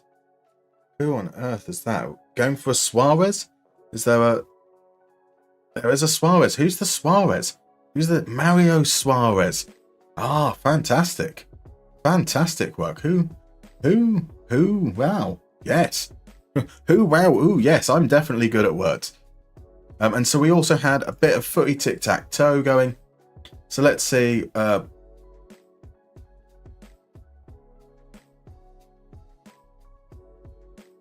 So they're playing against someone doesn't really work in this day. So we've got the box to box. Let's go for the European leagues again. Is there a random option here? There doesn't appear to be a random there. So let's go for we'll go with the English leagues. That's what we know. Let's see if we can find a player that hits those counts there. What have we got recommendations? We're looking for Brentford in German, Brentford in English top division, Brentford in Portugal, Man United in German, Man United in English top division, Man United in Portugal, West Ham in German, West Ham in English top division, West Ham in Portugal. So we've got Sharda. Sharda will do both top left and the middle left even, shouldn't it? So not Kevin Sharda doesn't count as playing in the English won the English top division. Okay, right, that makes far more sense, doesn't it? This squad made it to the UCL finals more or less 3 years later. Good stuff indeed. So we've got a guess for is that Thilo Kehrer we were going with for the West Ham link? That would make sense. Thilo Kehrer, fabulous guess. Hitzelsperger's been guessed as well, which would be nice. Ricardo Vaz Tê for the Portuguese connection. Let's add Hitzelsperger in there. Once we fill the grid, we'll stop there. But let's add some extras in. Let's confirm our so it's Schweinsteiger, obviously for Man United. A fine guess there. So yes, it's Premier Winnings, Tales of the Tapes, not just played in the top division. Joe Cole being a suggestion. So Joe Cole as a winner of the English top division and a West Ham player, indeed. I suppose you could have had Frank Lampard as well. Jesse Lingard being suggested. Lingard even. Jesse Lingard isn't on there, unfortunately. So, is he dual nationality? Fabio Carvalho. Interesting shout. There he is. Brentford and Portuguese. That will go. Bebe from Man United and Portuguese. I love that we're ignoring the obvious one. Bebe isn't Portuguese, but he has won the top division. So yes, there's the obvious one coming in. Cristiano Ronaldo to fill that bottom spot. So no Lingard tic-tac shit. That's fair. I mean, has he won the top division? Was he in the senior squad by that point? So yeah, we've got some more Man United suggestions coming in with Nani there. We've got Michael Carrick as a player that will surely fill in quite a few. Well, both of those ones, won't he? He's not Portuguese or German. So can we think of a Brentford player that has won the English top division? Let's see. So I mean, has Ethan Pinnock, Ben Mee, Rico Henry, Mads Roeslav, even Tony, Neil Malpai? These aren't promising so far. Who has played for Brentford? Janelt for top left, indeed. There's got to be a Brentford, like somebody who's gone and retired at Brentford, or or maybe started their career really early there and then gone on to bigger things. Brentford have signed some amazing players that have gone on to better things. So surely there's got to be someone. Did Ben Mee win the league with City? Shall we give it a try? It doesn't, unfortunately. It doesn't, unfortunately. That would be nice. I do have a game open. I've only just done a video on them. In fact, the video about Brentford has gone out about 10 minutes ago. I should have waited for lunch until then, shouldn't I? Granted, it's only a 5-minute video. Who on earth could fill that role? Have we got anyone played for Brentford and Leicester? That's a good thought. Did Sepp Vandenberg win the league with Liverpool? Does he count as being in the senior squad at that point? Unfortunately not, but great thinking out, Farby. Thomas Manley. It's not coming up there, unfortunately. So I'm guessing if I just do a quick check, oh no, it does have players from bygone eras as well. So maybe we've got to look at players from a long time ago. Are there any notable former Brentford players that people could know about?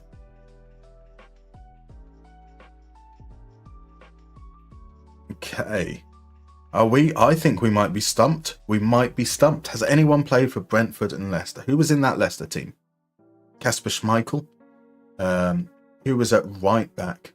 So we've got players like Christian Fuchs, Wes Morgan, Huth, Nkante, obviously, Vardy, Mahrez, Albrighton. I'm struggling to think of who was even in that Leicester's team now. Drinkwater didn't go to Brentford at any point, did he?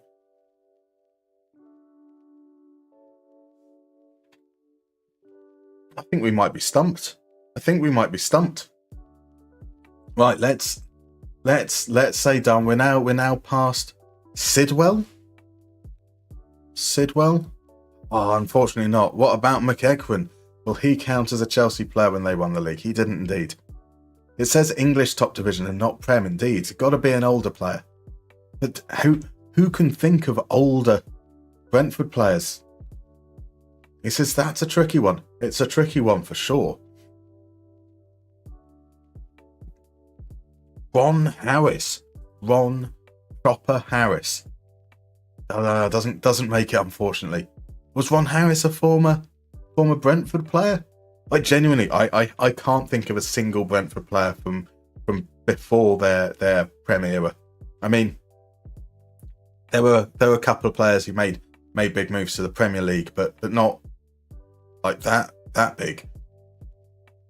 Has Ivan Toney secretly won the league with Newcastle that we didn't know about?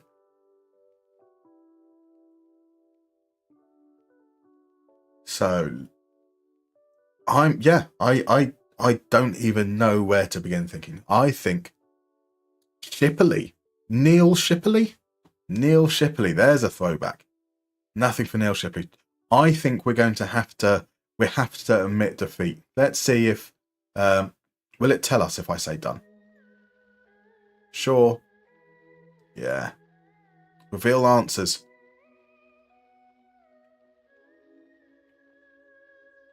That didn't reveal answers, or is that to say that there is no one who's ever won? Ian Rankin. There's someone that I don't think anyone's thought of. But I mean, 7. Does that mean there were other players that could fill that? Yeah, I don't think we were ever going to get that whatsoever. Ian Wankin. Yes, it's not a good time for me to struggle with pronouncing my R's, that's for sure. Right, let's head on back over and let's see how things are doing. Leicester have made a loan offer for a player who is actually playing semi-regularly. You guys, we got 3 votes in. You all reckon we should be able to hit the European spots. We can't break into the top 4 though. I think that's probably quite fair. That's quite fair. Let's see. Our next game is a home match against Swansea in the Cup. We've got 3 days until that game. Oscar Mingueza is thankfully back. Something we've needed for a while. Like Carter hasn't been awful, but we have conceded a lot whilst he's in that defence. And that means we can swing those 2 back out. We've got those partnerships coming back in there, which is nice. Louise, those 2 are a bit too far away. In fact, we're just going to give. It's a cup game. A cup game. We need to get players fit. Oscarson up front. Jacob Ramsey on the wing. Greg Taylor will have to be patient for his time. Ollie Watkins to return from injury. That is some marvellous stuff. I think that's about as reasonable as we can get. Tielemans in. Back as let's try him as a roaming playmaker. Let's give him a little bit more license to get forward. Let's see if we can just attack a little bit more. That's hopefully something to go for. And we'll probably, actually, whilst we're here, let's get Moreno transfer listed. We are going to try and get him back up to fitness, but I think we should be able to get some lovely cash money for him. I'm not going to talk to you about it. I'm just going to transfer list you and then bugger off. So PJ Burris is looking through Brentford's old-time loanees. Paul Merson would have been an answer. That would be quite fun. Right, fee of... So they're offering me a total of 28 million if he hits his clauses. Nah whatsoever.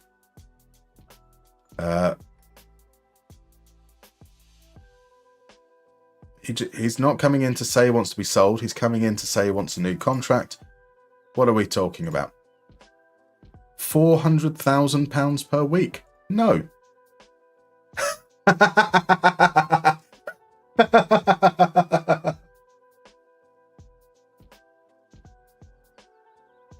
Okay.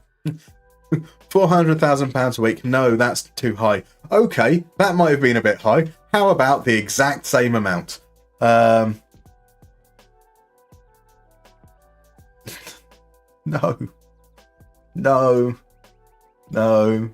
Bless you so much, you sweet Jamaican soul.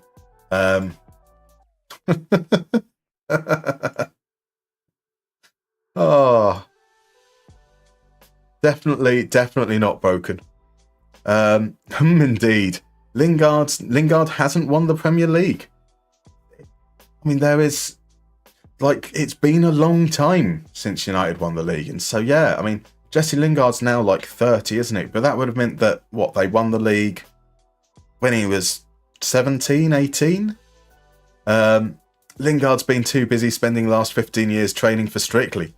He's good at it, though. Good at it for sure. So, we've got Bailey. He's unhappy, that's fine, but we're getting him back to fitness. Ezri Konsa can rest, Dougie Louise can rest. All the players on the bench are in full fitness, so that's probably as far as we can do in that regards. Our left side is going to be quite weak again in terms of fitness. How do we get on? Oh, now, I said that I wouldn't mind us being dumped out of the League Cup. I was just about to say that I wouldn't mind us being dumped out of the FA Cup considering we've got this far in the League Cup. But now that we have been dumped out of the FA Cup, I'm feeling a bit sad about it. 3 goals conceded now. Another game where we've conceded a lot of goals when the XG doesn't really suggest that should be the case. So let's have some words with Emmy. We've already pissed off Leon Bailey. So let's piss off our goalkeeper as well. Criticise. last game or recent form?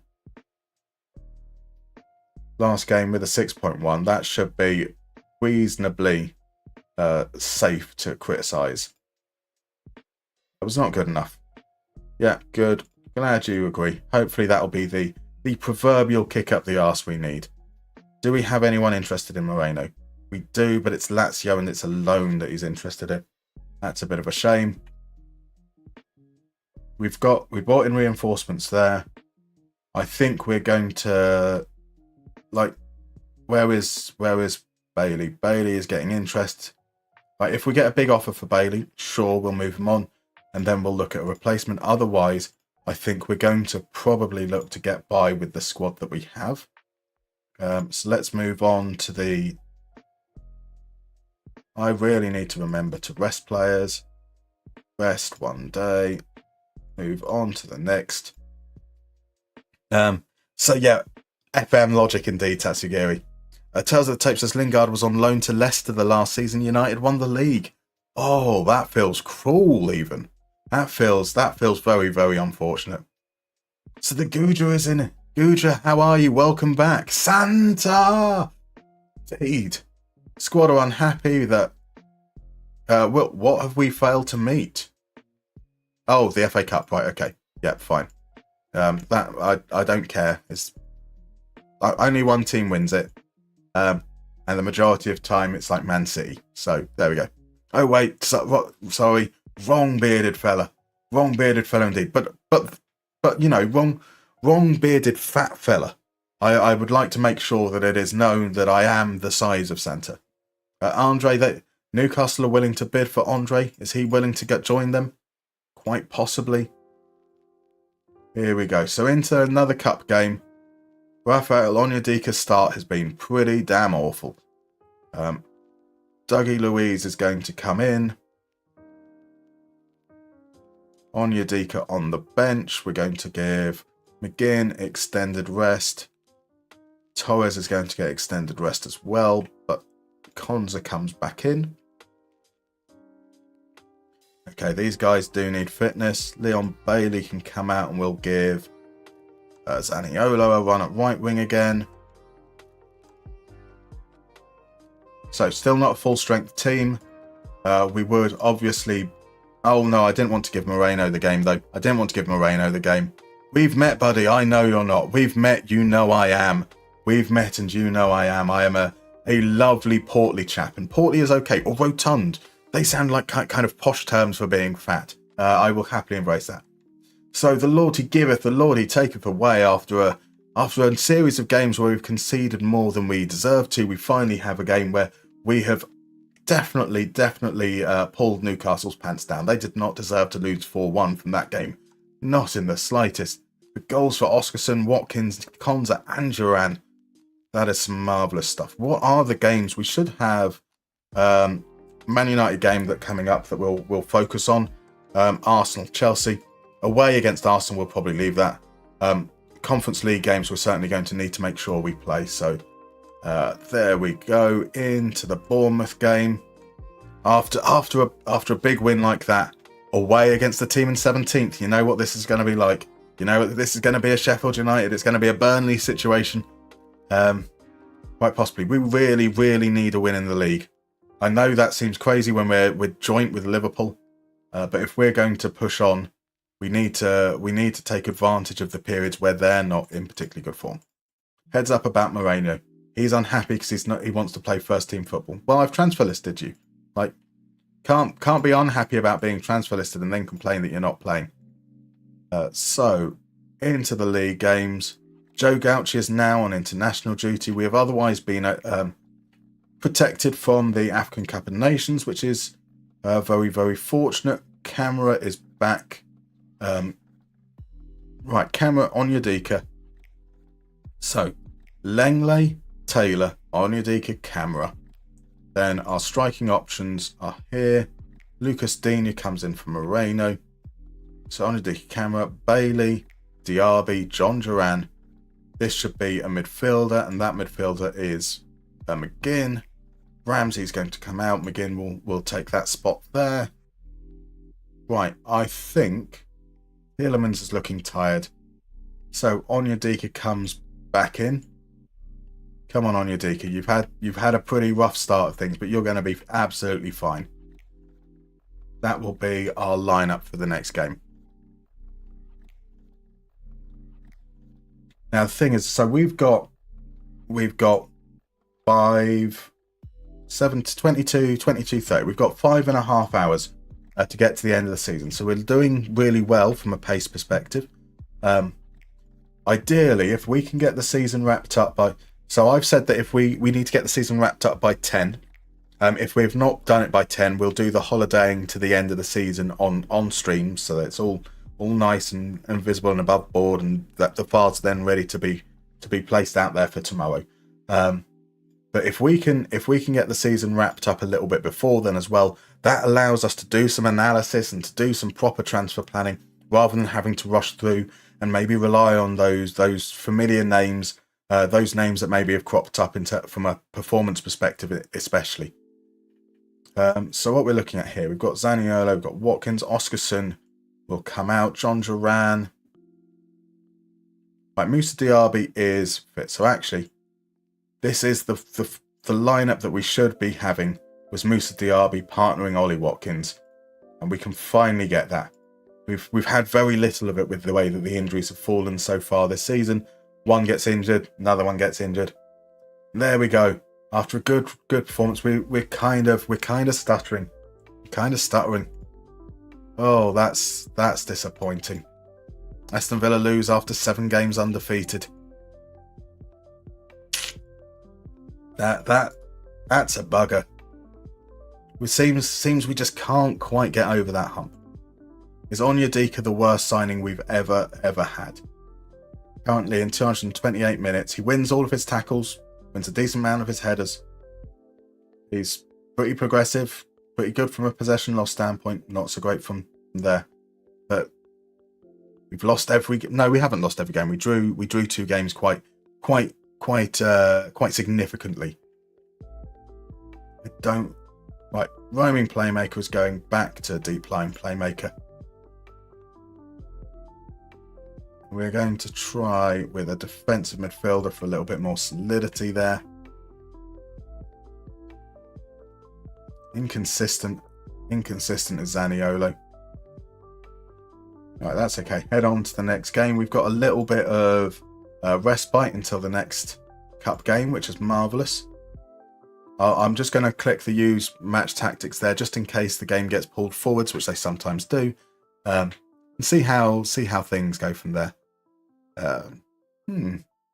Maybe the hope of European spots could be ebbing away already. I really thought that if we could have won that game against Bournemouth, especially, that would have put us in contention where we would have been potentially like only 2 or 3 points off the top 4. Lots of big teams ahead of us, but if we can get the wins against those teams around us, we could do quite well. Not to be. Is it going to get to a point where somewhere through the course of this that I just revert to the meta and we push them up and we make it a 4-2-4 and we go all out pressing all game long rather than just reacting to specific games and doing so? Does feel like it might happen. Like that might happen at some point. We chase the glory. We accept defeat in our desire to do something a little bit more sensible and relaxed. So second leg, a 3-goal lead, but we are away from home. This could be tricky. We have certainly seen there are many stories out there of these things going south. Zaniolo is out for 4 weeks. Torres is out for 3 weeks. People are unhappy with Alex Moreno's situation. I know, you've already told us that.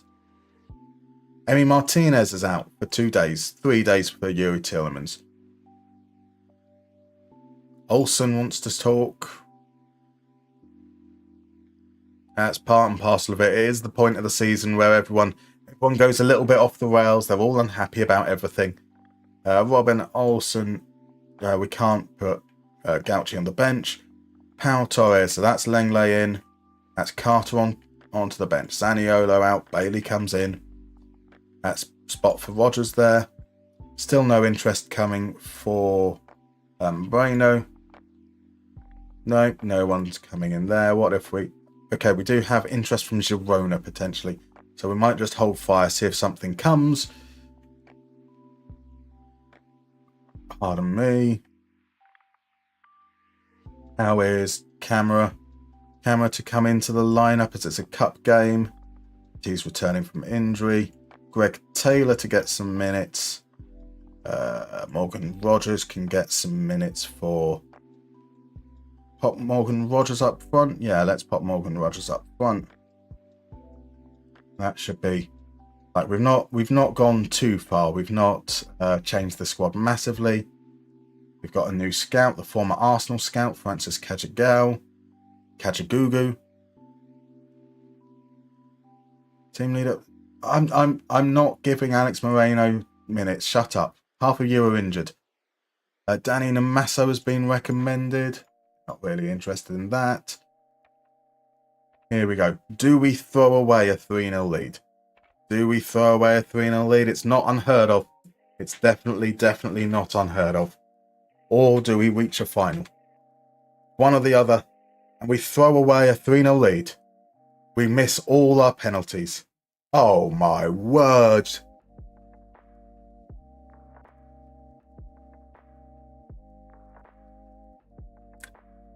There we go. The game is sent to try me, that's for sure. Oh. So for those of you who have watched my streams before, we have been involved in a single shootout, which happened yesterday, which we missed, I think, 2 of our 3 penalties before we were knocked out. We've now missed 3 penalties in this penalty shootout. Oh, for crying loud.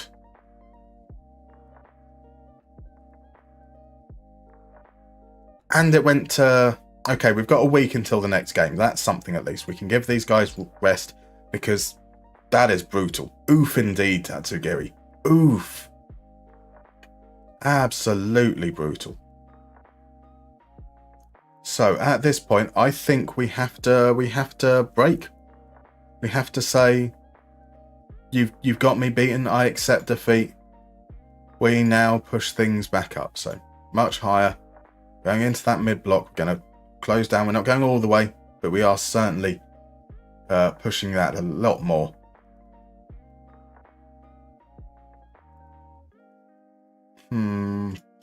Fall back on support is what he's brought in to be.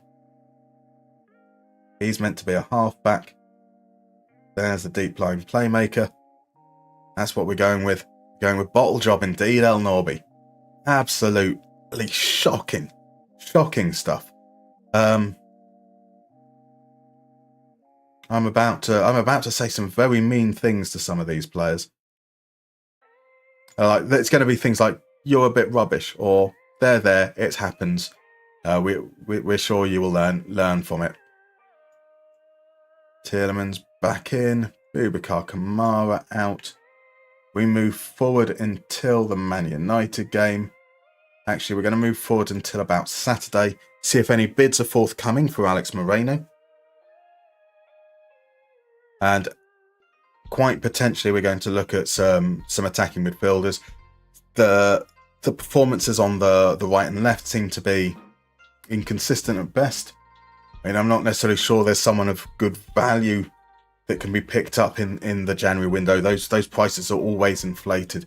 So I'm a little bit wary of that. Man United might be selling Tyrell Malacia. Who'd have thought it? Any bids forthcoming? Moreno keeps on demanding first-team football. I find the best way to get first-team football is to keep on running your mouth in the press. But now he's asking to leave, but he's... Oh. I love players sometimes. Let's see. No, nothing forthcoming in that regard.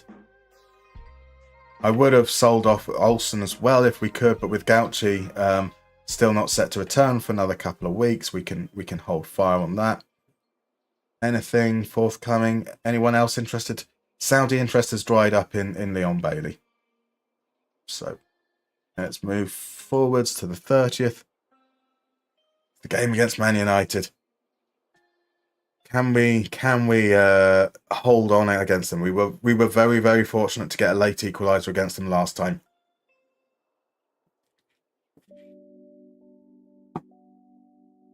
But we are home this time. Actually, wasn't that was a penalty, wasn't it? They took the lead with bloody penalties. Union Berlin want to loan Rodgers. Why do you think we want to let Rodgers go? Girona looking for Cedric. Any bids there? No bids there. Lino Sousa is back, the player we signed, young left back we signed from Arsenal. He made 8 appearances. Yeah, we've cancelled that. That's marvellous. He's saying nice things about them. Bids coming in for Dougie Luiz, 57 million. It isn't that impressive because 8.5 million of it is a contingent. Percentage of profit is quite nice, but no, because replacing him is going to be tough. Alex Moreno, a bid on loan. If you want him on loan, you need to pay his wages. So 150k. They're paying under 18k less. 18 times 4 is obviously 72. That's absolutely fine by me. We're just turning a little bit of profit, and then hopefully we can sell him in the summer. We've got Greg Taylor. We've got our cover there in that position. Let's see Dougie Luiz throw his rattle out the pram. Not yet. Not immediately after that rejection. So our squad here, we've got the far too attacking element in. Onyedika's form is poor. Morgan Rogers' form is poor. Morgan Rogers has been playing in cup games as well. Ramsey's is kind of okay. Yarby Bailey.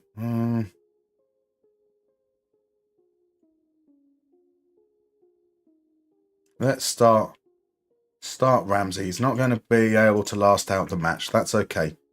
And we can bring Rodgers on in the second half. So we're looking. The Munoz still there as their left back. We're sick and tired of getting bad results. I'm fed up of our bad form. I mean, I haven't managed half those games. You were probably fed up of me saying negative stuff about you despite not actually turning up, which would probably be fair. And let's see how we do in these early exchanges. Hoyland, though.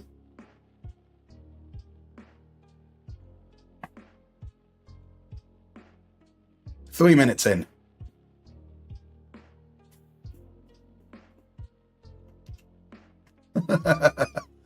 Okay, marvellous. So he's been out injured for like 5 weeks. We struggled with him out injured. He's now back. Now we don't have him.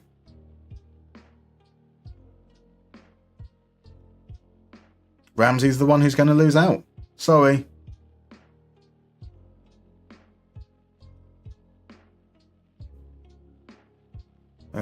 Is he? Well, I'm actually going to bring camera on. Pop Onyedika there. We're going to stay with 2 up top. Let's go for it. Let's be aggressive. Well, until we end up like 2 or 3-0 down. It is very much going in United's favour, which is kind of what we expect given the circumstances. They've only had a couple of shots now in 20 minutes. So Fernand sends it in. We can't clear the ball. There we go. It's an own goal from Onyedika. I mean, that's not his fault whatsoever. I mean, the ball, it's the failure to clear our lines initially, sure. But it's a shot and it's taken a wicked deflection off Onyedika. Completely wrong-footed Martinez, and it nestles into the bottom corner. That is just those things that happen when you're down to 10 men after 3 minutes. So, can we muster something? We've had a couple of really low XG shots. Let's have a look there. One from there. That shot apparently was only 0.01 XG. Interesting. This is going to be a very long half. We've done really well defensively given the situation. We have to work harder to get a result. Keep going. They hate me. They absolutely hate me. Look at that. Not a single reaction. Musa Diaby. We're going to move Diaby out on that side. We'll put Watkins a lot more central. And so that'll give us hopefully a bit more balance. And then I think... Actually, Watkins is right-footed. Diaby is probably going to be the player who ends up making way. Well, we'll see how Bailey gets on. We'll see how Diaby gets on in the second half. Give him like 10 minutes or so. See if anyone manages to make an impact. Otherwise, we're going to play someone a little bit more physical in Duran, so that we've got an outlet. Then maybe we can play off them. Yeah, so 15 minutes in, nothing has happened from us. Understandable given the circumstances. Duran, though, now is going to play as a target forward on support. And we're going to basically run this inside, which means we'll have you there. Segundo Valente, I want you getting into advanced positions. Watkins obviously isn't going to play in that place. Tielemans is going to play as a playmaker because he's good at that kind of thing. Watkins to feed off Duran. We've got the halfback. We've got that there. So, is it Bailey coming off as well? Bailey coming off as well? Bailey is coming off as well. On comes John McGinn. He can attack the space. Attack beyond there. Forward on Yudika. Being punished by playing out of position and the own goal. I don't think he's necessarily been worthy of such a low rating, but those are the circumstances. Can we muster something in this second half with 10 men? Here's Camera. The spaces open up. Camera surging forwards. Fires over. Not to be. Right, into the last 15 minutes or so.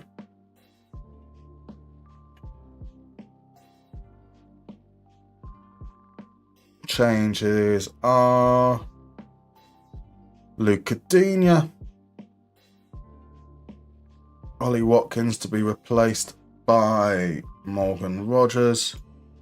I have faith in you. Right, where people like to revise their predictions, I don't think we're going to get the European spots from the looks of things. This is a pivotal part of the season. And we are dropping points. On Yadika, though, can he do something amazing? What a save from Anana. Anana has had 2 very, very good games against us. That's why he leads the league in clean sheets. Big save in the 80th minute. Now he sends it long. Martial wins the header. Casemiro picks up the second ball. Tielemans robs it off his toes. Drifts out. The highlights are still going. Here's Langley. Plays it out wide to Onyedika. Onyedika's touch is heavy and Rashford with the defensive work. That's a sentence you've all heard all the time. Duran.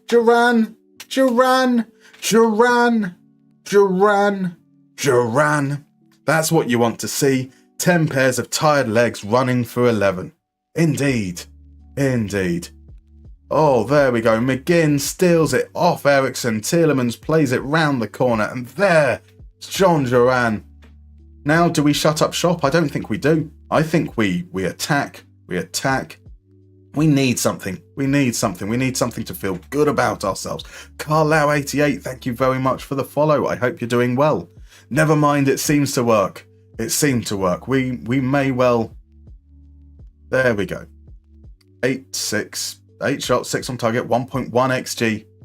4 shots, 2 on target, but it was an own goal. We can't blame them for the own goal situation. That doesn't have XG associated to it. So, we're now 2 points off Liverpool. Mingaza is going to be banned, understandably. Stupid decision from Mingaza. Turan performance does please. Do we move towards... I think that's what we're going to do.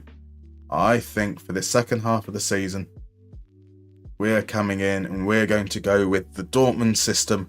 Dortmund system has a target forward. That target forward and then the advanced forward on a specific side. We're going with the advanced forward on the right-hand side. Yuri Tielemans ends up being as our advanced playmaker. That's the plan. Right, there's a break coming up in 5 seconds. So I'm going to see you guys in roughly 3 minutes. See you in a moment.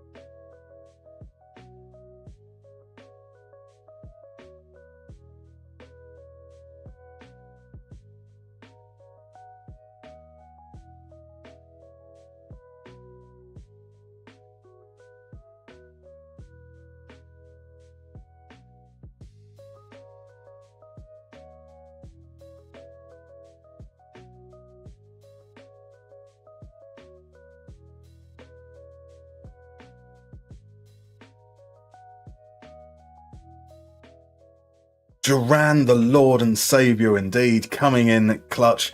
We've only lost one of like our last 7 or 8 games, but so many draws in there. We need to be turning these into wins. In that circumstance, I mean, a draw is an amazing result. Bailey hands in transfer request, that's fine. So I did say we're going to go to the right hand side version. We're going for the left hand side version because that's where our attacking fullbacks are. We'll see what Watkins is like in that role, but we've got obviously where is Diaby? Diaby can play that role, so that should be something we can look to embrace.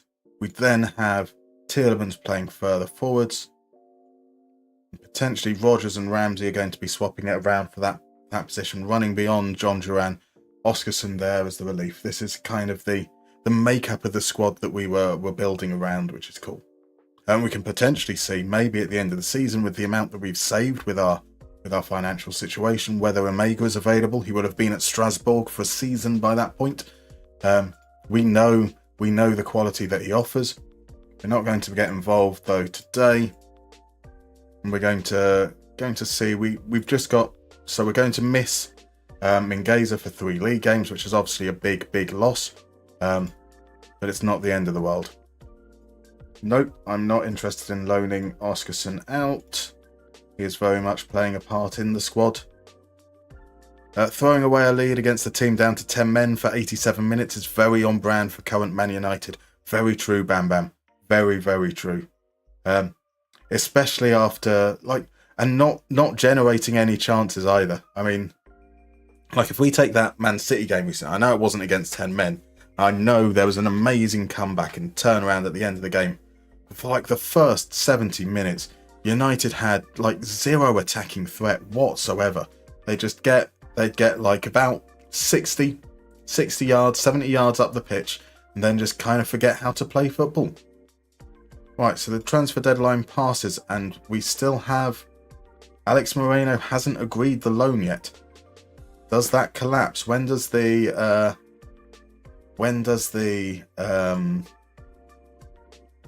Spanish window close, I wonder? So Buendia, 2 to 3 months out, we can register him. He should be coming back around May. It's probably no point. I mean, there's no point, but let's do it anyway. We've got the spot. Make him feel like he's included and loved, right? That's what matters at the end of the day. That the players feel loved, which is why they're all throwing their toys out of the pram at the moment. In fact, we've got through that point, so we can now move forwards to. We've got through the transfer window. I assume it's going to accept it on our behalf eventually. RJ says, I was eating watching you in the game, but I couldn't write. I was like, Duran the band. Then I remembered the player. Indeed. It was indeed Duran. It was his goals on film. Yep, that's as far. For some reason, I'm completely drawing blanks on Duran songs. I've already mentioned Rio earlier on in the what other songs did they do? So they did Rio. They did Girls on Film. Why can't I think what are Duran songs? I'm looking to you guys in great hope. Why can't I think of any? Moreno is out on loan. That's going to bring us in a little bit of money, which is cool. Onyedika is unregistered. Oh, okay. Yep, fine. These are the issues that we have. Physio. Hungry like the wolf, of course. Hungry like the wolf. The reflex. Ordinary world. That is, I mean, let's be honest. When John Duran is involved, it's an extraordinary world. A truly, truly extraordinary world. Yeah, Tales of the Tapes as well. Tales of the Tapes comes in with Hungry Like the Wolf too. Classic songs as well. Yeah, with the title I remember too. That's about right. This is the problem, is you know the songs. Once you hear them, you know the songs. But when you're put on the spot, just nothing. Right, Torres can play 75 minutes. So let's put him in that situation. Let's see if we can get him injured before the game is, before he's back properly. Dougie Luiz, he's going to come out. There we go. We've got Tielemans in the creative role. Rogers trying to go beyond. Duran gets his start. That's what we're going with there. Let's simulate this. This is a game we expect to lose. I don't think that managing it's going to improve our chances. So that loss is kind of what's to be expected. Didn't really create anything, which is a little bit disappointing. We know this. We definitely know this tactic works. But an away game against a team of Arsenal's calibre, they're not that far ahead of us. We're now 5 points adrift of European spots. That's a little bit worrying. But that's some big games out the way. We've got Chelsea to come. Everton, Wolves, Nottingham Forest, Luton, Crystal Palace, West Ham, Sheffield United. Those are games we really, really need to win. We need to go on a big, big run. In fact, we're going to play the game against Chelsea. We might lose that game against Chelsea. Let's be fair. After that game against Chelsea, we'll hold a team meeting to try and lift morale, rather than holding it now before a game that there's a pretty good chance of us losing, and wasting any momentum that could be picked up from improving morale. So probably not the attitude to have, but we want to time it as well as we possibly can. Wild Boys, of course. I don't know of you to a kill though, Gudja. I don't think I know that one. Sunrise? I'm not familiar with that either. Heston Vanner is back in. Has there been any January moves? We have loaned out Alex Moreno. That is the only move. We are looking to make do with what we've got. We bought in Rafael Onyedika as well. On his debut, he passed the ball directly to Isaac for him to score a goal against us. Then he scored an own goal in the last match. He's had a pretty torrid time of things. Greg Taylor is ill now. 3 to 4 days. Oscarson is ill. We might be at a point where we actually can't even field a bench for a Premier League game. That's been fine in Europe. A 12-man bench is quite excessive. Oscarson's out there. We've got Zaniolo back. Well, hey, that will make things okay. Right, Gauchi back in there. Leon Bailey wants to leave. We know that. So with this team, we are going to look at Rodgers playing in that role. I want to see Diaby as the advanced forward because we know that left-footedness helps in that situation. Dougie Luiz alongside Kamara there. Carter in for Langley. Carter in for Langley. Carter in for Konza. Konza in for Langley. We will go with that, I think. A View to a Kill is the theme from the Bond film of the same name. That makes sense. And tells that the tape says so as well on YouTube. Perfect. I genuinely can't think of the theme to A View to a Kill. But it does make sense that is related. Go. Danny Namasso is currently starting up front for Chelsea. Interesting. Signed for 32.5 million in January. There we go. Yassine Adli in their midfield too. So we've got this here. This is the Borussia Dortmund one that we're trapping inside. So we need to pop to the opposition bits here. We've got to clear this out. I think we'll be fine if we just clear it out. Let's head and see if we can right the ship a little bit. Oh my, just signed Batistuta in my retro save. Working through the close season off stream and picked him up to partner Ronaldo in season 3. That team is ridiculously stacked, Dave. We were in the stream a couple of weeks ago, when you signed Ronaldo. Well, you were just going through and signing all the classics. I think you were weighing up whether to bring in Roberto Carlos at the time. What a team! What a team you are putting together. Right, let's go with that one. Let's go into the match. See if we can turn things around. Tottenham boss Arne Slot is in the crowd today. Right, early chance for Chelsea, saved by Martinez. Let's just pop on over to the momentum. It is understandably Chelsea who are in the ascendancy. They're camped in our half right now. Can we get a bit more of a bead on it? No real chances so far though. We've had a couple of small chances for Tottenham, a small chance for us. But here it comes from a free kick. Adley completely free and Martinez with a massive save.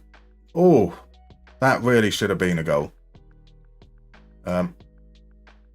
Okay, so let's do the things that we would then do normally with this system, which is to move it in there, and our aim is to press on the defensive midfielders when we trap inside.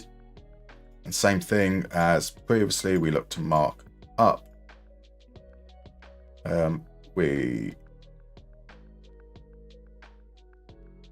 That's right, isn't it? Yeah, that is right. So let's see if that does any good. We've already got a booking early on in the game. 9 fouls. 9 fouls committed in the first half already. We are probably fortunate to only have 1 yellow card.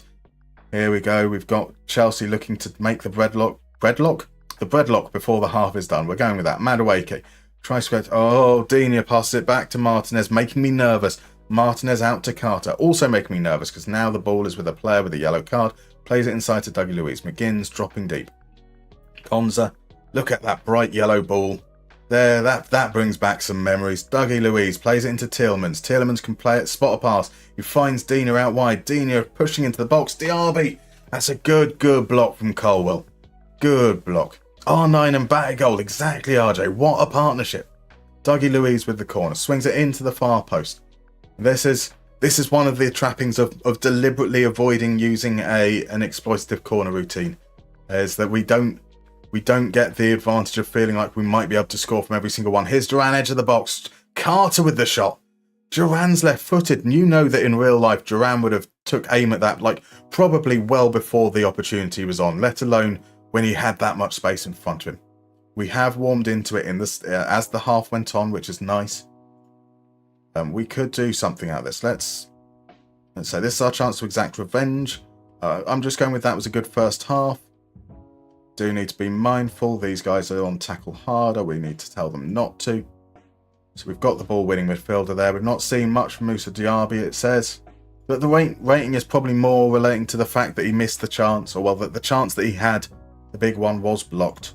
Obviously, so we have taken the lead in XG. That doesn't really count for much. Goals are the only things that matter. In the second half, it looks like Chelsea is starting to get a little bit more of the play. So can we just arrest back some of that momentum? Dougie Luiz has now been booked as well. So he's going to come off. On comes Onyedika. Tielemans McGinn. Certainly not doing all that grand. We're going to bring on Jacob Ramsey to be the player to run beyond. So I have faith in you. We'll look to bring on Watkins perhaps shortly as well. Right, and Kunku's got so much space to turn. Really, really passive. The ball falls to Enzo. Enzo's in a great spot, but Martinez makes the save.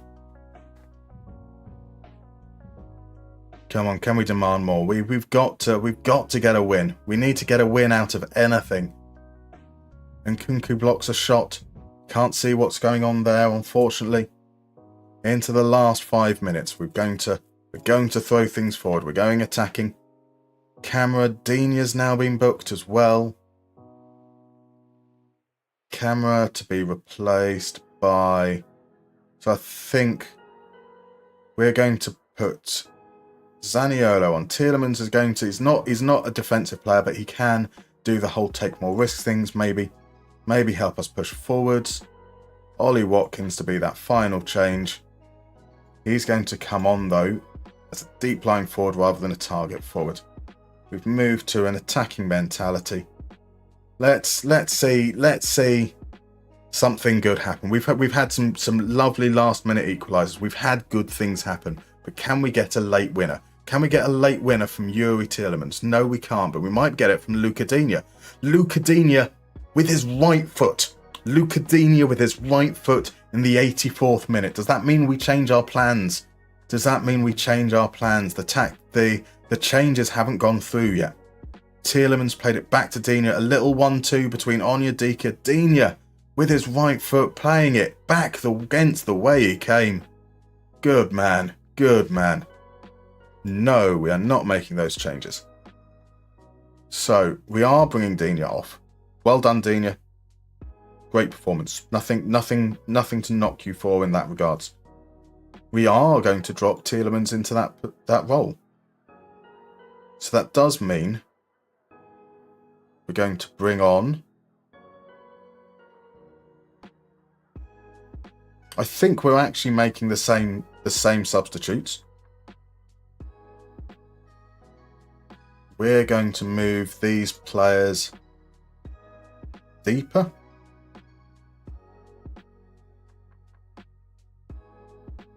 Okay, I think what we're going to do is we're going to switch to a 4-3-3. But a 4-3-3 that looks a little bit like this. Converted winger on support, but we're going to ask him to stay wider. Same here. We're going to say converted winger on support, but stay wider. Pull back on support for both of these guys. You can certainly get forwards. We're going to drop down to positive, to balanced even. We've got the tempo down there, not countering. Let's just drop that line just a little bit.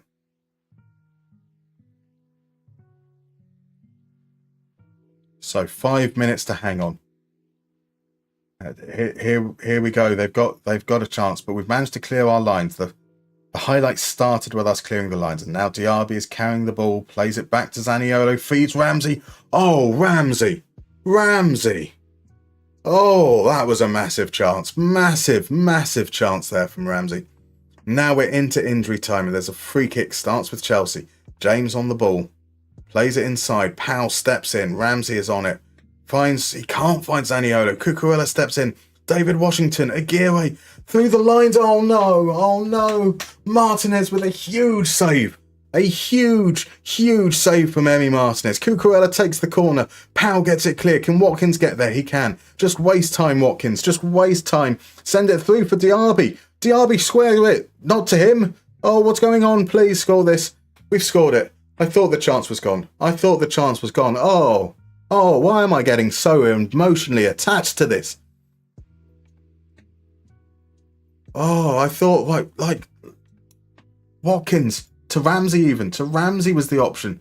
But then Zaniolo through the legs of Levi Colwill into the far corner. Oh, that will do. Has this got to be the moment that we've broken the horrible run without a win? As Enzo fires from distance, Martinez has reacted to us saying some mean words about him. And Kunku sends the cross in. Adley with a header, gathered by Emi. They had 7 shots on target. 7 shots. Now we had better quality chances. But oof. That sound you hear is everyone backtracking indeed. Chelsea are top of the league as well. That is a big result. We're still 5 points adrift. 5 points adrift of the European spots. And it has advanced after it processed, so we can't give them rest immediately. Emi Martinez is unhappy because of the failing. Right, yep, that we know about. So we need to do the opposition instructions. That did appear to make a significant difference. So our job now is we're going to be triggering the press. We're going to look to push these guys inside.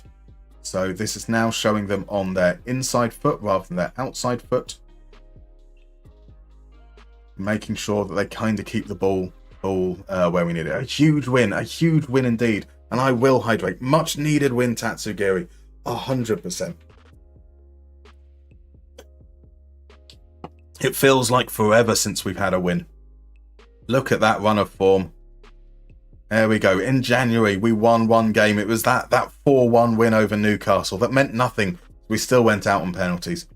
Just draw. We had that shock win. That shock win against Liverpool.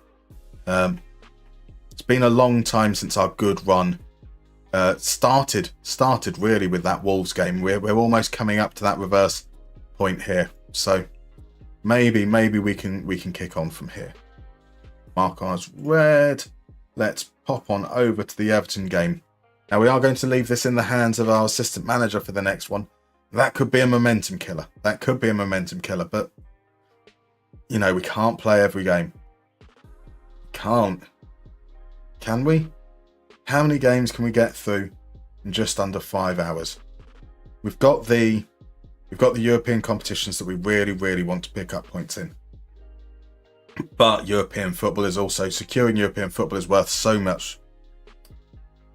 So it's not that worth it. It's each position is worth 2 points at the area of the league that we're competing in.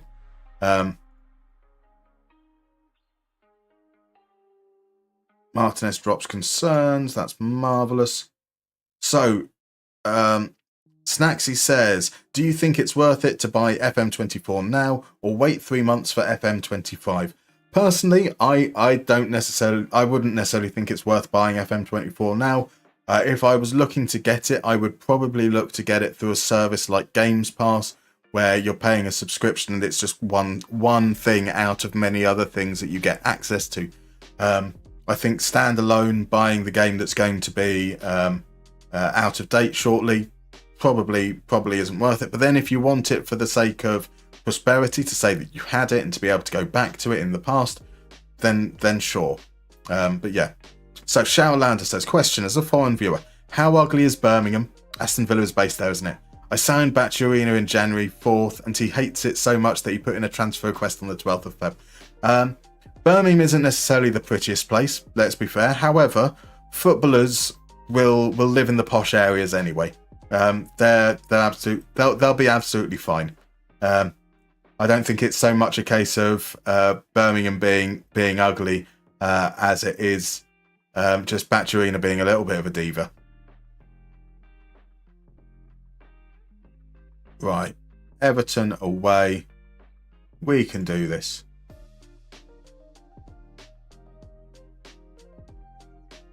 We will take control of the Wolves game because it's a derby.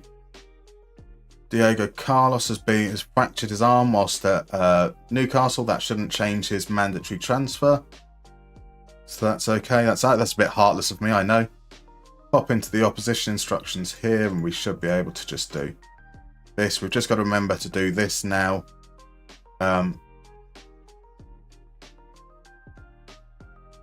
Same starting lineup. Same starting lineup. Same starting lineup. Maybe. Ollie Watkins in. Onyedika in. No one on the bench to return that this particular moment. Dina, Torres, Konza, Carter, Onyedika, Cameron, McGinn.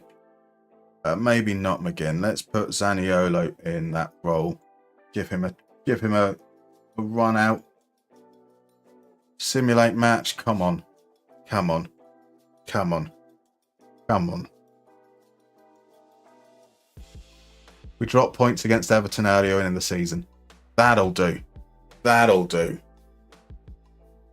Okay, Amadou and Nana opened the scoring. Then in the second half, we bounced back 2 goals in the opening 4 minutes of the second half from Pau Torres and Yuri Tielemans, John Duran, and a Dougie Luiz penalty. 4-1, it's big. We still remain 5 points off 7th. Unfortunately, all the teams above us won their games as well.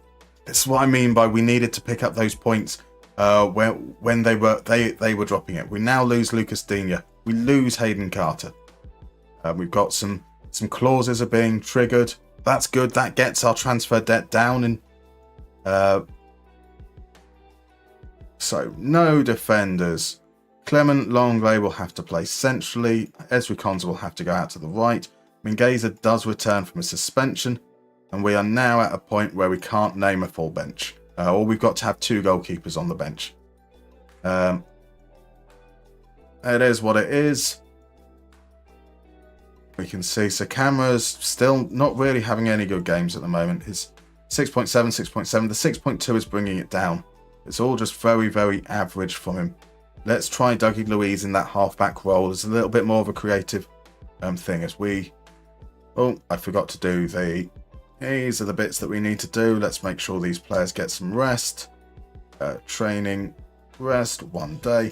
Head on over to the next game, which is against Wolves. We'll be taking control of this one.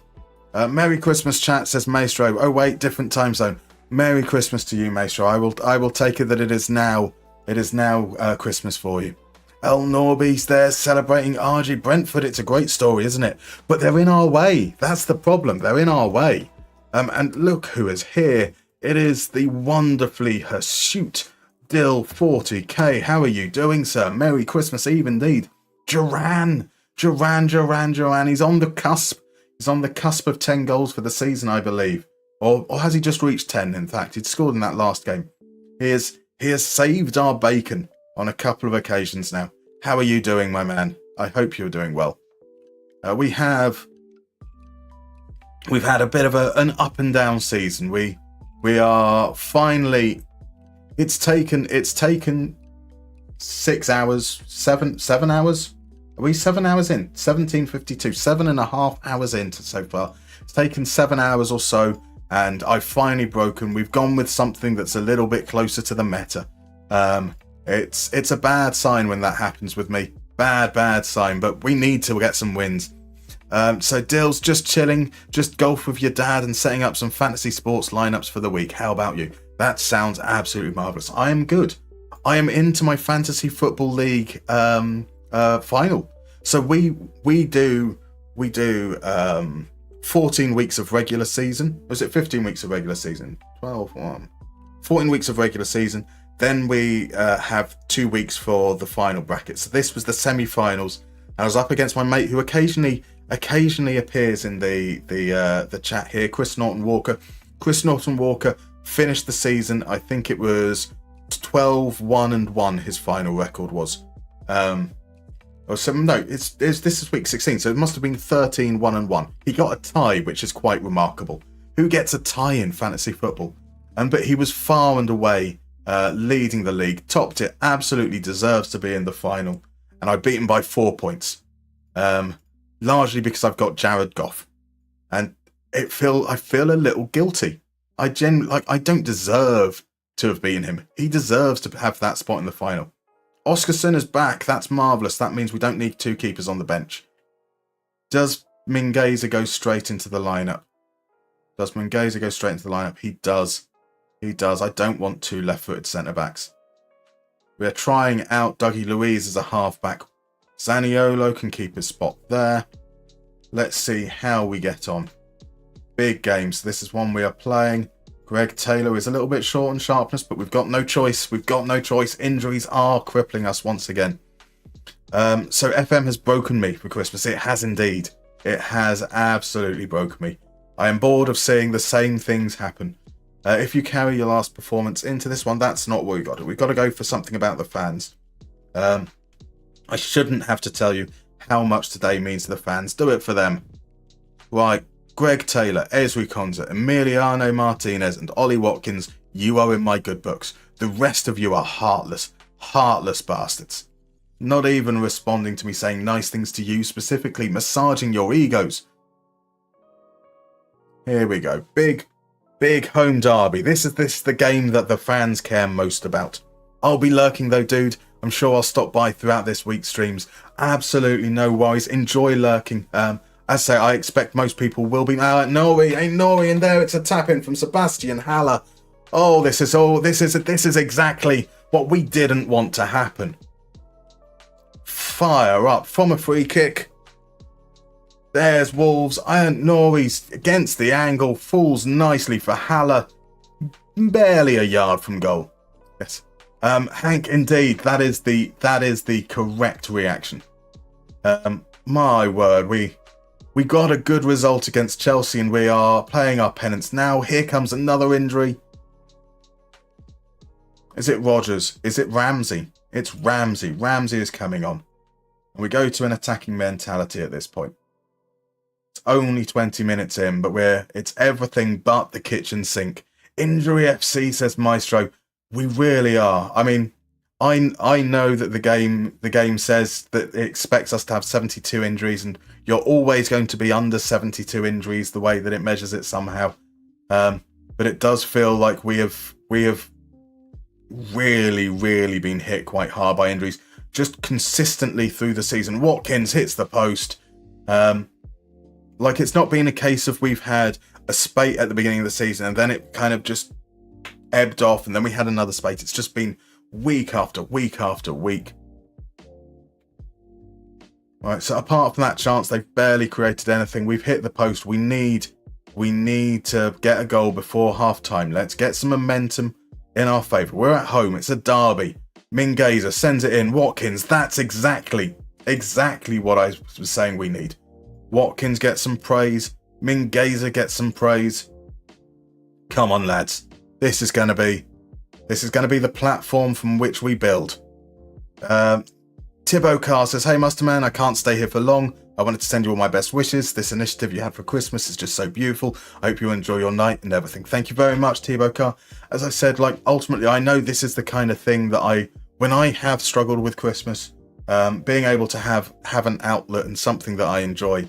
If I was watching streams back then, I would have wanted streams to be able to tune into. So I just hope that if this space can be a space that people feel comfortable and relaxed during the time that can be difficult for some, then it's done what it set out to do. So hopefully it does that. Hank says, "Hot chai tea latte and a Musterman dream. God, I love it." There we go. Merry Christmas, Musterman. You're an amazing human. Thank you very much. And a great FM player. Definitely not a great FM player. We're We are struggling. All the best. Have a lovely, lovely Christmas, Thibaut Carr. We're in the position we deserve to be. Yeah. I'm going to point the finger. I'm going to point the finger at you. Like that. Like that. And you're probably going to think I'm a bit weird, which is perfectly reasonable response to it. Right, into the second half. Dougie Luiz is on a yellow card. We've probably got about 10 minutes left of him before we sub him off. And been a couple of chances early in the second half. Some saves coming in. It's a free kick. Tielemans stands over it. Look at all that gap there. That's where you're going for. Hits the woodwork once again. I don't blame him for going for it, though. And here we go. So Dougie Luiz is the man coming off. On comes. Right, Dougie Luiz will drop. Tielemans. We're asking Tielemans to do that dictating stuff from deep bit. Who's going to be our creator then? Our creator is going to be John McGinn. John McGinn, the creator. John McGinn, the creator it is. Let's see how that works. Yo, hello, good evening, Wof1. How are you? I hope you're doing well. So Pedro Neto's got Semedo over in space. Semedo, Tielemans can't cut it out. Semedo has the chance, goes wide. That was a big, big moment. Right, time to demand some more. This is some FM skin. It is the Musterman iconic skin. It's never seen a skin looking like that. Looks sick. It is quite radical in its approach, that is for sure. Right, McGinn as a creator hasn't worked. So McGinn is going to drop deep. He's going to be the one. So McGinn can be the ball winner. Tielemans can do that. Now as our creator, we're actually going to go with Rogers.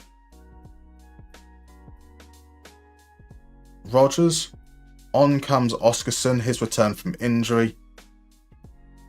Let's push that tempo up.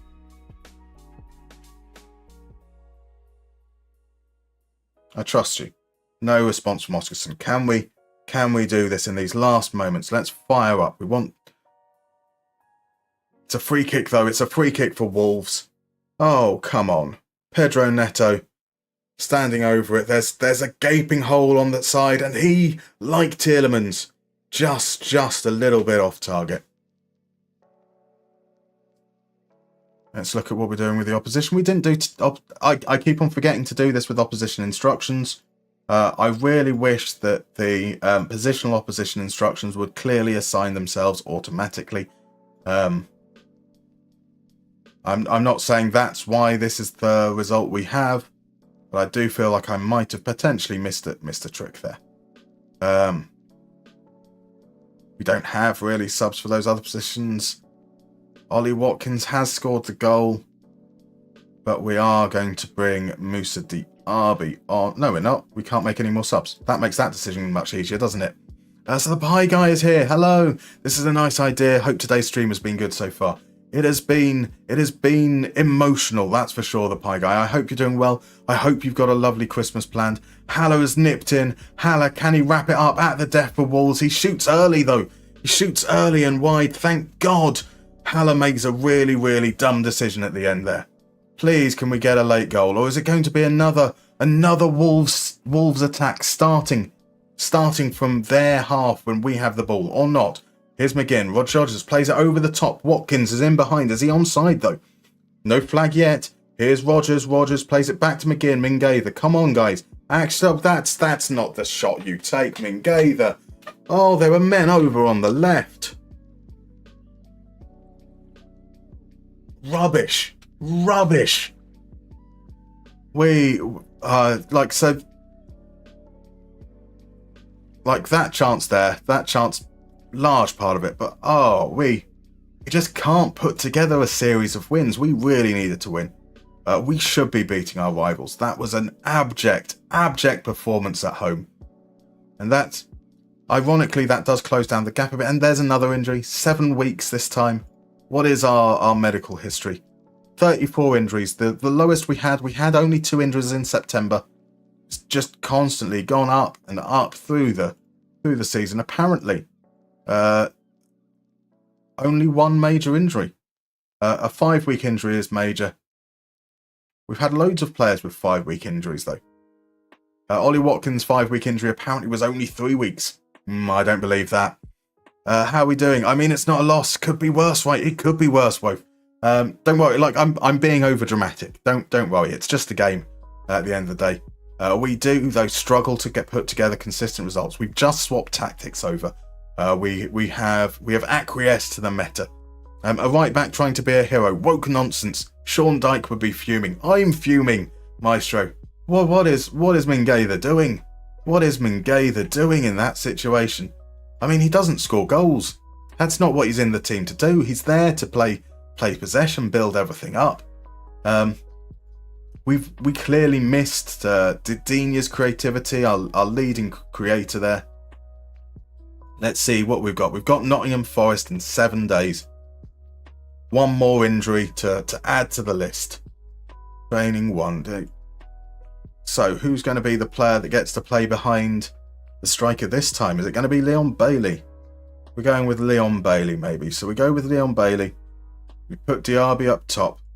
We play Watkins here, but we're going to play him as a deep lying forward. Tielemans as an advanced playmaker. Let's go back to the attacking midfielder.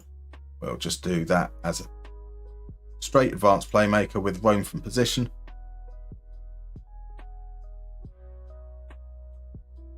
Something like that should kind of be okay. We'll bring camera back in. Do we have any of these players close to coming back? It's Luca Dean is 3 weeks away. Hayden Carter should be back for the next game at least. So we are able to name players on the bench. To the game. Oh no. Nottingham Forest are bottom of the league. We have so far lost to bottom of the league, Sheffield United. We drew 4-4 against bottom of the league, Burnley. This is a banana skin for us. Maestro throws water bottle. Indeed, select individual. I'm not happy with your performance out there. We will hold back on the water bottle. Wolf was saying the water bottle would have been flown across the locker room ages ago. Over dramatic, mate. If I was in your place, I'd be yelling at my players left and right. Nothing is solved by shouting. Well, you know, sometimes it feels good though.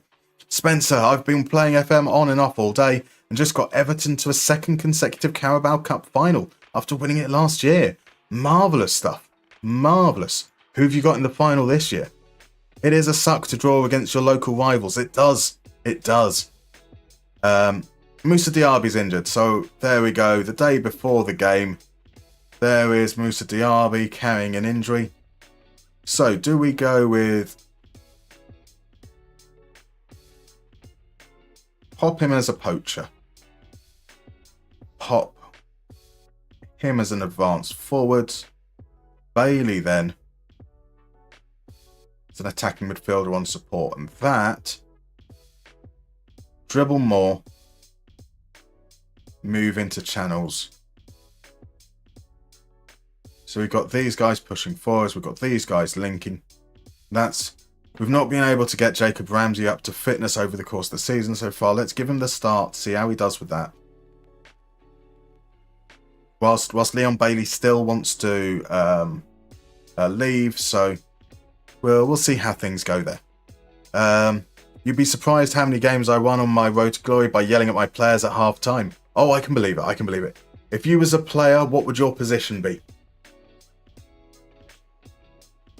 When I was a player at Sunday League, not like proper level, I played every single position in a season.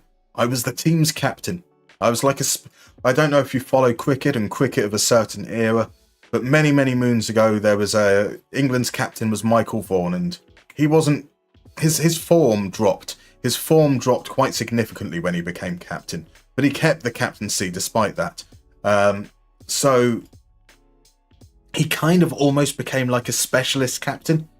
He was in the team, but not really for his batting ability or his bowling ability or his fielding ability. He's a specialist captain. And I essentially was the Sunday League specialist captain. You'd pick the 10 strongest players and I would play the remaining spot. So my position was wherever the hell you needed it because I'm rubbish. So, Wolf, sounds like a proper Sunday League player. Why, thank you. Rules, there you go. So you've got some explanation of what's going on there. We're going to be doing this over the next 3 days, 10:30 till 10:30. It's a space for people to come, especially those that maybe struggle over this time of year. But they're missing their football manager fix. So yeah, we hopefully it'll be somewhere nice and relaxing.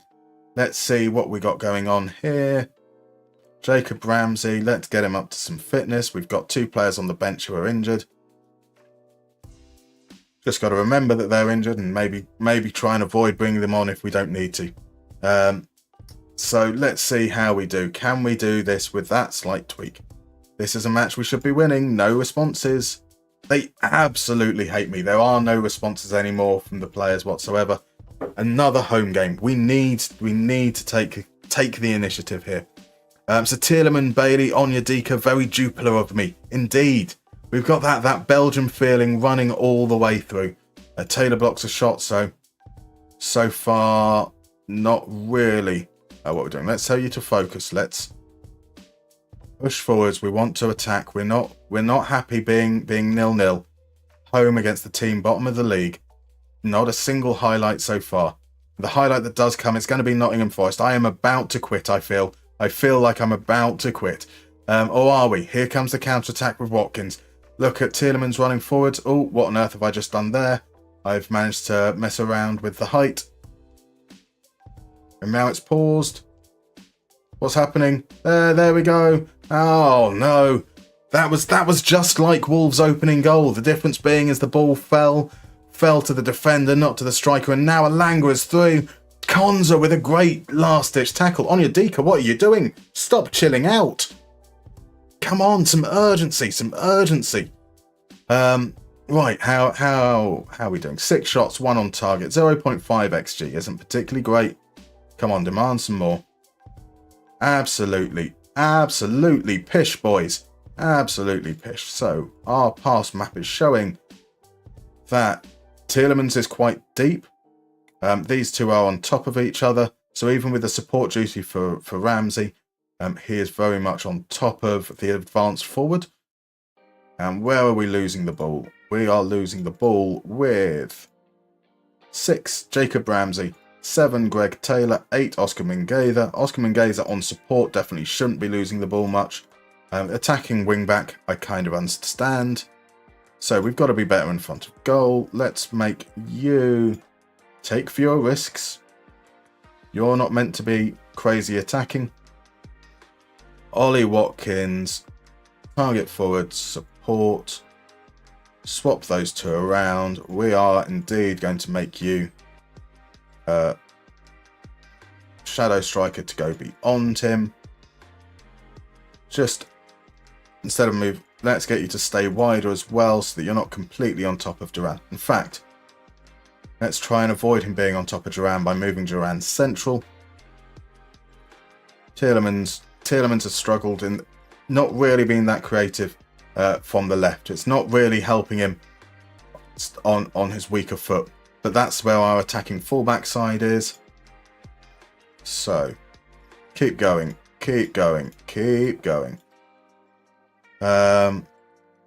Right, Spencom says either Spurs or Villa. It's 1-1 after first leg, but they don't play for a few weeks. Oh, interesting.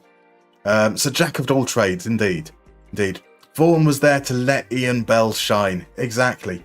It's always important to make sure you shine your bell. Just keep that in mind.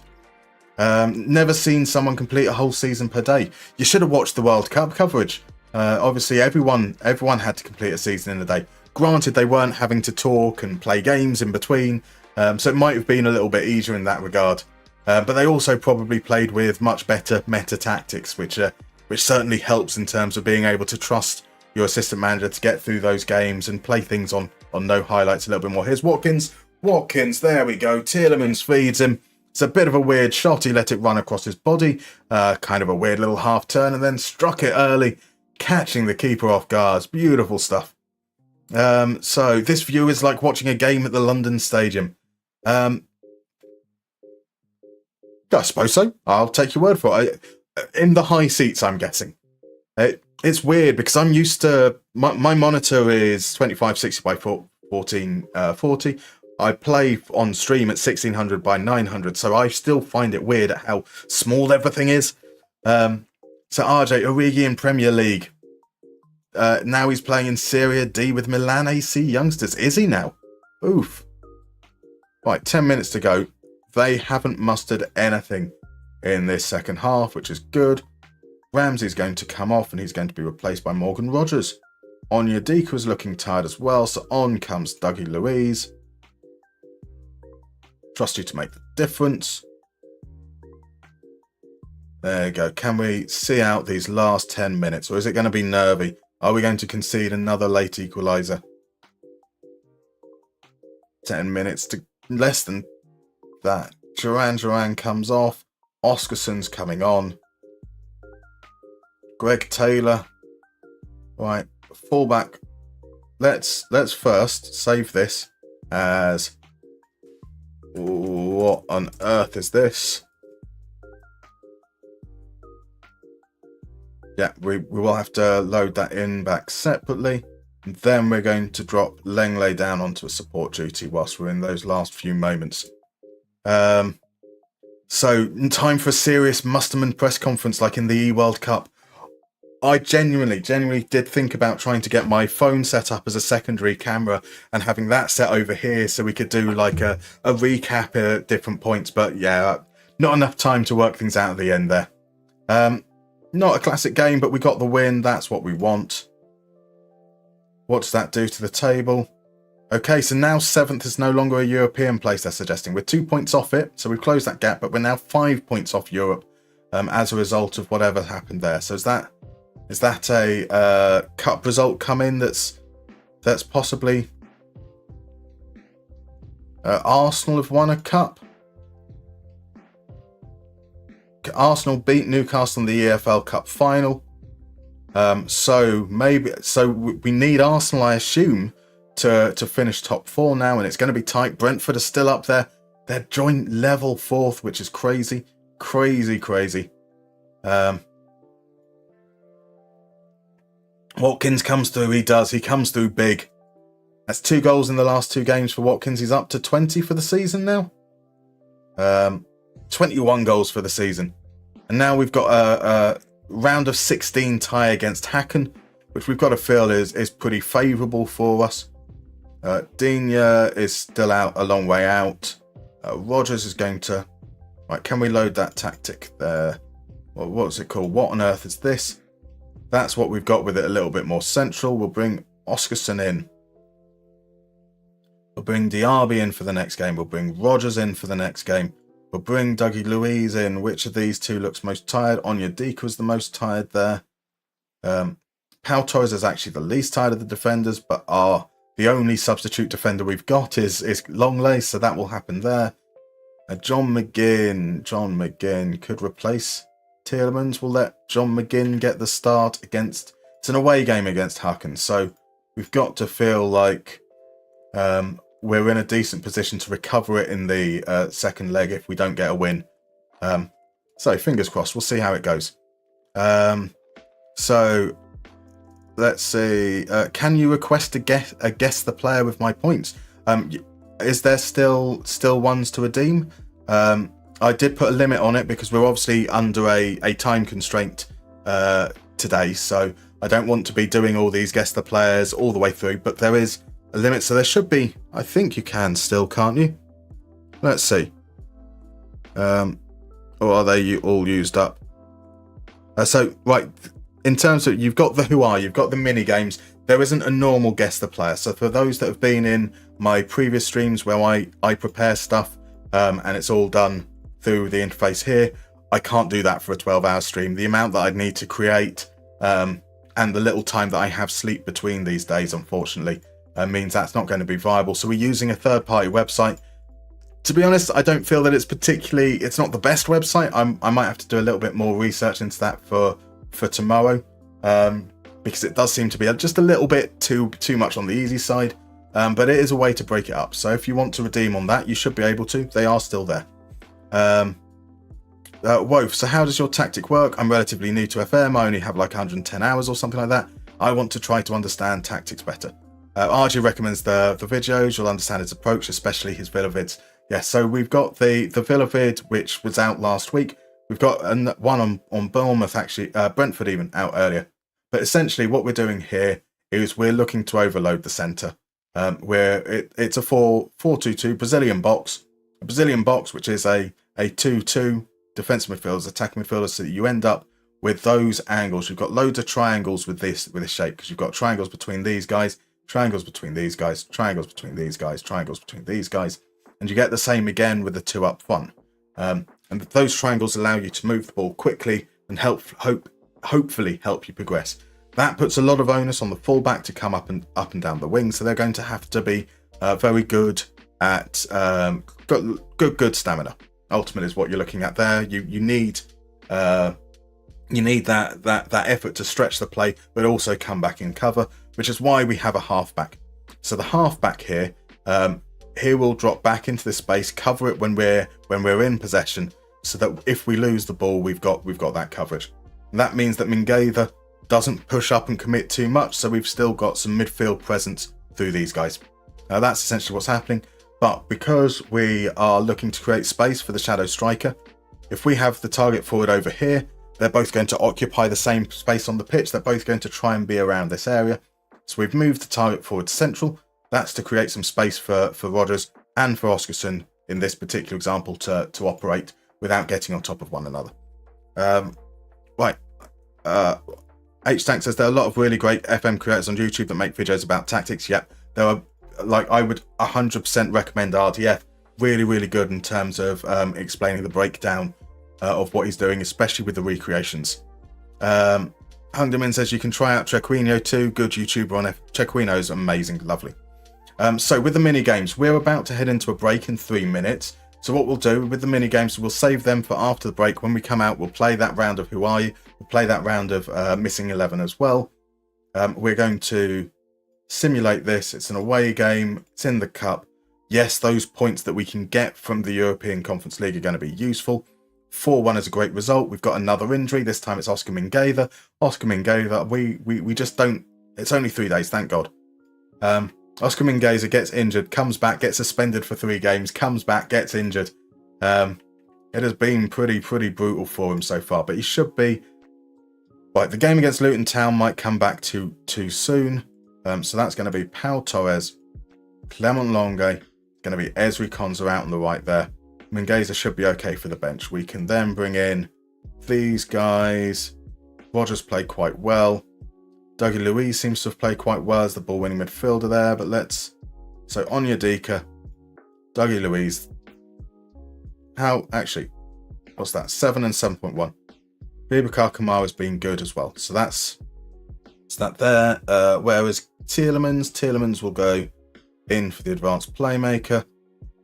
Oscarson didn't really make an impact, so in comes Duran. We're basically sticking with what our main formation is. We've got those guys resting. Let's move forwards to the game against Luton. And let's hope that we can see our way through this game. We will must be reminded to do the opposition instructions as well. A basic 4-1-3-2 or narrow diamond 4-1-2-1-2 will do a very similar tactical job and easier to set up for a beginner. Yes, absolutely. So it does and it doesn't. Now what a 4-1-2-1-2 will do in particular that is really, really nice. So if you have just what we will call a single pivot, that's one defensive midfielder. Let's move this guy across like so. And let's say you had this player deeper as well. This player has got to cover a lot in the defensive area, but because he's on his own, he will cover an attacking midfielder coming through into this area. He will also come across and cover someone that comes across into this area, which is really, really useful. In a 4-2-2, what you tend to find is if there's a player in this midfielder's area, but this midfielder has run off, he won't come over, which is something to be mindful of. So I wouldn't just say that a 4-1-2-1-2 is easier to set up. I think it can also be a lot more secure defensively as well, which is a key and salient point, I hope. Right, so the ads are about to start in a second. Let's get ourselves up here. We should be able to get the result in before the ads pop by. Opposition instructions. We don't have instructions on the goalkeeper, but I'm clicking through nice and quickly. So let's see what happens here. We need a win. We massively need a win. Let's cross our fingers, hope to die, and it's a draw. 1-1. Oh, no, that's not what we wanted. Right, we are now 7 points off 6th. That is bad for us. But thankfully, Liverpool lost, so whilst we are further behind Newcastle, at least we've closed a point down on Liverpool. John Duran is injured as well, out for a week. That means he's going to miss the next game against Hacken, and that's the ad break. So I will see you guys in about 3 minutes.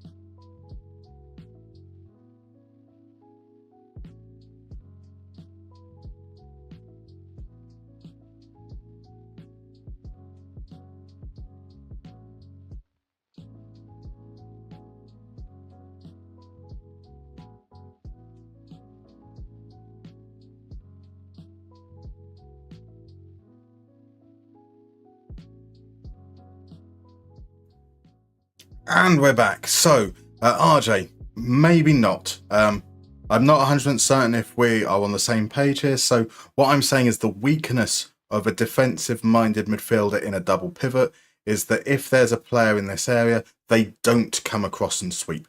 They stick to their area.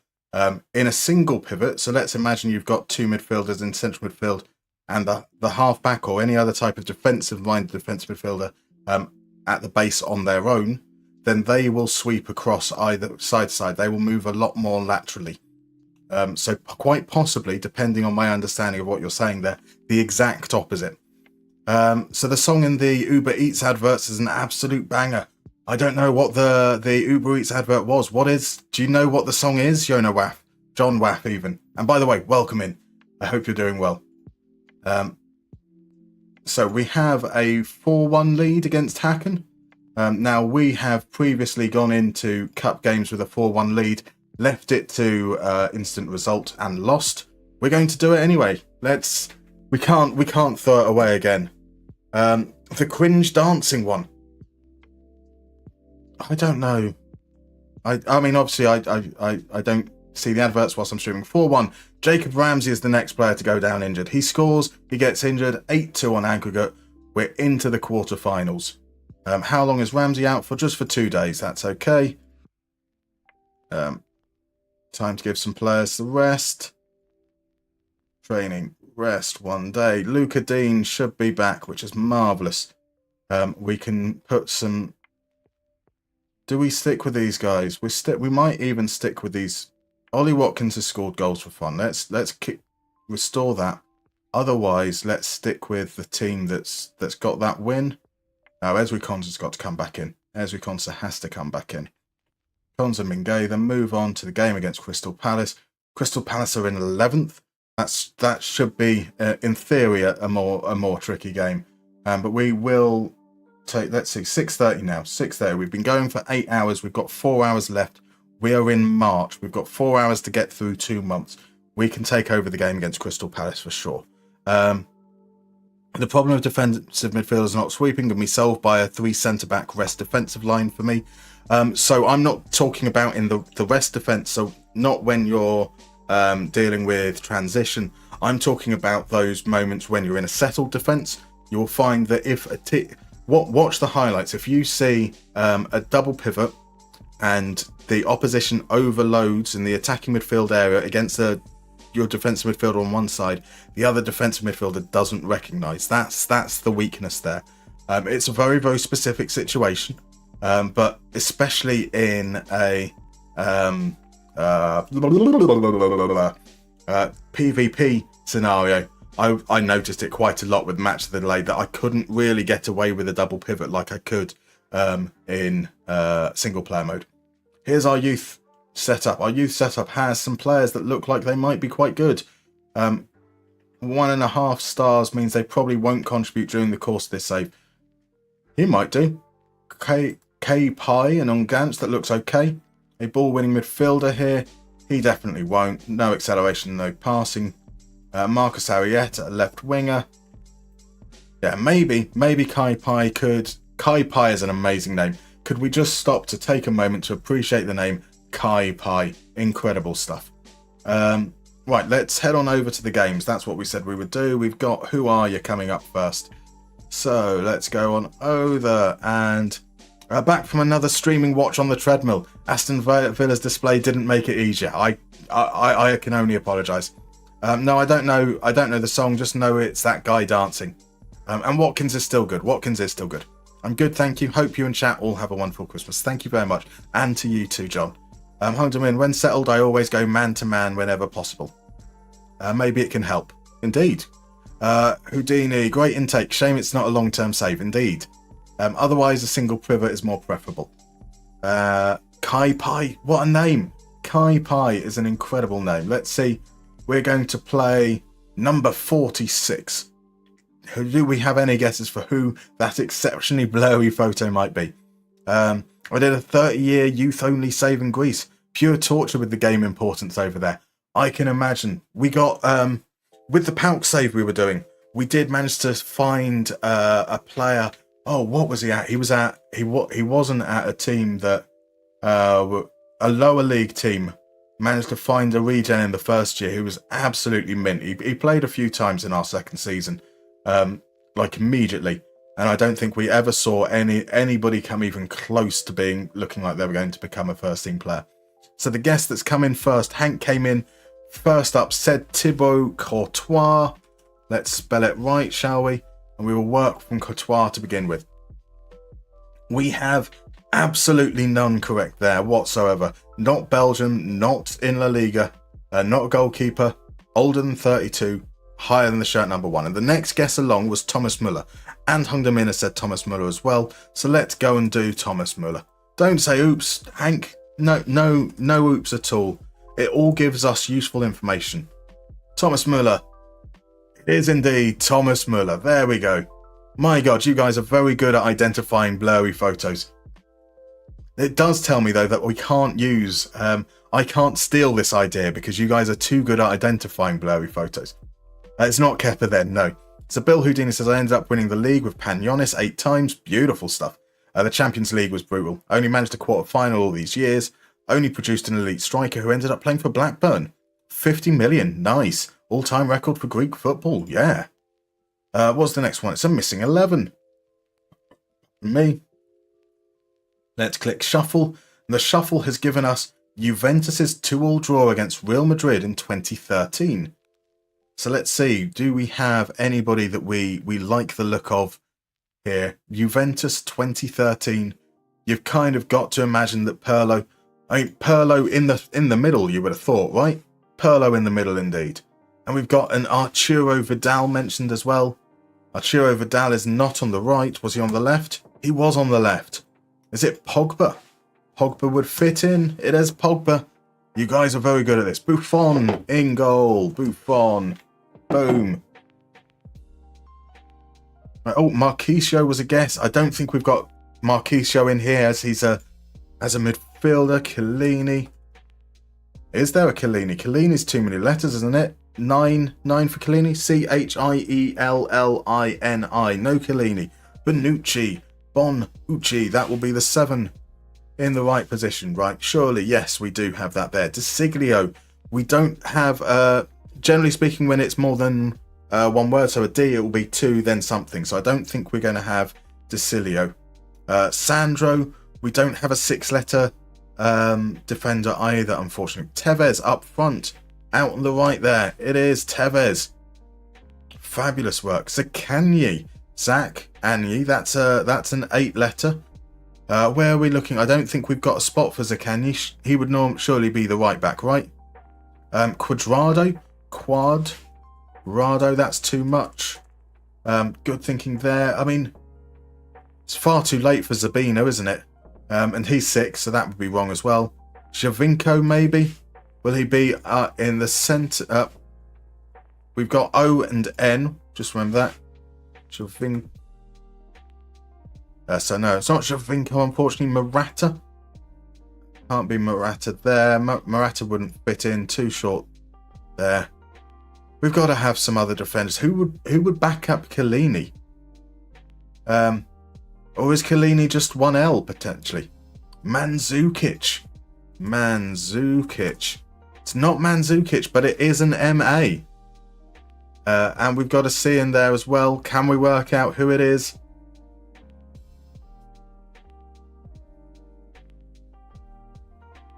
And here we've got something O, something N, something.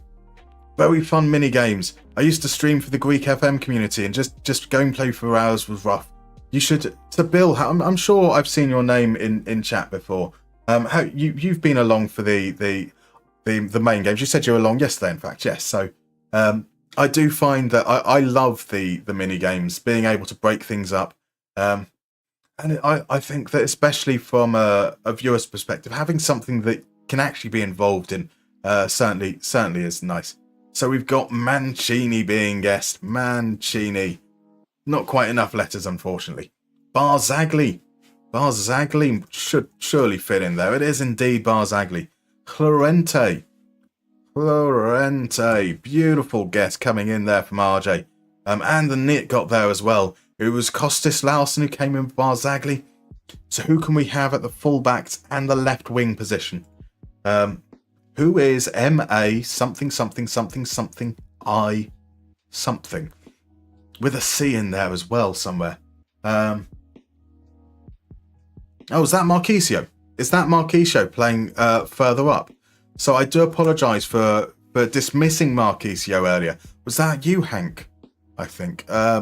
Marquisio was you, Hank. I do apologise. So, and then they've come in. We've got Connor. We've got Goodrow, said Marquisio as well. Pereira has been recommended. I'm so sorry. You should be offended. That was very, very mean of me. Chiellini at left back. That's more letters. It's 9 letters for Chiellini, right? The reason he wasn't at centre back was because Chiellini was too many letters for Barzagli. Left back is Asamoah. Kwadwo Asamoah. My word, marvellous work. I don't think I would have got that in a million years. And are you saying, the net, are you saying Pereira for right back? We have some letters. Some letters certainly help. Right, what could it be? We've got an R in there. We've got some E's. We've got some A's. Is it Caceres? It is. Oh, Caceres. There we go. Marvellous work from RJ to finish that off. Totally forgot about Asamoah. Absolutely would have forgotten about him. Marvellous. Right, back in we go. We have got a game against Crystal Palace. We're going to take charge of that one. Kai Pai is going to be our future. We might be able to get some game time out of Kai Pai in the final year of this. FA Cup, Newcastle, Southampton. I want Newcastle and Southampton and Liverpool to win that. The deeper they've got to go into other competitions, the better for us, I imagine. Pau Torres, tired. So Lenglet is going to come in. These guys aren't ready. John Duran has passed the fitness test at least. Ooh. Leon Bailey doesn't really fit into this system.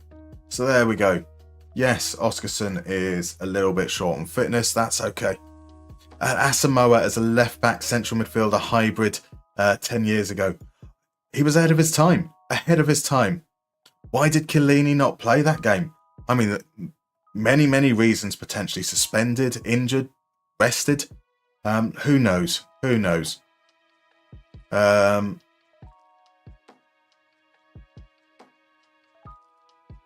Ignore the recent praise. They want us to fail.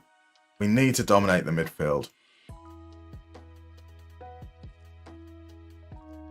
So let's have a tentative first 10 minutes. Let's see if we can make sure we don't concede in those opening 10 minutes. We're on an attacking mentality now. That's what I mean by tentative, right? Onyedika going naturally, finds Tielemans. Tielemans with the shot plays it to Henson. I would have liked to have seen a forward run there from Watkins. Could have perhaps received a pass and got a better chance off there. Lenglet at the back post doesn't win it. Elise has a chance to come away with it. Elise marching forwards finds Eze. Oh, I can't believe we've been robbed of Elise and Eze once more. Good challenge from Onyedika denying Ayew. Douglas Luiz clears. Momentum, it does seem to be going in Palace's favour to begin with. So we will going to drop down all the way to balance. Let's see if we can get a bit more control on the game. Here's Watkins, finds Taylor out left. Taylor has had to play a lot of games with Digne out injured. Feeds it into Watkins. Watkins gets the cross in. There's Oscarson. Oh, Oscarson. Oi. Asamoah was Zinchenko before Zinchenko, indeed. Indeed, Guehi plays it across. He got the attention there of two players. Perhaps baited the press quite well. And here's Richards now. Finds Decore. Decore can play it through the lines. There's Elise. Elise cuts inside. Elise. Oh, narrowly over. Narrowly over. Got to be a bit disappointed, though, with the defending there. We've had a lot of shots from Palace so far. A lot of shots from both teams. 12 in total, but only 2 on target. I mean, part of that, we've seen some good chances that have gone wide. And here's Elise. Elise coming forwards once again. Cuts it back to Eze. That's 1-0. That's 1-0. Right, we've got to go back to attacking. Absolute shambles. Let's go and pop that into a more reasonable shape. We are going to skip past the highlight. That tells you how I feel about this situation. We have a remarkable quality for conceding and not scoring. Come on, so Anderson on the ball. That's a high pressure. High pressure wasn't what made it. It was just a poor pass. Oscarson grabs it. Watkins' touch, though, was awful. And that allowed Palace to clear. But here's Tielemans playing it through. And Watkins, this time, he makes no mistake. But is he onside? Is he onside? The referee did not raise the flag. But VAR, it's David Coote on VAR. David Coote. Oh, David Coote is the referee. Anything that happens in this game doesn't count. I think I haven't saved the game at any point during the course of this. I don't even have autosave on, which is probably risky. But I think we should be allowed to save scum this game because David Coote is in charge. There we go. 8 shots to us, 9 to them. We've edged it on XG. Both teams a little bit beneath it right now. I don't like what I saw. We've got to be doing more than this.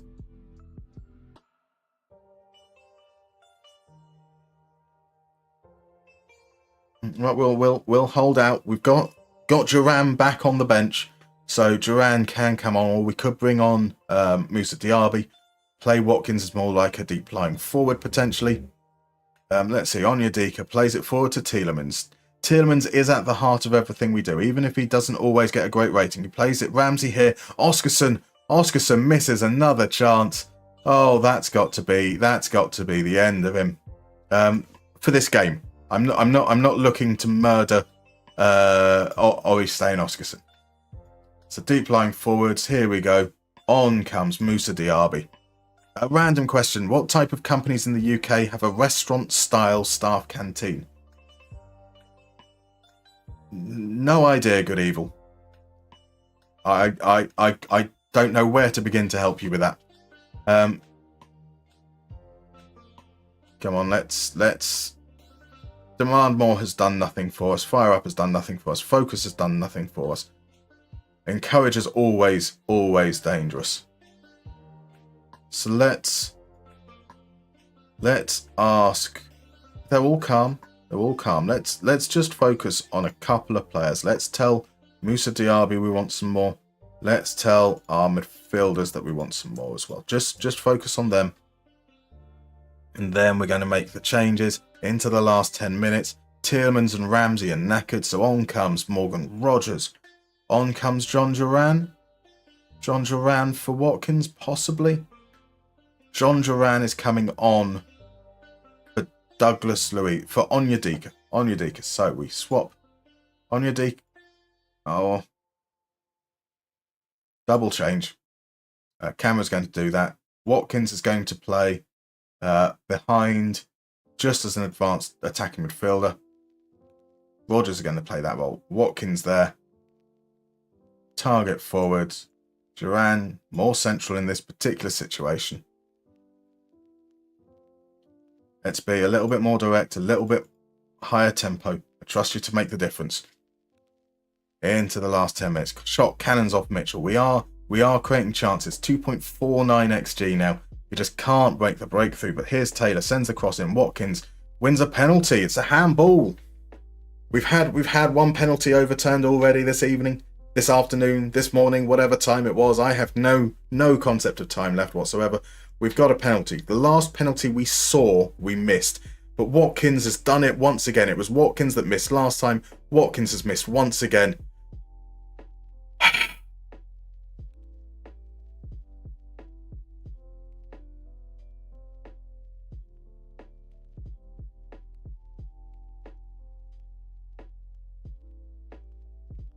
Mitchell coming forwards for Crystal Palace. Feeds Ayew.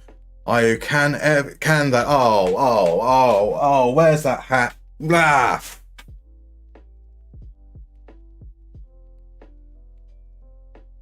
Oh my word. What have I done? What have I done to upset the FM gods? The last 2 weeks have been absolute hell for fortune. Oh my word. Like we had that really good spell with IFK Mariam, and every moment since then has been pain. But here's Diaby. Can we get an immediate response? Diaby's got to set it back. Duran, that should be the winner. You can't. How can Watkins offside? What was Watkins' involvement on that? If this is coming back,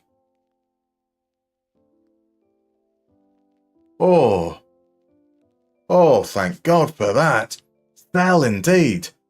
Diaby gets beyond, immediate response, cuts it back.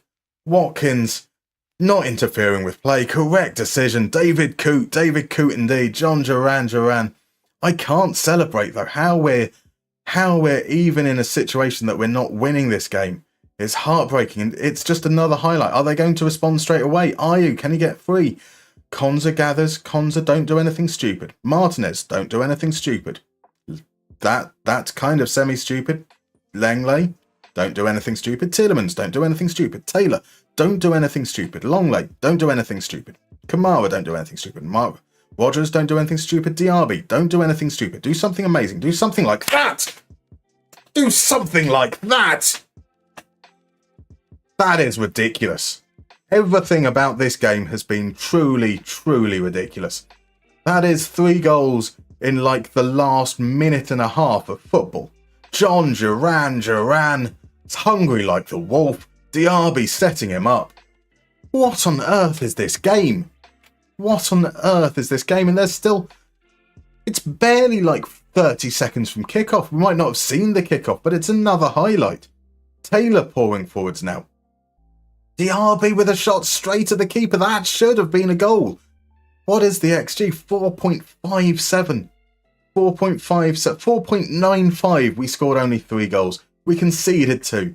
90th minute, 90 minutes plus 1, 90 minutes plus 2.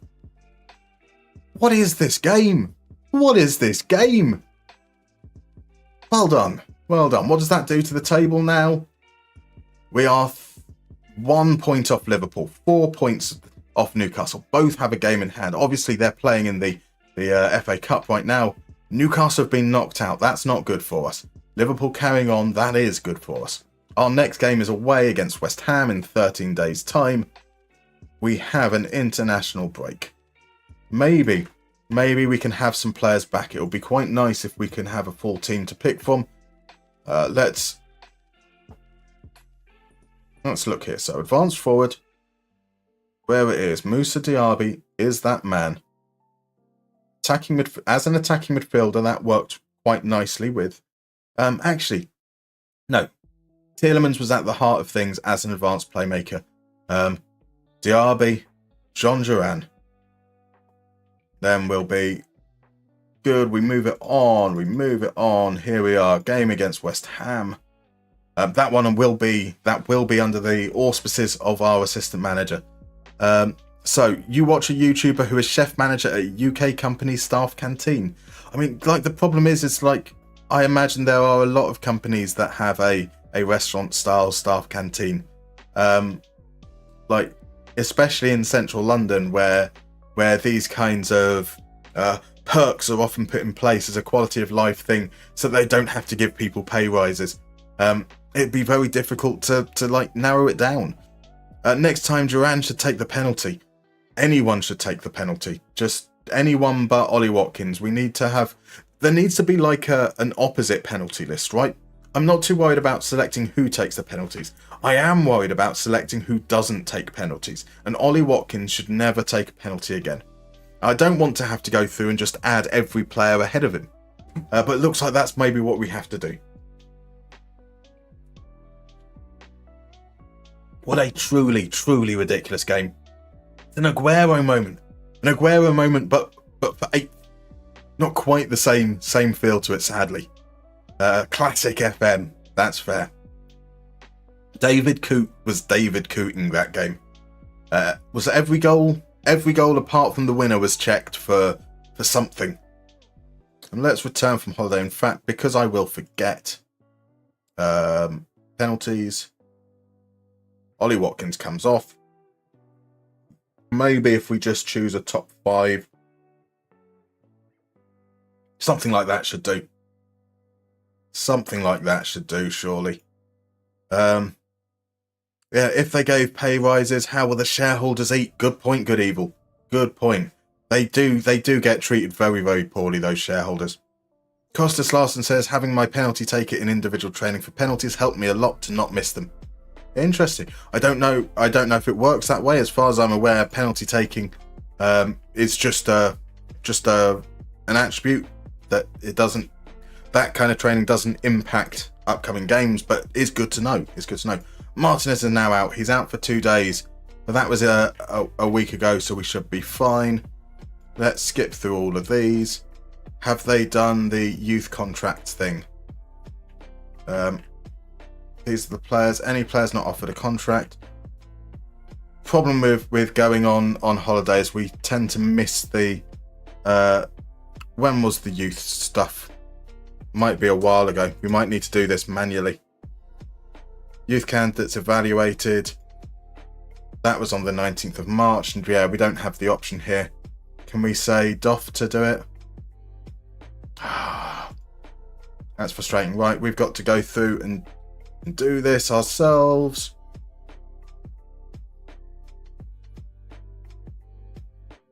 Sure, we're just going to give you whatever you guys say. Time is of the essence. You're all going to ruin my wage budget. I'm going to lose out on those bonus points.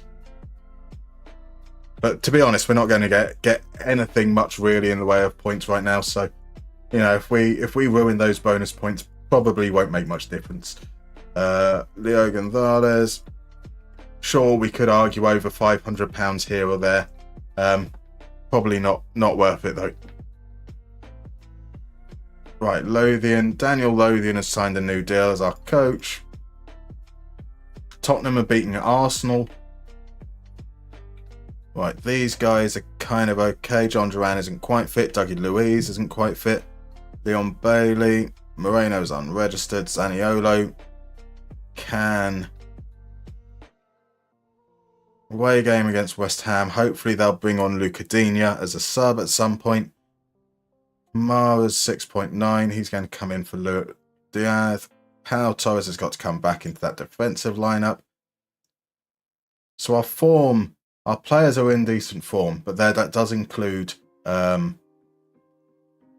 European matches where we won 8-2. We're away. So these instructions might be risky, but let's do it.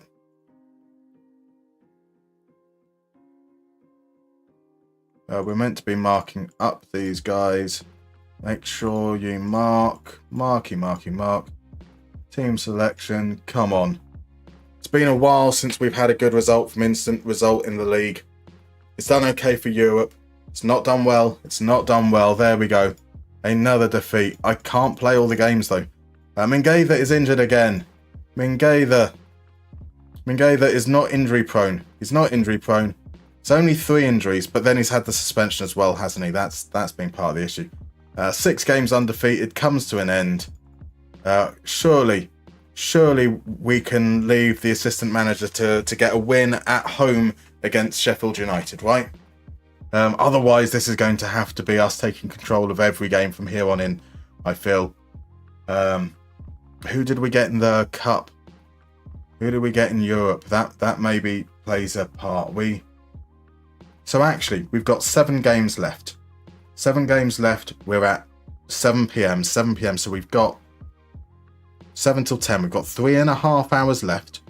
We can fit 7 games in 3.5 hours, right? So we take over the Sheffield United game. We can do the Sheffield United game. That's fine. Monchi is a good signing. Well, it's a renewal of the contract on Monchi. Monchi is our director of football in real life. So no decisions made on those guys. That's absolutely fine. Move all the way up. Don't see any major injuries that came through there. Mingueza isn't going to be back in time. That's all right. So is it Lenglet or Carter? Carter isn't fit. So it's Lenglet partnering Torres in the middle. Konsa's going to be at right back. Here we go. That bit looks absolutely fine. Ollie Watkins. So if we go with Ollie Watkins, and we've got Diaby there. So we're going to put Ollie Watkins as a pressing forward. Diaby needs to stay wider. Ramsey staying wider as well. Going to be a little bit less physical up front, more focusing on trying to make those runs in behind. Lots of runners for Tielemans. Tielemans has got 3 players in front of him to pick out, and Taylor. A lot of options there. What have we got saying? So the FM gods may roll the dice, their minds as cold as ice. They're as cold as ice. That's the way it is with penalties. Rich says, hope we're all feeling Christmassy. Just finished a chapter on personality for my OU psychology degree. Oh dear God, what has been written in there? That's gonna be a fun topic, I'm sure. Leon Bailey is being frozen out. Here we go. So, Good Evil says, who are the players getting the biggest attribute boosts in FM25? Oh, it'll be interesting to find out. Interesting to find out. Who do you reckon should get the biggest boost? Cole Palmer is the obvious one. Absolutely. Who else? Lamine, Mark Casado, Pau Kubasi for Barcelona. You certainly would imagine so. I mean, I think Pau Kubasi's got high potential at the very least, I know. Lamine obviously does. Mark Casado a little bit less. Liverpool have been held. If we win, that brings us to within 3 points of them. Arsenal, you expect we're going to win. We need to win this game. We really do. I would say Ahmad, Chris Rigg, Joe Bellingham, Tommy Watson. I was going to say there seems to be a recurring theme there. All from Sunderland indeed. Rodgers and Duran for Villa. Yeah, absolutely. I can answer that. Personality testing not as reliable as some believe. Identifies broad traits, but not that good at predicting people's behaviour. That does not surprise me at all. So, I'm not an expert, whereas you, well, I imagine through your years of teaching as well as doing the degree, you know a lot more than me in such regard. But I have done some work with the British Psychological Society, mainly focusing around the impact of mental health on homelessness. They were the experts on the psychological side. Obviously, I was the expert on the homelessness side. You know, you don't get a beard like this if you haven't had that experience.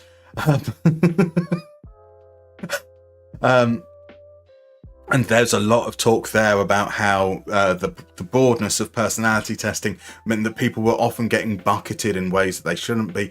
Councils especially were using elements that were brought forwards from personality testing to then try and identify that people weren't considered high risk, so they didn't have a duty of care to them. Some really, really horrible stuff that goes on behind the scenes.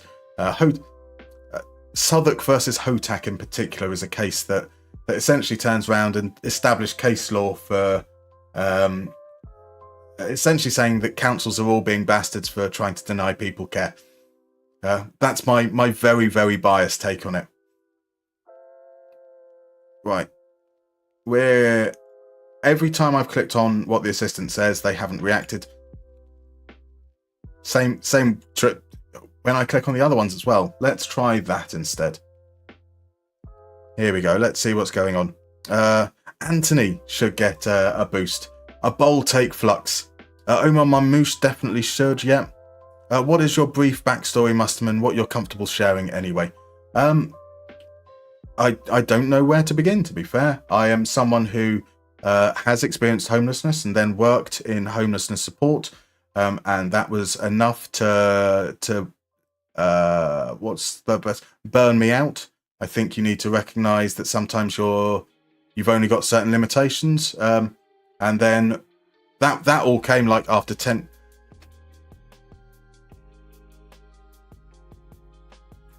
We've been dominant in this game according to the stats up until now. It's all getting very familiar, isn't it? Basham out wide. Taylor can't make the challenge. Brereton Diaz. Konza doesn't challenge for the header at all.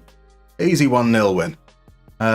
Easy 1-0. Now, do we respond straight from the centre? Well, Ramsey miscontrols the ball right from...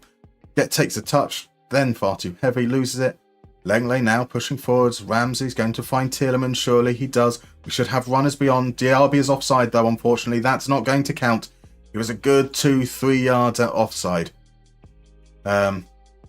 That's coming back, unfortunately, guys. So we can only play after we've conceded goals. There we go. Miles offside. But had the ball gone over to Watkins, however, that would have been onside. Right, Konza with a throw, and here's Ramsey back to Konza. He's got the space. Won't send the ball in. He plays a lovely ball to Ramsey, though, and that is 1-1. We only play when we're behind. Only play when we're behind.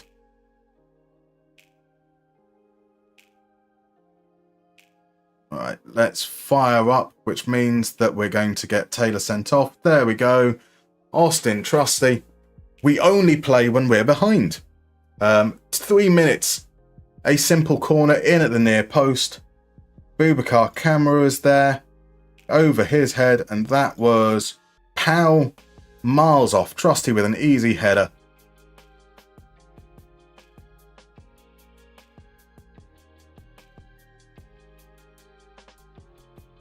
So we've had a spate of... We started off really well.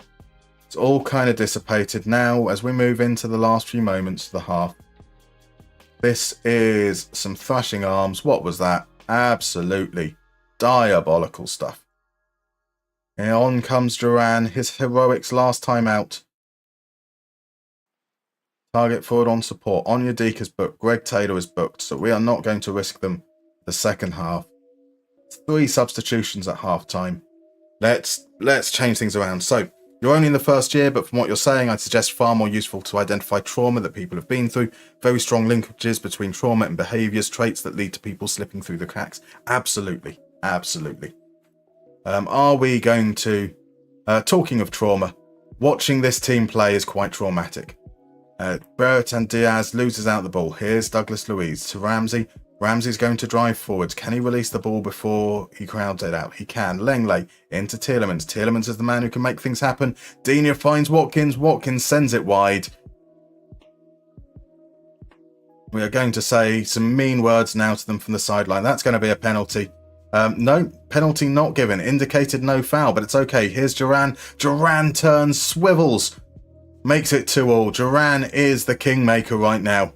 Here's the man who is going to fire us potentially to glory. But it's 2-2 right now. That's not going to be enough. Ramsey plays it in. Duran with a lovely swivel into the far corner. That is the kind of thing that John Duran would do. John Jada Duran. So, can we push on from here? 73, 74, 75 minutes. It seems to be dying down a little bit. Jacob Ramsey is knackered, so we're going to bring on Morgan Rogers. We are going to bring off Pau Torres. We don't have a defender that we can really use in this situation. So, Morgan Rogers, you have the ability. Does he though? Does he? That's the key thing. Let's demand more into the last 10 minutes. Let's push the tempo up. Let's push the directness up. Let's trigger the press more. And we can bring on Zaniolo. Zaniolo on and Kamara off. We're going with even more attacking players. That means he's an attacking midfielder on support. I have faith in you. Come on, into the last 5 minutes. Let us do something. We've had some magic before. There's a good save from Gerbic. We're getting the commentary saying that things are good, but we're not creating the chances to score. And there we go. That is, unfortunately, more drop points. We have failed to beat Sheffield United at all this season. That is poor. There's free trauma to be had every week when Valencia plays if you have a soft spot for old giants. That's fair. That gig put Gary Neville off management for life. I think that put football off Gary Neville for life as well, to be fair. Oh, another game we've conceded hideously. I'm embarrassed. We're going over the top. There we go. There always has to be at least one water bottle throw per season. That has us 5 points off Liverpool. We've got 6 games remaining in the league, including games against Liverpool. We beat Liverpool earlier on in the season. That does give us some hope in some respect, potentially. So John Duran has to be the focal point of our attack. Not against Hajduk Splik, though. We need to spare him for that. So that's going to be Oscarson in, Diaby. Tielemans going to drop out so that we're basically going to change as many of these players as we can. The bonus points we get from winning the cup would be very, very nice, but getting into Europe is points for us in the next season. So Melgo2, thank you very much for the follow. I hope you're doing well. Do let us, if you're comfortable chatting, let us know who you support, who you're playing in FM, but absolutely no obligation what to do so if you don't want to. Where was John McGinn? John McGinn goes here. Onyedika. Ezri Konza comes out. Gueza should be back in time for that game. 4 days, 5 days, he is indeed. Hayden Carter's going to come in. Luca Digne is finally going to start game back after his injury. I think that looks like the changes. We've been able to make a change to every position there. Pau Torres, Clement Longley. That'll be basically a reserve team for the away game at Hajduk Split. And then we can focus on... So our away games towards the end of the season, we've got an away game against Man City, a home game against Liverpool, a home game against Tottenham, I think. Or is it?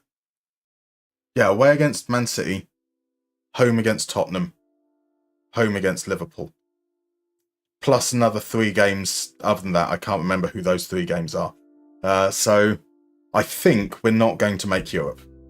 That is pretty tragic. That is really, really tragic. Oh dear. Oh dear.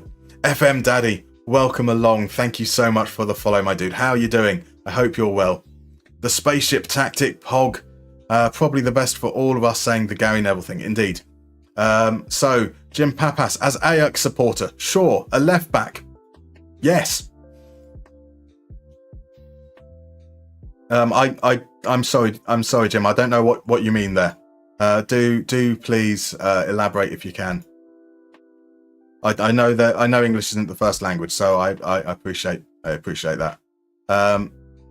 Mingatha, what's the news article there? Nothing particularly exciting. Playmaker is from Finland, so would like to know how and why you decided to play with Mariehamn. Fun league to play. It has been. So I've been to Åland. That's basically why they were one of the teams that were possible for us to play. It went out to a vote in the community, so we had a number of options out there. Mariehamn were just one of them, and that was the one that people voted for, which is why we're playing with them currently. In fact, I was talking to a friend this morning, based in Godby, which is the second biggest city in Åland, just about maybe 10 kilometers north of Mariehamn. Yeah, so a lovely place. Got a soft spot for them. Right, this left to our assistant manager. Who will be injured? Who's going to get injured in this game? No one, maybe? No one injured? That's nice. That is nice. Then we've got an away game against Man City. Mingatha kind of injured. Absolutely run into the ground from the looks of things in response to that game. So, Carter, Torres, Luca Digne stays in. Looking at Onyedika has been in good form. He seems to have recovered since the earlier part of the season. Camera's 6.92 isn't too bad either. Rogers, Zaniola, Oscarson hasn't been great. John Duran, Diaby, Tielemans. Ramsey had a good game last time out, so we do stick with him. 10, 11, Longley on the bench. So it's actually going to be Longley, isn't it? Esri Cons are out there. There's no way that Mingatha is going to be fit in time for the Man City game. This one we're going to leave to the assistant manager. The likelihood of... We've shown so far that my management skills can't turn things around. So let's see if the assistant manager can get lucky with that one. They did so with Liverpool away from home. Weirder things have happened. So give us back our island. That's Sweden. Yeah, I get that. I mean, let's face it. Everyone I've met in Åland wants to be Swedish. So it should be about time. They should, at the very least, I know they have autonomy, but give them proper independence. Never been there personally. Would like to catch a game there. I mean, so they're happy. We've recorded the top half finish. That's what we were expected. We were predicted to finish 9th, so I probably shouldn't complain about us being in 8th. But I am going to complain about us being in 8th because we have been hideously inconsistent. Mingatha, I'm guessing... Oh, Mingatha is fit enough. Right, Mingueza is fit enough. So there we go. That's going to be that change there. Moussa Diaby's been playing well. Right. Watkins to play behind the striker. Let's go with that. We're on attacking.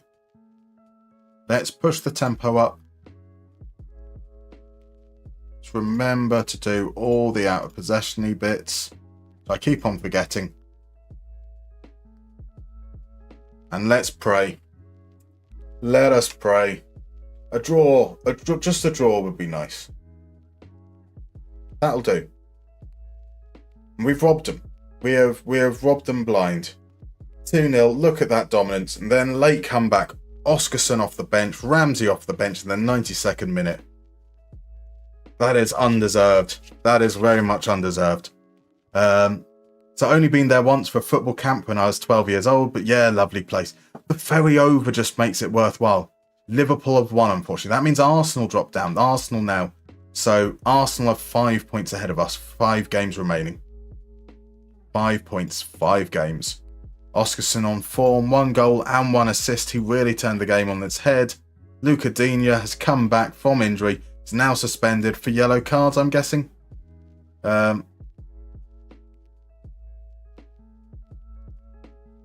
Oh, it's a Conference League game. So he's suspended for the Conference League because of yellow cards. Okie dokie. So Luca Digne out. Greg Taylor in. There we go. Carter on the bench. Leon Bailey on the bench. Because it is that we are going to give Oscarson his dues. Rogers is going to get a chance starting Zaniolo. There we go. John McGinn comes in. It's the ball winner. Dougie Luiz. Clement Longley in. Exactly the same thing. We're just going to keep on rotating out the players as much as we possibly can. So Longley, let's bring Carter in at right back. That's fine by me, I reckon. Move on. Leaving this one. I can't leave this in the... Can I leave this in the hands of the assistant manager?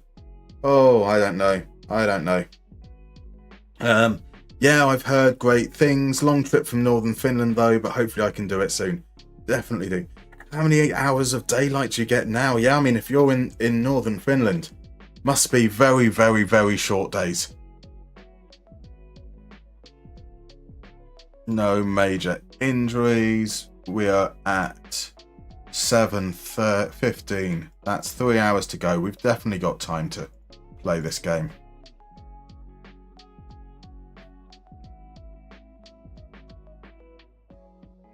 Look, they threw away a 3-1 lead. Granted, that was an away game.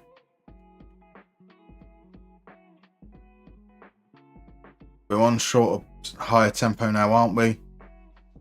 Opposition. Remember to do all of these bits. So why? There we go. What have we missed here? We've missed some positions. For some reason, we've missed some of these positions for marking, and I'm not sure why. Seems really weird, the positions that are missed as well. I don't know what on earth I was doing. Something stupid, clearly. So Carter, Rogers, Zaniolo, all not quite there with fitness right now. Add opposition instruction. We won't. We're not going to tackle harder on someone. This is a match we should be winning. I need a strong performance. Expect you to take control. Expecting to see something. Just Morgan is paying attention. Here we go. Is this the first Conference League game we've actually managed? Quite possibly. So the early start, nothing has happened, but we do have a highlight. We haven't had a highlight early in games for a while. Certainly not in our favour, at least. We've conceded some early goals. Zaniolo, though, takes it on a mazy run. No chance. Some weak defending from Perisic. Diaby is there to turn it in. No intervention from VAR. No intervention from VAR. That'll do. That means I can remember. Let's reach on over to the laptop. Reach on over to the laptop and do a little bit of that. Some very, very weak defending, allowing Zaniolo to kind of push down the outside, unabated. It's a 2-0 lead now. So this means that Hajduk are going to start pushing forwards, you imagine. We expect momentum maybe to start shifting. Tends to be the experience I have. Let's ease off tackles on Dougie Luiz now that he's got a yellow card. Zaniolo can't keep it down. So right now, not too much happening. I'm quite happy for it to be boring from here on in. Preferably we don't want Hajduk to get some momentum, like maybe Lot scoring from this moment here. Konza steps in, intercepts nicely. McGinn plays it to Rogers. Rogers is going to try and push down that same side we had Joy earlier. Rogers, can he get the cross in? He can. That's Diaby. That's 3-0 on aggregate. 2-0 on the night. We need to, though, make a little change with McGinn there. We're going to change him to just a defensive midfielder. Our double pivot are both booked at the moment, which is a little bit risky. Maybe 1 or 2 hours of sunlight. Oh dear. Oh, honestly, I have no idea, because if we get some, I'm working at the time. I mean, Fluxer says that's brutal. Those are exactly the right words. Yeah, summer is incredible, though. Bright weather 24/7. Do you find it incredible? Like, do you find it disrupts your sleep because you don't, like, there's no darkness? That was my experience in Orland Islands. It was during the summer. We were doing some charity work. So some of the people who were with us were from Western Sahara. They're observing Muslims. It was during Ramadan, and sunlight all the way up until 11 p.m. Dawn at about 2 a.m. in the morning. That gave them just 3 hours for iftar, which is like, how on earth they survived, I have absolutely no idea. It was crazy how much daylight there was. Right, point fingers, stay focused. We are going to change both of the midfielders so we can move him back to being a ball winner. We can tell him to tackle harder. Pardon me. So, just got to play out the game, not do anything too stupid in the second half. That's all. We're in control. What on earth can go wrong from here? Yeah, it can be weird, but I guess I'm just used to that. That is fair enough. I suppose when you deal with it every summer, it's just part of the course. Nothing much happening in the second half. It's perfect. Not seen a chance yet from Hajduk. We'll look to make the last few changes here. Let's see. Leon Bailey get some game time. We'll put him on for Rogers. Taylor is now injured. Marvellous. So on comes Torres. Trust you to make the difference. Oh, that didn't make the other change, though. Marvellous. So the other change there, that was going to be Leon Bailey. Anyone else need to come on for match fitness reasons? No, they don't. So there's Leon Bailey coming on. Is this a highlight? We might have actually missed the one opportunity that's happened in the second half. I heard the fans cheering a little bit. I do apologise for that. Here we go. A nice tepid end at second half with zero drama. Even if they get a consolation now, surely with a 2-goal cushion, we'd be okay. Bailey, those looking to make it 4-0 on aggregate. Bailey makes it 4-0 on aggregate. He's been frozen out after he put in his transfer request, and he's showing that he could actually still contribute. A lovely solo goal. Owes a reasonable amount to the fact that he is just a very, very quick man. I'm half expecting it to come up that he's been injured by running so far. Lovre Kalinic. It's been a tough game for Kalinic. He's just had to pick the ball out of the net despite making a number of saves. That will do very, very nicely. Every time I join the stream, McGinn is on a yellow, lol. He is every single time. He was born on a yellow, says RJ. Exactly. Right. Well done. That's us through to the semi-finals. So we could be up against Fenerbahce, Fiorentina, or Osasuna. AEK and Olympiacos both knocked out on penalties. Cruel. Did I I did send him to the physios, didn't I? I didn't injections. Right, okay, that's good. Brighton match has been rearranged. Marcus red. Our next game is the home game against Tottenham. Let's get these players rested up. Training. Rest 1. Make sure that Luca Dino is in. We've got an ad coming up in about 30 seconds, so we'll be going for a break. I'll be stretching my legs. I'll be vaping a little bit. So let's move forwards. Then we're going to head into that Tottenham game. 5 games remaining in the league. Potentially 3 more games in the Conference League as well. We're doing okay. We're doing okay. We have 3 hours to do that. That I think is manageable.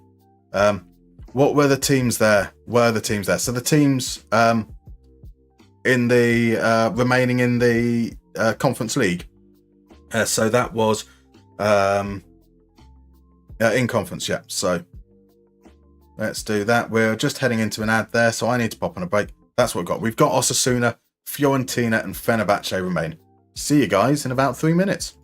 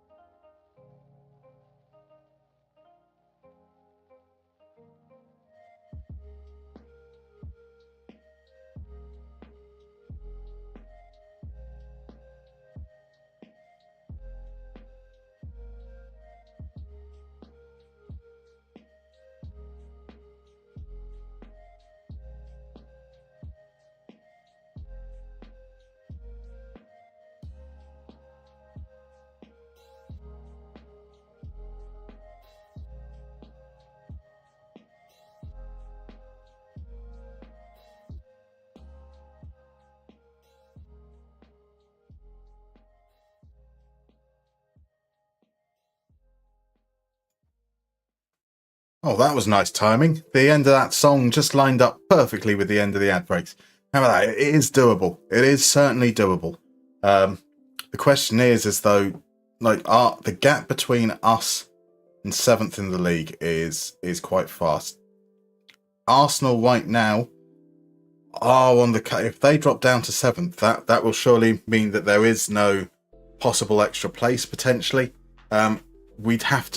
We'd need Arsenal to drop down to 8th. We'd need to get past Arsenal. 7 points in the league feels like it might be too much. So our only chance of Europe could potentially be the Conference League. And it's whether we roll our attentions that way. Let's have a look here. So our Osasuna game is after an away trip against Fulham. We start away from home, which is nice.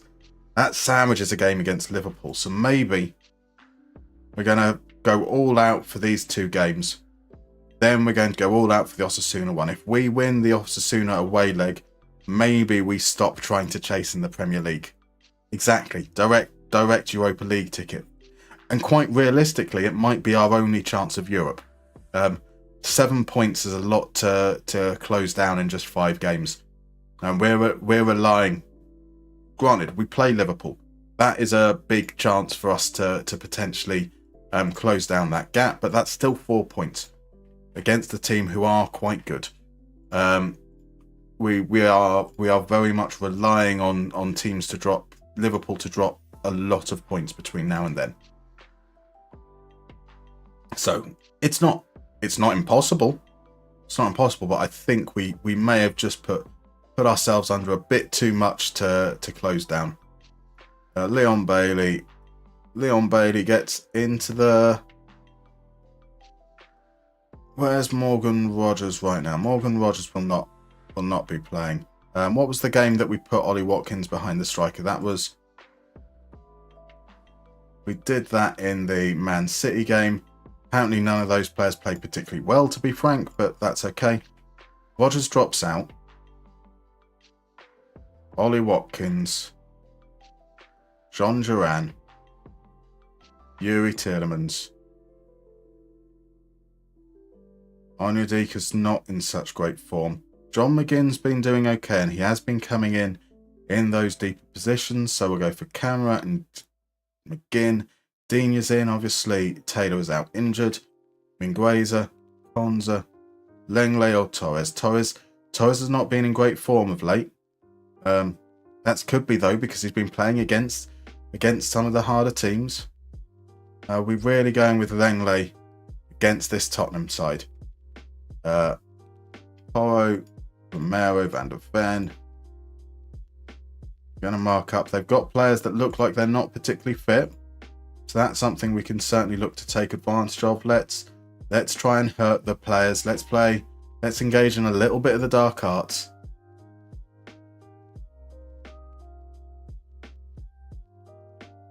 Here we go. Redeemed hydrate. Let's hydrate. I must thank all of you guys for constantly reminding me to hydrate as well. It is quite a miracle that we've gone through this many hours without my voice giving out. Let's do what they say. We've got some good reactions. Let's not ruin those reactions by saying anything more. Leicester boss Maresca is in the stands today. The early stages. Okay, so momentum is currently with Tottenham. We've been a few minutes in. Let's fire up the team. And that has resulted in even less of a reaction. Here's a free kick. Porro sends it in and skips over. Oh, Mingueza able to carry it away. Is this a chance for us to counter? Plays it back to Konza. He's under pressure. Mingueza's under pressure. He loses it. Skip plays it to Kulusevski. Duran dives in, wins the ball. Watkins heads it on. This is not a highlight. This highlight has been going on for far too long. Here's Van der Ven playing it to Skip. Duran gets in again. Duran is winning his challenges. Konza plays it inside. Kamara, can he play it through? Is Diaby offside again? I think Diaby is offside again. Oh, Diaby. I'm drinking Prosecco. Very fine choice. A very fine choice. I prefer Prosecco to champagne, personally. Smaller bubbles, better for digestion. Unfortunately, it looked like he was quite a bit off. He was closer than I thought. There we go. Diaby, if Diaby could stay on side, just imagine how devastating he would be. And so the stats say that there's only been the one shot so far. Obviously, the offside chance doesn't count. Let's demand more. We haven't really had much of the ball whatsoever. 35% against 65%. We're the home team. You'd hardly think it, but we've stepped in. Watkins now. What can Watkins do here? Can he create a chance? That was outside the box, unfortunately. Whenever there's... I don't think I've seen a was the foul inside or outside the box call ever end up being a penalty. So, no penalty, no surprise there. But it is a good position, maybe. Maybe we can do something here. Dina crosses it in. Camera! Boubacar, Camera! Oh, what are they checking? Offside? No. No.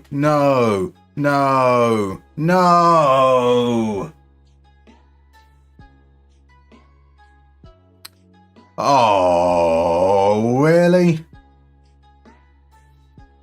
Right, so Flux, we will play the mini game of Missing 11 after this. It's we basically, I don't know if you're here a little bit earlier when we had the Juventus team. We get a random team from history that we've got to name the players in the starting lineup. So we'll do that in a moment. That guy ran to the ref and misses him, then looks around, find him again and argue. So we've scored twice, but neither shots count because they're offside. Now, Tottenham haven't really created anything. Let's have a look here at the combinations. All of the players going through Van der Ven and Udogie. We need to put some pressure on. We're now going to have to be a little bit more aggressive in our press. And that means Watkins coming off because he's on a yellow card. We can't really risk that. Disappointed we've had so little. So, who is the player that comes on? Is it Jacob Ramsey? It is Jacob Ramsey. And this means we need to trigger our press. We're looking to push inside, so we're going to do the thing that we do when we press outside, but we're doing it the other way round. So easy on the outside, hard on the inside. We've got lots of bodies forwards. We should be able to create some chances from this. John Duran is only on a 6.5, but he's won possession quite a few times. Those couple of moments we've had, so many shots, a whole one indeed. Missed that, but I'm familiar with the concept. Yep. So we'll play that game in a short while. Right, we've had a couple of shots. They weren't good enough for a highlight though. My word, what a classic game this is. What a classic game this is. Richarlison throws himself in front of the shot. It's a block. It's another great quality chance. Here we go. Look at this. Look at the quality of these chances. All minor chances into the last few moments here. We are going to go a little bit more direct. Going to look to pass into space. Going to press more often. John Duran's done well, but he is looking tired. So is it Oscarson or is it Oscarson's going to come on? John McGinn hasn't had a great game, so that's going to be Onyedika. And Onyedika doesn't need anything said to him. Or let's say, can you score the winning goal? He says, no, I can't. So the last 10 minutes. Come on, guys. We can create chances. They're not great quality chances. They're better quality chances than... And there's an injury. We haven't had an injury for at least like 2 games.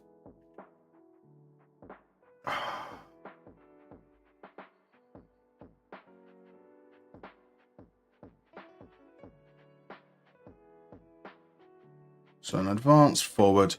That's going to be Zaniolo coming on.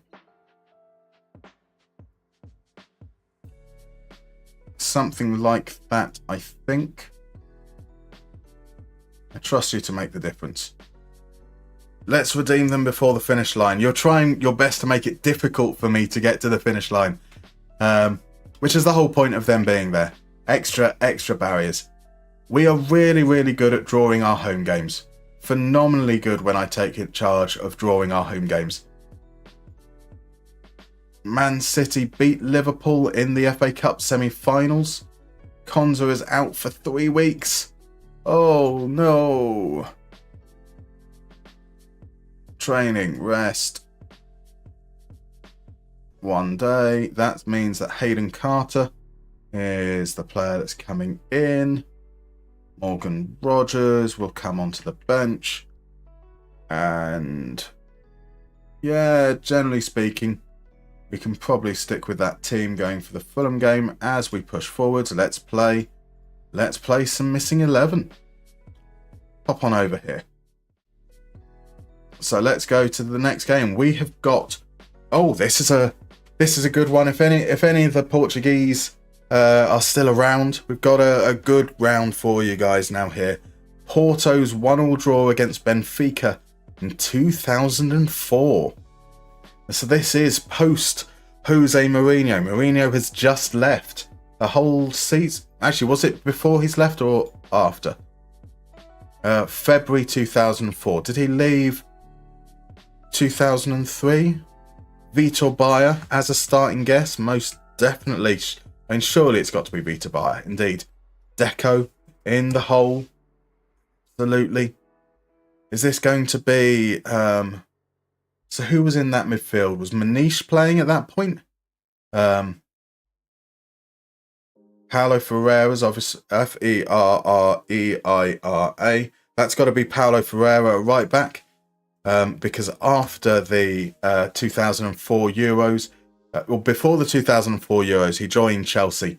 And then before he played a game for them, he was responsible for the opening goal of the tournament, passing to Karagounis 30 yards out. Karagounis takes a couple of touches to carry it towards goal, then launches a daisy cutter that opens the scoring. What a wonderful moment that was. So you would expect that is indeed Carvalho. It is Carvalho. Is it Costinha at the base of midfield? It is Costinha. I should have been here for the Juve one. I'm clueless here. It's one of those unfortunate things, isn't it? Sometimes you know, sometimes you don't. So, do we have... We've gone Ricardo Costa. Do we have a spot for Costa? I can't see one for Ricardo Costa. Benny McCarthy. McCarthy. There we go, up front. Paoletta up front. So that's McCarthy up front. Jorge Costa. The other one. There we go. It is indeed Jorge Costa. Who was playing at left back then? I'm going to go with Manish here. Yes. Woo. So we've got a left back and we've got a left midfielder. Costa Fortune. Sorry for caps. There's no reason to apologise at all. Helder Postiga 7. Postiga 7 letters, unfortunately. That's not going to fit. So the numbers here indicate the number of letters in their names. So that's a two-part name. 4 and 7, 5 and 6. We've got 6 there. So who was playing up front? We had... I remember doing a save with Porto back in the first FM. So the first FM after the split, which would have been a little bit too late for this, in fact, wouldn't it? So maybe a little bit late. Bruno Marais. That's a phenomenal guess if that's right. Look at that knowledge. No, it's not. But we do have some letters. We have an R and an N. And it's somewhere in there. We've got Yardell guessed. We've got Roy Mackay being guessed. Just Marais in front. We could try. Let's try Marais. It's not Marais. We do have somebody guess Mackay. It's not going to be Mackay there. It's not going to be Yardell.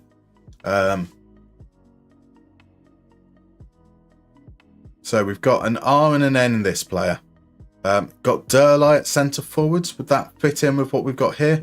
So our centre forward option, we've already got one answered. The second one remaining is M something something something E something. There's an A in there.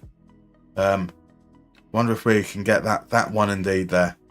We've got a left back and we've got a left attacking midfielder. Mendes, isn't it? It's going to be something Mendes.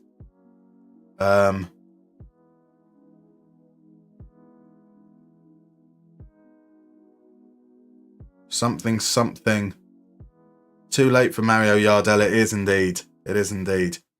Surprised Conceição was not there. I think that's not quite Conceição era, is it? Rice, Pedro Mendes. That does work. Beautiful. Tatsugiri, welcome back in. Thiago Mendes isn't going to fit in any of these. What can we have here? So we're probably looking at M-A something something something. I mean, that was kind of obvious, wasn't it? Unless it's like M-I-A. Is it 0304? It's 0304. February 2004. Pedro Emmanuel. Where would Pedro Emmanuel go? Unfortunately, that doesn't fit in. We've got a 4 and a 7. We've got a 6. For the 6, we've got M something something something E something. There is an A in there, but the A is not in the 4th position. And we don't have any guesses yet for the left back. Are we going to be stumped? Nuno Valente for left back. Of course. Although I associate him more with Benfica. I don't know why. Nuno Valente. Maciel. There we go. Coming in, RJ and Real Betis right at the end. You guessed it. Amorim. Might have been a bit too early for Amorim.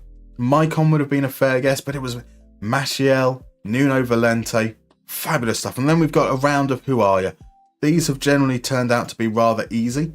So let's see what we get here. On a random, we get a blurry photo. Who do people think this blurry photo is? The first person that guesses is what we'll go with. He's got a beard. He's got dark hair. Seems to have quite a round face. And we have Raya being guessed first. David Raya. Right off the top. There we go. I told you these are quite easy, eh? Flux, wonderful work. Hulk, Vargil were all fair guesses. There's a point where you just start guessing stereotypical Portuguese names. Yep, that's fair. Sheesh, easy peasy. Yeah, lol, what the fuck? All perfectly fair reactions there. I stopped redeeming that game. Indeed. We so far, I think the most guesses it's taken has been 2. Oh no, Vardy took 3, wasn't it? Because he was a really, really old person. Right, so our game against Fulham. What has that draw done? That draw has us 7 points off. We haven't changed. I don't feel good about this Fulham game. Let's see. So we have no Konza now. We still have no Taylor, I think. Yeah, Taylor's not quite back. Buendia's close to being back. In fact, Buendia is going to be on the bench. He's just on a fitness test rather than an injury. Pau, Torres, Clement Longley are going to be our centre-back partnership. Oscar Mingueza on the right. McGinn didn't have a particularly good game. In comes Onyedika. Ramsey in. Watkins to replace Diaby. Diaby keeps on ending up offside, so let's go with those changes here. Opposition are playing like so. It's another 4-2-3-1.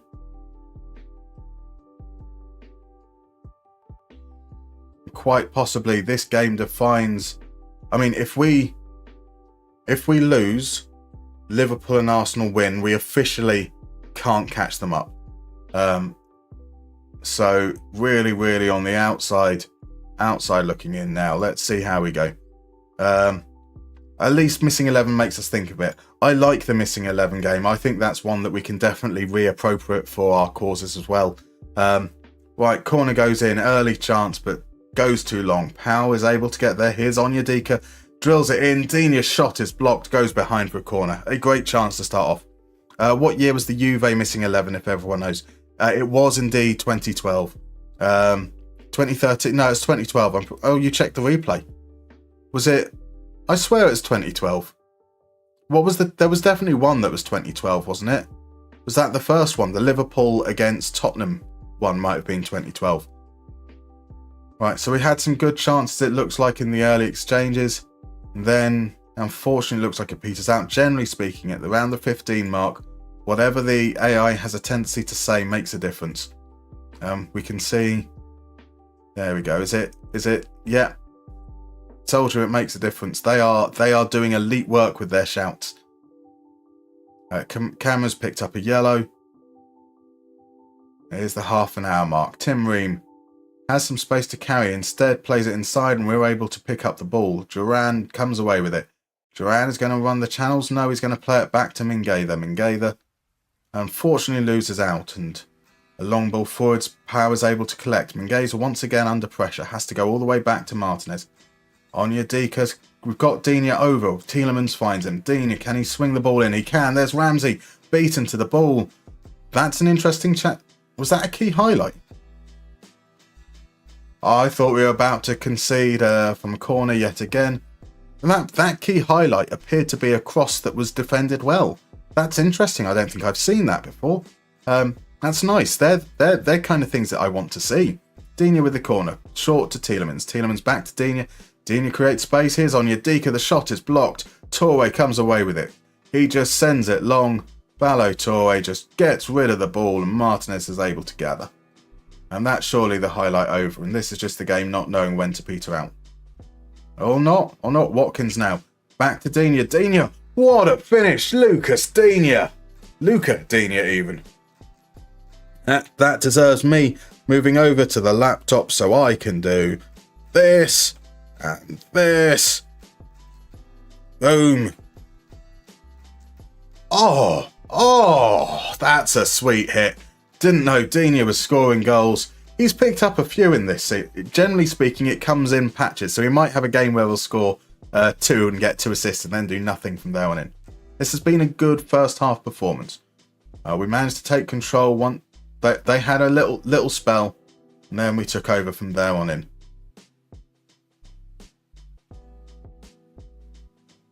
I'm pleased with the number of shots. Camera's on a yellow though, so that does mean we need to take off tackle harder. Well, we don't have to, but we don't want to risk it, do we? Menace indeed, a fair description.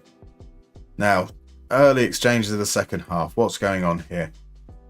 Seems to be that we've still generally doing okay, but we're not taking our chances. Tielemans sends it in. Leno gets it clear. Onyedika keeps the pressure on. Duran, fortunately, his pass is cut out, and Camera's going to have to come all the way back and plays it to Powell. We do have some spaces. So Onyedika's pass, a little bit shabby. Keeping the pressure on though. Iwobi does brilliant to wriggle away from it. The pass is poor. Now, what can Watkins do? Watkins, not really much. Watkins feeds Tielemans. That's going to be a penalty. Now, we have said that Ollie Watkins is like the 6th favourite penalty taker. Ollie Watkins is not allowed to take penalties. But now I've talked about penalties, it's going to be denied, in fact, isn't it? It's not. I assume Yuri Tielemans. Yuri Tielemans. Liverpool was the 2012 one. We haven't scored a penalty in games we've taken control of. My word, that is going to be the priority for the second season, is a player that can take penalties. We need to make changes here because of the... so a double change on the pivot. There we go. Give team talk. I need you to make the difference. But we are still maintaining that momentum, which is important. We can see that they're not completely hemmed back, despite the percentage and momentum difference. Oh, that's... like... both of those columns there were blue. You can't go back and... You're lying to me. Cheeky. Ramsey is going to come off and he's going to be replaced by Zaniolo. Watkins, he's got a good rating, but he's frustrated me with those few highlights. It's time just to drop down to positive. Drop that tempo a little bit as well. We need you to see through the result. I told you to choose Duran as the penalty taker. You did, El Norby. He's meant to be an even worse penalty taker than Douglas Luiz, Yuri Tielemans. Zaniolo is through, shot straight at the keeper. We can't score pens. It's crazy. Never let a 2010s Anderlecht player take a penalty. We had a trauma back then. I mean, that is a very, very specific set of rules there that we need to consider. Right, the last change. Is it going to be the return of Emi Buendia? It is going to be the return of Emi Buendia. And the beginning of some time wasting. All the way down to balance now. I have faith. But there is a highlight. And it starts with Fulham in possession. Sends the ball long and Powell manages to gather. But Digne is under pressure and he gives it straight to Adama. Wins the challenge. But there is now space for Adama. He's going to cross. Oh, there's a great block. And now Leno is joining the corner. In a league game, they're going for it and nothing came of it. We can see it out. We were much better team, and the fact that we only scored 1 goal from 3 XG is quite shocking, really.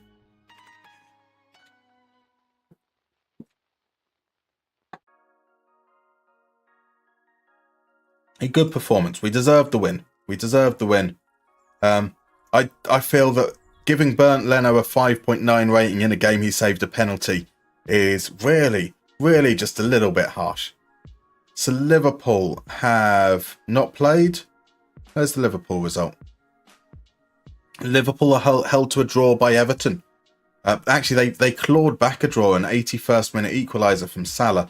5 points, and we play them. That would bring it down to 2 points if we beat them. But Arsenal, surely that is beyond catching up now. 7 points, 9 remaining. At some point, we were scared to get a penalty because we knew we could not score. I'm scared. That's exactly how I feel. Here's another injury. It's for Oscar Mingueza. So Ezri Konsa, 2 weeks away. Hayden Carter's going to have to come in. We don't have... Greg Taylor's going to be away for another week as well. Buendia can't feature. Douglas Luiz is suspended. We have no players for this first leg away against Osasuna. I literally don't have someone that can cover Lucas Digne. So Lucas Digne, we start with this very first thing. Lucas Digne is going to be rested for 3 days. Because that's probably the only way we can protect him for that game.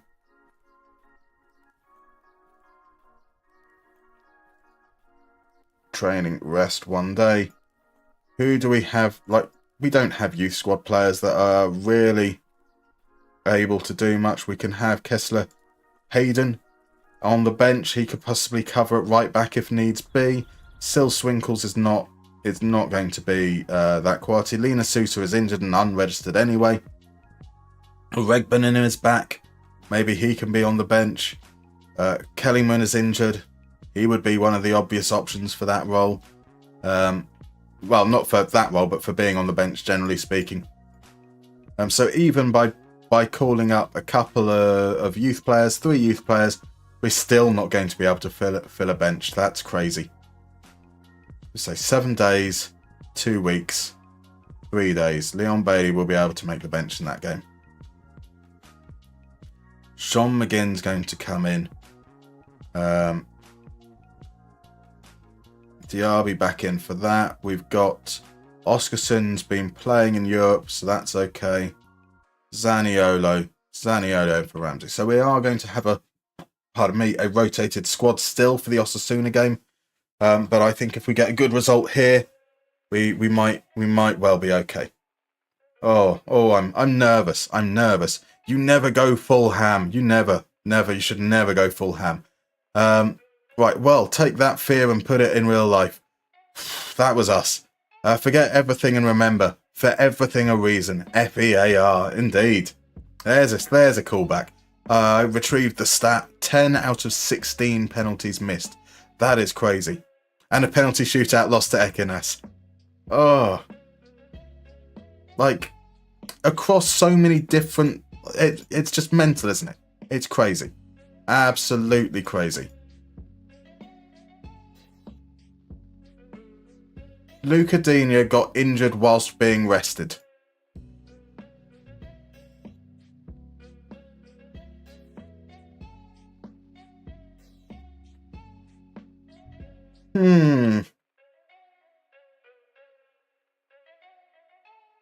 And Kessler Hayden got injured as well.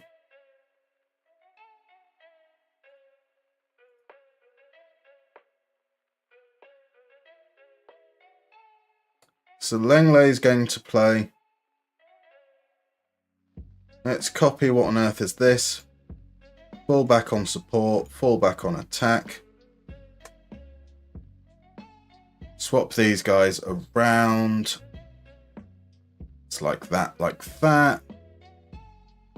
And that's going to be on this side. I mean, I don't have an attacking right fullback either. But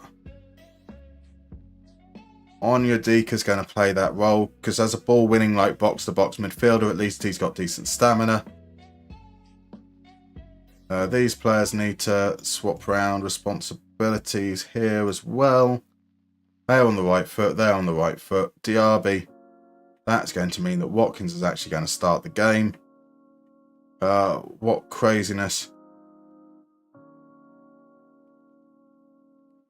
I'm not even going to have him on the bench.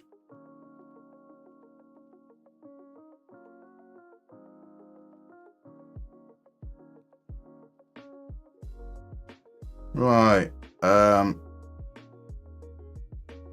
Barber is going to be on the bench. He's definitely not of quality required. Caden Young's going to make the bench. Do we pick just a random under 18s left back?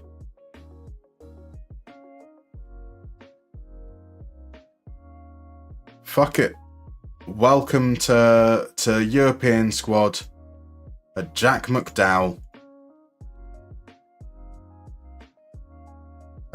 Isn't Tielemans competent at left back? No, he's not. He is not even remotely able to play in the defensive positions.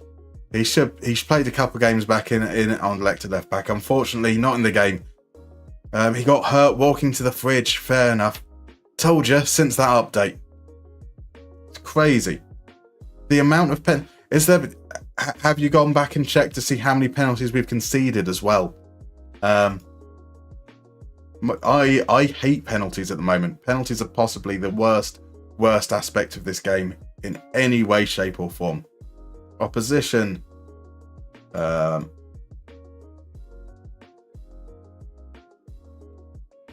We do that. Penalties. Now, Douglas Luiz isn't in there.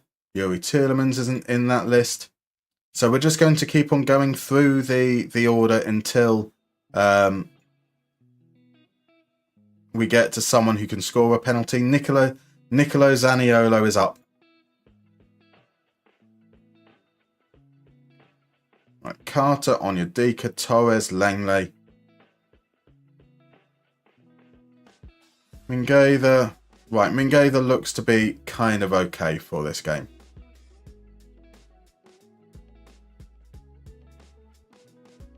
Let's go with that. Mingueza as an attacking fullback might be asking a lot of him, considering he's a little bit injured. Come on strong on Osasuna. Are you rooting for Osasuna, Hungdamin? Make Musterman cry. I do this, so Hungdamin, I do this completely in jest, right? Let's give you a little timeout. There we go. Does it delete the messages as well? Oh, okay, I didn't know that. I didn't realise it also deleted your messages, Hungdamin. I'm sorry, my dude. I'm sorry. Did they really mess up pens in the license update? Looks like it. ACAB, welcome. How are you? Good evening, lads, gents, and Muster. We are in something. Can still see them with 7TV. Fair enough. Right. We'll go with what he says. No reaction. I have faith. How soon into the first half do we concede? Or do we score immediately? No, we don't. It's given away. Mojica sends it forwards. Budimir gets in ahead of McGinn. Moy Gomez plays back. Katana sends it out wide. Moy Gomez. They're playing beautiful football, but they lose it. Here's Watkins. Oscarson's going to play it backwards. Oscarson backwards again. This is what Oscarson does well. Linking play. He's meant to be a striker, but he's playing as a defensive midfielder. Pau Torres plays it to Zaniolo. Zaniolo's going to try and run on the outside. He's managed to get some space. Can he send the cross in? No, he can't. We go backwards once again. McGinn, let's do something. But get in behind. Mingueza. Watkins. Ollie Watkins. Is he offside? I think he's offside. How many offside goals are we going to score? That is surely coming back. That is surely going to be coming back. It's not. It's a goal. He was offside for sure. Mingueza as the attacking fullback does what you expect an attacking fullback do, which is a headed assist to Watkins. Right, your timeout's done. Beautiful. You've been mustered. Whoosh. So, in case you missed it, Hungdamin, I didn't know it was going to delete the messages as well, but I'm definitely happy. I'm definitely happy to time you out again if you keep on rooting for Osasuna. Go Budimir. Offside would be deserved. Osasuna was not strong. I'm fine with that. Oscarson. It's the side netting. Watkins goes down injured, but he's okay. There's no little orange dash here. Osasuna, chance to come away with it. Maybe not. McGinn's going to push in space. McGinn perpetually on a yellow card. Watkins hits the post from barely 8 yards. Watkins moves too soon though. He's got to become a defensive midfielder. He's got to. Thing is, you wouldn't put it past him. So, what's that? RJ says, I missed that. Clement Longuet scored a goal. His first ever Villa goal. That's a nice thing to happen. And we are going to have to tell him to stop tackling harder. That's his reward for scoring a goal. Tielemans with the corner. Into the middle of the box. Lenglet gets there. Let's go Spaniards. Oh, what are we doing? Come on, lads. What round is this? This is the first leg of the semi-final out, Fabi. This is our best route into Europe next season, potentially. Zaniolo. Back to Longley. Longley's going to size it up. No, he finds Mingueza. That's one fullback setting up the other. Mingueza with the first goal of the season. What on earth is going on? So, there's... Right, okay, so Tatsugiri is talking about penalties. That makes sense. Never noticed as many since after the update. It has been crazy. You wouldn't put it past them. I know I don't... So the match engine build hasn't changed at all. So there shouldn't be anything that would impact it. And it's not like they're not going to make changes and not announce them. As much as we'd like them. ATP, Atletico Pamplona somehow. Indeed. It's confirmation bias. Almost certainly. Chance for Osasuna to pull one back? No. We clear our lines. Watkins now. What's Watkins going to do here? Is he going to be able to get the cross in? He doesn't though. Instead he plays it back to Camera. Camera to McGinn. McGinn to take aim from outside the box. No, he finds Lenglet on the overlap. Lenglet's cross is blocked and Toro comes away with it. And that's Budimir in behind. Is Budimir onside? Budimir has pulled it back. There's not even a suggestion of offside. There's not a suggestion of offside? He looked offside to me. Was he in his own half when the ball was released? I'm a little bit slow there. He's fine. He is absolutely fine. League not going well. I was away for the last few hours. We're just too far off. We keep on drawing games. You've seen enough of my streams. We dominate games and then somehow end up drawing or going behind. This is the Conference League. It is indeed. Villa Fiorentina in the finals, quite possibly.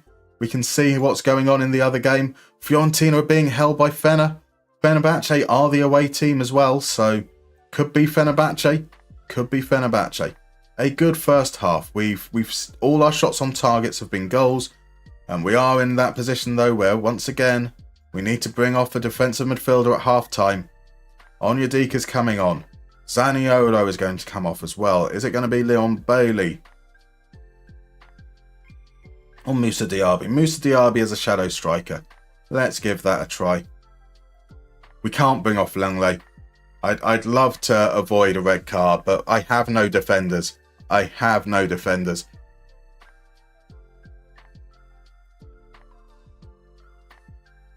Pardon me, here come Osasuna.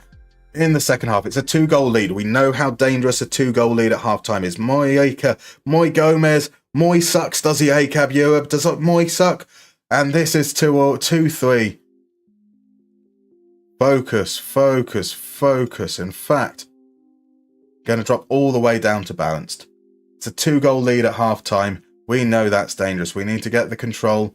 We need to make sure that we don't give initiative. If Osasuna get a third, you feel they could get a fourth. Diaby sends it across. Poor clearance from Toro. Lenglet plays it back to Onyedika. And that is what we need. 4-2. Onyedika.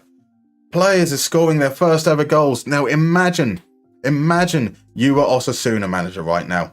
Lenglet scores his first goal for the club. Mingueza scores his first goal for the club. Now Onyedika scores his goal for the first club. His first goal for the club. Rigged. Moyika was bad in my Osasuna save. He's shit today. It's confirmation bias. Right, that's what he's saying. Go, Budimir. He was offside. I mean, I know he wasn't offside, but he was offside. Right, more players getting yellow cards. We're going to have to go all the way on to ease off tackles. We can't afford suspensions. Mingueza is looking destroyed. What do we do there? Is we've got a Regbanon perhaps to come on. Jaden Barber is going to come on. Jaden Barber, Hayden Carter, and then a book duo of Pau Torres and Longley for my defence. That doesn't fill me with confidence. Tielemans is also going to come off. That means we're going to be bringing on Ramsey. It's not really the way that I want us to hold out this game, but we seem to be doing okay. The stats aren't racking up much for Osasuna. Let's put time wasting on. Let's drop the tempo. Not time wasting all the way up even. Our last substitution is going to be a Regbenam on Ollie Watkins off. It is. It's going to look something a little like this. Ball winning midfielder on defend. Ramsey in a central position. Oscarson. Come on. The game's going to be over by the time I find the right spot. There we go. No pressure. Go Osasuna, says Hungda Min. More goals for Villa. I want more, says Tatsugiri. Oh no, Hungda Min says that. What were you replying to? More. Are you not entertained?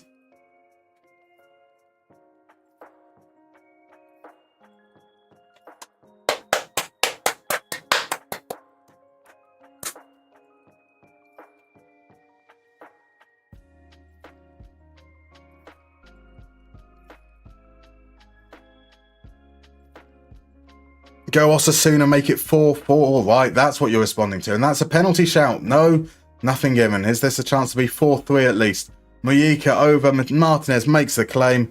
Tadic playing for them too, and he uses his magnificent arse in 1v1. It's hilarious.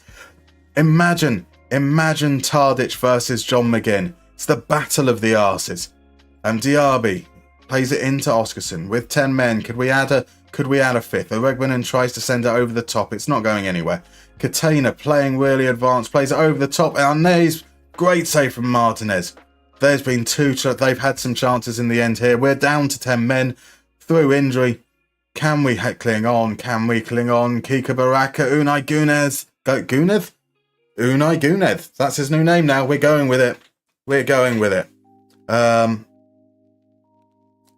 We deserved to win, but 4 goals from 1.75 XG is a little unfair.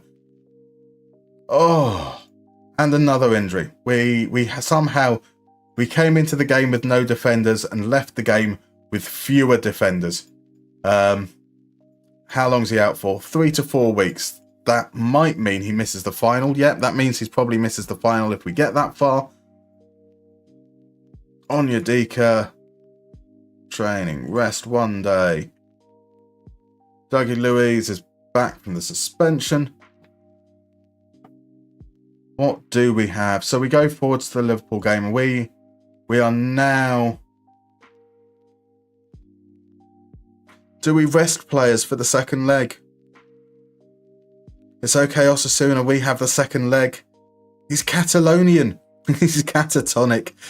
He's Catalonian. Yes. We can drag this tie to penalties. I have no players. These injuries all season long just battering me down. We have 2 hours remaining. We've got 3 games in the league, 1, maybe 2 games in the cup. So what do we think, right? Okay. Genuine answers. I've ruined it by saying genuine answers here. Do we rest players and prioritise the Conference League?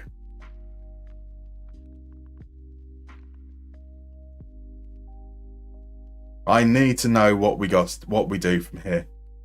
Simple question. Do we prioritise the Conference League?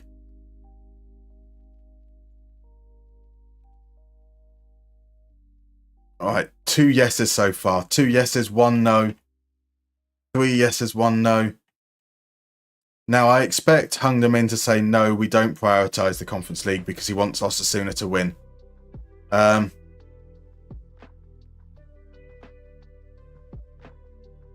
Right, Taylor is back from injury, so that gives us some cover. Luca Dina looks to be back as well, which is great. Dougie Louise is back. We've got some options there.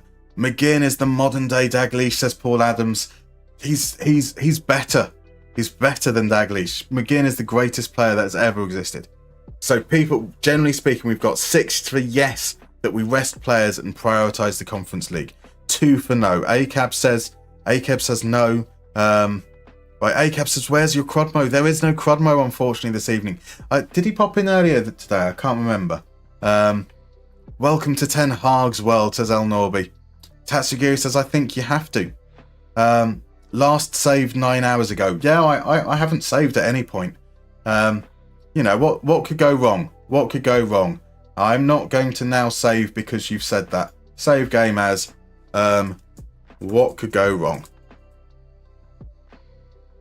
2-goal lead with second leg at home should be fine without resting. It should be fine. But our chances of getting Europe through the league are very, very slim. Our chances of getting Europe next season through the Conference League are considerably higher. Prioritising that, like, that's going to be, voted yes, almost the only way we see Europe next year. Yep, that's what we see. Who's in the draw? Fenerbahce or Fiorentina in the final if we win. So the results are in. It's 6-2. Yes, we are going to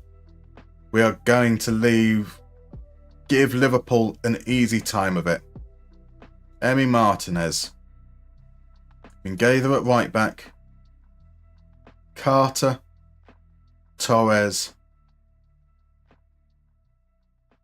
Taylor.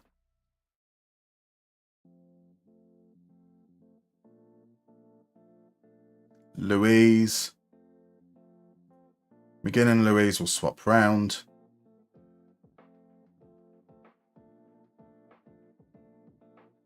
Zaniolo. Buendia. Oscarson. Diaby.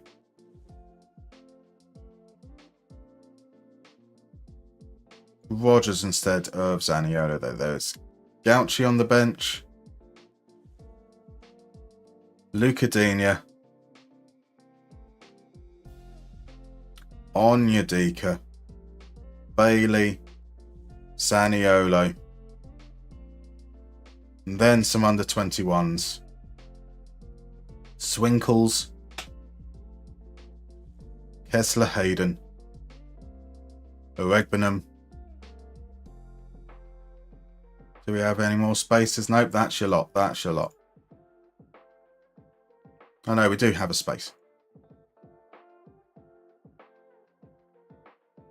That space will be Kobe Moore. That's what we're going with. Possibly going for a tour of Asian-style bad luck cleansing. Wait, you can see my vote. Is England a monarchy, a dictatorship, an autonomous collective, an anarcho-syndicalist commune, a self-perpetuating autocracy? I got your Out Farby's comment confused with yours. I do apologise. Yes, sir. Settle down. No, I couldn't see your specific vote.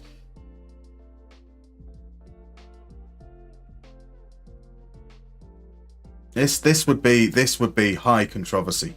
That's for sure. We're going to hand this over to our assistant manager to do work some magic. He managed to get a 4-1 win at Anfield. Now surely he can do better than that with a perfectly capable squad. What we're going to see? 3-0 Liverpool. 1-1. And that has ended our chances in the league. But that is perfectly fair. You feel like that team could have done it. Well, I didn't vote for you. David Wallace, good evening. I wish you a happy Christmas. I wish you a happy Christmas too, David. I hope you've got a lovely few days planned. So yeah, that should officially have us finishing in 8th. I think we've got enough gap between. We're not guaranteed. We could technically catch Liverpool as well. Brentford have dropped off a little bit. Man City probably going to wrap up the league.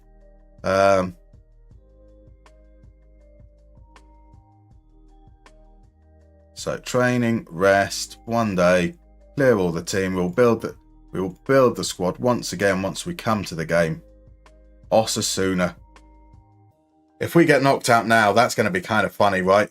That's going to be pretty funny if we get knocked out. If we collapse with it, it's a 2-goal lead. We might be at home. But still. There we go. Nice sound of a can opening through the mic. I'm amazed the mic picked that up. It's tight at the bottom, says Tatsuki. I haven't actually paid any attention to the bottom half of the league. Let's have a look. Oh my. 3 points separate 18th. No, 4 points separate 19th and 13th. Any of Burnley, Sheffield United, Everton, Fulham, Wolves, West Ham or Bournemouth are sure to go down. Technically, Luton aren't relegated yet, but you feel like that's too much for them to claw their way out. Right. Any injuries? Looks like no injuries over the course of the week. That's quite nice. Emi Martinez. Oscar Mingueza. Ezri Konsa is back. Partners Pau Torres. Lucas Digne at left back. Onyedika. Camera.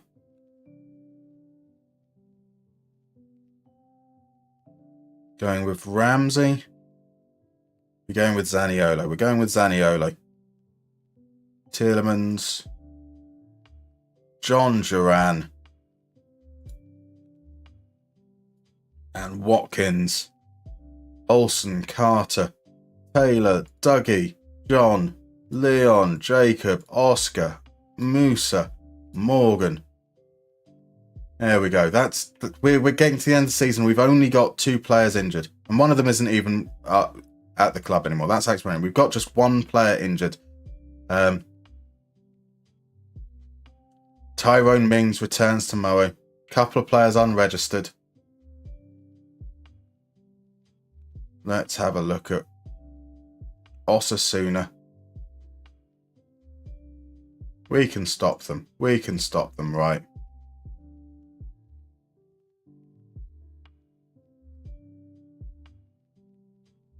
Aymar's condition isn't great. We're going to be a little bit mean-spirited there. Man United 3rd. What is this crazy alternate universe indeed? Look at Everton losing their last 2 games and go down. Oh, you can imagine how salty they'd be with that 6-point deduction as well. I mean, knowing that they would have stayed up had it not been for that. It would be harsh. Fingers crossed, says Tatsugiri in response to Everton going down. Wants West Ham to stay safe. That's understandable. Ladislav Almasi fan is in. Good evening. How are you doing, my dude? I hope you're well. We have had a pretty rotten time of things in the league, but we are on the cusp.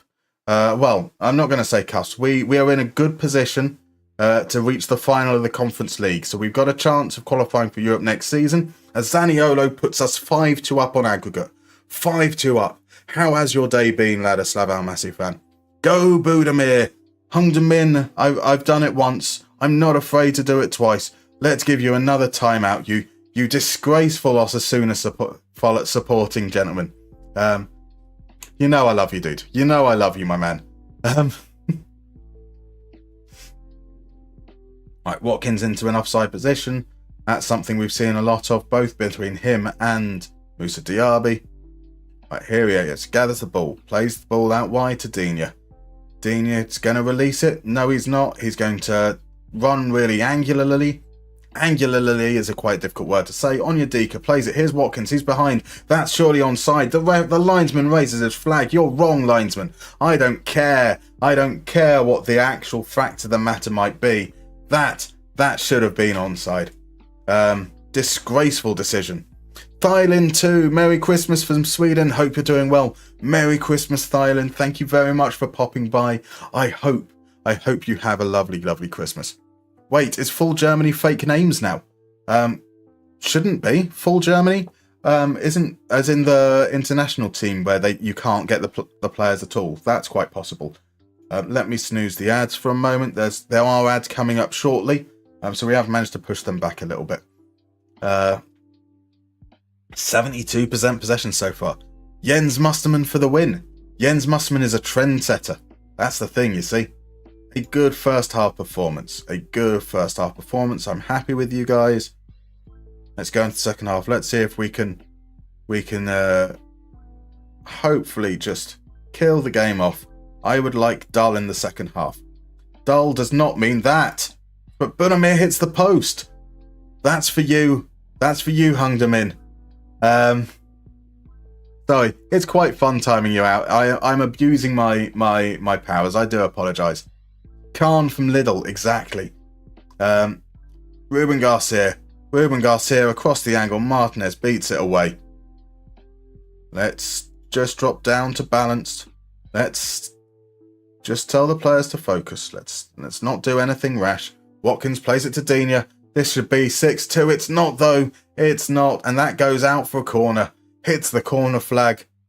Good keeping in the end. Digne with the corner. Should have played it short before the player was marked. Instead goes to the far post. Konza can't get there. Moyaka just hoofs it clear. Full on whack. There we go. A crazy challenge from Camera as well. Completely misses the ball and thankfully the player. From the Magna Carta to abusing the powers, we've come a long way. Indeed. Watkins, there we go with a header. You're not going to deny that one, are you? You corrupt refs? Try and disallow that now. I think he's offside. You're wrong. Digne sends the cross in, gets to the byline. The ball's going backwards. The player is behind the play. They still try to disallow it. You just didn't see it. They were sending like messages secretly to one another. Bastards. I just said something and Osasuna conceded. That's how it works. 65 minutes. We can start to make some changes. Zaniolo will make way. Jacob Ramsey will come on. Jacob Ramsey doesn't need fitness. Morgan Rogers does. Luca Digne can come off for Greg Taylor. Hayden Carter can come on for Oscar Mingueza. Let's see if we can avoid some injuries if possible. Who else needs fitness? Douglas Luiz needs fitness. He's going to come on for Boubacar Camara. And Ori Oscarson is going to come on for John Duran. That is 5 substitutes all at the same time. I want to see a good performance. None of you care. So Duran gives the ball away, but we managed to recover it through Watkins. Tielemans then gives it away. There's Duran once again running out. You've got to love John Duran. At least in the game, he runs around still like a crazy bastard. As Ante Budenmeyer pulls a goal back. That's his 20th goal of the season. So, let me see. Now I think he's offside. Exactly. Yeah. I'm something of a Crudmo as myself, says Hung Min. Are you a secret Crudmo? 2 Crudmos. The worst number of Crudmos. I thought your voice was for content, mate. Lol. There we go. Crudmo out indeed. The comeback is on. It's 6-3 on aggregate, 15 minutes to go. Once again, we're going to tell the players to focus. We're going to drop everything down. Time waste on. Let's see if all we need to do is make it through the last 5 minutes. The last 5 minutes now without another injury. No more injuries. No more injuries. That will do. 2-1. We are through to the final. And we will be playing Fiorentina. 2-1 win in Turkey. Oh, I would have preferred to play Fenerbahce, I think.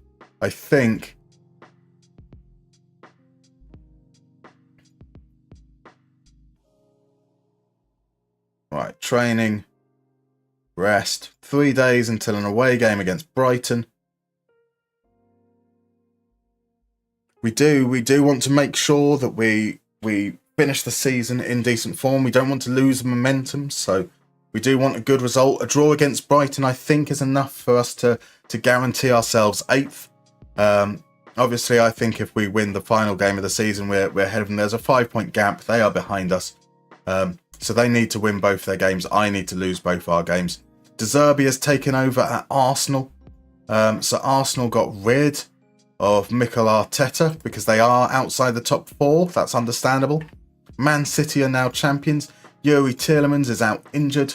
We're about to go on a break in 20 seconds. Right, so Tielemans is out injured. That's going to be... Let's see. Ramsey on that side. Zaniola over. Otherwise, that looks like a full-strength team. Buendia comes on from the bench. And we will see you guys in about 3 to 4 minutes.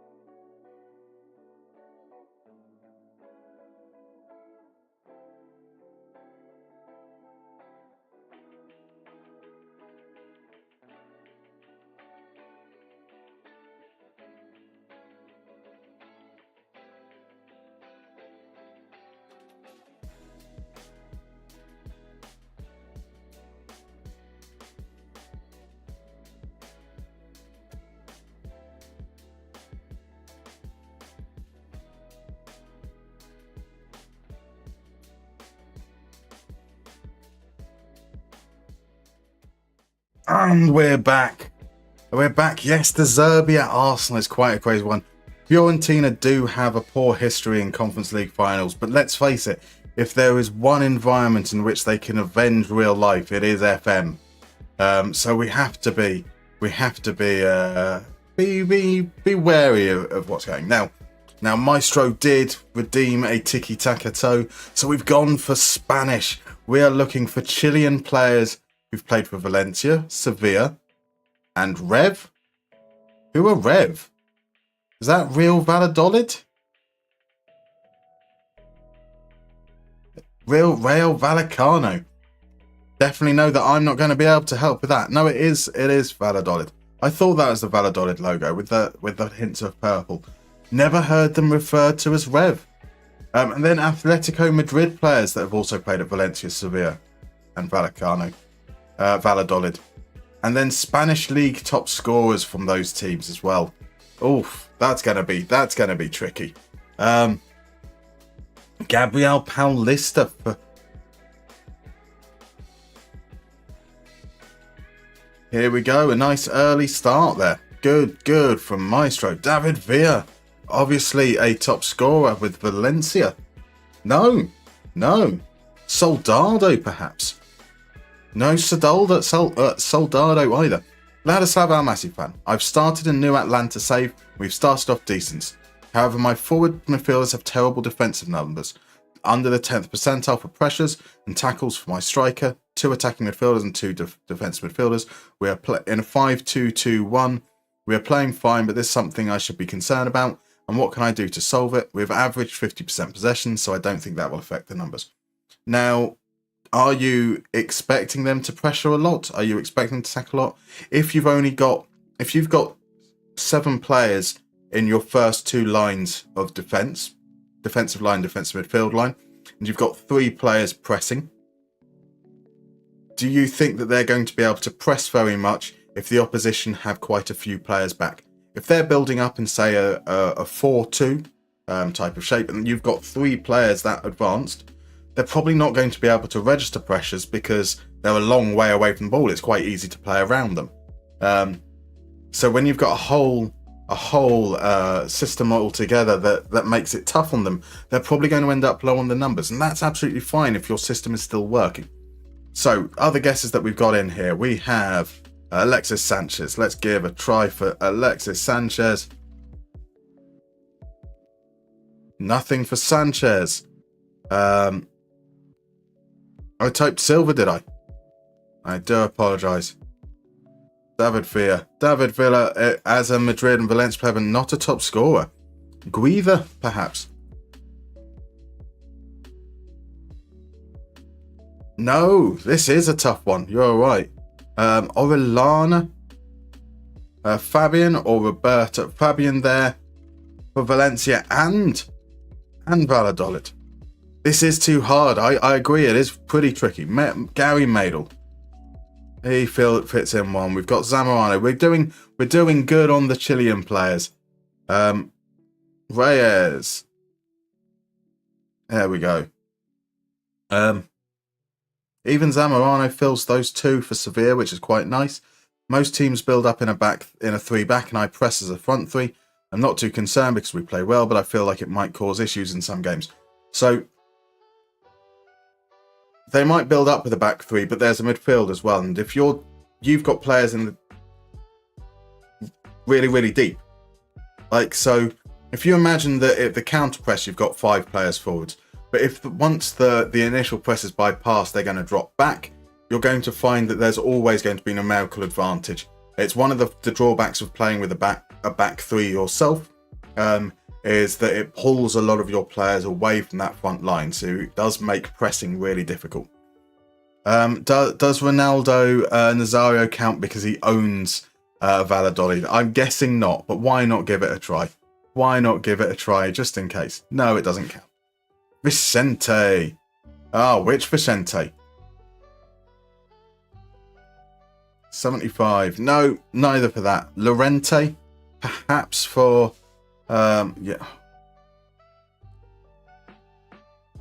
We can try defensive Lorente as well. Could we go for Marcus Lorente? Go for every Lorente, to be fair. Don't have the... in Valencia, but didn't top score, I guess. Do we just name random Atletico Madrid players in the hope that one of them's played for Valladolid? Zaza. Nothing coming up for Zaza. We've got to have Valencia top scorers. Did Carew top score whilst he was there?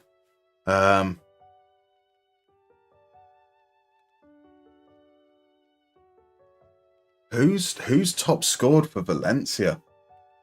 Like, they've had some really good players over the years. It doesn't have to be top scoring for Valencia, does it? They've just got to be a player who has been a top scorer and at Valencia. Javi Guerra doesn't make the grade. What's his face who played for Barca a bit? The French guy? Must be before the Messi Ronaldo era. It must be, yes, absolutely. I'm thinking like Diego Tristan didn't play for any of those teams, did he? And Mista, that's a fabulous guess coming in from Copa Paraco. Claudio Lopez.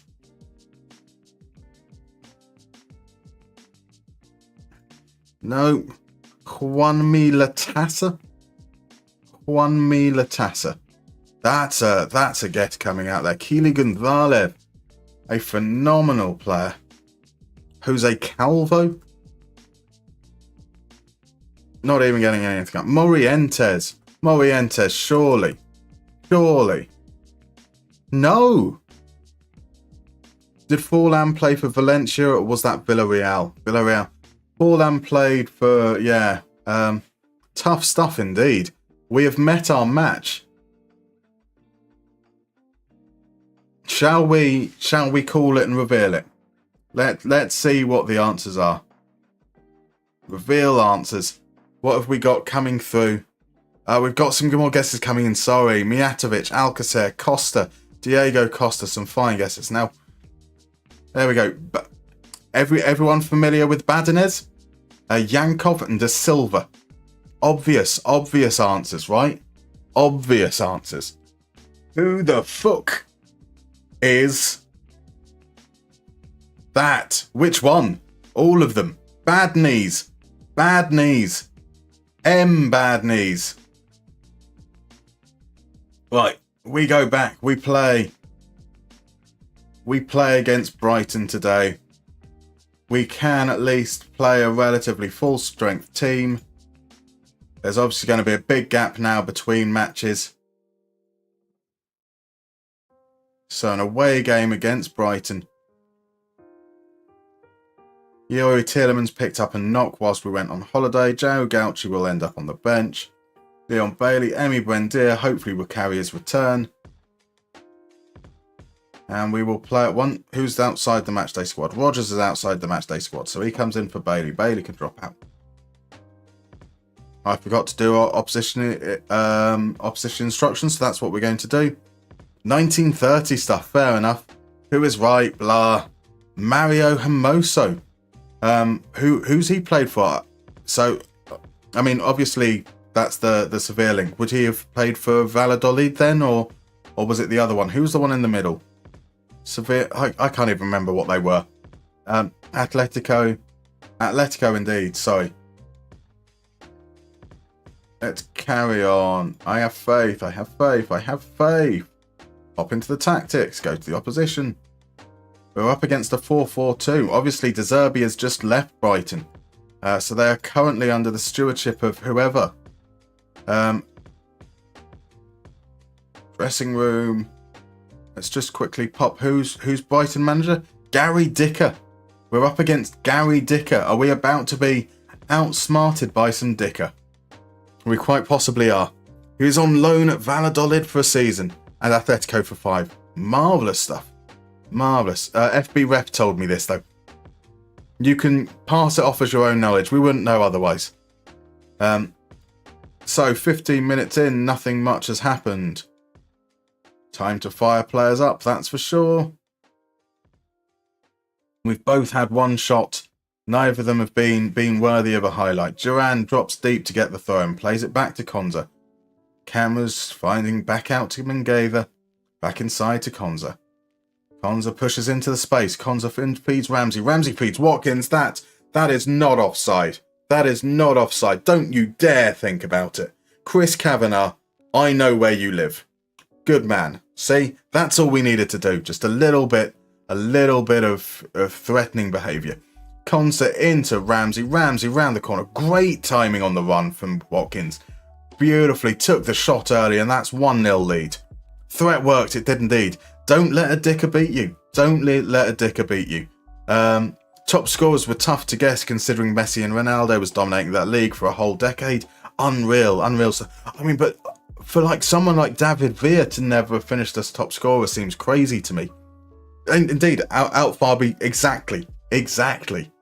Like surely Surely at least one of those years.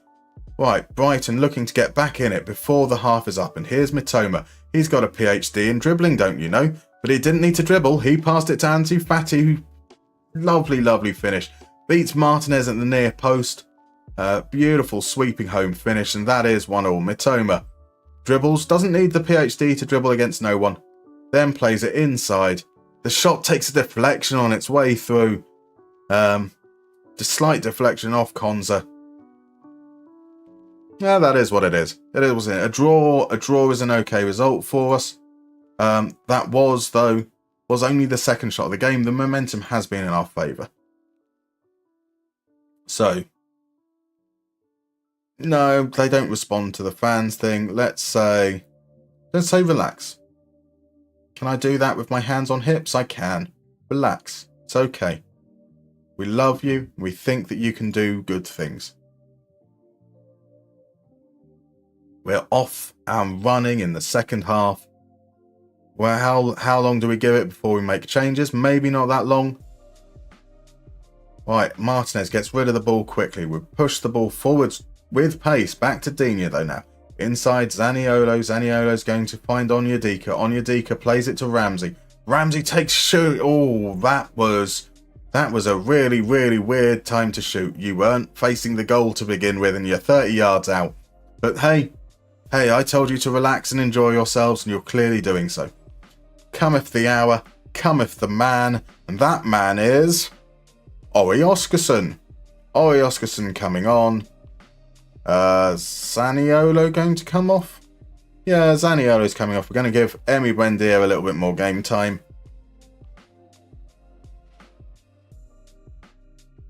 Can we push things up? We want to be more expressive. Yeah, let's go with that. I have faith. Weird defence, Musterman. Yeah, there we go. There we go. Gross crosses it in. Dunk at the near post. We cannot defend near post corners. We might need to change that to the second season. So as an aside, there was a famous slogan when Richard Nixon ran that was Dick Nixon before he dicks you, as a way to deter from voting for him. If only that worked. If only that worked. You stopped Budimir but let Ansu Fati score. Well, I mean, Budimir did score against us at least once. Dovbyk last season was the first non-Barca Real winner for 15 years. That is crazy. That is truly crazy. So Greg Taylor's return from injury continues. He comes on. Onyedika's looking a little bit tired, so on comes Dougie Luiz as well. And not really much more attacking we can go, so we're just going to do a last rally of fire up. Taylor came on and took a knock almost immediately. 83rd minute, Jacob Ramsey off. Morgan Rogers on. No. Jacob Ramsey off. Moussa Diaby on. Go out there and score a winning goal. Now, I'm going to say something that means Brighton will score, and that is, remember, a draw guarantees that we finish in 8th. We can't finish higher than that. We can't finish lower than that. And there's 7 minutes of injury time. Miniswaz, thank you very much for the follow. I hope you're doing well. How am I doing? I'm doing fine. We are now 10 hours in, 10 hours and 15 minutes in. We're coming very close to the end of the season. We've got 2 games left. We can now finish only in 8th. It's been a pretty disappointing first season. Our points tally is going to be pretty poor. That's disappointing, but we do have a Conference League final. That Conference League final, if we win it, means we should be in Europe next season, which will at least be consolation. We have drawn a lot of games. Greg Taylor came on for like 10 minutes and bruised his ankle. Made of glass, that man. He's not injury prone. None of our players are injury. None of the players that have been picking up injuries all season are described as injury prone, which makes me question whether they know what injury proneness is. Our physios, that is. Maybe it's a skill issue on their behalf. I feel like we have drawn a lot of games. We have drawn 16 games this season. We've only lost 7. In fact, we have lost fewer. So only the top 3 teams have lost fewer games than us, which is kind of a madness. And we will finish with a game against Burnley in the league before then heading for our final against Fiorentina. Right, onwards. That means that because we are ahead of schedule, that means we should be able to plan our transfers for the next season. That time constraint, we've shown that we can do this in the time, which is good, which means maybe for tomorrow, for season 2, we can take a little bit more time in January to be, if there are transfer needs at that point, that we can focus a little bit on it there as well. I'm not really knowing how that time constraint is going to work. We weren't really 100% certain where our leeway was. Dina is out for 4 weeks. He misses the final. Marvellous stuff. Marvellous stuff. Greg Taylor is back in. Yuri Tielemans is back from his injury. Yuri Tielemans will obviously come into the starting lineup. Zaniolo with his 12 goals deserves to play the last game of the season. Yeah, that seems reasonable and fair. We should have how many league goals has Ollie Watkins got? He scored 26, only 14 in the league in 32 appearances. We can get him to 15 league goals for the season. That feels like quite a nice momentous occasion. When's the final? So it's like a week and a half afterwards, isn't it? So yeah, 10 days after, on the Wednesday. I beg Villa, let Duran join Chelsea. No, you have enough players, Ladislav Almasi fan. You don't need any more players. You don't deserve the legend that is John Duran.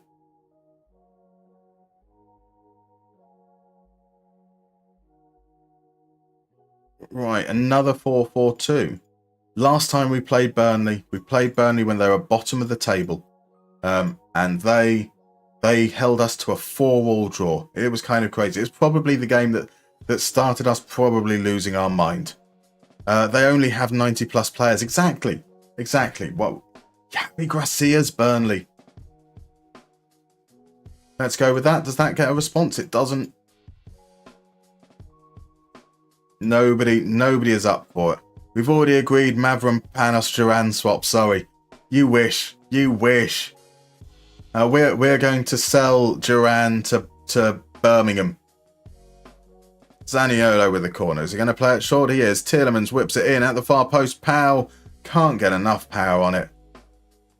So what is the table situation? Burnley are safe. West Ham aren't safe. They need a lot going in their favour. They are 2 points behind Sheffield United and Fulham and Everton. Bournemouth are surely down. Their goal difference is just too much for them. Luton are down. And we will focus on that perhaps a little bit more than the stats. Good ball forwards. Duran now on the ball. He's got to play it surely at some point. Zaniolo back to Duran. John Duran hits the post. That's what I get for celebrating before it hits the back of the neck. Back of the neck. My dad supports West Ham and he despises Mavropanos so much you'd think he was ex-Millwall. I mean, it's fair. Mavropanos is bad. He is a bad defender. Or just not suited to the Premier League. Camera across to Onyedika from distance, narrowly wide. In all universe, Arsenal always forward the league. That's fair. He was decent for Stuttgart. Yes, I think Germany seems to suit him quite well. I don't know why, because that's quite an intense league as well. Taylor from distance hits the bar. Zaniolo follows up. Trafford diving everywhere. You know what happens with games like this, don't you? Games where it all seems to be going in our way. Here comes the Burnley goal. You know it's coming. Konza now plays it to Powell, to Onyedika. Tielemans back to camera. Onyedika has space. Can he play it forwards? He can. Here's Zaniolo through the lines. Watkins is there. Watkins, 27th goal of the season. That's his 15th in the league. That is the milestone we were hoping he would get. So I think for some reason this counts as a tackle by Jordan, where he clearly just hacks down Duran. But it's okay because it runs through to Watkins. Goal indeed. It's weird. Floppy's high line doesn't help him. He's got like the worst turning circle I've ever seen in a human being. Like his ability to Duran with a lovely touch. Can he get the ball back across goal? He can. Here's Watkins. He can't quite force it back someone. Onyedika from distance. Trafford makes another great save. Mertesacker 2.0 is probably quite fair. Clearly not seen Disassi. No, Mavropanos' turning circle is far worse than Disassi. He makes Disassi look like Messi. It is crazy. But his reading of the game is actually really good. He's just not got the physical capacity to be in the right place at the right time. And that's got to be a really horrible feeling as a player, knowing what you've got to do, but being unable to do it. Only 1-0 at half-time. It has been dominant stuff. I'm happy. I'm happy with that. Onyedika, yellow card, all-winning midfielder needs to be subbed off. On comes Dougie Luiz.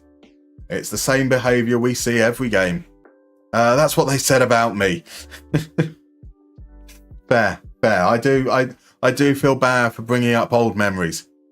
Right, Aston with the throw-in. They get it clear. Datro is going to run onto it, but Taylor is able to get there first. Plays it back to Martinez. Dougie Luiz can turn. Dougie Luiz plays a hospital pass to Dielemans, and that's Koliashu in. And that is what we've seen happen so frequently. I know where you live. Well done. Well done, ref. At this point, was this Burnley's first chance? Koliashu narrowly offside. We have... That might have been Burnley's first chance. I don't know if they've counted it or not. But with the XG we created in the first half, it only seems fitting that we throw it away in the second. A good way to end the season by representing everything we've done this season. But instead, we send it into Watkins to make it 2-0. Was that one offside? That looked fine to me. I'm not biased at all. I'm not biased whatsoever. It was a lovely pass. There we go, 2-0. The referee knows what's good for him. I remember saying Stuttgart were relegation favourites after losing Mavropanos and Endo. Of course, they went on to finish second. Okay, Ghost Spitz Killer is in over on YouTube. Just popping in to say Merry Christmas, sir. Hope you all have a great day. Here's to an even better 2025. Thank you very much. I extend the same to you. I hope you have a lovely festive period. Varstron Villa says Maeve. It's about time. It's about time. Right. So, the changes we need to make. Mingatha. Other players that need some fitness. We're going once again. Buendia. And then Oscarson on. We can't bring Watkins off, unfortunately. He's on for a hat-trick. Here's Duran. Duran's about to be subbed off. And that's why. Prime Bale versus Prime Neymar. It's just a general question. Is that Hushy Love? Or is that a reference to something?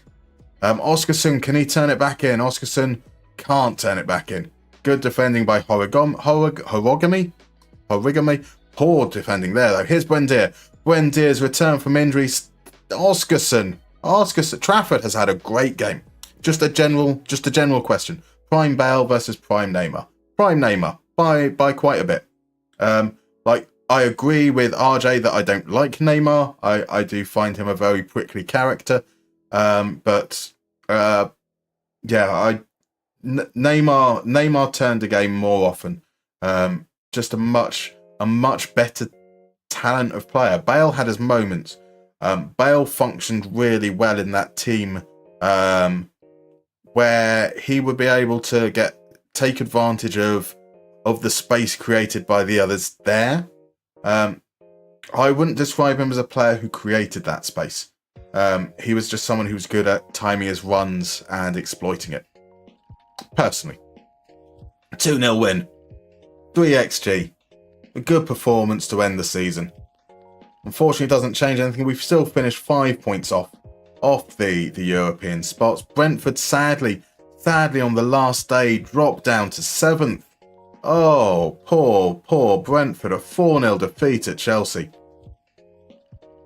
So let's see what that does to the table.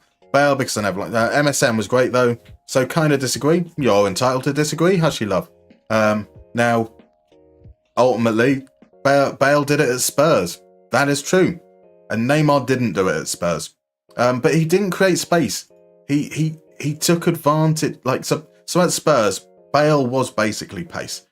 Bale was remarkable with his pace. He was able to use that to great effect.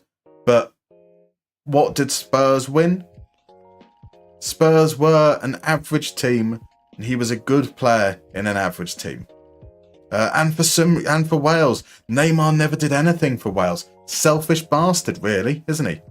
Bale needed half a yard and smash it from 30 to 40 yards. Also, BBC was great too. And what exactly does BBC stand for, RJ? No comment. Ney was the best in the world at PSG for a year or so. I agree with you there, unfortunately. I don't want to. No one has ever turned on their TV to watch Bale play, except for Welsh people. And even then, I mean, it's not so much for watching Bale play and more for just the hope of it all. Depressed Alpine fan, thank you very much for the follow. I hope you're doing well. I hope you are feeling positive about Alpine's chances next season.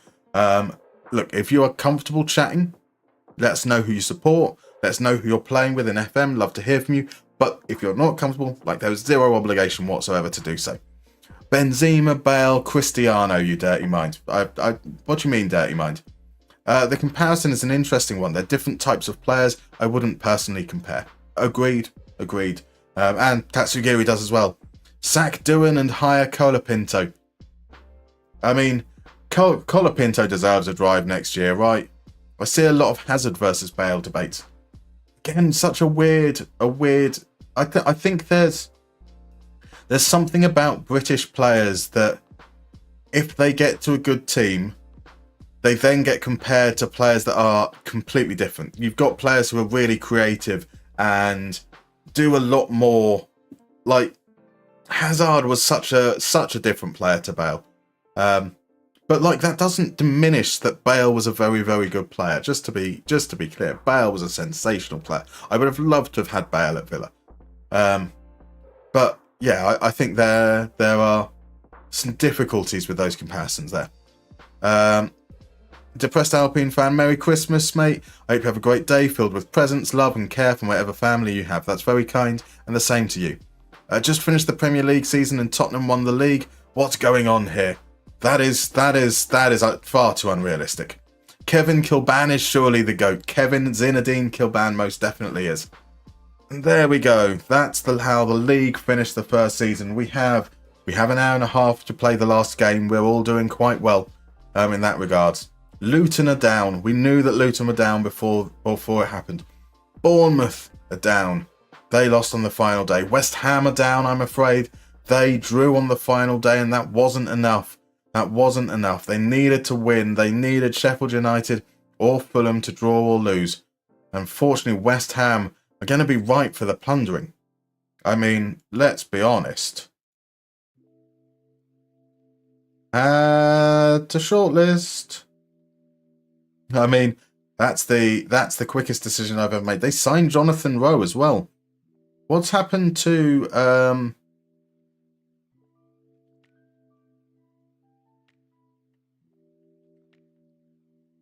Oh, I don't want my transfers. What am I doing? I want West Ham transfers.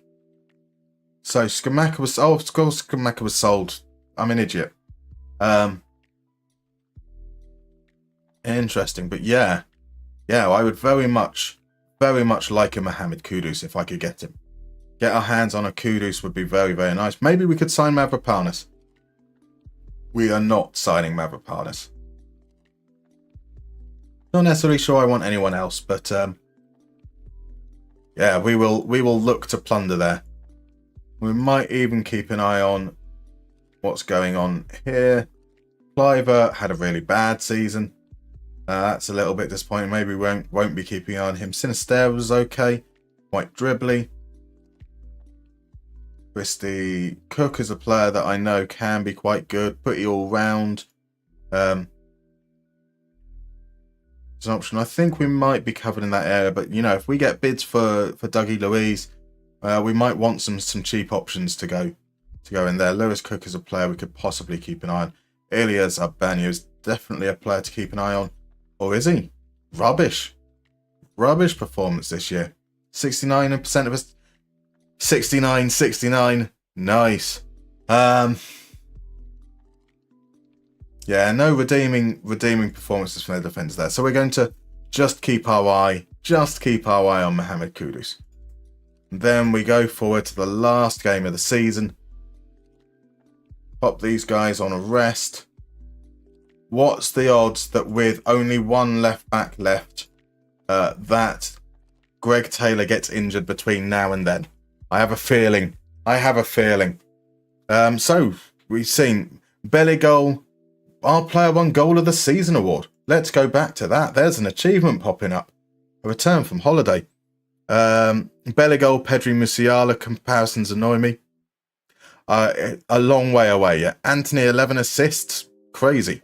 Right, you can raid West Ham now. Kudus. It's got to be Kudus.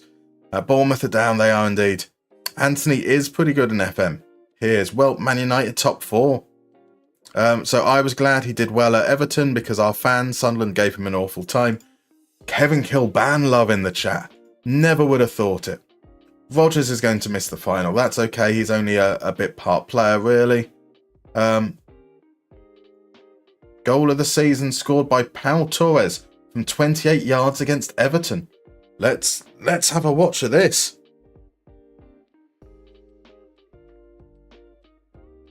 Oh, it's a slow one as well. Watkins plays the ball all the way across. Here's Torres. First time. That is not a goal of the season. That is in no way ever something that anyone is calling goal of the season. But we'll accept it. We won't complain. So what's my budget? I don't know yet. We're not quite there at the end of the season, but we're going to look to do things cheap. We want to reduce our part of this challenge is we want to reduce our transfer debt. We want to reduce our wage bill as well. How'd Kirkhead do? I didn't look further into details, but he was like all the defenders were on a 6.6, which doesn't bode too well. So depressed Alpine fan decided that Premiership is boring, so you're doing the Greek second division to Champions League with Larissa to get them back to winning the Greek Super League over Olympiakos. Good luck with it. Did you follow Tony Jameson's career? So Tony Jameson did a big build a nation save in Greece with Larissa. 17 seasons there, and they sacked him the week before a Euro Cup final, which seems a little bit harsh. Right,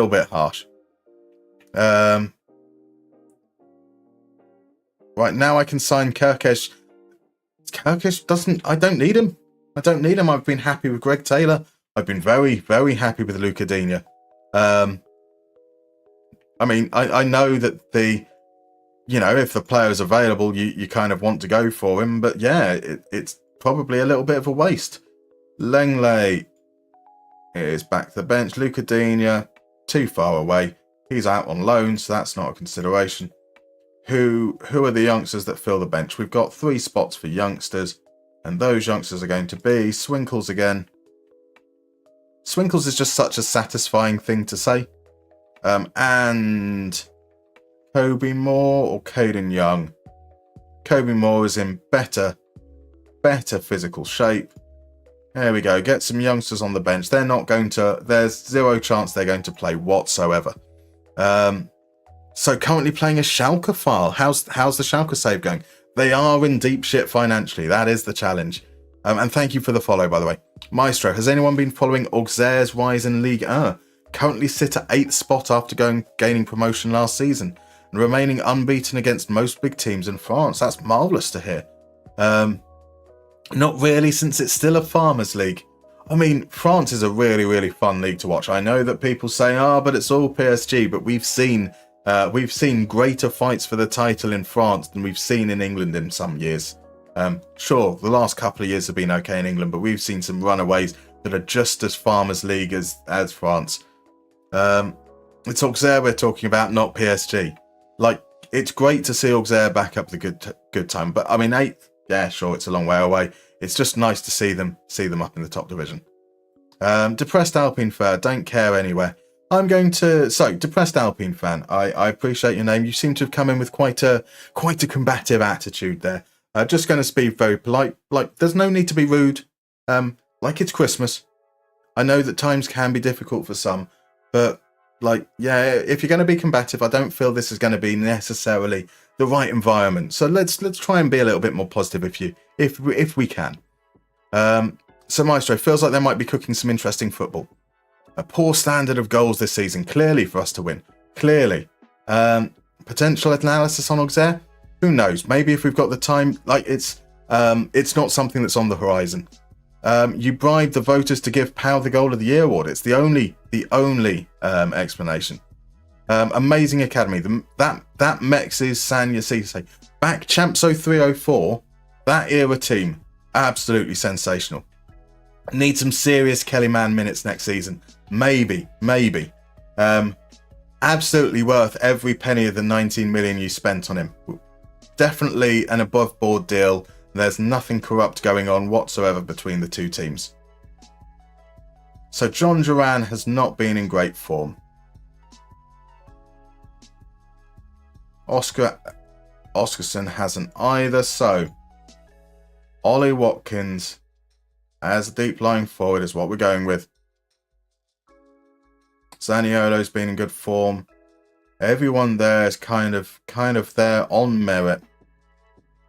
Jacob Ramsey can feel a little harsh, but yeah, that's what we're going with. Into the final. This should be fine, right? We're not going to throw this away at the last minute. Our one chance for Europe that remains. In all fairness, I hope De Zerbi does it with Marseille.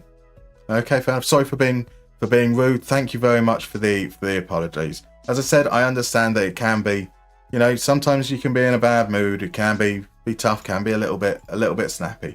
But yeah, I don't want you to force happiness. Just yeah, that's cool. You got it. It's fine. Tom Minor, what's your suggestions for doing a counter-attacking tactic? What are the things you need to get right or really not to get wrong with a tactic? So you're on YouTube, Tom Minor. I would suggest checking out the create your own counter-attacking tactic video on my channel. You might have to scroll down a bit. It's one of the first ones that I did. But it talks there a lot about understanding your outlets and how you can approach making sure that you move away from the areas of strength of the opportunity of the opposition and maximize exploiting their weaknesses. Here we go then. I don't have a suit to wear. Okay, it's just Christmas and don't want anyone to be offended, so no more rudeness. I say, it's all good, man. All good. McGinn is not a starter in a final. McGinn hasn't really fitted into this system, hasn't played particularly well. But it's okay because our ball-winning midfielder is guaranteed to be booked at half-time. So who's on Alpine's roster next season, actually? Ocon is gone. I have no idea what the moves are. I know I heard obviously about the Perez and the Lawson move. That doesn't affect Alpine. Stop paying attention to them since the... Oh.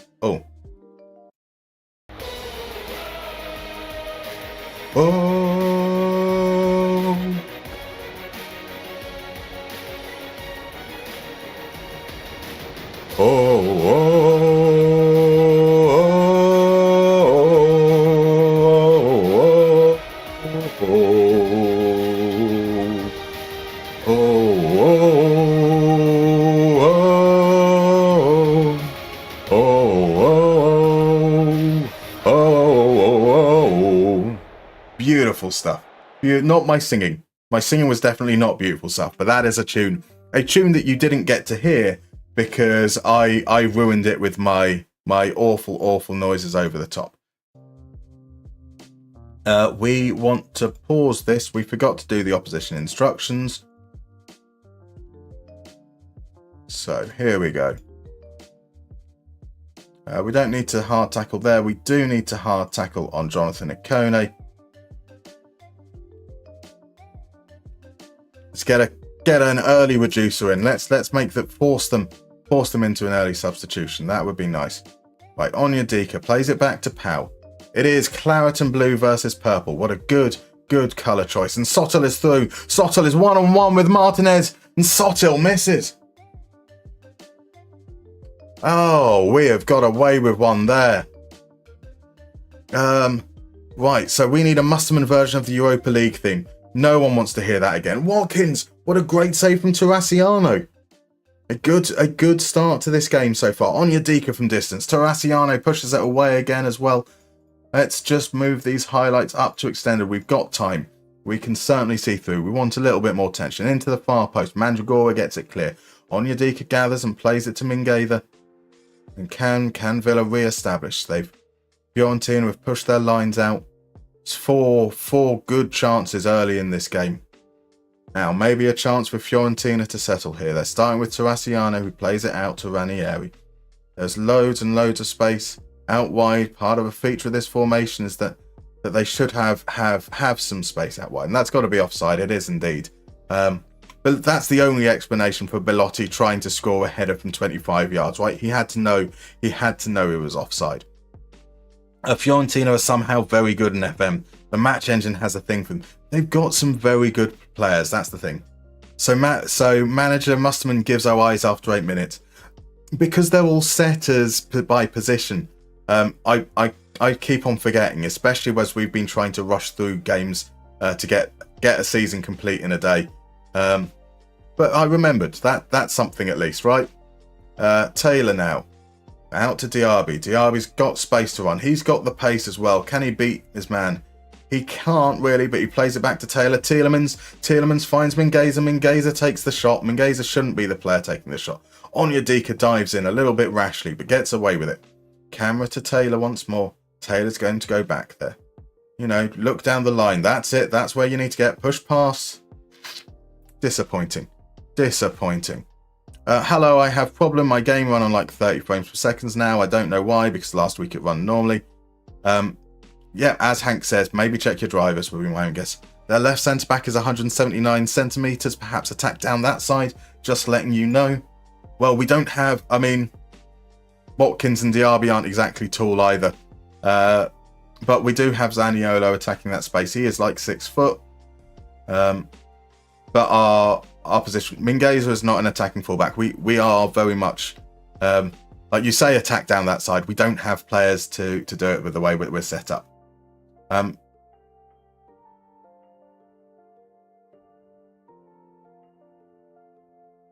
Okay, let's pump fists. Are we going to have a response? Nope.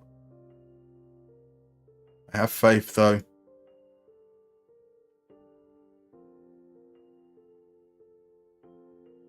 So Ranieri is on a booking. They've got the protection from Arthur on that side. We've played quite well. We've created some decent chances.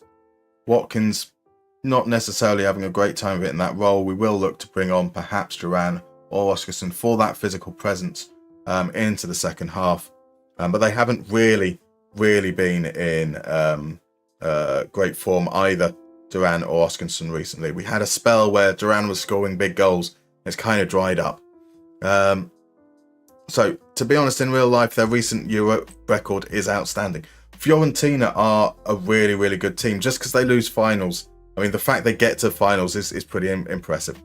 I updated drivers from my graphics and restarted. It hasn't worked. Game is really laggy. I would recommend popping over to the SI forums and raising a support ticket. They will ask you to run diagnostics on it. So they'll get you to do a DX diag and submit that to them. They'll take you through the process.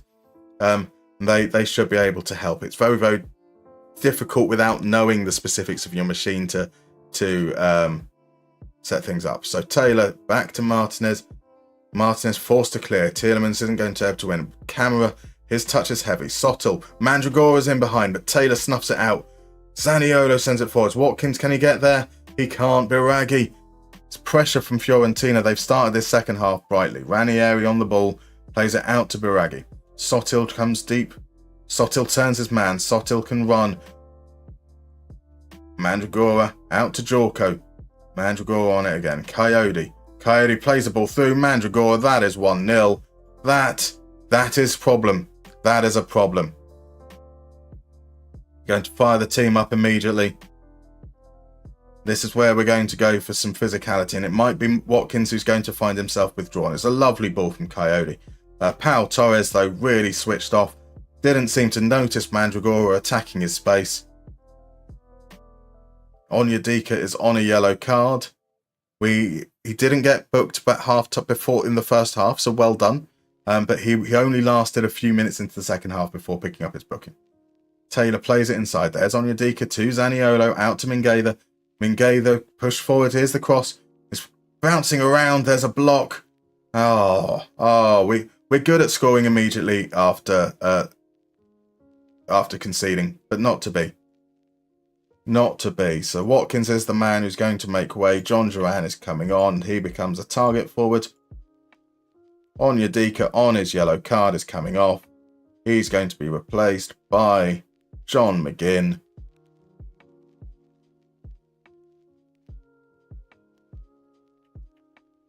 Mingueza to come off, and there's Hayden Carter.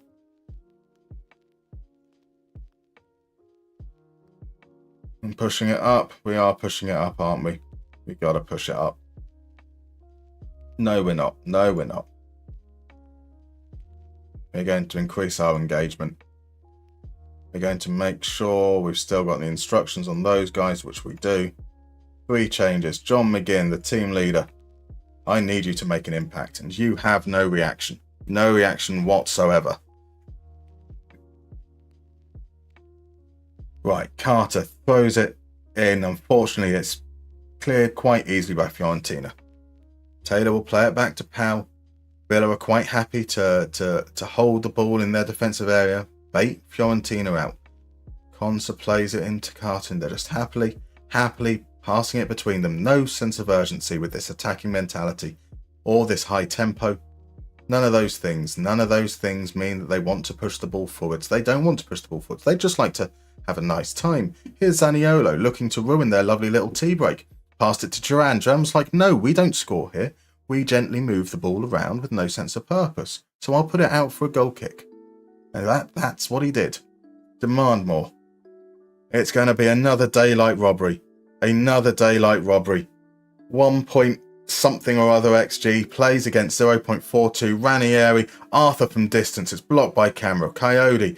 Put the pressure on. It's just him defending. Coyote can't get his cross in. Zaniolo heads it clear. He could have pulled it down. He could have shown some composure. He didn't. He didn't show some composure. He showed the opposite of composure. I don't know what that is. Is it just being crap? Jorko's going to get the cross in. Pau gets it clear. Quarter keeps the pressure on. Arthur back to Coyote. Come on, just play some pressure to him. Coyote hits the roof of the net. Oh my god, this FM universe is crazy. This MFM universe has been nothing if not consistent. So Tielemans. No, Tielemans is the creative option we have. Zaniolo is coming off. Jacob Ramsey is coming on.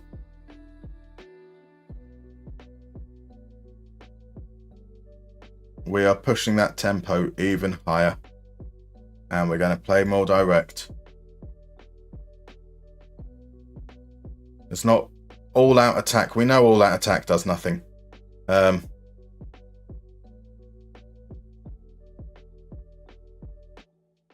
Another chance potentially here for Fiorentina. We're 10 minutes away. This is looking quite upsetting. We're going to potentially lose despite dominating the game. Our last chance of Europe in the first season.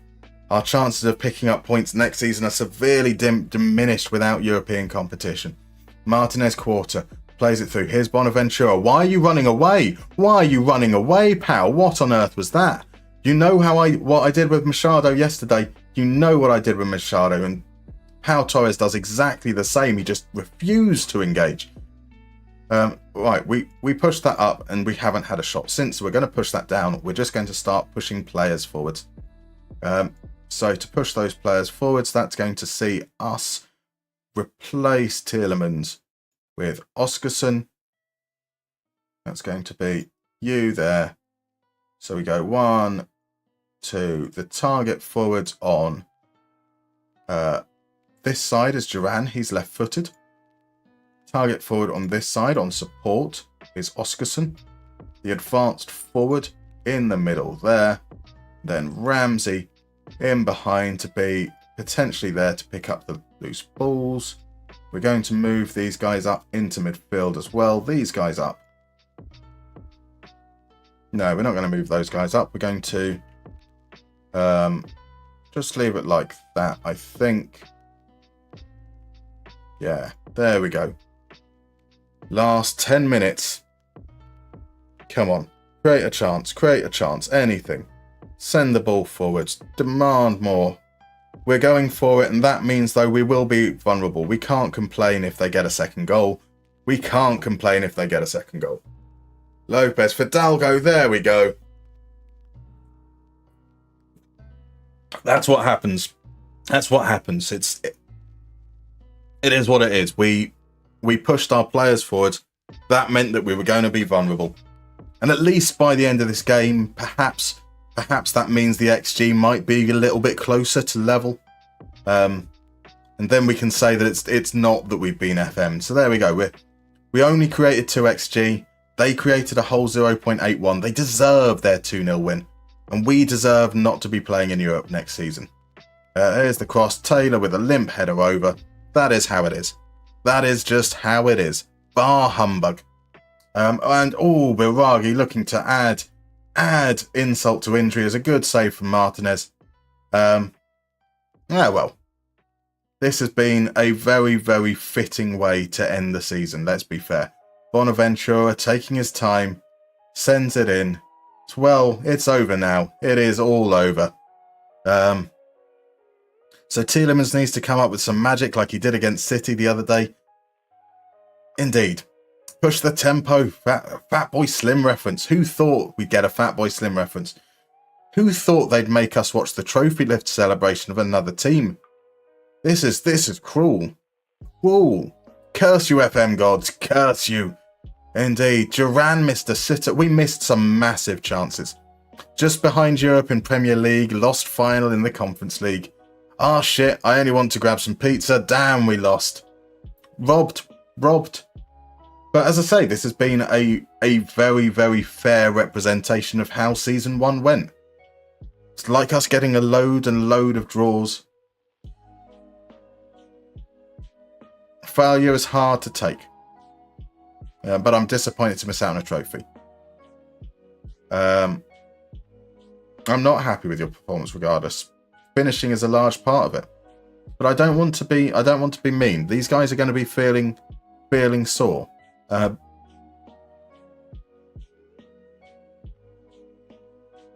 We'll be successful if we keep that up. Right, so I'm thinking about your feelings. Do you all react like that, eh? Bastards. Absolute bastards. Right. We lose there. That means we are absolutely boned for next season. There isn't... Is there an opportunity with coefficients, perhaps? I have no idea. Bollocks. Oh well. Hey, good effort. Happy Christmas. Get some rest, and we'll see you tomorrow. Part of the reason why I'm sticking on till 10:30 is the same thing. We're going to be. So, I mean, it's great that we finished the season, which is marvelous. What we'll do now is we've got an hour to go, so we'll probably play some mini games. But we'll also do some transfer planning. We're not going to move into next season, but any planning we can get done now means less that we've got to do tomorrow, which will be quite nice. So daylight robbery, but it was it is. You will get lucky and get the Conference League because England will get the 5th UCL place. That's what I'm hoping for. Not beyond 7th, no. Only works for extra UCL places. That's a shame. That is a shame. Thank you for the hydrate, guys. We do have a break coming up in about a minute. So we'll be going for a little bit of a walk, and I'm going to scream because we have had one hell of a season. We've never looked at the XG overall, so we have scored considerably more than our XG. We conceded less.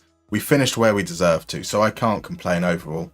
A lot of those games where evidently were under the control of our assistant manager, so we probably need to give him the reins a little bit more often, because when we'd watch the games, that would not be what happened. Not what would happened whatsoever. So, there we are. Tottenham finished 10th. They should have finished above us. Brentford finished above where they should have done. Man City in the right place. Liverpool under. So what would that mean for points? That's 50, 40, 36, 34, 32, 30, 28. Only 26 points in the league. Progress in the various rounds. So we will get progress for getting out of that round. That's going to be, is it 2 points? I need to check this myself. I need to look. Maximize points. Advancing in the Conference League is 2 points. Advancing the Carabao Cup or FA Cup is 2 points. So we've got 26 points in the league. We've got 2 points there. We progressed out of the group stage. That's another 2 points. We've progressed through the third round. That's 2 points. 2 points. 2 points. 2 points. 2 points. 2 points. That's 16 points from the cup. We're on 42 points. And in terms of the finances, did we reduce our transfer debt? Our transfer debt has come down to 42. We didn't get it under 20, so we don't get any points for that. Our wages, did we keep it under? We did. We got it under 2.7 million, so 2.45. That's 5 points. We received 47 points in our first season. That is less than just winning the league. So that's probably pretty disappointing. I hope that if anyone has played along, that at least some of you have shown me how to play. That would definitely be needed. Liverpool underperforming like crazy. They were indeed. Yeah, fair dues, Johnny. Eighth. West Ham minus 13 expected points. Pretty tough, wasn't it? Finished 9th with an expected points position of 3rd. Ouch. Expected points finished 9th with an expected points position of 3rd. That's Brighton.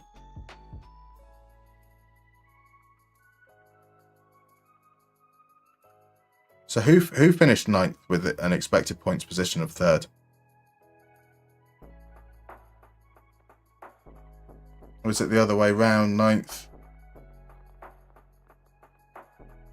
Oh, I played along with... Right, you played along with Villa. Sorry, Showerlander. Finished 9th. That is mean. Did you get on? How did you get on in the cups? Thanks for the recommendation on the counter-attack video. Marvellous stuff, Tom. Look at West Ham, geez. West Ham there. Yeah, that is painful. I mean, Luton can feel pretty harshly done by as well. They were down by 9 points. That would have been enough of a difference to keep them up. Brentford, though. Brentford and Chelsea with some big performances. One thing I identified myself was my forward is not physical enough and struggles to win or hold the ball up. That's a fair observation, Tom. So in that situation, you're probably going to need to look to distributing out wide. You're going to want to have pace on your flanks. And you're going to want to work those wide areas early.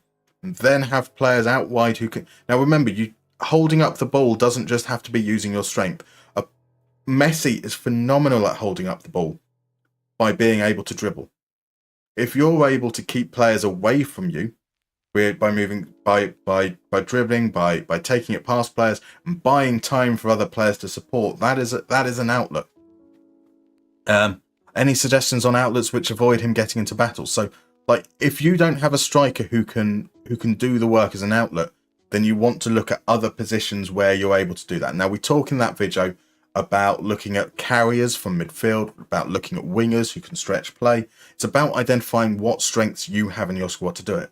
That doesn't mean you then don't play with strikers. It means that your strikers' facility within your team is not to be is not about how they contribute as an outlet, but maybe about how they go and support the attack once you are starting the counter-attack. I hope that helps. Right, we have a break. Oh no, we've missed the break. I need the break though. So even though the break is over, I'm afraid I'm going on one for a few minutes, so I can refill my drink, I can go for a pee, and then we're going to come back and we're going to look to see what the landscape looks like for transfers. So see you in a few moments. I pressed the wrong one.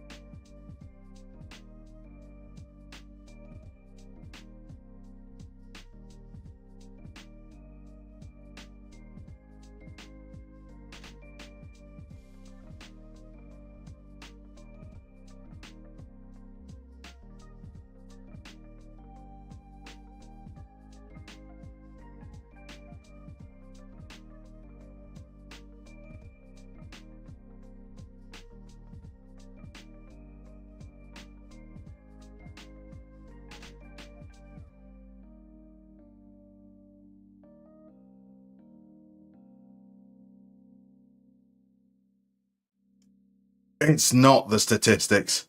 It's not the statistics. You tell me. How can you measure someone that can balance a balloon in a wind tunnel on a needle or something to that effect? Thank you so much for the gift subscription to the Vlad49GNG. You are an absolute gentleman. Absolute gentleman indeed. Now, Showerlander got second in the Carabao, FA Cup semis versus Arsenal, and won the Conference League against Frankfurt. Oh, pardon me. So not really disappointed. My first time rushing a season. Normally, I am really, really slow. Likewise, one hell of a challenge. I am amazed that you managed to rush through. Congratulations. That is some incredible stuff. It's definitely. I'm genuinely amazed that we've managed to get to the end of the season with an hour to spare. It's a challenge. Those boys did it for 3 hours in a competitive setting in the World Cup. 3 hours for 3 days in a competitive setting. Granted, they weren't. You were chatting along to us, and I've been chatting to you guys as well. So we've had some slightly different pressures. They only had 9 hours for it. Incredible stuff for them to do. Right, so we have a redeem on Who Are You? So let's see. Why can't I see my cursor in the browser? Where's my cursor gone? I can't see my cursor at all. There we go. Now I've got it. Right, you went for a Who Are You? So where's the who are? Who are you? Is there? Who are ya? Who? Genuinely, over all the YouTube videos I've done, my favorite joke has been where we were doing the very first series back in FM23, and I do a little segment before each game, kind of going into a little bit of details about the team. And with Nottingham Forest, it was just running through all 25 of their new signings with the who are you, and it just looping on the who for like a minute. Oh, genuinely one of my favorite. So let's go random once again. It keeps on coming to our army there. We are going for number 106. Here's a photo. Can we get it with the first time? That's looking like Dumfries again. This isn't Dumfries again. It's not Dumfries again, is it? Who do we think that is? Upamecano. That's a very good guess.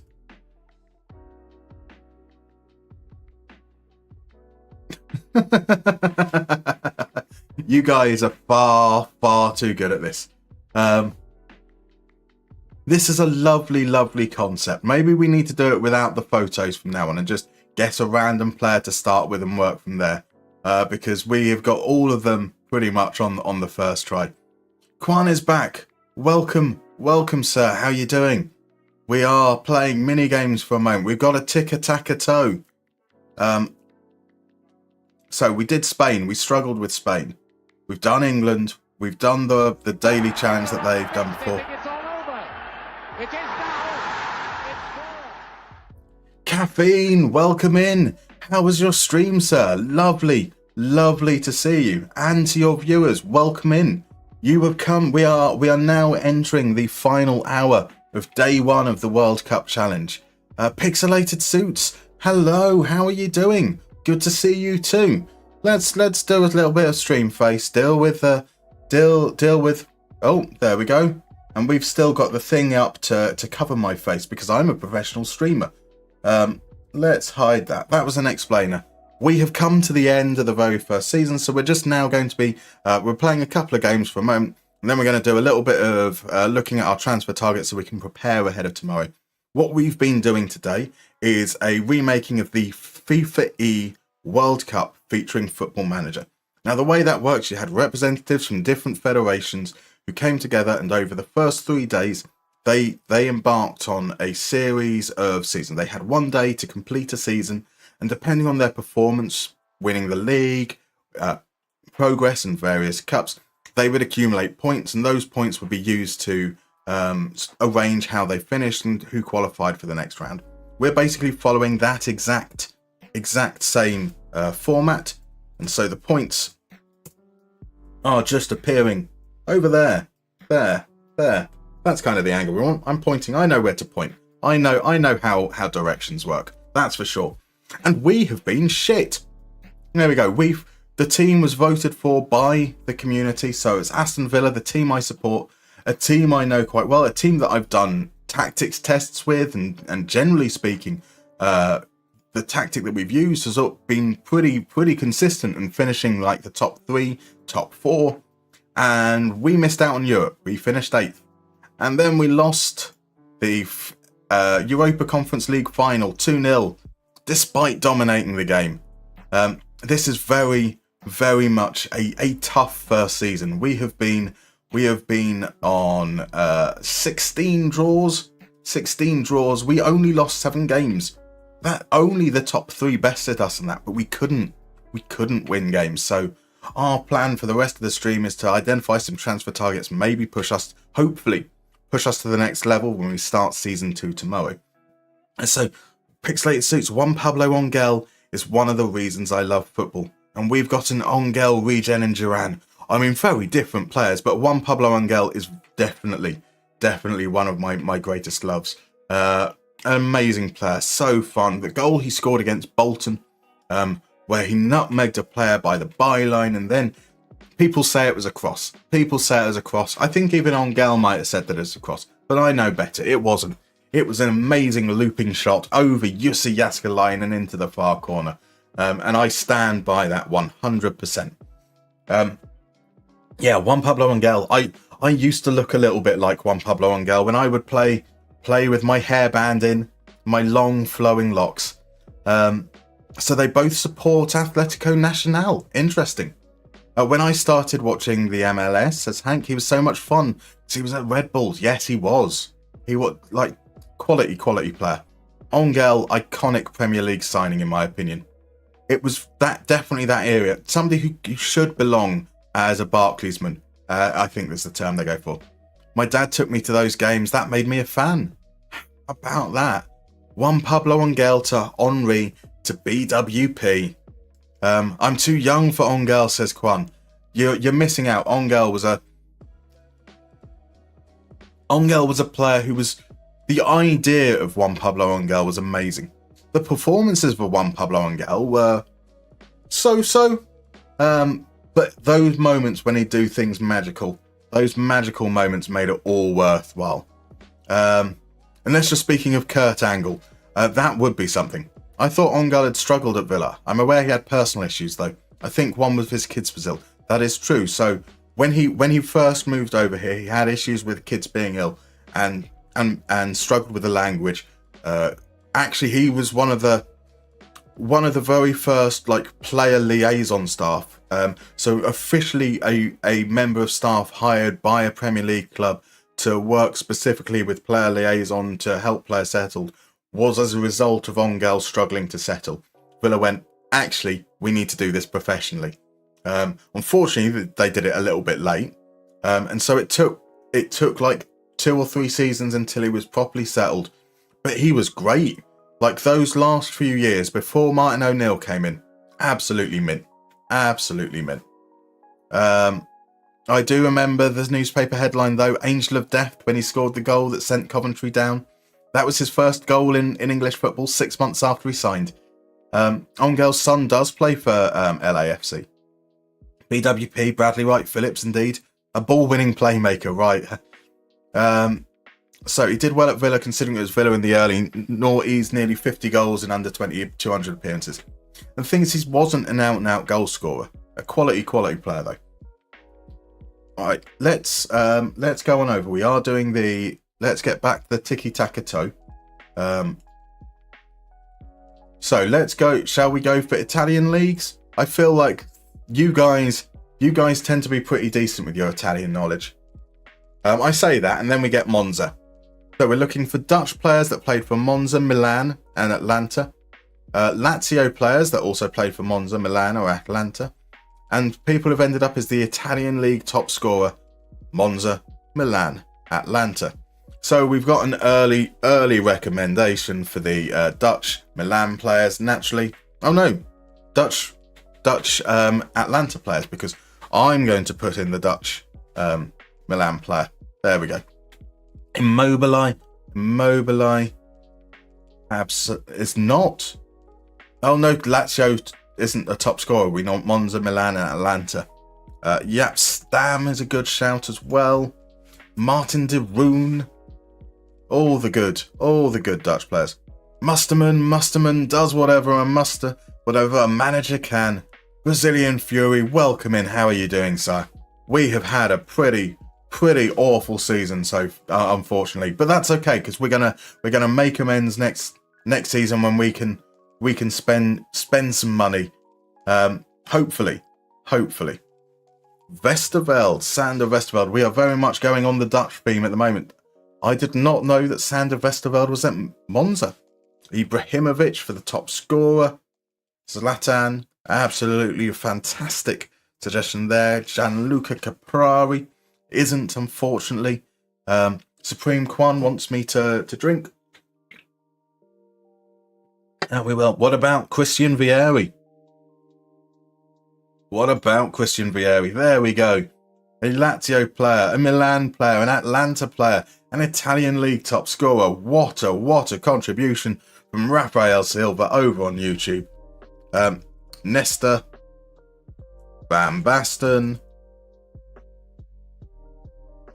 Zapata, Duven even. Doesn't make the thing. Is Muriel in there? Majuric.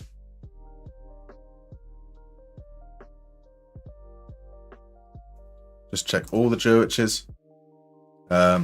Lurking back in a bit. No worries at all, my dude. As it's near the end of the stream, I'd rather do this tomorrow or another day, but I'd like to chat about Martin O'Neill. We had him at Sunderland as well.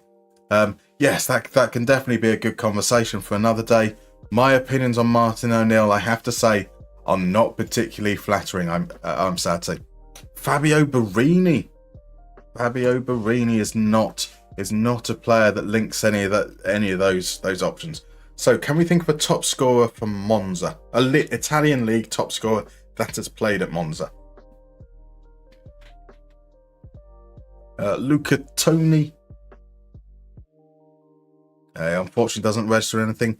Danny Motta surely hasn't been finished as the top scorer in the league. Unfortunately, that would have been a wonderful choice. There's got to be like Italian strikers. Even the legendary Italian strikers have a tendency to like move around all the clubs. So surely there's got to be someone. Nigel de Jong we can add in for the Netherlands connections. Signori. Quality player. Beppe Signori. Doesn't unfortunately have a link to anyone. I don't know who Derico is. Is it Dierico? Altobelli? Altobelli isn't there. Striker can't remember the name. Is it Luis Alberto, the Lazio player? Lacapino? I'm sure you're just making up players now.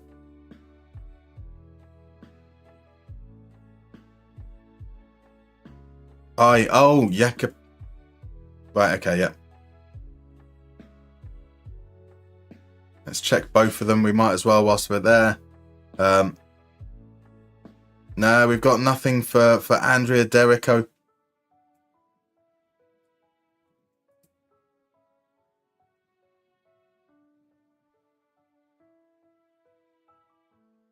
Nothing coming up for Andrea at all, unfortunately. So I'm sure we did Colpani earlier. Yeah, nothing's coming for Colpani, I'm afraid. Mazzola, a suggestion again from Raphael. Which Mazzola? There's quite a lot of Mazzolas. Let's go for all the Mazzolas. Ferruccio Mazzola. Sandro Mazzola. Valentino Mazzola. None of the Mazzolas, unfortunately. Danny Motta, we've played RJ. Unfortunately, that wasn't... let's go for both Romagnolis. Guidoni. Hesina. Definitely played for Monza, but we've done Mazzola now. So Kyriakopoulos. Sandro again. Yep, so we've gone through all the things. Andrea Derico still isn't there. We can keep on suggesting Andrea Derico. It's still not going to come through. Must be a really old one. Quite possibly. Shall we see if we can? Shall we? I'm going for Nicolini there instead. Traspadini. Where are you pulling all these names from? These are some sensational names. Players I've never heard of. There we go. Aurelio Milani does it. It just says box filled. Way indeed. Paolo Rossi. So where did Milani come from? Paolo Rossi there. Let's go for both Paolo Rossis. That was the only, in fact, that's the only Monza one that does it. We have done it. Box filled is a strange name for a player indeed. So evidently when you get the only answers for it, I'm guessing by that's what it shows. Marvelous work. Right, let's find some players for us for next season. We're going to save it at this point, so end of season. that will be the save point that people will be able to get who want to play along tomorrow from this save. Obviously, you can play along from the start, and if you've played from the start, you can obviously carry on your own save. But just for those that want to pick things up at Season 2, this is going to be the save point. But we now need to look for our transfers. So we have basically half an hour to do this. Goalkeeper wise, Emi Martinez did save more than we just saved more. In terms of sweeping, he was brilliant. He does the sweeping, he's safe on the ball, that's absolutely fine. But we did concede far too much, which is kind of going to be reflective of the defence there. Ezri Konsa won his tackles, didn't win his headers. That's a concern. Oscar Mingueza won his tackles, did win his headers, but he's playing out wide, so it's much easier for him to win those headers. And doesn't really challenge for them compared to a centre-back. As a full-back, he's quite active in that regard. Maybe not as progressive as I would have liked. 6.26 from 46 passes ain't too bad. That's about, 13%? But yeah, not brilliant. Pau Torres did win his headers, did win his tackles. Really good in terms of progression. He did the things that we kind of wanted. But I do think we might need to make some tweaks so that he is the ball-playing defender. When we switched over to the Dortmund system,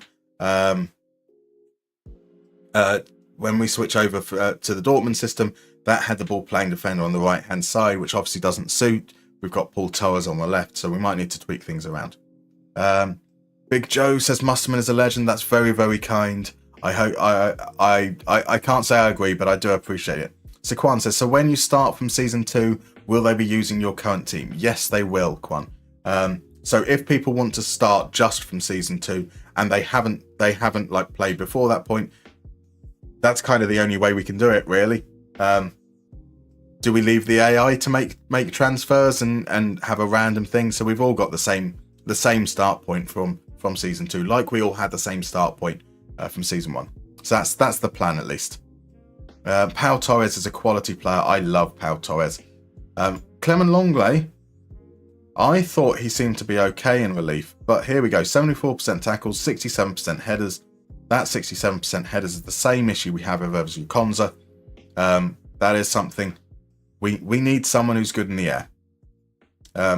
Hayden Carter has been in the simulations I did rubbish for us. 68%. Tackling was okay. Obviously, his expected assists and dribbles are because he played a handful of games at right back. Yeah, a bit disappointing as far as the signing goes. Greg Taylor. Right. You're going to make me open another can. Far too much pop.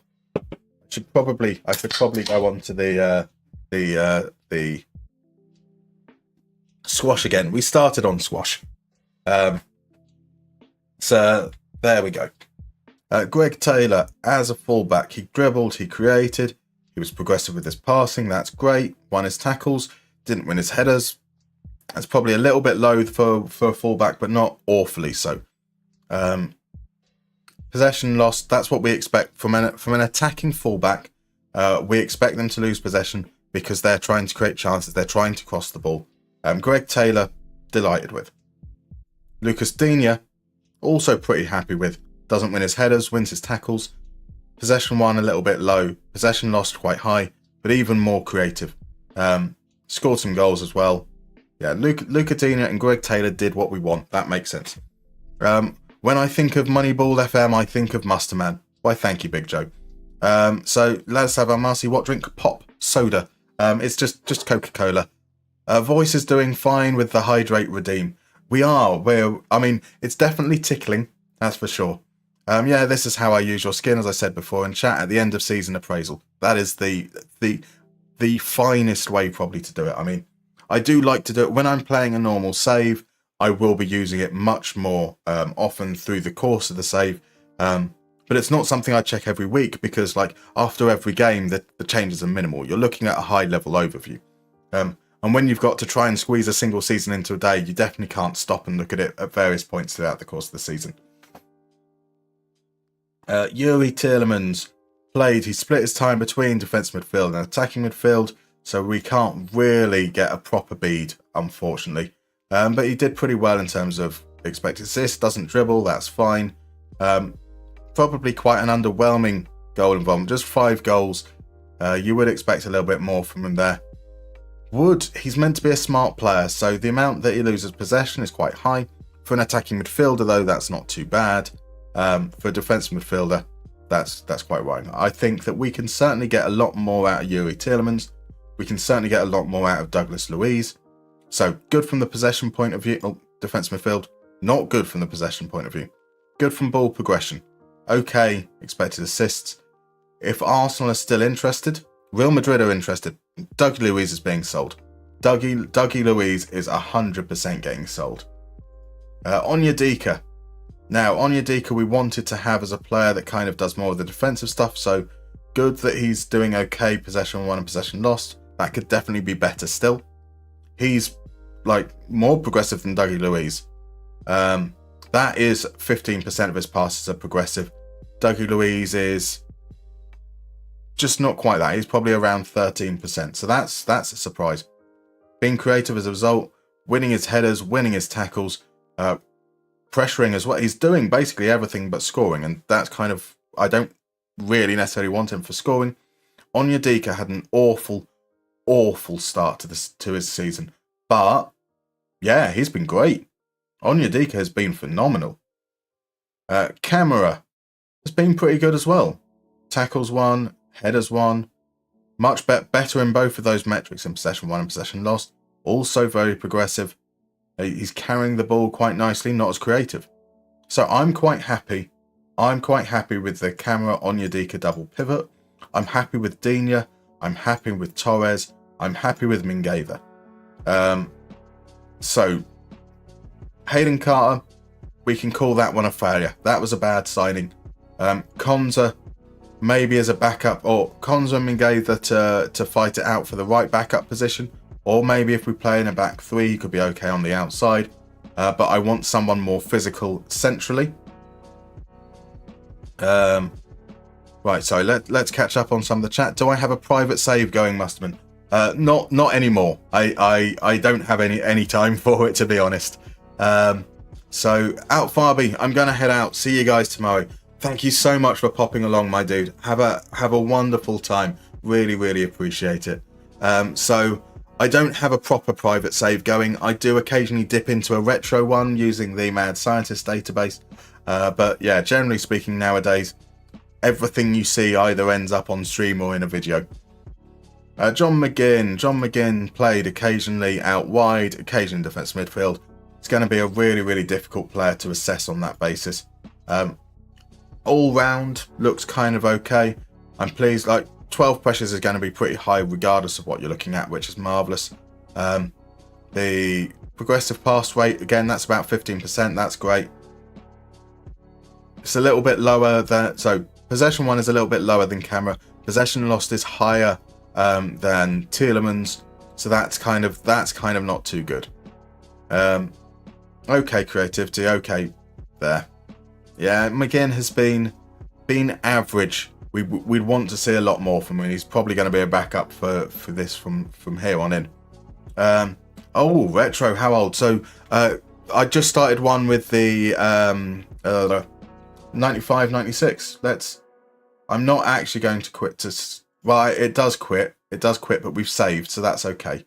It is I can never remember if it's 94, 95 or 95, 96. So if I just check here, it's the 94, 95 database. That one there.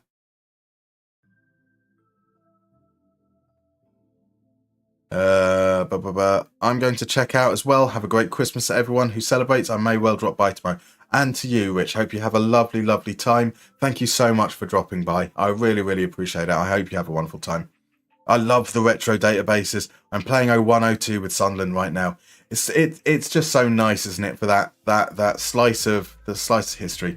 But then I also still play Champs 0304. I can often get that slice of history when I want to. Juventus team in 94, 95. That is a classic. Leon Bailey. he no longer wants to leave from the looks of things. He's no longer unhappy. Very dribbly. Gotta love that dribbly. Scored at a good rate. We froze him out because he wanted to leave. Maybe that was the wrong decision. We'll see what his contract demands are. If they're still at 400k a week, he's definitely going to be gone either way. Yes, the goal scoring wise, pretty good. Wins his headers, which is quite surprising. Not so creative. If we continue to play with the two attacking midfielders, there's not necessarily a space for him. Aaron Ramsey played occasionally at left midfield, but that's good. Created, scored. We struggled to get him fit. We struggled to get him enough game time. He made some impact at the end of the season. I'm happy with that. Oscarson, bad signing. Granted, we've signed him for basically 2 years down the line. We're thinking that Oscarson is going to be a contributor in season 3. We signed him now because at 7 million it's cheap. He won a decent amount of his headers. He facilitated quite well. Those are the key things. He scored under his XG. Wasn't really getting in shooting positions. So that is a concern. Let's, though, compare him to Duran. Duran wasn't getting into shooting positions, but he was doing well from a scoring point of view. Wins slightly fewer headers, but he does carry the ball. Right. Zaniolo as an attacking midfielder. Good scoring, good creating. So, Zaniolo might be worth keeping. What is his buy-on clause? Buyout. 19.25 million. That's a decision. That is a decision. If we think we can get better for cheaper, then we don't go for it. But I think he might be worth keeping. So that's awesome. I need to look at some retro DB stuff. Like, check out the Mad Scientist stuff. It's amazing. Only the strikers, Baggio, Del Piero, Vialli, Ravanelli. You say only the strikers. I mean, that is crazy. Rafael Silva says Aurelio Milani was the answer. Yes, we got it. We got it, Rafael Silva. So it's the only possible answer. Saw on Wikipedia, sir. What percent of headers won do you want for centre back? So average Ladislav is 70%. Good is 74%. Elite, so that's the top 10% of players, centre backs, is 78%. Now those percentages change depending on what position you're looking at as well. So you've got to be mindful that. So I think technically average, the absolute midpoint was like 69.98% or something. Yikes! My centre back is 50%. Centre back with 50%. That is bad. That is very, very bad. Yeah. So 75%. So players that in the 75th percentile for header win rate percentage is 74%. Confusing. That's what I would call good. But above average, I would accept, because not necessarily the best headerers have the best header win rate. If you are a target at set pieces, you are going to be put into situations where you more often lose aerial duels. So you can have a player who's always a target at set pieces and end up with them down at around that 70-72% mark because they are just attempting more headers than any other player. And being able to identify that is tricky. You can generally see it by looking at their non-penalty XG to see, and their shots, to see how many chances they're kind of getting. Emi Buendia did not play enough, but he's back from injury, so that's marvellous. I hope that we can get something from him during the course of the season. Morgan Rogers was... Okay, so a lot of our attacking midfielders look very, very similar. We have a number of players who are all performing above average in a lot of attacking output and dribbling. Great stuff. Great stuff. Moussa Diaby played almost exclusively as a striker. 34 of his games there. Didn't score that much. Scored under his XG. Did create, did dribble. Did quite well with. How are we doing so? From the attacking midfielders, pressing. No pressing from Zaniolo. Good pressing from Ramsey. Okay pressing from Bailey. Okay pressing from Rogers. So pressing is a little bit of a concern. Maybe Zaniolo might not make the grade if we are looking for a high press. And then the last striker that we haven't looked at, Ollie Watkins, great goal scoring output. I thought that we might sell him. But we can't. We surely can't sell him. Not after a 28 goal season. If his value was higher, maybe if we end up getting a bid around the £80 million mark, sure. But yeah, I think he keeps his place. So my Wi-Fi is lagging, says Ladislav, so I'm heading off. Merry Christmas, Musterman and chat. Thanks as always. It's lovely to have you in, Ladislav. I really, really appreciate you dropping by. Pardon me. I hope you have a wonderful Christmas.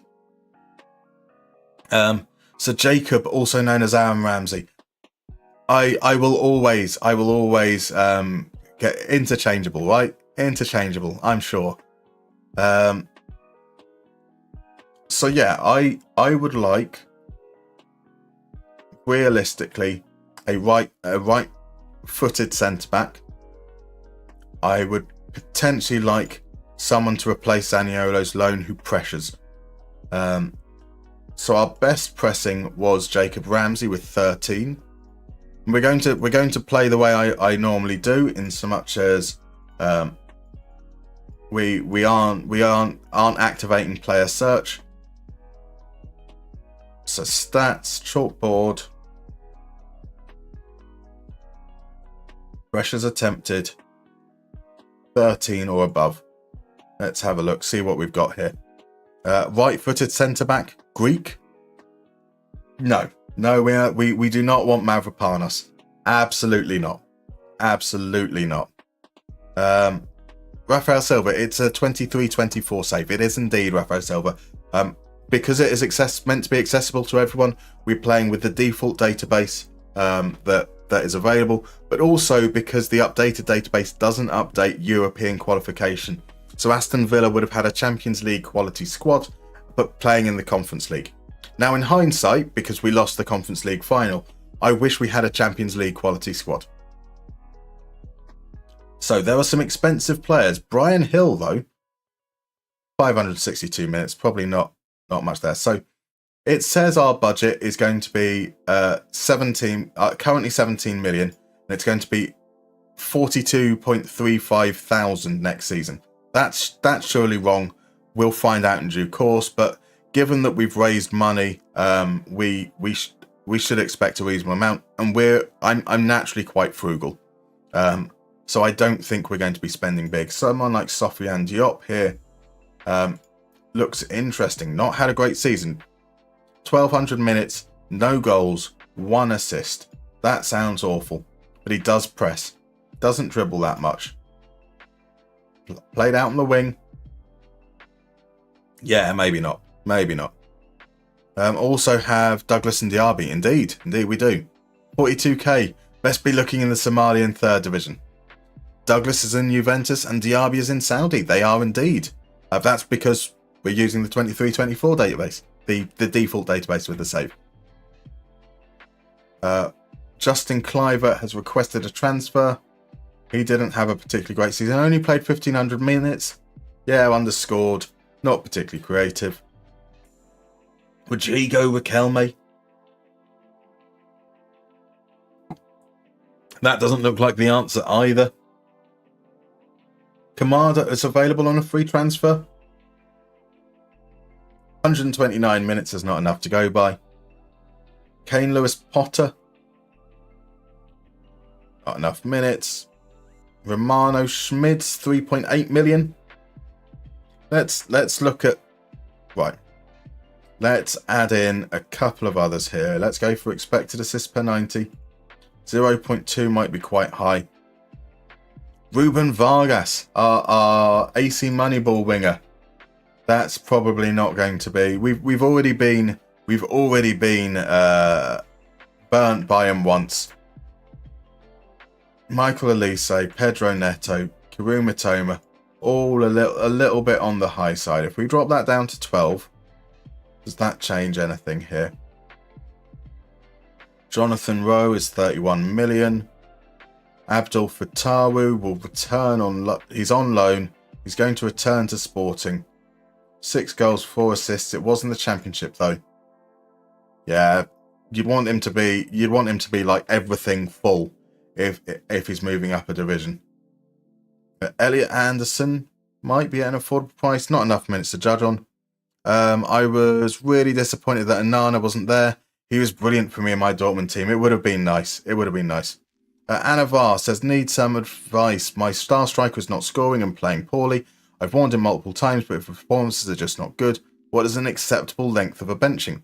Like 3 to 5 games? I can't see any reason he is playing badly. Just can't figure it out.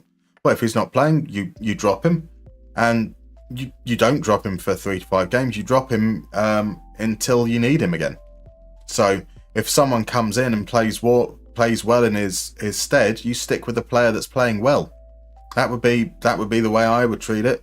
And he's got to earn his place back. So, his substitute appearances, if he starts to put in performances, then he'll get his chance. That, don't sit him on the naughty step with a promise of returning. Make him earn it. Make him earn his place back in the squad. Andreas Müller. It's not really the kind of player we're looking for there. Nicholas Kuhn. There as a D-rated player. Nothing necessarily stands out there. We might end up having a look at players that... Now, Spurzian isn't going to be in an active league, so we can't really take this at face value. But if we have to dip to the well of players that I know can be quite good, Edward Spurzian as a player would probably keep our eye on. He was certainly fun when we were looking at attacking midfielders. So if he raises hell about not playing, if he raises hell, you tell him that he's got to prove himself, and if he says no, I'm unhappy with that, you say cool, deal with it.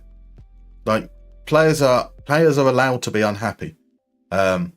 And if that means you eventually sell them, because if they're not performing, there you go. His transfer value is 136 million. He isn't bad.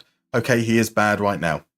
Do I have only the top 5 leagues? So yes, RG, the leagues that we loaded in, as we said, we wanted to make sure that it was as light as possible for anyone who wanted to play along.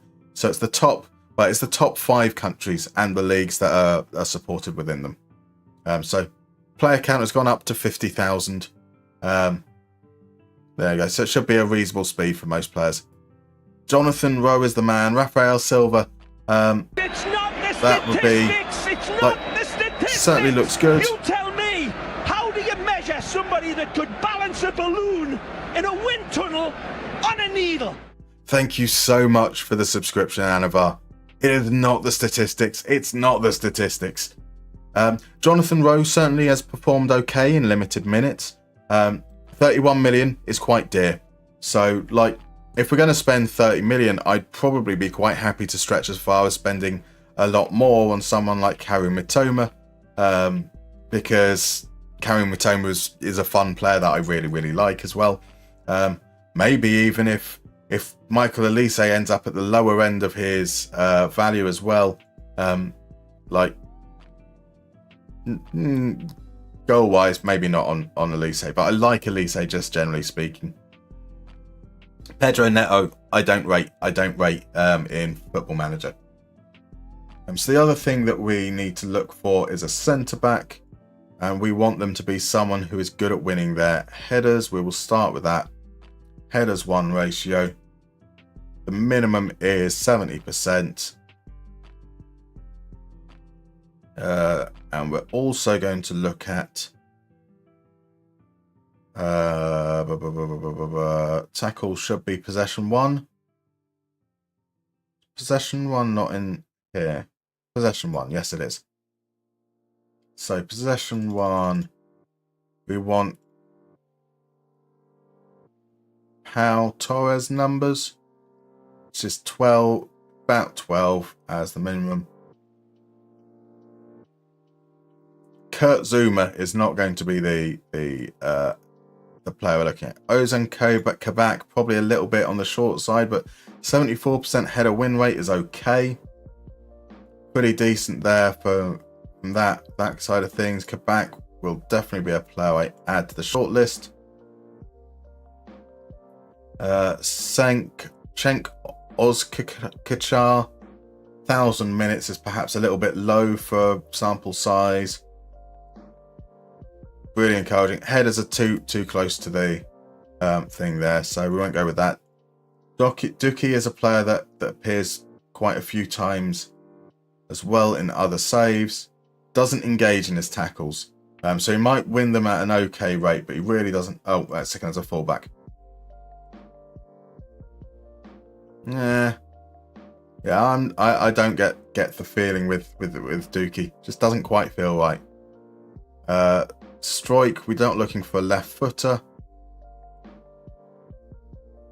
All left footers coming through. How about Bukema even? He's won 75% of his headers, 78% of his tackles. That's kind of okay. Not that progressive.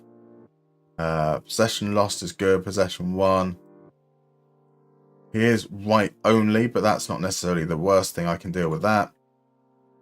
James Hill played 90 minutes. We can't go off that. Do we want to bring Courtney House back? No, we don't. No, we don't. Bukema seems okay. Yes, Bukema does seem. I thought you'd perk up at Zuma. No, we're not buying the rubbish players from West Ham. Sorry, another question. Can you tell me what you look for in a centre-back? I'm managing Tottenham and I prefer tall centre-backs with good heading and pace, but want to know what you look for. So, Anavar, as I explain in like every video as well, is that there is never an answer to what do I look for in a centre-back. It all depends on the system and the other players within the system. So, in this particular scenario, we've seen that we've got a player who's progressive in Pau Torres, so I don't need my other centre-back to be progressive. But we have got an issue with aerial duels, so that's going to be an area I'm focusing on here, and that's how we kind of identify. What does our player need to do in possession? In our case, we want someone who is going to keep the ball safe, doesn't need to be too progressive. What do I want my player to do out of possession? Well, I want them to win possession, so I want them sweeping up loose balls, and I want them winning headers. And what we're going to do that for every single player within our tactic. And that will kind of give us the answers. What metrics show those things? And from there, we can root down. Now, that means that what I look for in a ball-playing defender in one tactic might end up being different to what I look for from a ball-playing defender in another tactic. Or what I look for from a ball-playing defender